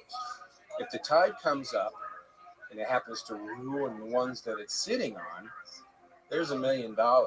That's the pad. That's the $1 million pad. You take all the bales that are dry, leave the shit in the woods. However many bales they took. So that's all figured into the gig. That's funny. So as the kids took over, those guys wound up going through their, you know, the process of being arrested and all that kind of crap and shit, and left us kids over. We didn't believe in $1 million pads. You know, that's a lot of cash. Wasteful. It's a lot of pot. It's wasteful. What we wound up doing was a little bit more work, but it was a little bit more ingenuity involved in it. And we had to do this one night because there was too much traffic on the island. We brought, I think it was around 42,000 pounds, just over 21 tons, I think it was. And we had to stack it in the woods. So what we did was we found a spot about 3 miles south of Everglades up into the islands, and broke down dead trees and dead branches and built pads. Literally built 6 different pads to set this stuff on, and bucket brigaded them from the boats into the woods and built these pads to put the shit on to keep it dry. And I paid a guy $15,000 to spend the night with him. So he had a radio, spend the night with us, so nobody could show up and come back and, you know, help themselves to it. That's one of the most fascinating things about this whole like era in history, right? There's like this 10 to 15 year period in South Florida, where there's so many opportunities to make so much fucking money, whether it be weed or coke, and it's insane the amount of people that I've been able to meet that have made people that they were just lucky enough to be born at that time in that area of the world, and they made so much ungodly amount of money. And you're right about, you know, one thing is that it's pretty much being at the right place at the right time. It's not something that you just sign up for. You drive here and you sign up for it. You got to kind of be, you know, do that for it. And that's what happened to me. And on all us kids, we all grew up with it. Dude, I have, you know, when I started taking upon myself to do loads on my own, and first and second generations wound up in prison. I can tell you that. I can lead up into that story. Well, it wasn't. It was then when we started amping up the way it was done. Up until the second and third generations wound up going to prison, it was well belts. It was, you know, radios. It was, mechanics fixing the boats, you know, and a lot of rigid stuff. You know, that really didn't need to be there. But it worked, because at that time people weren't looking for this. They particularly weren't looking for it on a scale in which we were working. I mean, it was just outrageous. I mean, I find it hard to even say sometimes because it sounds so ridiculously stupid. I mean, I did a calculation one time, and he actually did it in my book, where our crew worked 28 nights in a row. Some of the guys would say it was more than that, but I left it at 28 nights in a row. And this is 20 tons, 25 tons, 30 tons, every single night. I mean, there was shit going and coming in cars and everything. And this is why half the town was involved in it. Right. So we're just going crazy, crazy stupid. And then when first and second generations had their run, Operation Everglades 1, which was kind of a bit of a failure. Operation Everglades 2 almost became a year to the day. This time, all the grown-ups and adults and everybody, that was visible at that time just sat around on porches at 2, 3 in the morning waiting for the show to start because, it was coming. There was nothing we were going to do about it. So Operation Everglades 2 came in. It was a bit of a success, I guess, call it that. But what they weren't expecting was the magnitude at which this was all taking place, the sheer volume of stuff that was being moved. They had no idea. So when they took those guys all to prison, us kids are left. We were the infrastructure. We're the ones doing all the work. The adults are pointing, doing this, go here, go there, pick this shit up. And sometimes we'd have to take stuff out of one house, move it up the river and stash it so we can load it out and get it out that night because we have food. Put more in that house. It's just that way. Right. So 28 nights, some thought it was more than that, but I did a rough calculation to the tune of about 1.6 million pounds in 28 nights. Let's see, that would have been 129 acre island to Miami. During the day. Because there's only one way in there and one way out. So when the Everglades Seafood Festival came around, boy, that was a winner, man. Because there were so many cars, and the town goes from 500 people to 30, 40,000 people, man. It's time. Right. Let's go. Let's move this shit. There's vans and truckloads of this shit going through town. Waving at the cops. 99 times out of 100, we're waving at the cops as we drive right on by, because that's the only way to get out of it. And I had a funny thing, this stuff I have to say this when I was being interviewed by 2 Secret Service agents when I got arrested. I said, first question out of my mouth to them was, do you know the geography of Everglades City? Yeah. And I said, well, how many roads in there and how many roads are out of there? Yeah, there's one. And I said, well, how many direct routes from Everglades to Miami are there? There's one. Yeah, there's one. And I said, well, how do you think all those millions of fucking pounds got to Miami? No, by pelicans and porpoises, for Christ's sake. They went down that one goddamn road. The only goddamn road that there was is 9 times out of 10. We're waiting at this, we're going by. It was just that ludicrous. It's hilarious. And this is the thing that people have a hard time wrapping their mind around. Yeah, because I'm skipping around a lot, but some things just need to be said in order to complete that bit of the story and make it somewhat meaningful. Right. Because you ever had the thought of man, I can just hedge right now. Quit while I'm ahead. I don't want to go to prison. I got millions and millions of dollars in the safe. Yeah, you know how many times I've been asked that question. But, honestly, it never occurred to me to quit. Because, first of all, clearly you weren't doing anything. You had enough money to last. The money that after a while was a pain. Yeah, right. It was more about getting away with it. Than it was, getting paid because. Christ, there was a period of time when I'm getting paid. I'm getting bags of money shoved across the kitchen table at me for jobs I don't even remember doing. This job happened like 4 weeks ago.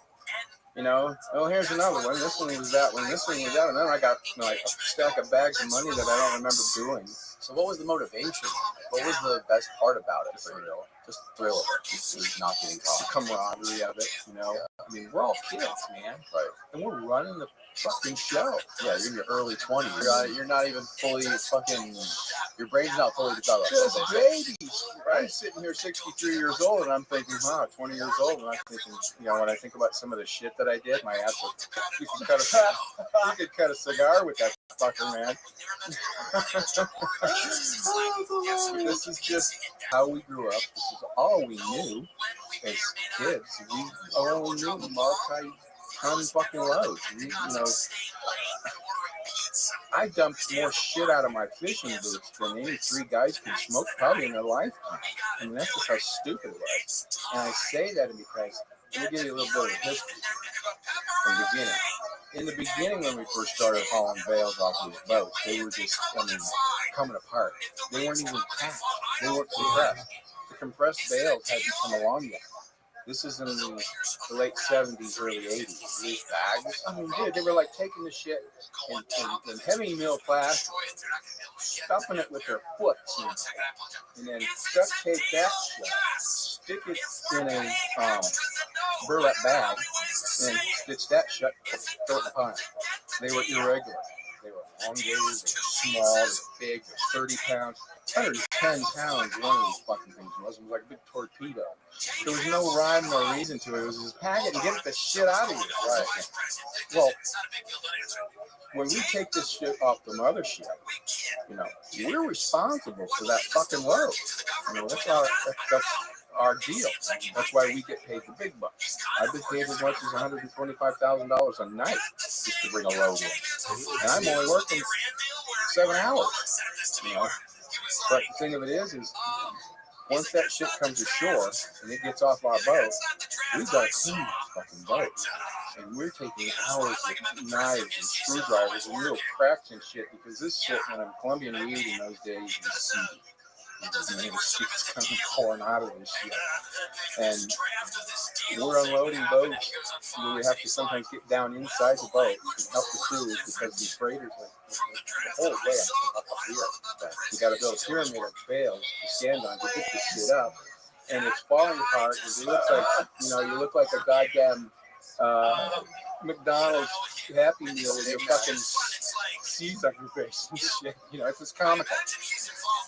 So, this goes on, and we finally got to the point where, we take a roll of viscine, a roll of plastic, and some duct tape, and on our way out, the sun's going down, radio or call sign, we're headed to the boat, put this viscine out, duct tape it all down, and make a big bowl out of the back of the boat. So when they throw this shit in there, we get back home, unload the shit, go offshore, pull all this plastic into a ball, tie a chain and an anchor to it, off the ball.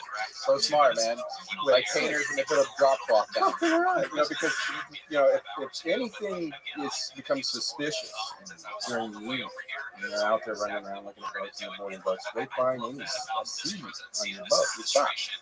They'll take your boat. It's as simple as that. So we get together and we're thinking, okay, this is the early 80s when the advent of the commercial and the household trash compactors first started coming on the commercials into the scene.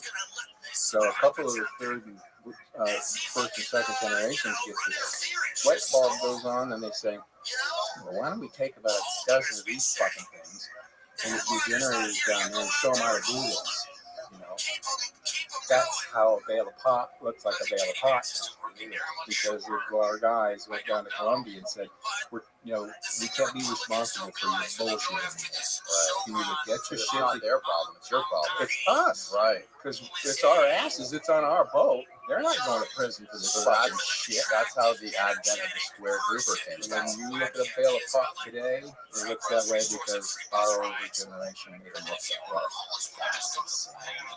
And that's the gospel truth. You can hate on me all you want, but that's, I'm not sitting here telling lies because I like to. This is the way it was because we were responsible. So, having said that, now they're more consistent, they're easier to handle, they stack better.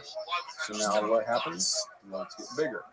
Because they're not these god awful fucking pieces of shit anymore, So now they're stackable. And our boats designed to haul crab traps are perfectly designed to haul bales of pot. So they're stacking them there really nice, man. And now we got some, and we were stacking them in there to a point where sometimes the boat, that's it. That's what they look like right there. Sometimes the boat, you're pitching and rolling. Like Legos. You're pitching and rolling on the seas a little bit and some fall off and shit like that.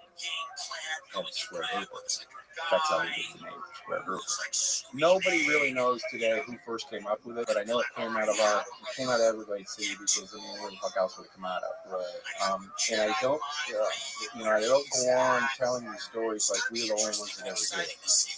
We didn't invent home pot. We weren't the only ones that ever held no pot. I never said that. And I would never take anything away from anybody that has ever done it, because, man, it takes balls. You know, go to another country, see if you don't know, load your boat, bring it back, and get away with it. They were pot haulers all over the place. What my story is designed to do is to help you understand the history of it all, and how a small town in Southwest Florida can be the hub of the marijuana industry throughout North America, and nobody knows a fucking thing about it. Yeah. A little 500, 600 person town is responsible for the bulk of the weed coming into this country. It's you know, Wow. And I felt the story needed to be told, because what prompted me really was I saw Billy Corbin's Documentary. Where Rupert. And it was, I like his style. I like the way he does the animations, and he's really good at the production when it comes to that sort of thing. But the actual telling of the story, in my opinion, is the greatest story ever to be told. He talked about the Ethiopian Zion Coptic Church out of Jamaica. He set up an operation in a mansion on Star Island in Biscayne Bay. Right. We hauled millions of shit to that island for them. I mean, really? Yeah. And there was another group of guys at that time. This guy's very funny. His name was Robert Flatcorn. He was, they called him the Black Tuna Gang, because everybody in the group had a gold pen that made a tuna. So if you're part of that clique, you had a tuna. I like a black tuna. They got into pot hauling back when President Carter was making quasi moves toward legalization and bringing that on. So they figured they're going to blaze the trail. They're going to go to Columbia, figure it out. They even used the High Times magazine. I don't know if you're familiar with High Times. Yeah, of course. They used to give you the pot prices in the magazine. They were using that to figure out what their prices would be. So they set up headquarters in the Fountain Blue Hotel downtown Montana. Their claim, their claim to fame was like £500,000 or something like that. The Zions, the Coptics, their claim to fame was like £1 million. I got a hold of the first heard George Young's story about him flying the weed into the country and that. His association with a guy named Diego, who in real life was Carlos Slater. That was who they portray. And another guy who I happened to find a phone number on the internet for, just out of the blue, named Brian O'Day. And he wrote a book called Life of an International Drug Smuggler. His claim to fame was about 500,000 pounds of Asian weed that he brought into the Gulf of Alaska, processed it on a fishing vessel, put it in boxes and closed it, and brought it to the docks in Washington, just like it was a regular catch.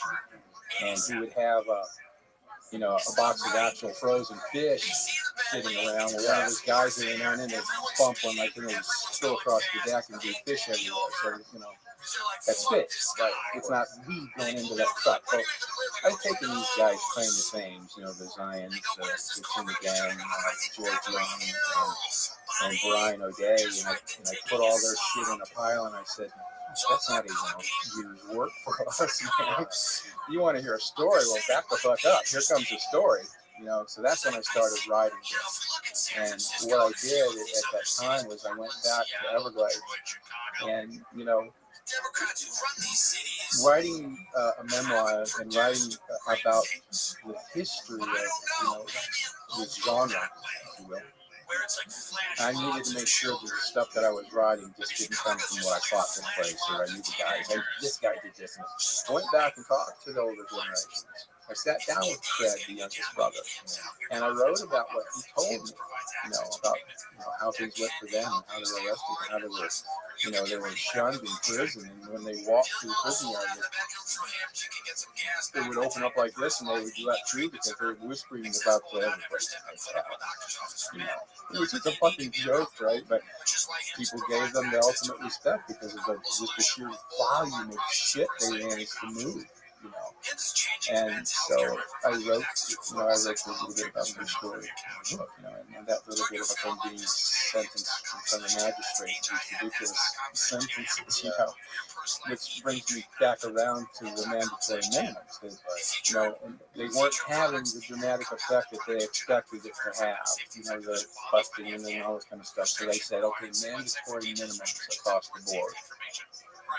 We're going to take away discretion from the magistrates and the judges across the country. We're going to give you a slide rule, rather, you know, here and here.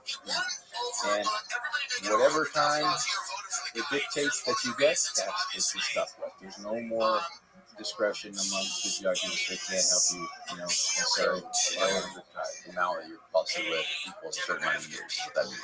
Well, what happens if you're over 2,000 kilograms, then you're major.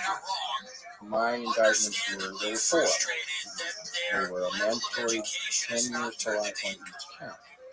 I didn't actually catch me with anything. It was a conspiracy.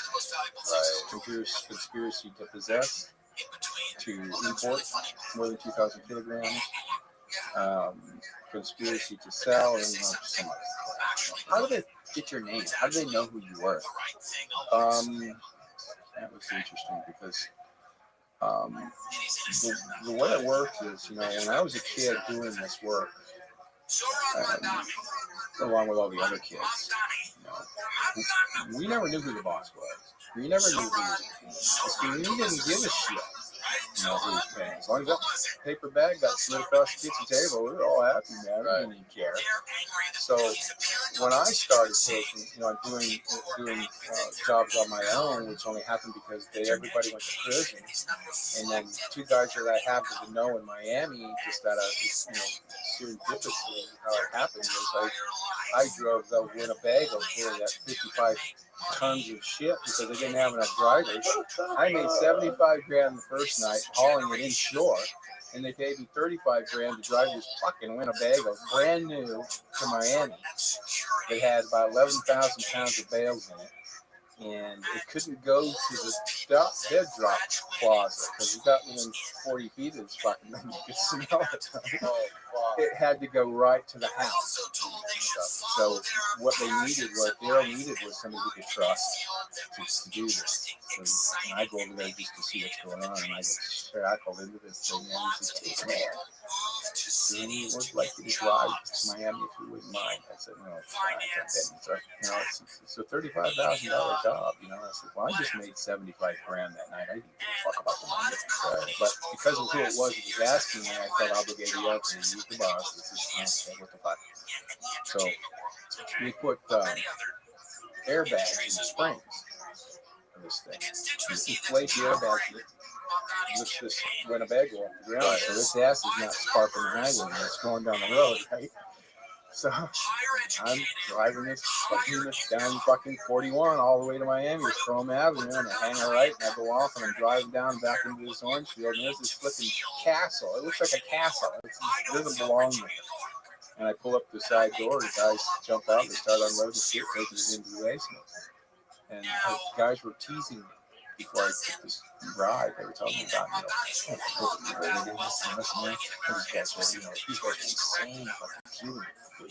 know, like this and that. I just was just hearing it. It didn't occur to me it was that way at all. And it wasn't really. When I got over there, I had to spend the day. They'd asked me to spend the day because when let's quit coming for that day, I was to drive across with money back home. Because I drove in the bag, I was right at home. So, so I don't know how much money I was I was there all day, you know, playing car, getting to know the guys. So fast forward now, when everybody gets busted and shit, you go to prison, you go to jail, and these guys still got work to do. They only knew one face. They never saw any of their recruit. Nobody ever drove to the stash houses. They were always dead drunk. Nobody knew anybody. That was the way it was kept. You don't know them, they don't know us. I never saw your face. I don't know who the fuck you are, anything like this, but me. I was chosen to drive straight to the fucking house, spend the day with these guys. So now when everybody gets busted, and, you know, it wasn't 2, 3, maybe 2 to 3 months later, I get a knock on my door, and open the door, and there's this guy Jorge from that fucking house in Miami. Jimmy! It took them 3 weeks to find me. They knew my name was Tim. They knew what I looked like, but they took them 3 weeks, and they found me. And they said, Tim, man, you got shit backing up. Can you do this work? And I just, without even thinking about it, yeah, what, yeah. You know, what do they want you to do? Haul the pot for them. The grown-ups weren't there to set the deals and go buy the shit and all this. They were in prison. Cubans still had work to do. They needed us to continue doing the work. Well, the infrastructure was still there, like I said earlier. The kids that did all the work, I mean, we were all there. And I said, we got the visible guys at that time, the older generation. They had no idea the kids were doing this. But there were 20-year-old, 19, 20-year-old kids driving boats full of pot to the islands and shit. They never occurred to them. God, everybody was there. The only thing I had to figure out was how much to charge the fuckers, where to go get the shit, you know, and all this kind of stuff, which I wound up getting from one of the other generations, you know, lead me in on this connection and how it's done and how to pay. And the price I had come up with, you know, on my own was pretty close to what they were charging, because by that time I had worked on every position. I was a bail handler, I was loading cars, I was loading, unloading trailers, you know, whenever they needed somebody, I worked it, and I got paid. Well, the pay scales are different for every job you do. The bail handlers get $5,000 a night. The guys that drive the cars will get $30,000 a trip. They pay their drivers out of that. You know, the guys who have the smaller boats that come out to get the shit from our boat, from the mothership, those little boats making it through the islands, they're about $35,000 a piece. They pay their guy on board out of that. We're on the big boat with the load. I make $75,000 or $100,000 a night. So that's how it all works. So I just reverse engineered the math, right, and came up with a number about how many people we needed to get it. And we're fairly close. Now there's 2 ways to do it. There's pay me $175 a pound. I'll go to Colombia, Jamaica, Central America, wherever the fuck you want to get your shit, and put it on your doorstep in Miami for $175 a pound. Or you can pay me $145 a pound. You go get the shit. You bring it out here offshore. I'll come and unload you and bring it and put it on your doorstep in Miami. I do it that way. But most of the guys opted for me to just put the whole fucking thing. And that's how it works. And that's, so I went from being this guy that was running offshore unloading boats, just all of a sudden I'm the guy that's now you're making it all happen. Yeah, so so I get the first job in, everybody's paid, everybody's happy, so we do another one, and that's when the guy started, with me about the cocaine. Good dude, that's fucking easy. For one reason, there's a whole different crowd of people fucking around with that shit. And then I told them about the whole money kind of thing. I didn't want to do that either. But little did I know that the only two guys that are from Miami that I mentioned in my book are Carlito and Leo. Carlito and Leo, as it turns out, wound up being 2 soldiers in Brazil. Really? Oh, shit. I didn't know this until I was researching my own shit, Wow. So, and then it finally occurred to me, I said, we're counting money, and the loads are getting bigger, so the cash is getting more. Some of the jobs are going for, $25-30 million, and I'm taking my cut out of that while they get their cut. So I'm counting, any time my crew's, 10, 12, 15, 20 million for my crew, I've got to count it. So we had, at one point, 4 money machines that the banks used, going constantly. And we had hundreds in one bedroom, 50s in another, 20s in another, 10s in another, and 5s in the garage. Because, $5 bills were ridiculous. Nobody wanted them because it's just $50,000 in $5 bills is taking up as big as this fucking table. But the thing of it was when I got paid, or anybody did really, you couldn't just take hundreds. I had to take multiples of denominations, spread it out a little bit like that. Why was that? Well, because it's just fair for the deal. Somebody's gonna wind up with a fucking garage full of bonds. Yeah, who's gonna want that? And 80% of them $5 bill. And I got a bundle of them one time, $5 bills. Shrunk wrapped, probably about a 1x1 square. Like this. Opened it up and they were moldy. It was mildew. His money mildew. And they put these goddamn rubber bands around them, and the bacteria on the rubber bands on the money starts to deteriorate the rubber bands. Yeah, rubber band gets after a while. It falls apart and shit like that. So this because money's nasty. And I've gotten paid $20 bills of mold flying out of them. Shit, because the money's just being handed like this. You're never getting time to spend it at that level. So I get I do this job. We're over at 10. I should be in Colombia, or I should be helping my crew with another load, but I'm stuck counting goddamn money. Because now our paydays are getting up towards 15, 20 million. It takes a while to count that kind of money, man. People just don't grasp. You see these movies, of a guy, carrying around a bag that's got $1 million in it. He's slinging that fucking. There's no fucking way he's slinging that bag around. I'll always take one of those money machines, or 3 of those money machines to process $10 million. Days, non-stop. Because you're not only doing just hundreds, you're doing hundreds, 20s, 10s, 5. You're doing all these denominations. So when the guys go into the room and shovel in a bunch of money into a fucking laundry basket, bring it out to us, we're popping rubber bands and stuffing this thing in, and it's counting and we're ledgering, and it's just taking for goddamn ever, man. So just out of sheer screwing and fucking around in those days with triple beans and cocaine and that kind of shit, guys would do a line and throw their fucking bill on the scale and just fucking around. That weighs a gram. Every bill, no matter what denomination it is, weighs a gram. Look it up on the internet. That's insane. They'll actually tell you now on the internet how much money weighs.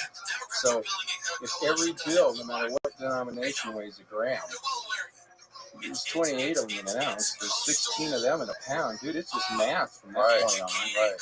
So now we're taking these baskets, setting the basket on the scale. We have to count the bundles that we throw in there. The first time around, let's say 120, the first thing, we're counting the bundles until we got $1 million worth of, say, $20 bills in this basket. And it weighs X amount. We have to subtract the weight of the rubber bands on the bill. So if there's 2 rubber bands on each bound pack of bills, that's 2 grams. So we had to count the bundles so we could subtract the grams for the rubber band, and the money comes out exactly on the dollar. 110 pounds and $20 bills is $1 million. 110 pounds and 20. 22.2 pounds is $1 million. I remember reading in the book that Pablo Escobar's brother wrote. It was called The Accountant Story, something like that. And I remember he wrote this. He was the one who was like accounting for every single expense. I remember he said that they were spending around 10 grand a month on rubber bands. It's funny you should bring that up. It's reminding me. We were taking so much shit. Dude, you have to read the book, Saltwater Cowboy, Rise and Fall of the Marijuana Empire. You can find it on Amazon, just about anywhere. We were bringing so much shit out of South America. They were running out of stuff, out of bags to put it in. First, we're getting coffee bags, burlap coffee bags. Those coffee's a big product, and they got us, they got burlap bags, coffee burlap bags all over the fucking place. Well, we used all of them that we could use. Now we're getting, it was the first time I had ever seen it. I never knew Purina made horse chow and monkey chow and, cat chow and for lions and shit like that. Really? For zoos. Oh, wow. I didn't know that. So now we're getting bags that have got Purina monkey chow written inside of them because they're out of burlap bags. When we're using every fucking bag in South America, sugar, you know, there's then they started going to the nylon woven out of the burlap kind of thing, and we used every kind of fucking. I saw a whole boatload of weed, 20 tons of shit boxed in Marlboro containers. Really? This is regular Marlboro cigarette time because we were taking so much shit, we were running out of stuff to put it in. When was the first time you actually went down to Colombia yourself? Oh, that was in, I think late 84. Okay, something like that. And what spawned that? When Jorge showed up at my door that day. Oh, really? And he knocked on the door and said, "Can you do that shit to do, man? Can you do this?" And I said, "Yeah." So I go back to everybody and find everybody and say, "You know, I'm going to work, I'm going to do this, I'm going to work." And they said, "Okay, what we need you to do is we need you to go get it. You go pick it up. You go get it. The first one is to take care of all of it." So Carlito and Leo had a jet, but the gang used a corporate letter. Okay. And I said, "Come on." I took my buddy Franco. He was Spanish translate for me. So we had on this plane. The plane was a 5.5 hour flight. And the thing on the right. 5 hours. Right. So I agreed. I'd go down there. I'd weigh the steak on the shit. I'd test it. I'd try it. I'd weigh it. Make sure they're getting a good product. And I'd get a test. And I'd send the boat for it. And like that. So up on the plane, me and my buddy, and we fly down there and we land and they pick us up in a fucking Bronco. Really? Yeah, this thing was badass. It was like, remember that Romancing the Stone? You ever see that movie with Michael Douglas? And he's got this, that plumbing, he's got this little mule. His little mule's a Bronco. Oh, really? Yeah, it was just funny shit. So we get there and I meet the guy and he's just, you know, I didn't meet him the first day. We went to the house and you could see the house from the plane from the jet before we landed. And it's this huge, beautiful home out in the middle of nowhere. And the landing strip was carved out of the jungle floor. It wasn't paved. It was just very well maintained. And when you're flying out there, now you see a green. And then out pops this little strip of white out of nowhere. And you were to land a little That's jet on it. where they're landing this little fucking jet right on the strip. It was designed made perfect for us. Wow. So we get there and he takes us to this apartment at the back of the house. And it's just, you know, 5 times bigger than my house at home. You know, big apartment. So we're hanging out and yeah, so it sounds rather cliche. He had VHS just come out of the Betamax, which was a great big giant fucking. And then on the VHS about Scarface, we put Scarface on. They have bowls of Coke all over the apartment. Really? Yeah. So we're in there just chilling, finishing up, you know, and I got fucking laugh, you know, and I can't eat. Right. Oh, no, I'm don't want to eat, you know. So we walk to the garden, we get into the thing, and we have dinner and shit, you know. So we're having this party, and there's always in the house, and these guys that I met from, you know, like we were out weighing and shit, and what we were doing was weighing. The boss shows up that afternoon. He comes in the house. He doesn't speak a lick of English. He's got this T-shirt on. Have a nice day. Oh, really? Yeah. And he walks back and he's got on the back of it. He's smiley face with a smoky bullet hole in his head. And it says 4L on the back of it.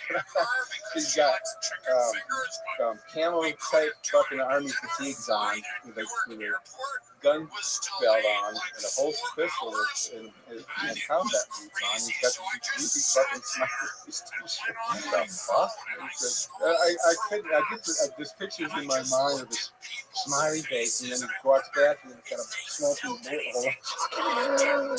I was thinking about this guy's so he says, you know, he's talking, I said, blah, blah, blah, he says, you want to see your stuff? And I said, yeah, let's go, he says. And first one out the door, he grabs an AR and heads to the truck. His two boys grabbed ARs, my guy grabbed an AR, and I said, fucking, I've never done guns in my life. You didn't need them. Right, you didn't need them at that level. You know, and I'll get to that too. So I fucking grabbed one. I got it. We brought we drive. We go to brush and bush and all kind of shit. We get the truck stopped. And as soon as the guy opens the door, smacked me in the face with his Colombian smell and burned out. That smell, I'll remember the day I died. Every time I make it for me, I gotta go this way. But these leathery branches and leaves apart and shit. Like there's this mountain of shit, dude. It looked like an Incan fucking ruin.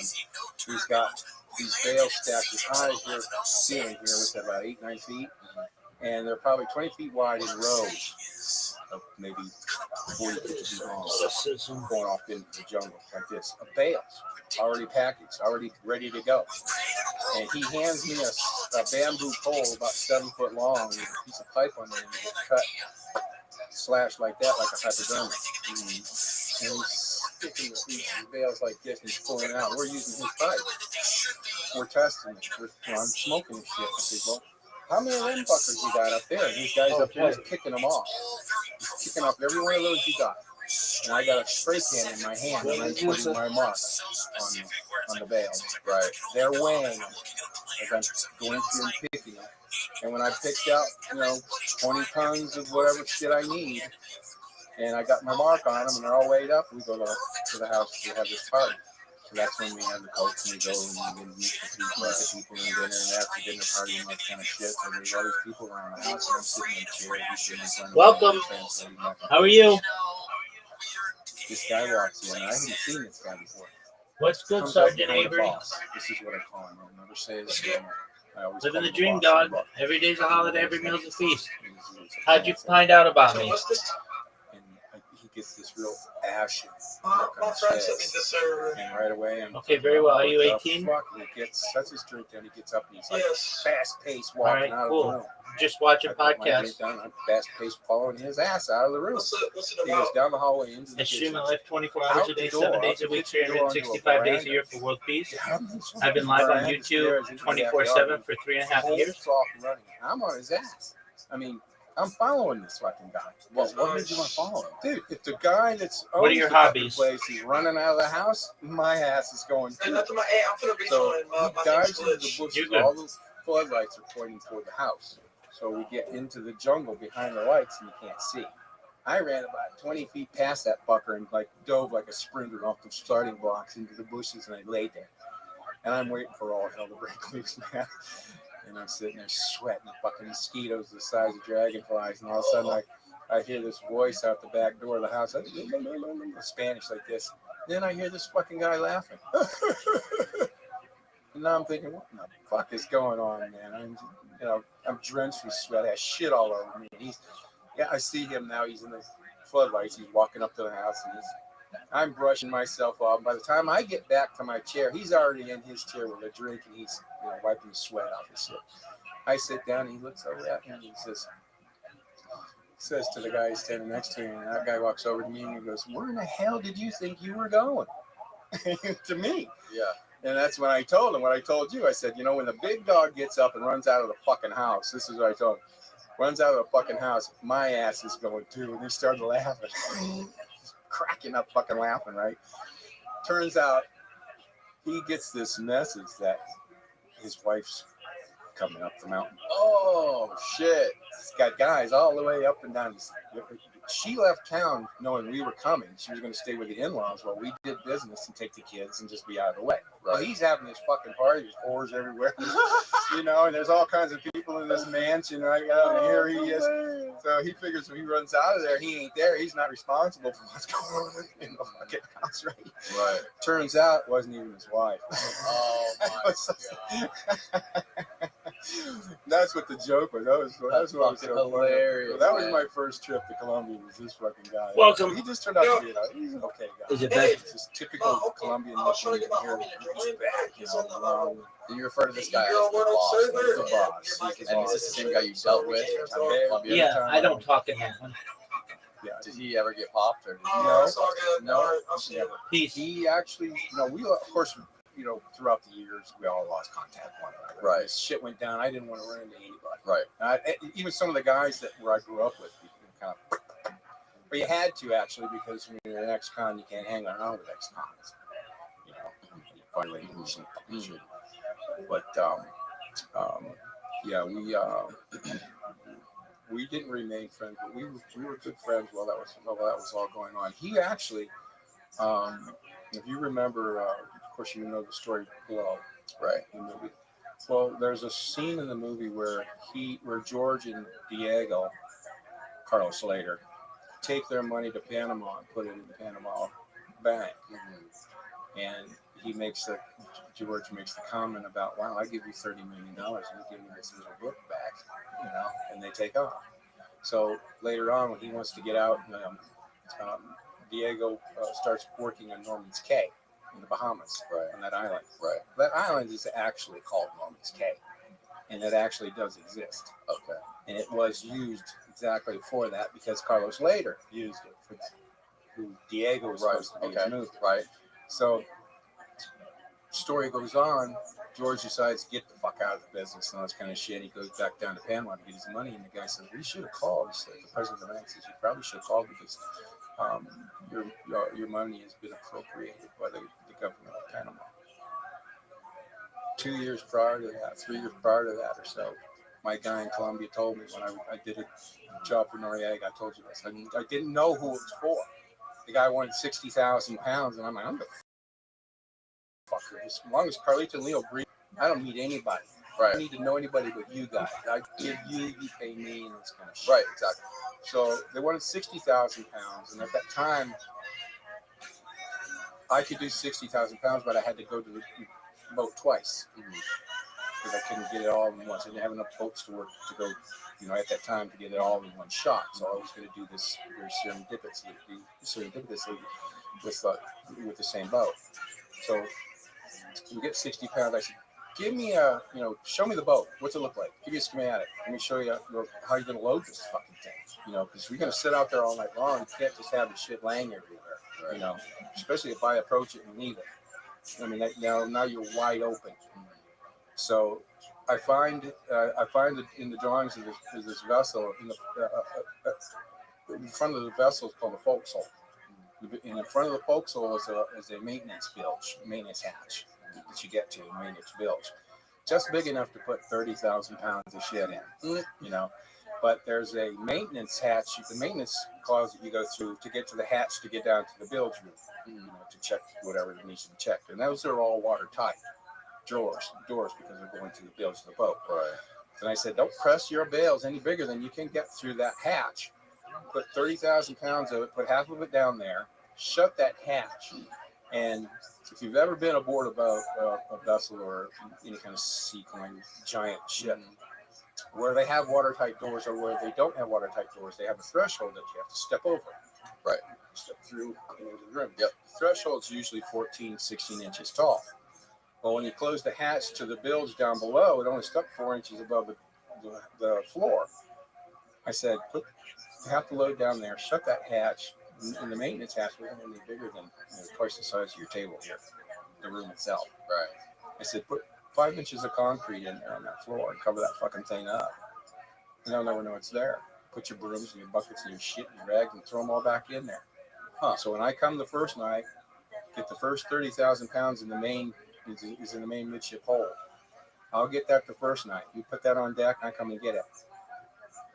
When I call you the next night, you jackhammer that hole open, take that other 30,000 out and get it ready to go, and I'll take it then. So I get the first 30,000, and we're headed back in. We're about 2 hours into our trip, and I get a frantic call from the captain of that boat, dude. He's talking about, send your chase boat back. He says the plane looked like the Marine Patrol or was somebody, Coast Guard, just flew over the boat. He said, send your boat back for us. And I said, fuck you, dude. I said, how the hell do we know? How do we know they don't know we're out here?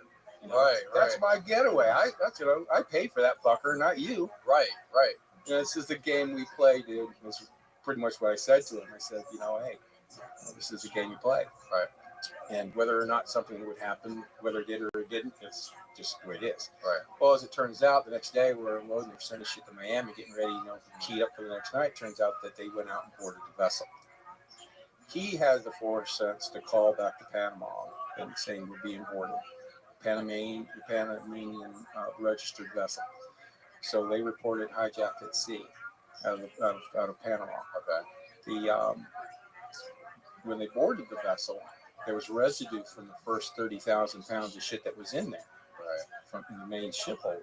Right. So they confiscate the vessel, they arrest the crew and the captain and shit, and they tow the vessel into Tampa. Right. They held the boat for 4 months. They couldn't keep the vessel because it was a Panamanian registry and it was a hijacked vessel. Right. Well, because of all the residue and shit that was in the first hold of the boat, they never knew the other 30,000 pounds was still in there Under the concrete. They deported the boat back to Panama, and Noriega put another crew on it. No fucking way, man. So crazy.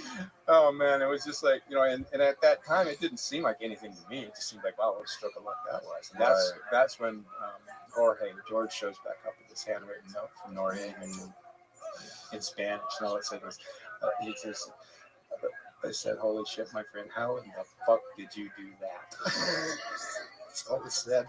And I wish that I kept that thing, man, because it was, be worth it. Oh my God, could you imagine? And ironically enough, then when I was busted in 87 or 88 it was, they were just coming to the end of Operation, what the hell was it?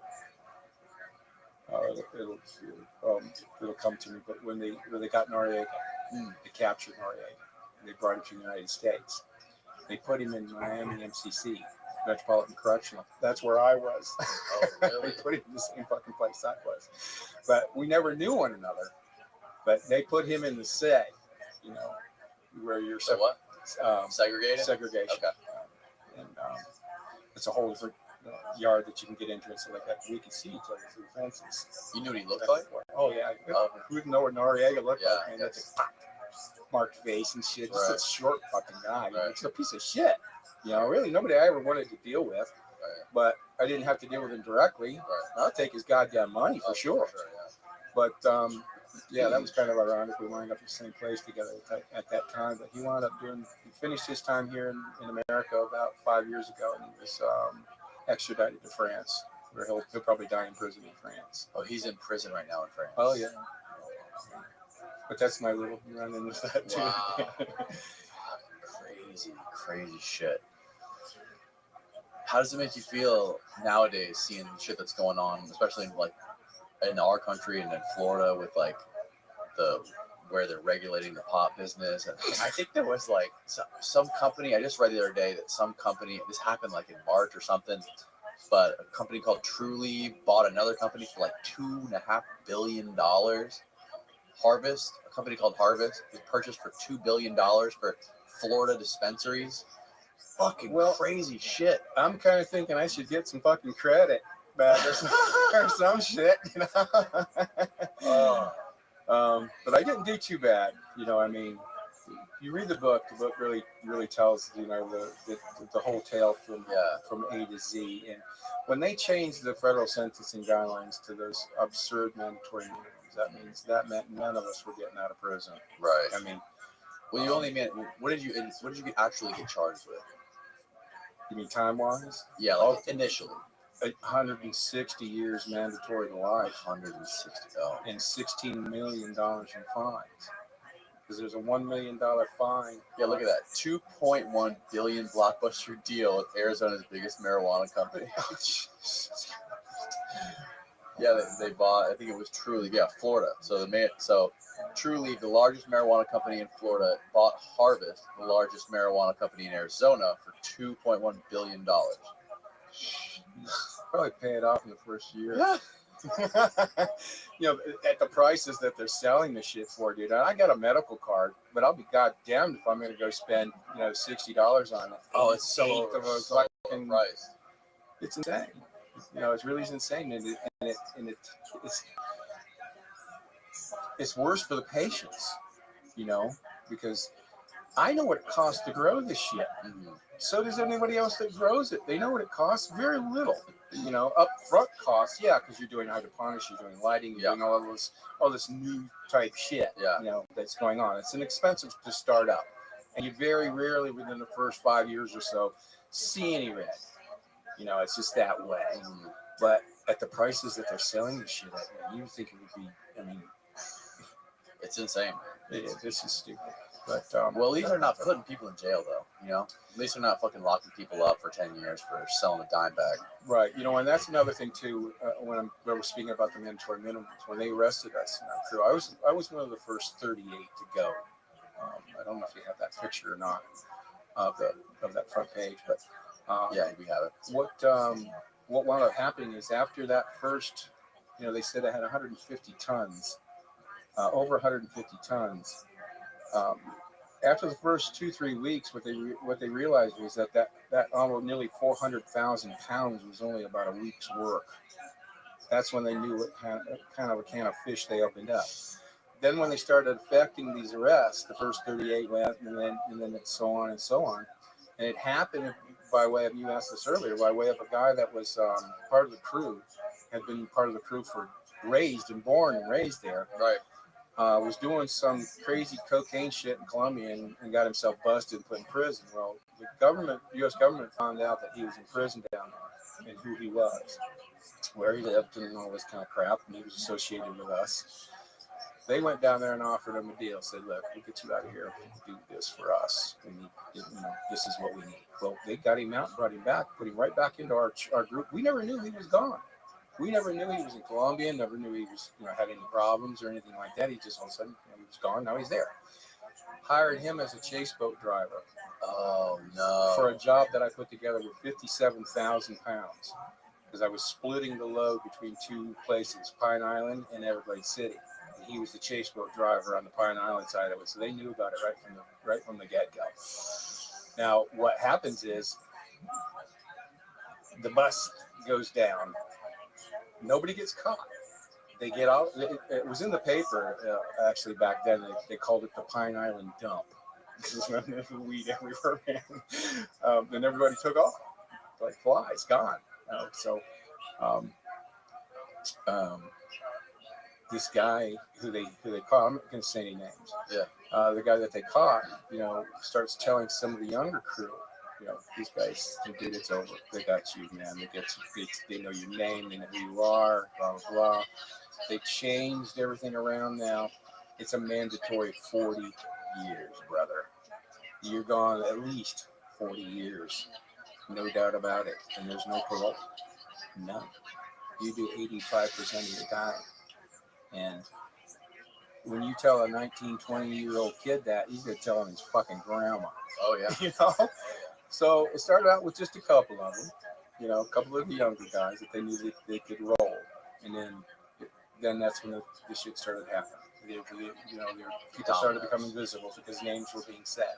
And it began a domino effect. But along with that domino effect, and this is an interesting part about it. Now, this was information given to me by the supervisor for the United States Homeland Security here in Southwest Florida, and the supervisor for the United States Customs at the time, told me that they understood that, while they're effecting these arrests, that they're only arresting kids.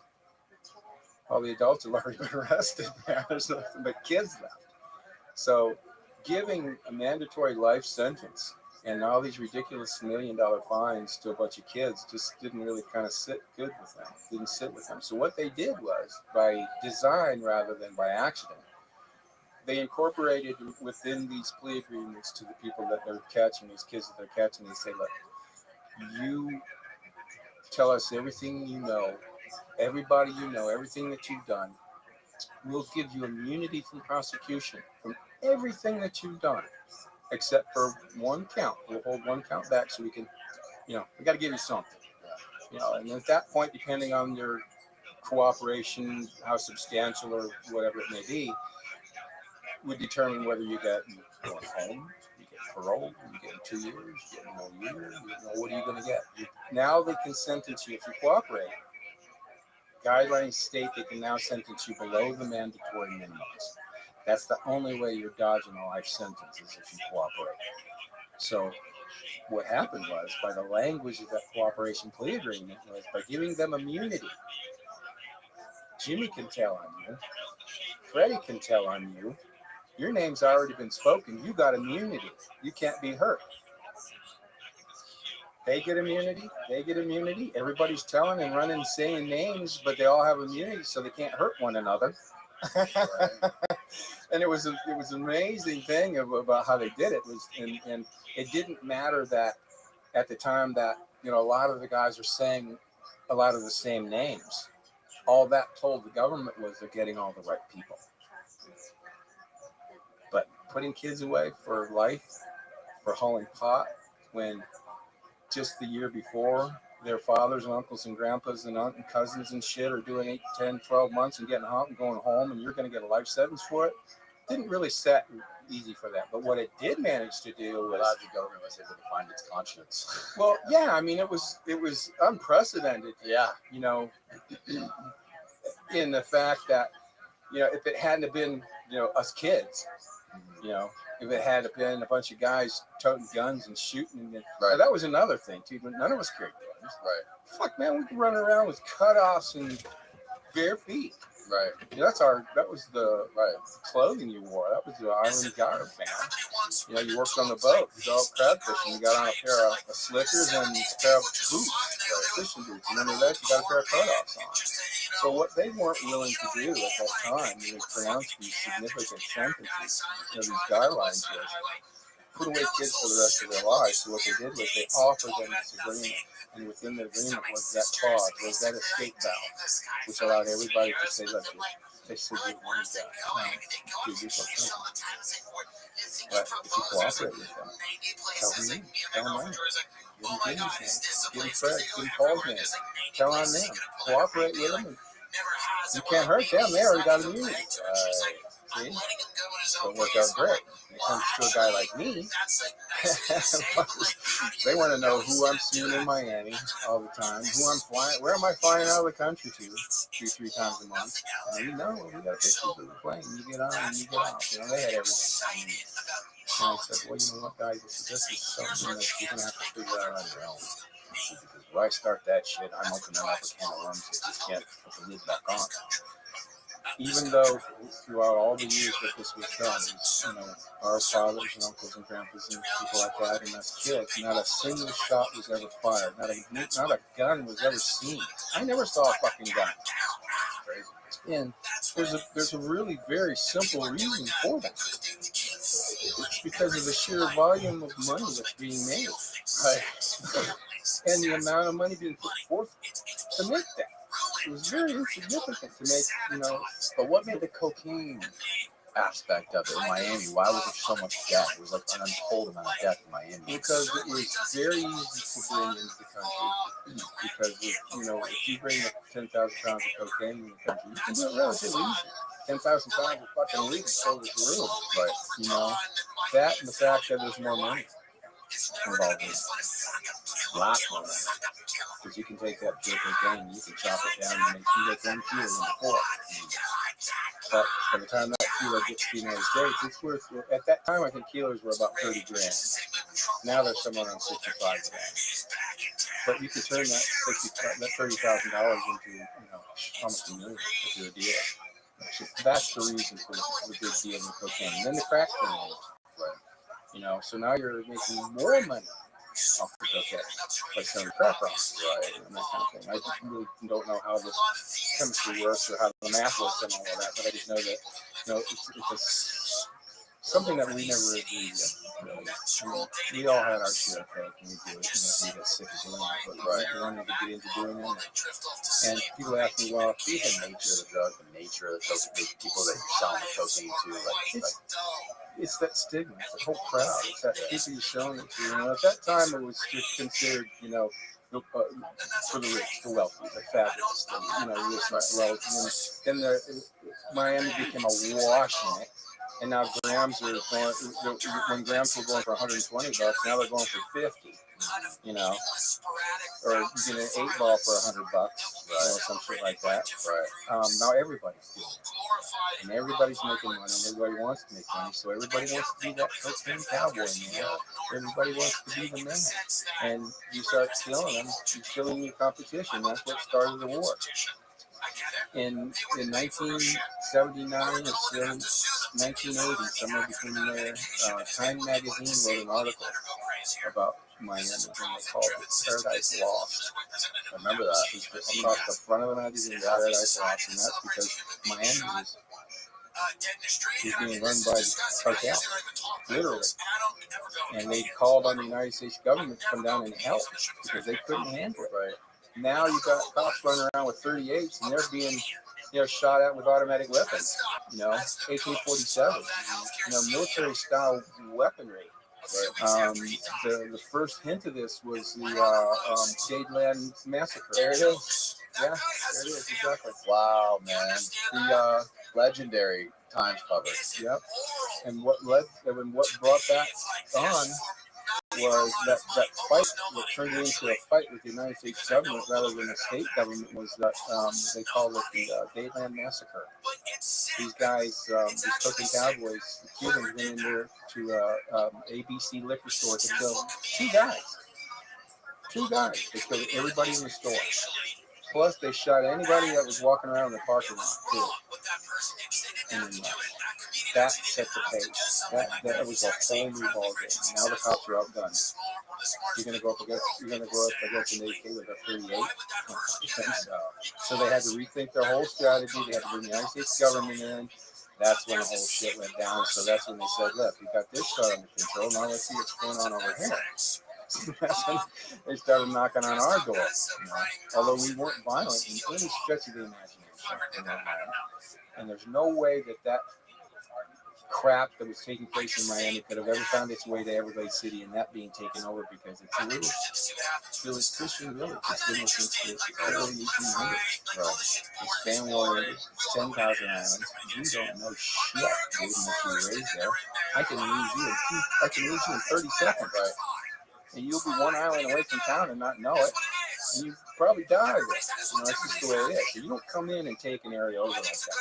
You take advantage and make use of the people and the infrastructure that's already there.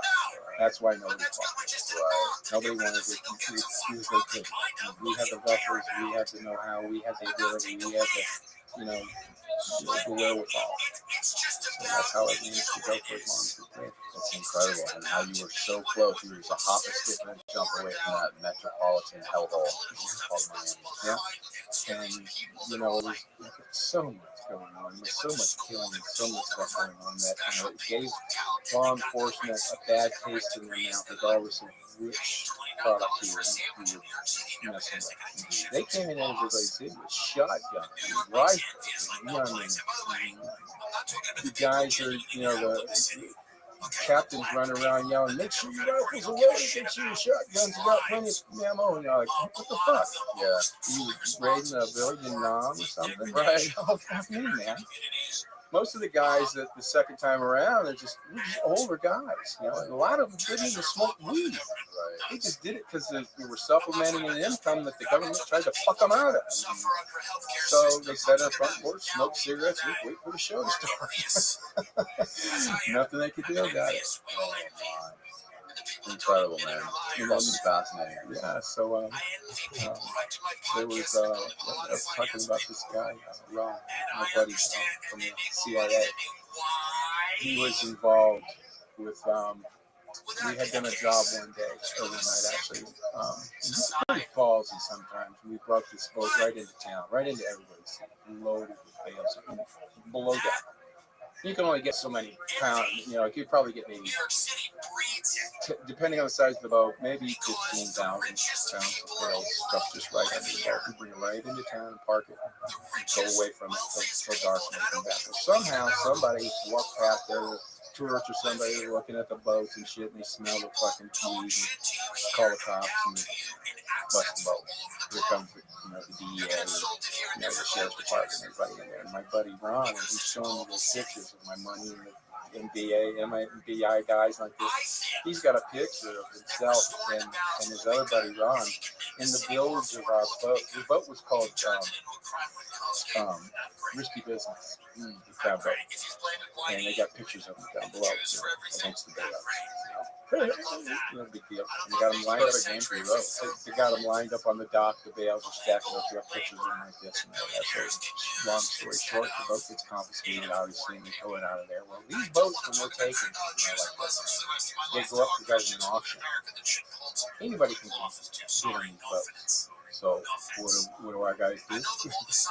Go to the government auction and get on our own boat and buy it back. Wow. They go. I shit you not. That boat should be in a museum. They put it in. Check this out. They get to the auction. They don't care what it costs. You know, but everybody gonna fucking make that money to spare. So they get the boat, they bring it back, they re-register it, change the name to Still Kicking. This is like a big fuck you. That's awesome. Yeah, that's fucking awesome. So you ended up doing 4 years. Yeah, 4 years forward. Did they get all your cash? That picture? You didn't put it back in the safe. Yeah, no.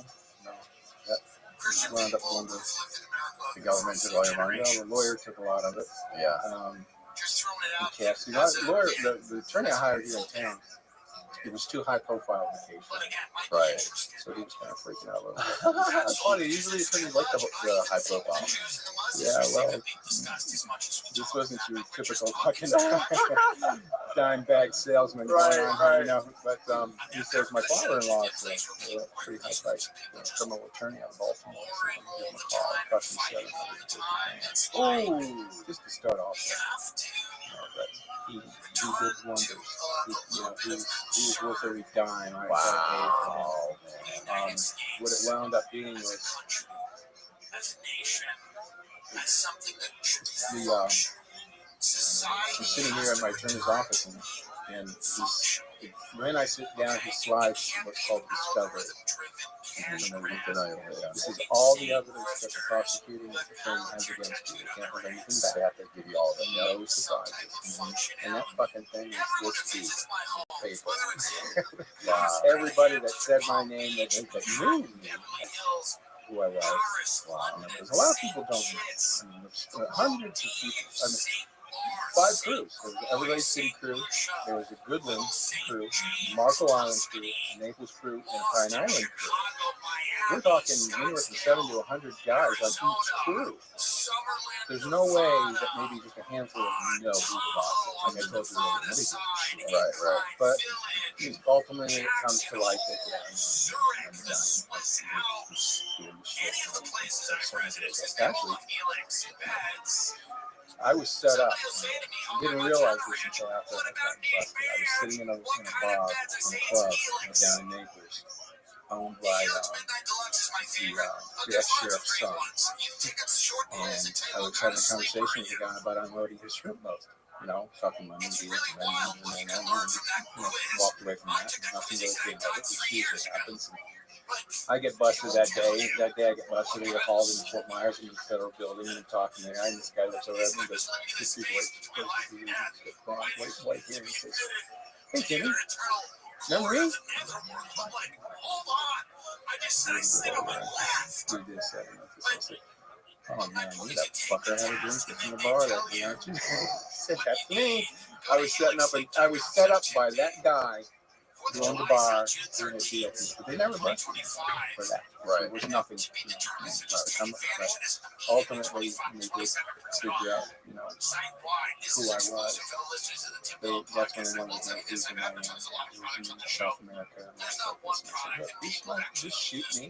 Shoot you and my family. Shoot everybody I know, my family, and all that kind of shit. Because, even though there was no violence involved ever in anything that we did, you pop the cork on one of these fucking guys, and they're going to do exactly what they're going to do. And that's shutting you the fuck up. So I couldn't tell them anything. I couldn't tell them anything about that. I'd take my lumps. But my saving grace came when everybody else was doing this deal. I mean, we're talking about hundreds of guys. There were kids, 19, 20 years old. My saving grace came after about 7, 8 months of sitting in Fort Myers County Jail.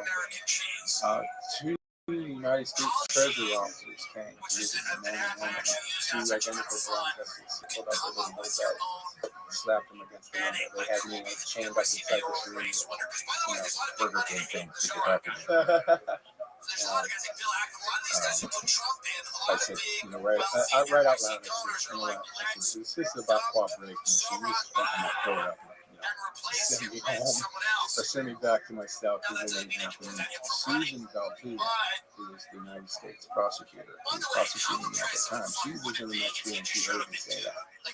She comes along in the room. She goes, Martin, she says, cooperation is what we're looking for because we know that's not possible for you. She said, but what we would like to know is how you guys were able to do this for nearly a decade and we couldn't catch you. And I said, well, game over, I can tell you that. I'll tell you how stupid you fuckers are.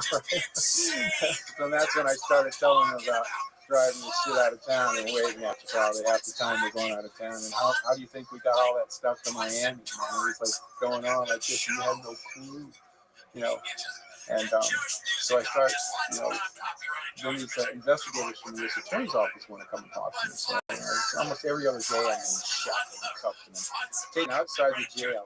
We're downtown Fort Myers, and I'm doing convict shuffle with all these chains and shit on into the next building, right? And I start telling them, how stupid they are. How we do this, how we do that. This no names, but you figure it out if you can fucking figure it out. I had one of the guys on the crew was Everglades National Park Ranger. He was one of my best friends. He was on my crew.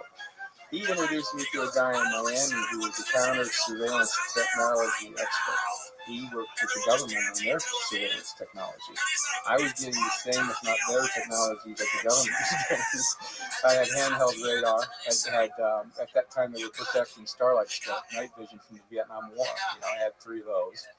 Yeah, all kind of cool shit. Wow. I had a little RF detector that was about half this size. It was about this big. The size of a deck of cards. Little switch on top, a little red light, and then a telescopic antenna that I can unscrew off and put a wire antenna on. I could take that wire, put that thing in my pocket, run a wire down my pant leg, and I'm walking to the club. If this thing starts to vibrate, somebody's recording. It's picking up or sending a signal. Somebody's picking up a radio frequency, RF radio frequency detector. So if I feel this thing vibrating in my pocket, I just walk around the club till I find out who's carrying it. Real damage. And when I get home at night, and I unscrew the wire, put the telescopic antenna back on, pull it out, shoot my house when I get home. That's just the coolest shit, And when this is all part of having ramped up our operation with grown-ups. And the kids took over. Now, we're all using the kind of boat that I showed you, the T-Craft, that was very popular. Another boat that was very popular, shallow jacking boat, was made by a couple of brothers, Morgan brothers. You know the Morgan? The Morgans? Yeah. I don't know that, but the Morgan boats, excellent boat. So we changed all over to those. We got rid of the mullets. Yes, you know what those are. Yep. It's a motor in the middle, kind of old-fashioned kind of shit. But they were great at the time because that's all it really was. And everybody was really fond at that time of the 235 engines. They were the most dependent and powerful engines at that time as far as torque. So there were so many T-Crafts at that time during the late 70s, early 80s, and to the mid 80s. There's so many T-Crafts around Southwest Florida. People have to start hiding them, keep them out of sight because it takes like 25 or 30 of these to unload a 40-ton job, to get it into shore, and then everybody takes them home and hides them in shore. Right. We had, and I told you about the logistics of the older generation and the problems they had with the conversion as well. Well, I had one mechanic, Sandy. One mechanic for all these boats. And when you called him, if you had a problem with one of your 235s, no matter where you live, everybody's good in Marco, Naples, wherever.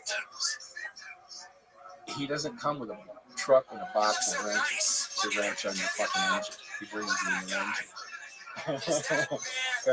Because it's always been said that if that fucker left me sitting, I'm not going to give it a chance to let me fucking sit again. Get it off my fucking boat. Well, people say, people always ask me about, we're all breaking into an engine. Actually, put a brand new engine in there and haul loads like that. Well, duh, of course not.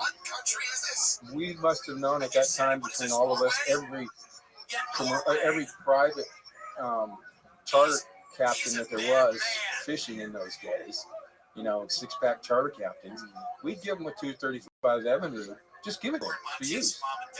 And then Sammy would make note, keep track of all the engines he's gotten to all these people. When they run so many hours on them, he takes them out, swaps them out, gives them a new engine, takes that engine, puts it back in the crates, and when we call him, he brings us an already broken in 235, hangs it on the boat, we're good to go. That's how you sharpen up fucking out. That's how you shape up an operation.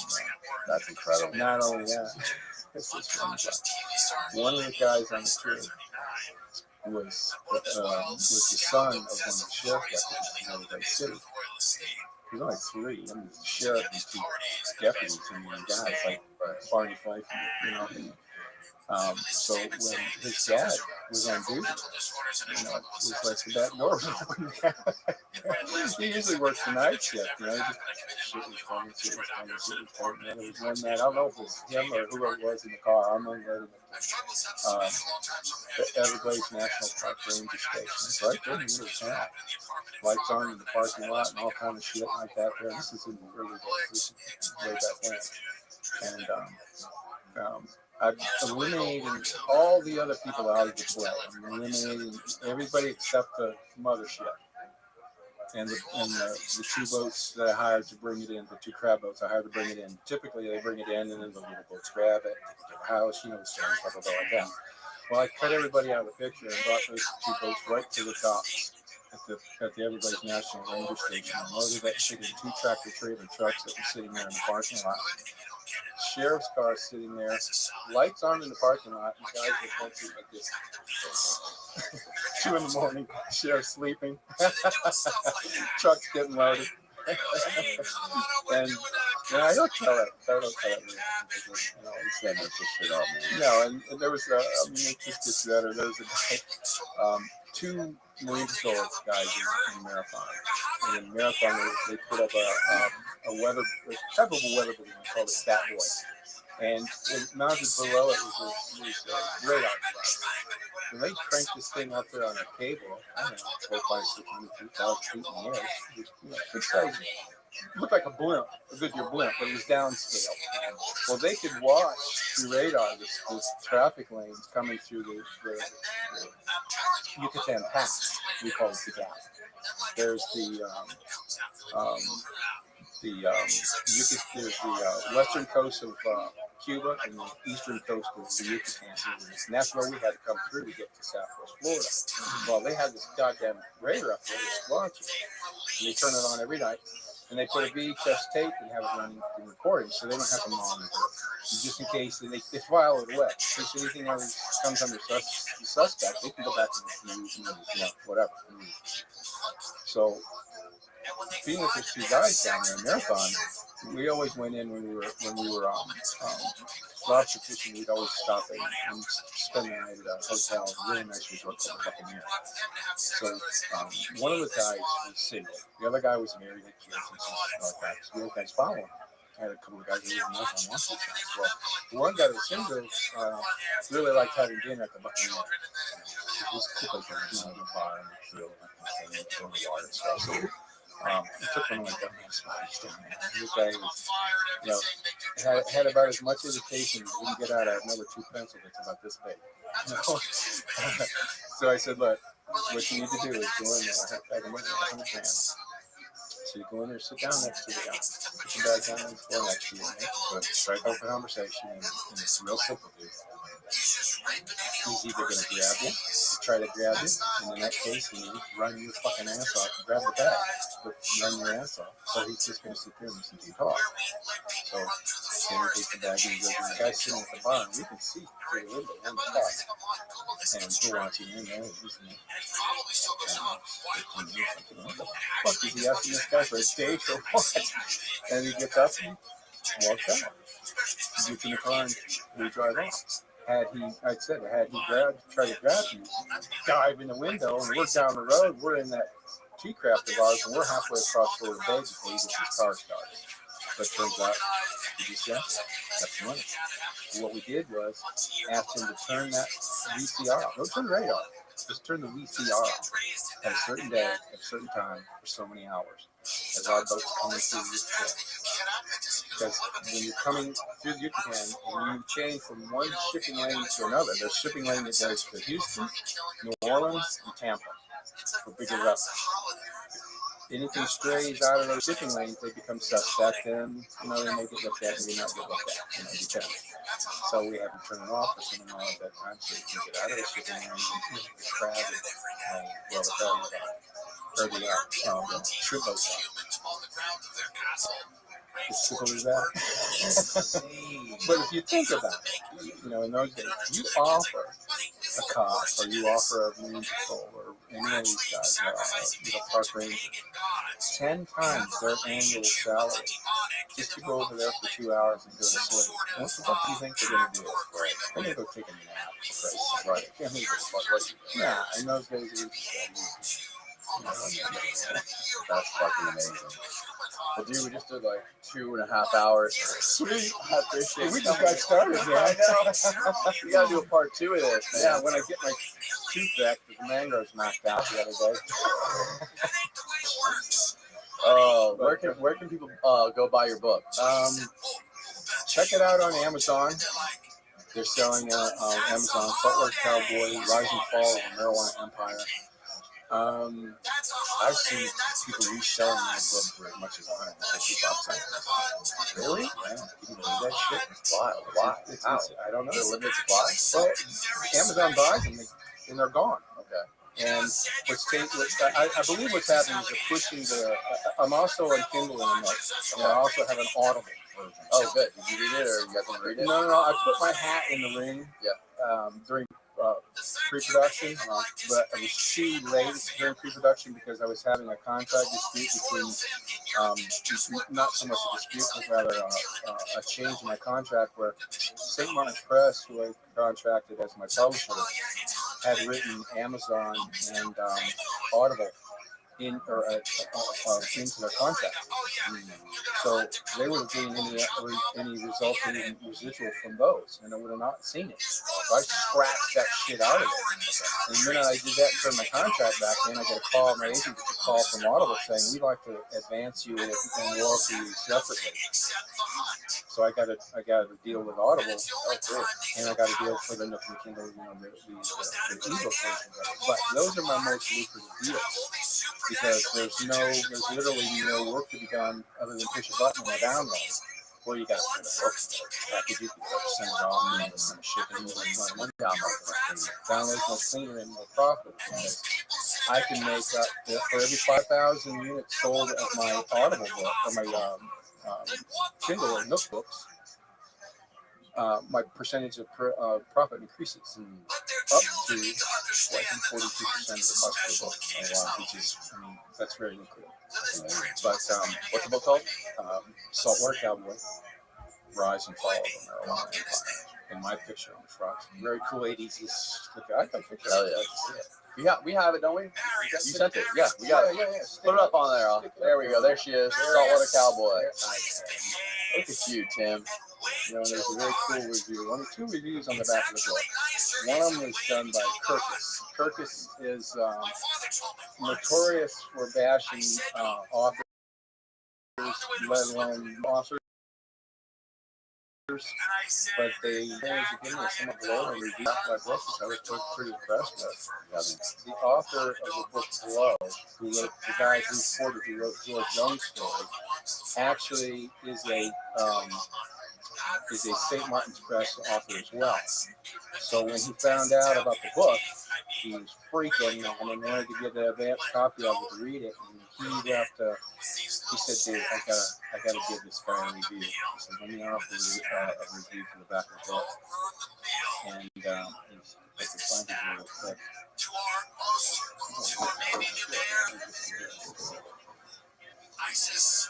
Is it on the back of the book? Yeah. Oh, perfect. Oh yeah. The book. Where am I? There she is. Which one am I? You're here. Hold it close to your face so I can see it. There you go. Okay, now these are my 2 reviews.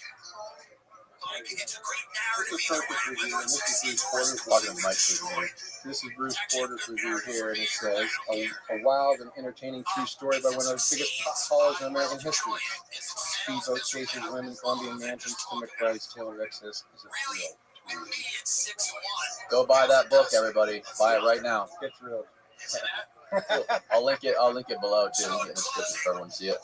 Well, I bought something else. It's real quick when it's ready. Yeah. I have a website too. It's www.originalsaltwatercowboy.com. And there's a media section in there that has a lot of the media that I've done in there and stuff like that. But this is the Life magazine I alluded to earlier. When Operation Everglades 2 came to Everglades in 1984. One of the reporting crews, because there were so many reporters down there, that there were more reporters and cops than there were people being arrested. Life magazine was one of them. They offered up a rather awesome centerfold Oh, the infamous. of the trouble in Everglades. The subtitle says, Southwest Florida town tarred with drug smuggling, and most of the 600 residents say, so what? 18 pages. That's incredible, man. It's pretty outstanding. And it's unprecedented. It made national news all over the country at that time. And I felt it was necessary to write this book and tell the story about how it actually happened without any embellishment, without any bullshit, regardless of whatever the original was. I mean, that's cool. I read it all. If you're going to understand marijuana, particularly in this day and age when it's becoming legalized or quasi-legalized through medical use and what have you, I think that it's important that people understand the true history and judge their first use of this medication, as we call it now, cannabis, for the first time, not by what they see happening and taking place on the Mexican border. The violence and the mayhem and the death and the destruction over cannabis and, all the drugs coming across the border. I don't, particularly the cannabis, I don't want people going into their first experience with cannabis with that in their mind. What they should be thinking about is how it originally took place with my generation and the generation before us. I want you to go into trying cannabis for the first time, thinking about that ultra cool Rothschild dude standing out in the middle of 200 acres of virgin just enjoying and getting life, smoking on the slip, or that little Colombian dude in all his white cotton, white hat, just like they're having a good time and just enjoying life like that. No guns, no this, no that. That's the version they should hear. The version they should hear that involves no gunplay, no violence whatsoever, just family-oriented. Of course, breaking the law. I'm not advocating breaking the law or smuggling in any way, shape, or form. It's just what I grew up into. It's just my unfortunate or fortunate circumstance, if you will. But people need to understand that it was not violent. It was never that violent. And the reason being, real quickly, is because if I can spend $300,000 and buy $15 million worth of shit, who's shooting at me? Nobody's shooting at me. They're giving me more money. They can't go back. They can't get me going back there fast. So that's how it all took place. So you can find a lot of that on www.originalsaltwatercowboy.com. You can look at some of my posts that I post on Instagram at Original Saltwater Cowboy. And I'm going to follow you. That's it. That ain't it. You got to have me back and talk another. Definitely another 3 hours. Oh yeah, man. Yeah, I'm gonna follow you right now. Here's this some very interesting characters that are involved in this. And keep in mind that we were never violent. We were kids, man. And I think that has a lot to do with the reason why the United States government chose to do what they did. Yeah. And in retrospect, now I'm 63. I look back on some of the craziness I did. And like I said, I could have cut a cigar with my asshole. But you know, knowing that we did it in such a way that I'm not ashamed of it. You know, I broke the law. Yeah, I'm an outlaw. I'm a fucking potholer, but I never killed anybody. You know, not to say that didn't happen. It didn't. It went on for sure. I mean, there were assholes out there that just didn't give a shit. You know, I mean, bad dudes. But I don't want that to overshadow, you know, the majority of the shit that was coming to the country and the people that were bringing families. So, that's what well, thank you so much, Tim. It's been an invigorating 2.5 hours. So you got a ton of stories. Went by like that, dude. Yeah, oh, it really did. It really did. I'm super grateful for you coming on, and we'll do it again in the future for sure. Yeah, I'm just down the road. Only 2 hours, right? Yeah, well, that's if somebody doesn't get ass-ended on the bridge again. As long as you don't get ass-ended on the Skyway. Fuck. Ass-ended on the Skyway, might as well bring a fucking lunch with you. All right. Goodbye, everybody. Goodbye, everybody. Thanks for listening. To come back and to have noticed how much salads cost, sandwiches, just lunch in general, how angry people were, and to come in and go, listen, I know I did wrong with the Twin Towers. I know it wasn't ideal, but remember what you were paying for rent when I attacked the World Trade Center, how much more equitable it was, how much... Hello, world. Today, my guest is Josh from DOC TV. Josh did 6 years in prison for doctor sucking and essentially exploited the opioid crisis by selling very large amounts of prescription painkillers like Oxycontin. His YouTube channel is all about prison and exposing the corruption in the Florida Department of Corrections. He does a very good job explaining his experience in the system and what needs to be changed not only in the prison system, but also in the legal system. This conversation was gripping from start to finish. Without further ado, please welcome Josh from DOC TV. America's support for Israel.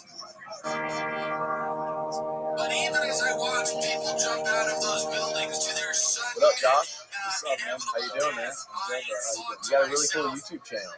Yeah, you interview a lot of gritty dudes on it. You ain't lying. Where do you find these people at? Well, first for you, tell people out there who don't know who you are, give them a brief background on who you are and like how you started your YouTube channel.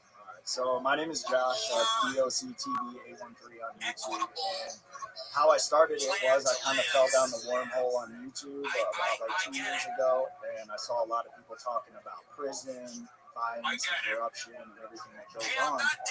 So I kind of just chilled for a little bit, and I watched some more of it, and then I was like, man, I got all these stories plus some. So really did it was I got hired at a gym to be a personal training manager.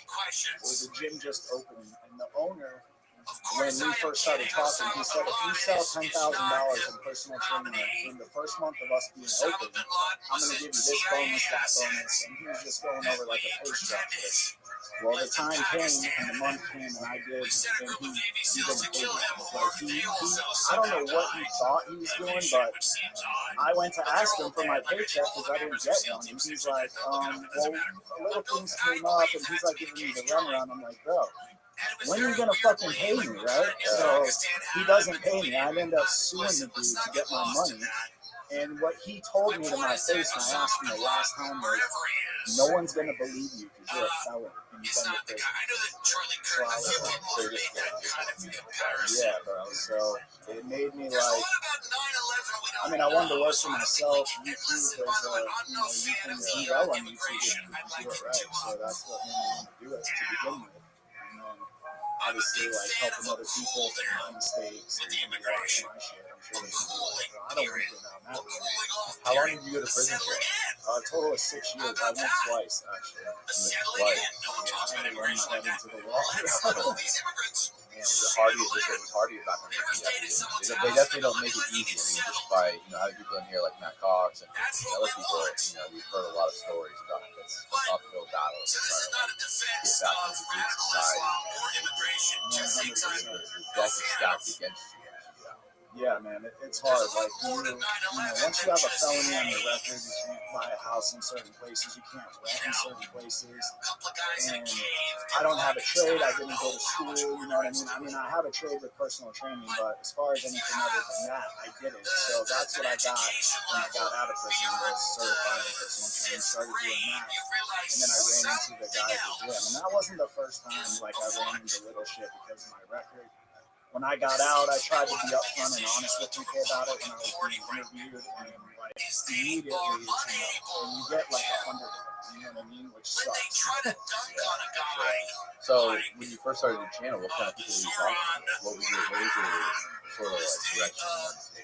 So I started telling my personal stories about prison, and then I kind of like the interview format, and I had been to prison with a bunch of people that I grew up with, so I started bringing people on that I was in with or in jail or in that lifestyle, and I just started interviewing, and then the next thing I know, it kind of blew up. Yeah, I'm sure there's a lot of fascinating stories in prison. We're gonna get into some of them. So let's go back to the beginning. What put you in prison? Well, I mean, it goes back even before the charges that put me in. Really, what put me into prison is fast money, and I made that by, exploiting like the opioid epidemic that was going on in the town that I grew up in. It was like the capital at that time of like fentanyl and everything going on. So there was a lot of money to be made then. So that's what I looked for. Pasco County.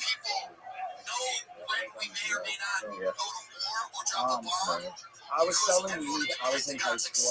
I was hanging out with my best friend, and we were trying to make money selling weed and doing just, like kid stuff, I guess, in high school. And so we're doing that, and his dad one day came up to us and was like, "Why are you guys selling weed? There's no money in it. Y'all should be doing this."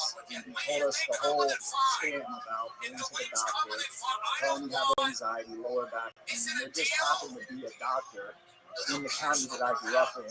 He had an office in Newport Richie and in Hudson, that was part of the scam. So at that time, I didn't have parents, so I was on Medicaid, and I would go to his office and they would, charge me Medicaid on like Monday on the 1st, and then on the 15th, I would go to his other office and do the same thing, which you're not supposed to be able to do that, and he didn't care. Because my friend's dad hooked it up with this doctor. We would just give him $500, and he would write us 5 strips of 100 pills of our choice, as long as they weren't like, fentanyl and shit like that. But they were oxycodone, really. And this guy, so a friend of yours introduced you to this doctor, and this doctor knew that you guys were buying and doing this stuff for him to sell on the street. He knew everything. And it was my friend's dad. He was like in a biker gang, and all his like buddies were doing it. So that's how we got turned on to the doctor. Because he was like, "Y'all need to go here on the this is what you say."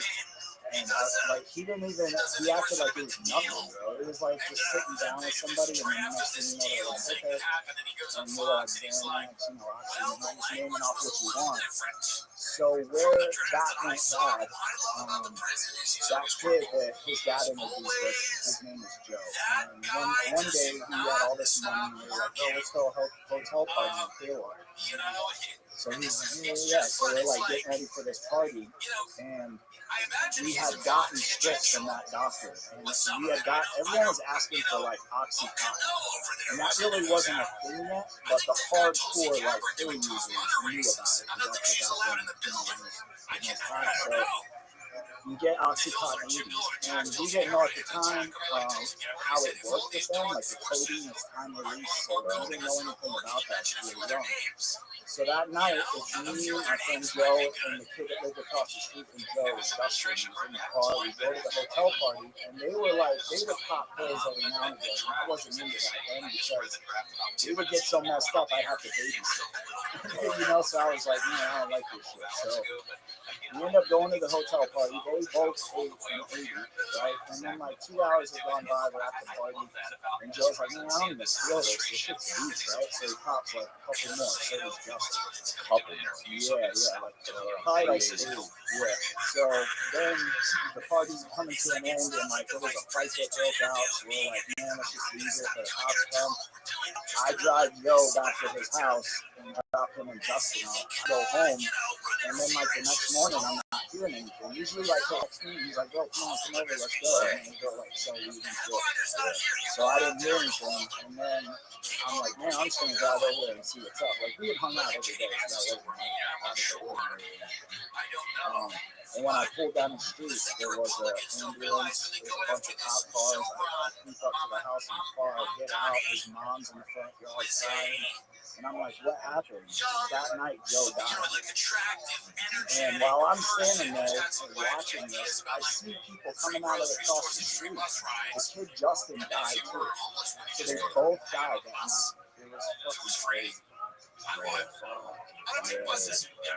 And you would think with me seeing that, like I would be like, this like is good. You know what I mean? Like, I don't know what it was about me, man. I guess I was just like attracted to the chaos and like the violence and all the shit that came with it. So I didn't stop it.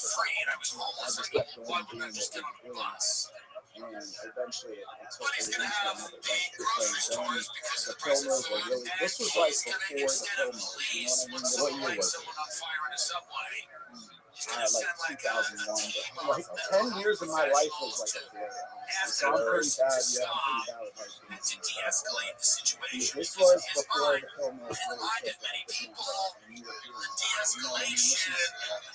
It was probably like a year before it really hit, and then there was like a problem. There were so many people. There were 7 Floridians dying a day due to opioid overdose. So it took to the next level for me is, you know, once you get in the game and you go to a doctor, you meet some people at that doctor's, and then you start selling them pills, you start buying their pills, and the next thing you know, they're like, oh, well, this doctor doesn't treat, will give you this money. And there was no Florida database in effect, so I could literally go to like 6 doctors in one day. As long as the time was there for me to do it, like within an 8-hour period in the day, I was sitting in the doctor's office.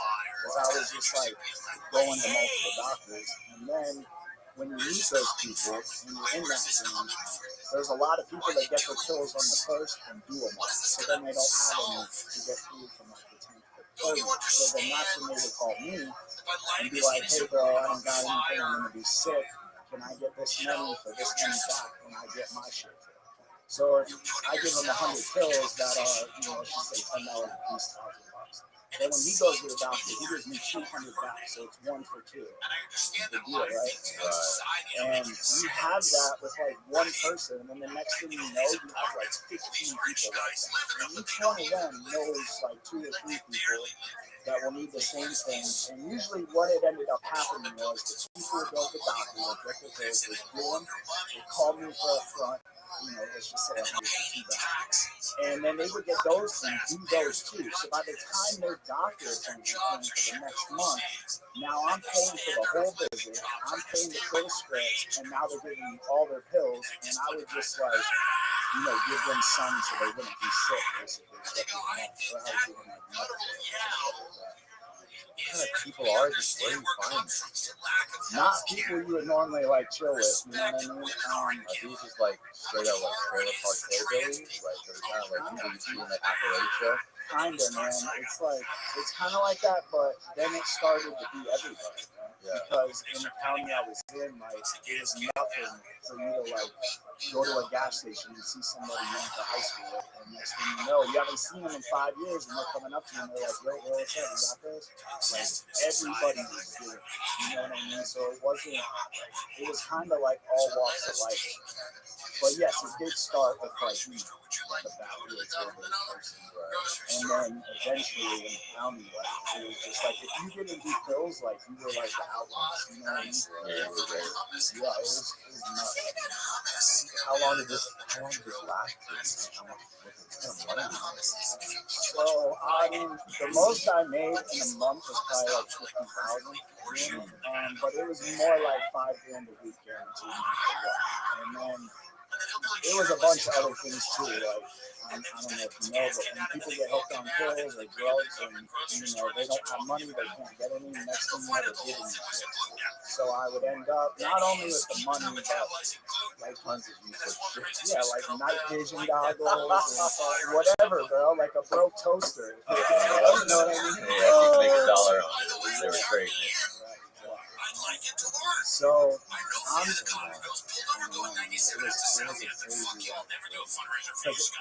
eventually I started taking it. Really what it turned. So when I was 19, I was in camp. I met this chick that was like 32. She was like a something. And we moved to Ocala. Well, she's going to a doctor already because she has like anxiety or something else. So she goes to this doctor, and usually like back then, Emu. You know what I mean? So she started going to the doctor and asking, like, we kind of had like a spiel, you would say, like,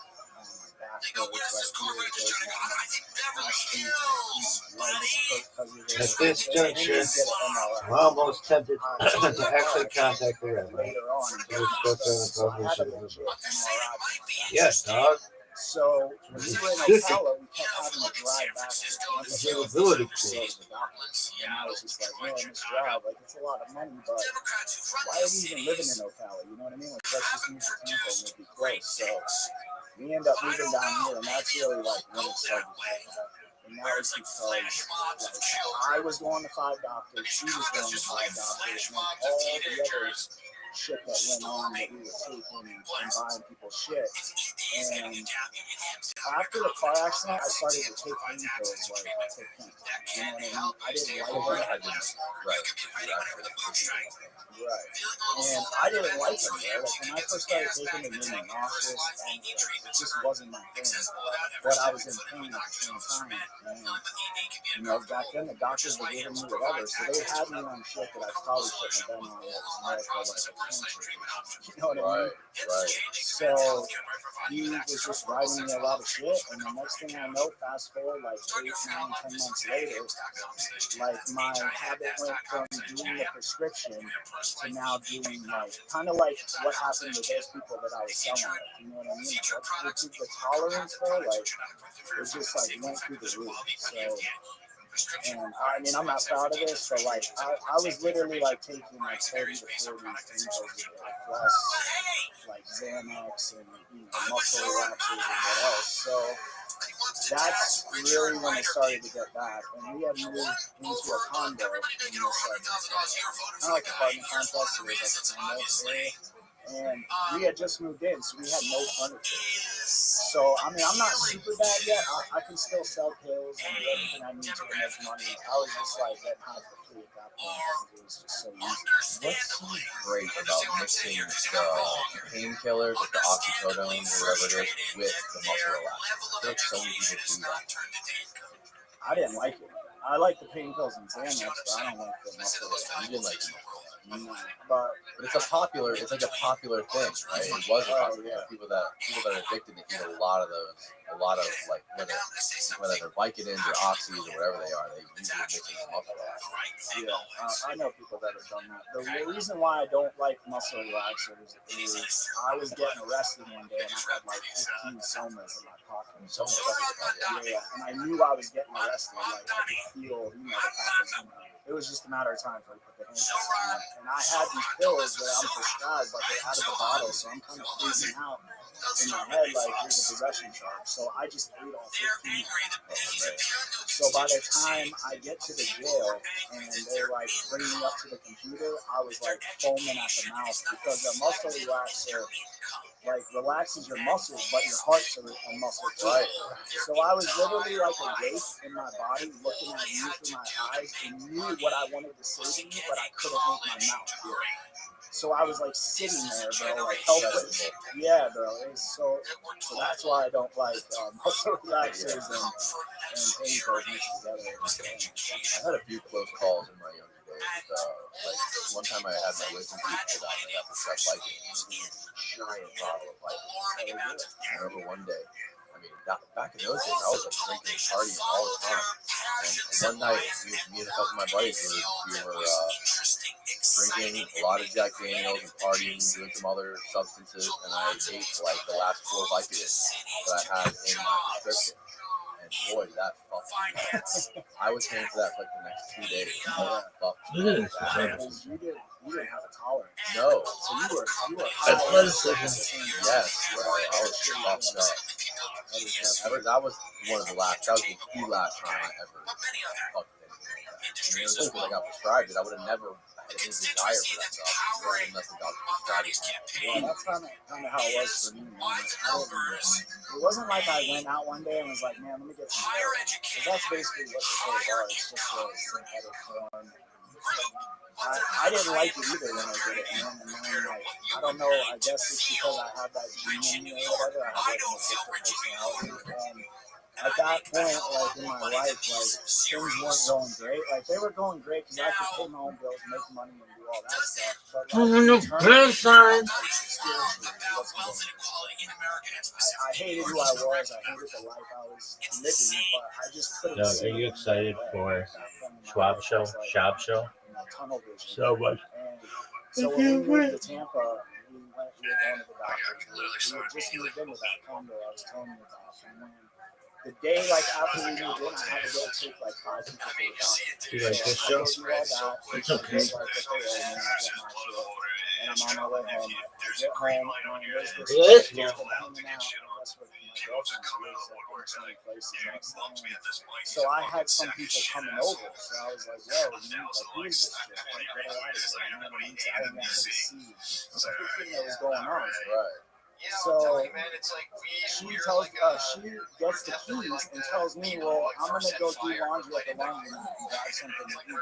With her, I'm going to bring her with me. I'm like, all right, whatever. So my lady, my friends come over, I do what I have to do. And then, like, probably an hour later, they come back. And, like, right when she walked in the door, I could tell something's off. You know what I mean? Like, it wasn't, like, you know when something's off in the door. You know what I mean? So I was like, well, I was asking her, and she was just playing it off, like, oh, nothing. And then, like, 5 minutes later, there's a knock at the door. So I'm like, oh, I'm thinking it's somebody, like, that needed more stuff or whatever, and just forgot it or something. So I answered the door, and the door was like, it's so-and-so. And I'm like, there's a small condo, so you can see her standing behind me in the living room.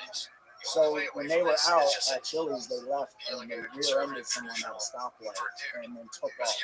Didn't stay because I guess she had a suspended license, and I didn't know it, but she knew it, and that's why she took off. And someone got her place, so they were there to arrest her. So they're taking her to jail. I tell the girl, like, hey, you gotta go. I gotta bond her out. I gotta figure out all this. So she leaves. I call the bondsman. They're like, it's just a minor charge. She'll be released at like 6 a.m. So I took a bunch of Xanax and went to sleep. So the next morning, I wake up to get ready to go get her. I go out in my living room, and the girl that I told to leave is on the couch. It's like pills all over the coffee table, pills on the ground. And the first thing that went off in my head was like, dude, this chick's trying to rob me while I sleep. And took too many pills and passed out or whatever.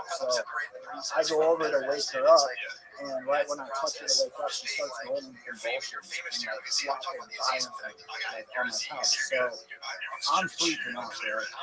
There's so much shit in my apartment about weed, safe shit, and pills all over me. I don't even know how that happened. So as this is all going on, and I'm trying to pick up and put the drugs back in the right bottles, there's a knock at my door. So I'm like, wow. Yeah, like 7 o'clock in the morning. So I'm tripping. So I'm like, I go answer the door, and when I answer the door, it was her grandma. And she's like, have you seen so and so? And I'm like, move out of the way, and she can look on my couch and see her grandma. So I'm like, oh my god. She's like, call 911. And I haven't put the pills in the correct bottle, so I'm like freaking out. I don't want the cops. You know, I don't want all this shit to be investigation. So I dial 511 on the phone, and I'm like, 911's not answering. To her grandma, she's like, what? Because I'm like paranoid. So I'm just like, man, like, I'm a good dude, you know what I mean? I'm not, like, I was doing some shitty things in life, but when it all comes down to it, like, I have a good heart. I'm a good person. So I'm not going to let this chick die on my couch because I haven't, was fit and rested. So I called 911.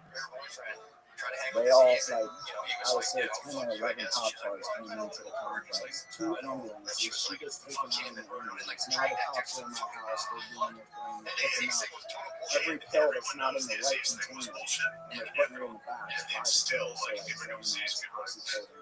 Xanax, oxycodone, and the detectives are questioning me. They already knew about me too. You know what I'm saying? Like, I've already been pulled over by some of these cops and let go because at that time you could have pills on me as long as they were prescribed to you. So it wasn't really shit legally they could do, but they knew. You know what I mean? They knew what was going on. Yeah, dude. That was something I didn't expect to wake up to this morning. So they knew what was going on, and they were like, they wanted to get me, and this was just a perfect opportunity to not only be in front of me, but in my house where there's tons of shit going on. So the detectives, like, they're being assholes, telling me I'm screwing, I'm going to jail, which I already knew I was going to go to jail. So as they're like talking all this shit, they're like, that girl just died in the ambulance. And like, I was like in shock, right?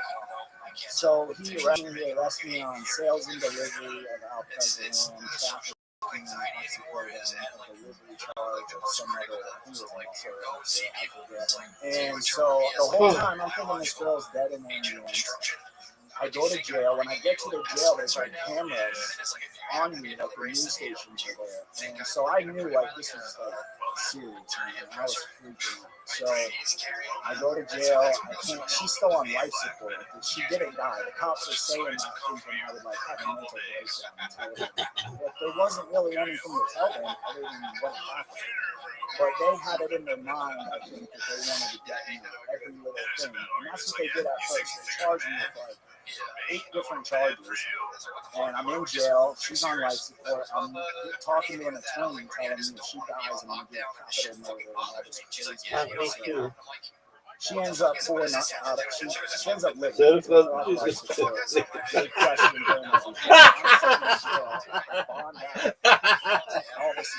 on. Oh, that is so.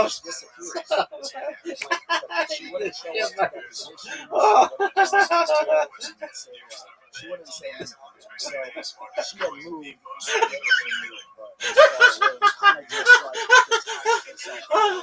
Oh, that is the funniest shit. Oh, that is so fucking funny. I fought this case like, back and forth for like a year. This is how they would do it. And then they just sit in jail until they could leave, like, by the statutes, and then right before that would happen, they wouldn't. And then they changed the charge from trafficking to sales. So now they keep doing that. Oh, that is so funny. Dog, you are so funny. You are so funny. Colin, WMD, you are so funny. Oh, I love you, Colin, WMD. That just made me laugh. Oh, fuck, was that funny? Oh, fuck, was that funny?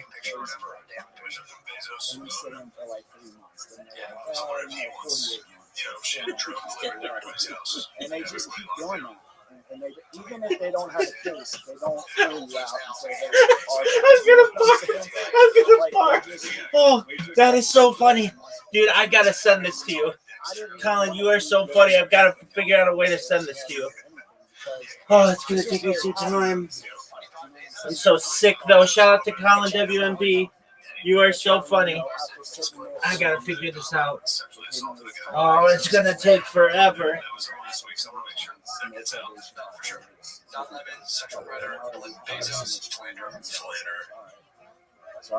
Fuck, that is so funny. 28 months in state prison. Oh, state prisons are that made way me worse laugh. than the federal prison. We had a guy here, Jake. We had Jake in here. He was in Florida State prisons for a long time, and this guy was in for close to the same thing you were doing. Except this guy, like, he robbed a pharmacy and stole a bunch of oxys.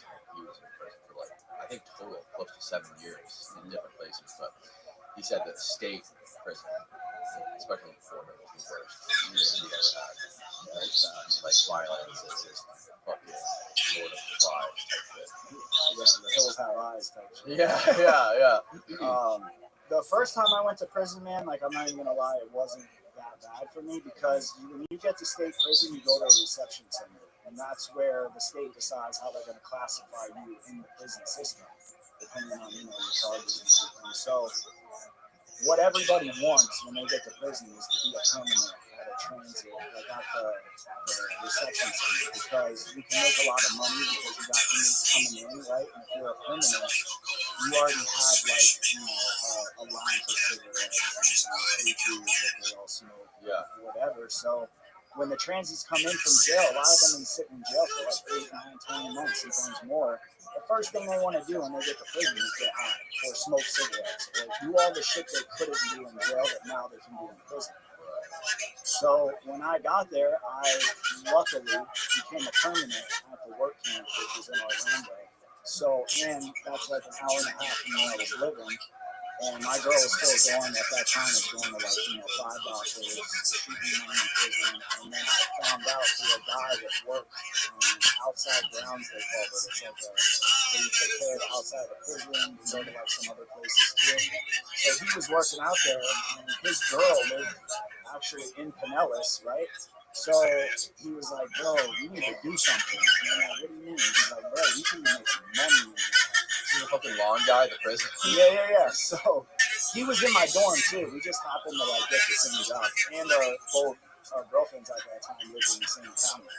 So I was like, so he's like, I could show you something. And I'm like, all right, what's up? So we're on lunch one day, and we're talking, and he's telling me how he's getting children through visitation, right? So I'm like, okay. I was like, doesn't your girl live in Pinellas? And he's like, yeah. I was like, my girl will pick her up and bring her Saturday to visit us if your girl shows my girl what she's doing, right? So I could get in.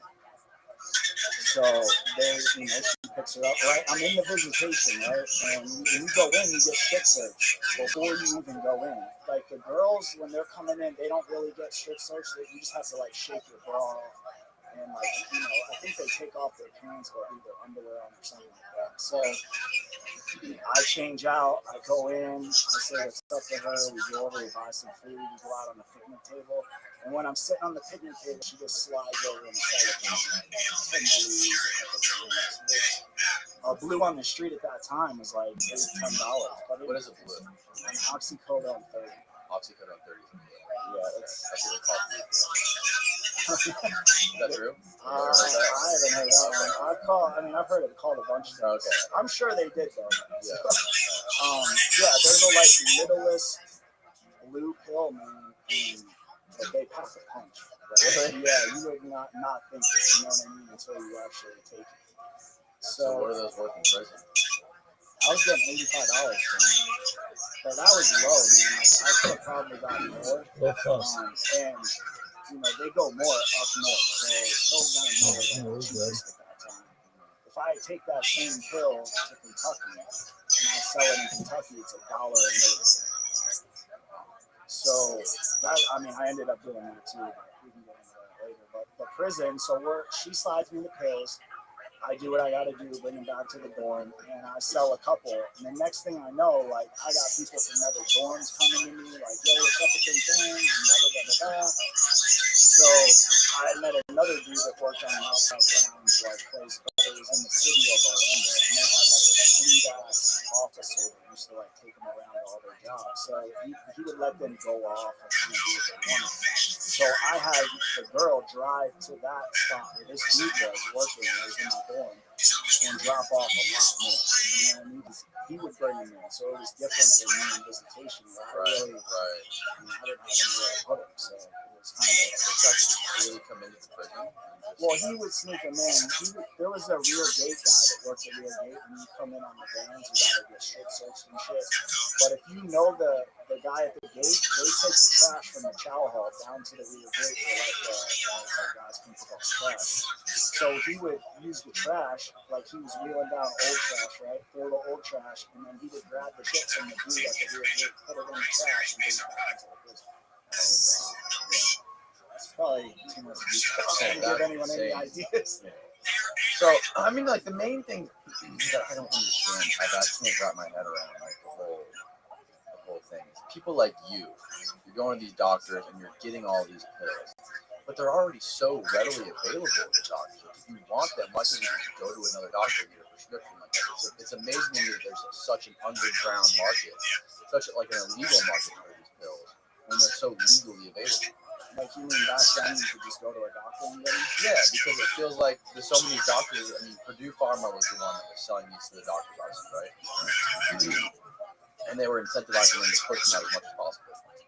So if they're so readily available legally, how is there such a big underground market?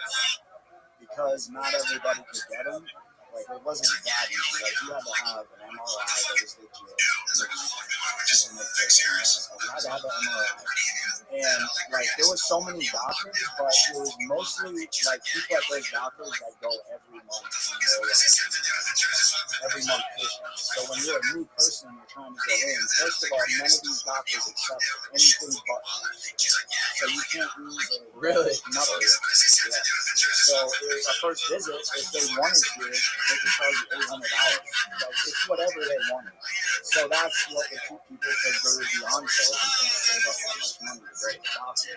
And that's where like I and one of my friends would come in and they would pay for them forever. So insurance wouldn't pay for any of this stuff? No. I mean, you could if you were like older. I think I never had insurance for anything. So when you go to the pharmacy, you're talking to the pharmacist like me and you are going out to buy weed on the street. They're like, "Oh, you want generic?" I'm like, "Yeah, whatever. What's cheaper?" He's like, "Well, if you do the generic, I'll do it for $1.19 a piece. If you get the, it was like, wow, yeah, it was like a drug dealer basically." Yeah, and when you go to these doctors, man, everybody knew that kind of was. Like, there's people, shitting on themselves because they're sick, throwing up in the parking lot. And there was at a point, and I'm telling you about the Kentucky thing, is that I met a lady who had a son that lived in Kentucky. So I started taking the pills at her to sell them for $1 a milligram. But now, how much of an increase was that? Like doubling your money, or was it? Yeah, no, it was like tripling. Yeah. Well, depending, because if I buy, like, let's say I buy.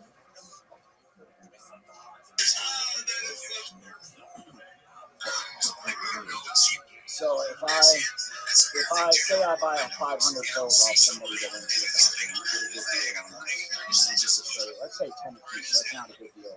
It's easy. So I buy all those pills for, let's say $5,000 or whatever it is. If I go up to Kentucky, now I'm making $30 a pill versus 10. So you're doubling your money in everything. Yeah, so it's like, and they would charge more. They were going for like and even down here,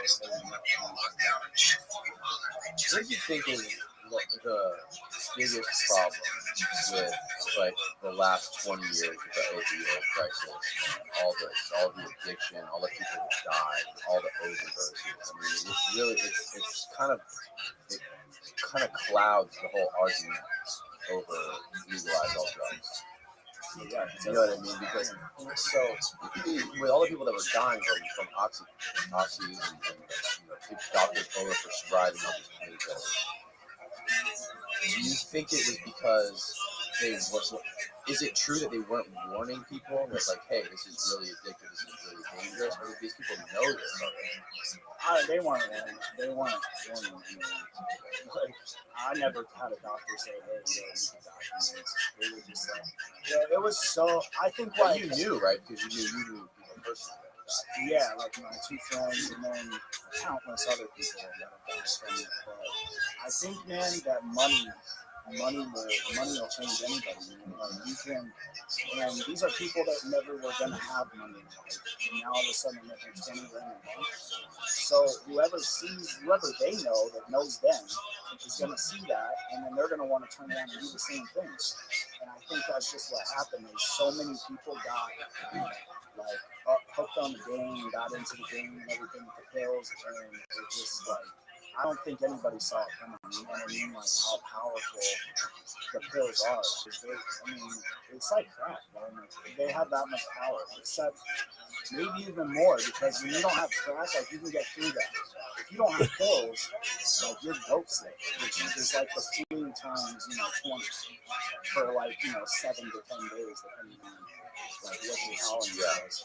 Yeah, I mean, obviously, the right approach would be to tell somebody if you're going to give, if you're a doctor, you're prescribing this deal, you'll be like, look, this is what's going to happen.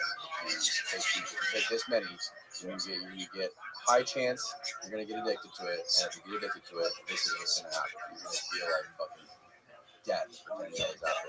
That would probably, you might take a little bit longer to make your decision if that was the case. Right? But I think it affected those doctors the same way with all the money. I mean, they're making exponential amount of money just prescribing pills legally, as many as they want to everybody. And a lot of those doctors ended up going to prison as well. Yeah, they did. It's funny that you bring that up because I remember there was this doctor that was giving me like 330s, 480, crazy. Yeah. So we're in the office one day, and he's like, he's writing on my scripts, talking to me like he was a character, man. So he hands the nurse the script. She goes out to copy them. He walks out of the room. I walk out of the room. He goes in his office. Before I could walk through past his office in the hallway, he was like, "Hey, come here." So I'm like, all right. So I go in this dude's office. He has like 3 monitors set up on his desk. And this was before that was a thing. You know what I mean? Just because he was making so much money. Yeah, they're balling. Yeah, crazy. He's doing stocks on one monitor. And even better, bro. I go in the office and he's like, yo, check this out. And he moves the mouse to make the screens pop. And there's 3 screens filled with mail order brides from 3 different countries. And he's like, what do you think of this one? She's fine, huh? I'm like, what? Nice. So the guy's ordering brides. He's got an MRI machine in the parking lot in a van, so that way when people come to him and they don't have their MRI, he sends them downstairs. They go into this van. A guy will take an MRI off a 60-year-old that has back hip problems and copy it on to the 20-year-old that just went out in the van. And then he turns around, goes back up, and sees the doctor and gets the pills. Wow. And then the doctor refers you to his friend, who's the pharmacist. Or they're in-house, yeah. Right. Or they're literally home pharmacy at the doctor. So he probably has a Ferrari parked out back. Oh, yeah. I mean, they were busting doctors with like yachts and money over shores and shit. They were. I mean, if you think about it, if us 3 went to the doctor, right, it's $100 a visit after you pay for the initial visit. They book their patients at 8 patients can fit into 1 hour. Right. So it's like every 10 minutes or not less than that. Yeah, like I forget what it is, but like 8 an hour. There's like 64 patients in a day at $100 a pop. Cash. So it ain't on nothing. That's just for the appointments. Just for the appointments, yeah. And then they would, they'd hit you with other shit too. Like, I mean, some of them were corrupt. So they would be like, today it's 200. If you don't have it, you don't have it. You're not getting seen. Yeah. And when you're in that shit and you got 5 people in the car in the parking lot waiting on you, you know what I mean? So. Do you remember the story from the HBO documentary where there's a guy in Florida and one of the sales reps from Purdue Pharma went down to meet him, and they basically wanted to like test their new pills, and they kept trying to figure out how they're going to make more money, how they're going to at this point they're making like $3 billion a year. So they find this guy who's been in like a crazy car accident, crazy like spinal surgery. He had like a super high tolerance. So this sales rep went down to go meet this guy in like I think it was Naples, Florida. And they started giving him like the 30 milligrams. Like, okay, take 30 milligram tablets a day. Like a lab rat? Yeah, kind of like a lab rat. And they were giving him for free. She like met him in the parking lot of the clinic. That's I don't doubt that though one bit. And he's like, yeah, hell yeah, I'll do it. He's like, I'll take this stuff. Yeah, it's called OxyContin. Okay, sure, I'll try it. And he's like, this is not doing anything for me. Okay, 50 milligrams. So 50 milligram tablets a day. Still not doing anything. So they up them to like 100 milligram tablets, take 20 a day. And after everything, they give him the biggest dose they ever created, which was 160 milligram tablets. I've seen those. And he's like, they told me to take take 25 tablets twice a day of 160 milligram tablets. He's like, it took me 15 minutes to eat these pills. He's like, it was like eating a giant bowl of Cheerios. He's like, it took 30 minutes total to eat 50 pills a day. That's crazy. I can't believe he lived to tell this. And he's on the documentary just talking about it. It's so fucking crazy. It just reminds me of like so many different Florida men that we've run into. Yeah, that's what I'm saying. Like down here, it seemed like it was worse. Like we were the last state to get the database. If that tells you anything. Yeah. And that's because. What is the database? So the database is if me and you go to Dr. Bob on Monday, we can't turn around within that 30-day period and go to another doctor and get narcotics prescribed, especially not the same ones.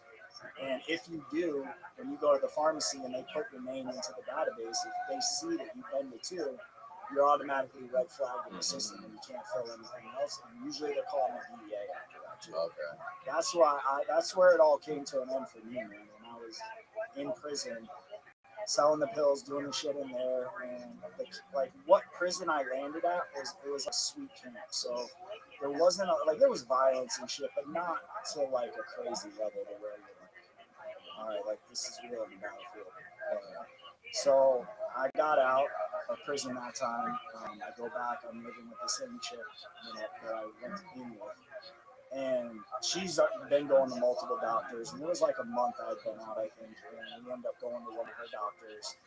We go upstairs, go to the doctor, go downstairs to the pharmacy, she hands him the stuff, and like 10 minutes later he comes back and he's like, you went to this doctor, and he had all her shit. So it was like at that point where I was like, yo, what the fuck am I gonna do? Because I had been planning on doing this like the rest of my life. Really? Yeah, like because of the money, and then I became addicted to them. So I was like, well, I'll just keep selling them, make the ones I take for free, and then just make a lot of money. And, I mean, not a little. It was a lot at first. Like it was a lot of money at first, actually. But later on, like when the pill mills were getting busted, the price of pills was going up on the street because the price to fill them in the pharmacy was going up. I mean, it got to like $6 a pill one time in the pharmacy, which that's like street prices back a year before that, you know what I mean? So it was at that point where I was like, I don't know what the fuck I'm gonna do. So obviously I saw one doctor still and kept getting my scripts from them, filling them, selling them, keeping some, dealing other drugs now. And then it was like just to the point where like I didn't give a fuck, you know what I mean? Like, I didn't give a like. At first, I was selling the pills and doing shit like that, but it got to the point where like nobody wanted to hang out with me because I was just jackpulling people's shit. Like I'd be like, "Oh, you want 100 pills? Yeah, all right, meet me at 7-Eleven." And then they get in the car and I'd fucking wake them up and pass them out and push them out the door, grab all their shit and keep going. Oh shit! Yeah, that was one time. I did that to a kid at a doctor's too, bro. After he got his shit. Jesus. Yeah, so it became like savage mentality, and this was all due to me being in the car wreck, then starting to take a little, and that's how quick, man. It I didn't even notice when it went from a problem, it went from making money to a problem. Like me personally, I could see it in everybody else, and I could be like, oh, he's fucked up, he's crazy or whatever, and watch other people's lives go down the shambles, but I wasn't seeing it in my own life. So I just kept selling drugs, robbing people, doing anything to make money on the street. And then finally, I got hit again with a grand theft and 3 new sales charges. I got the grand theft because I fronted a chick so many pills to go down to Miami. She was doing some photo shoot and sell them and then come back and bring me the money. Well, when she came back, she didn't have the money ready for us. So I was in her apartment and I'm just like, look, when you pay me to get your shit back, and we reached over and grabbed a bottle watch and some type of camera. I didn't know anything about cameras. So I go home within 10 hours, the cops are at my house. She called the cops and said, I just took this shit. Nothing about, me, money, none of that. So I go to jail, I bond out on those charges. So then I'm at this house, selling all night. I go to leave, and I guess, it was a no-knock house. So cops were down the road waiting for people to leave. And they got me with the 3 sales charges. And I had cocaine on me, too. I think So then I go to jail. Now I can't bond out because I was already out on the bond. When you catch any charges, they pull all your bonds. So you can't get out until you go to court and see the judge, and he decides what he's going to do. Right. So I sat in jail. I got the same attorney I did the first time, and this time like they came at 3, like 2.5, and then I took 18 months. When I went to prison this time, it was a lot different. So I went to their same reception center, and I'm like, yeah, this is gonna be sweet. I'm just gonna stay here. One night they come over, kick my bunk, and they tell me I'm being transferred to one of the 160 prisons in the state of Florida. So like, you never want to get 160 prisons in Florida. I mean, I don't know if that's the exact number, but it's over. It's like 130, 150. Can you find that? That's fucking crazy. Yeah. Well, their work. Is there even that many counties in Florida? I think there's like counties of. Well, Sumter, right up the road, has like Coleman, Fed, Sumter Prison, legit camp. 143 facilities statewide. 50 correctional institutions, 7 private partner facilities, 16 annexes, and 33 work camps, 3 reentry centers, 12 FTC operated work release centers, 18 private work release centers, 2 road prisons, 1 forestry camp, and 1 basic training camp. Jesus Christ, they got it all. The smorgasbord that of prisons. Just says something to you, though. That's an industry. Like, bro, we're like, that's insane. I know, man. Tell me about it. So, I mean, that's kind of right. Florida is not, like, when you look anything up on prison about, like, in Florida, none of their shit's correct. So, they have all those camps, but usually at every camp there's a main unit, and there's an annex, and there's a work camp. So the main unit and the annex will hold any type of prisoner. Someone that killed 50 people, or you can be in there for 2 ounces of weed.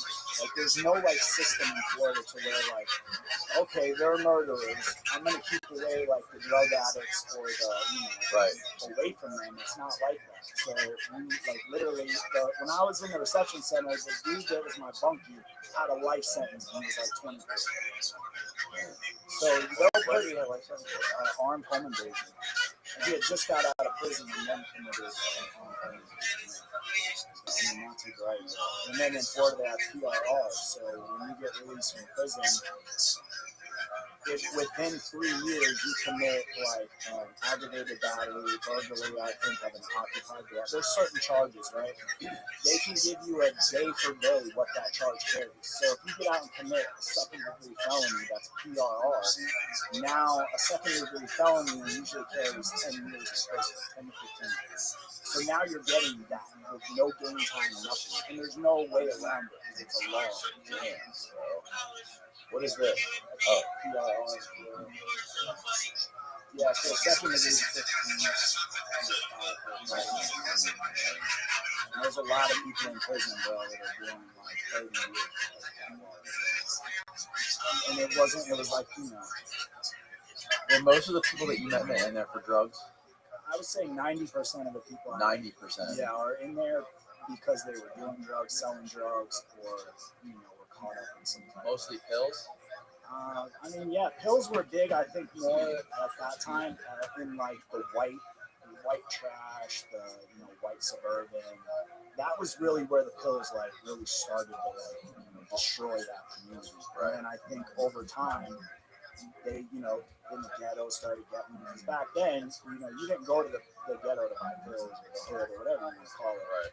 You would go to fucking Matt's house in Innisbrook, and his dad would have a script, and that's how it kind of went for a while. And then the next thing you know, like, it just was everywhere, man. It was like, man, it was great. Like watching that documentary and seeing all the fucked up people, like all the fucking picture of those 2 people, their parents in their car, like slumped over, passed out. I saw that. And the kid is awake in the car seat in the back, like. That's Jesus sad, fucking Christ! Like, this isn't a very good argument for legalize all drugs. No. I was like, whoa, how the fuck does this work? Right, but those were legal drugs.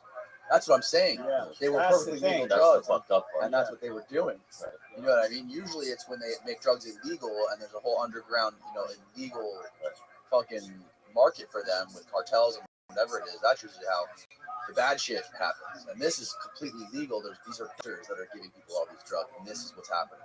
Yeah, all for money. It was all about money. Yeah. Purdue was like literally lying. Like they weren't even telling. Oh the truth. yeah. Like they were passing like they'd have to go get this drug tested. They're paying off the dude testing them, and we don't know the long-term effects. And now you see it. You know what I mean? Yeah. Now we're 10, 15 years later, and usually somebody is either an addict or they know an addict, and it's just they're everywhere, man. It's one of the crazy things about that whole Purdue thing was in 2007, I think was when they had to pay their first settlement, and it was like $30 million. I think they had to pay. It's nothing. And they were making like $3 billion a year. They had like their record year right after that, and that's when that happened. That sparked all those other companies to start up and start doing the same thing because they're like, holy shit. They just got away with this. Yeah. We're gonna go do the same thing. Are you kidding me? I'll pay $30 million for every billion. Yeah, right. No problem. That's more than selling the pills. I mean, you're the connector at that point. Right. So you make the prices. At Purdue, man, there was a time when they were like getting under investigation, and they were starting to get like maybe it was around the 2007. I can't really remember. But you could literally your doctor would mail your scripts, and then they would send you the pills in the mail, and they were like not generic, they were the real ones, so you can make more money. And they would just like show up in your mailbox. Like it was literally like Amazon but with pills. Oh my god, yeah, dude, it was nuts. And that's like what we were saying, man, they're illegal. So I was getting pulled over, fucked up, driving. Had pills all on me, passengers had pills.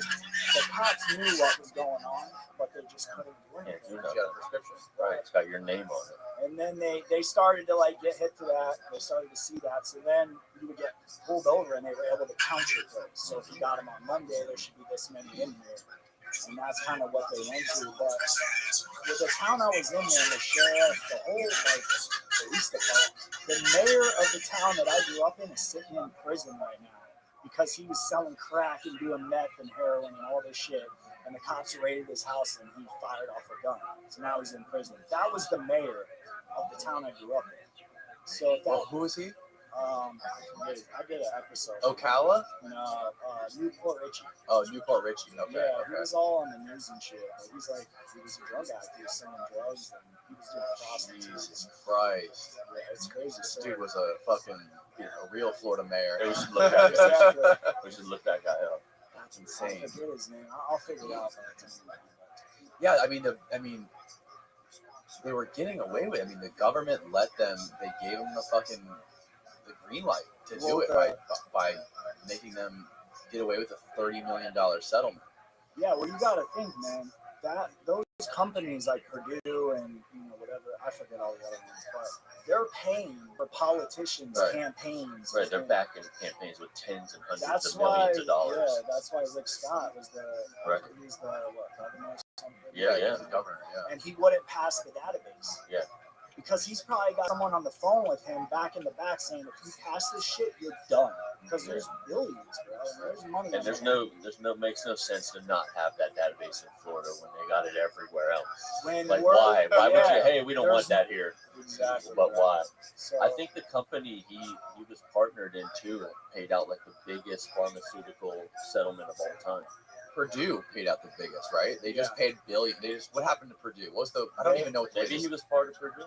They shut Purdue down. They shut it down, right? This was recently. Yeah, it was because of deaths, I think. It wasn't because it was a medical thing. It was because people were dying.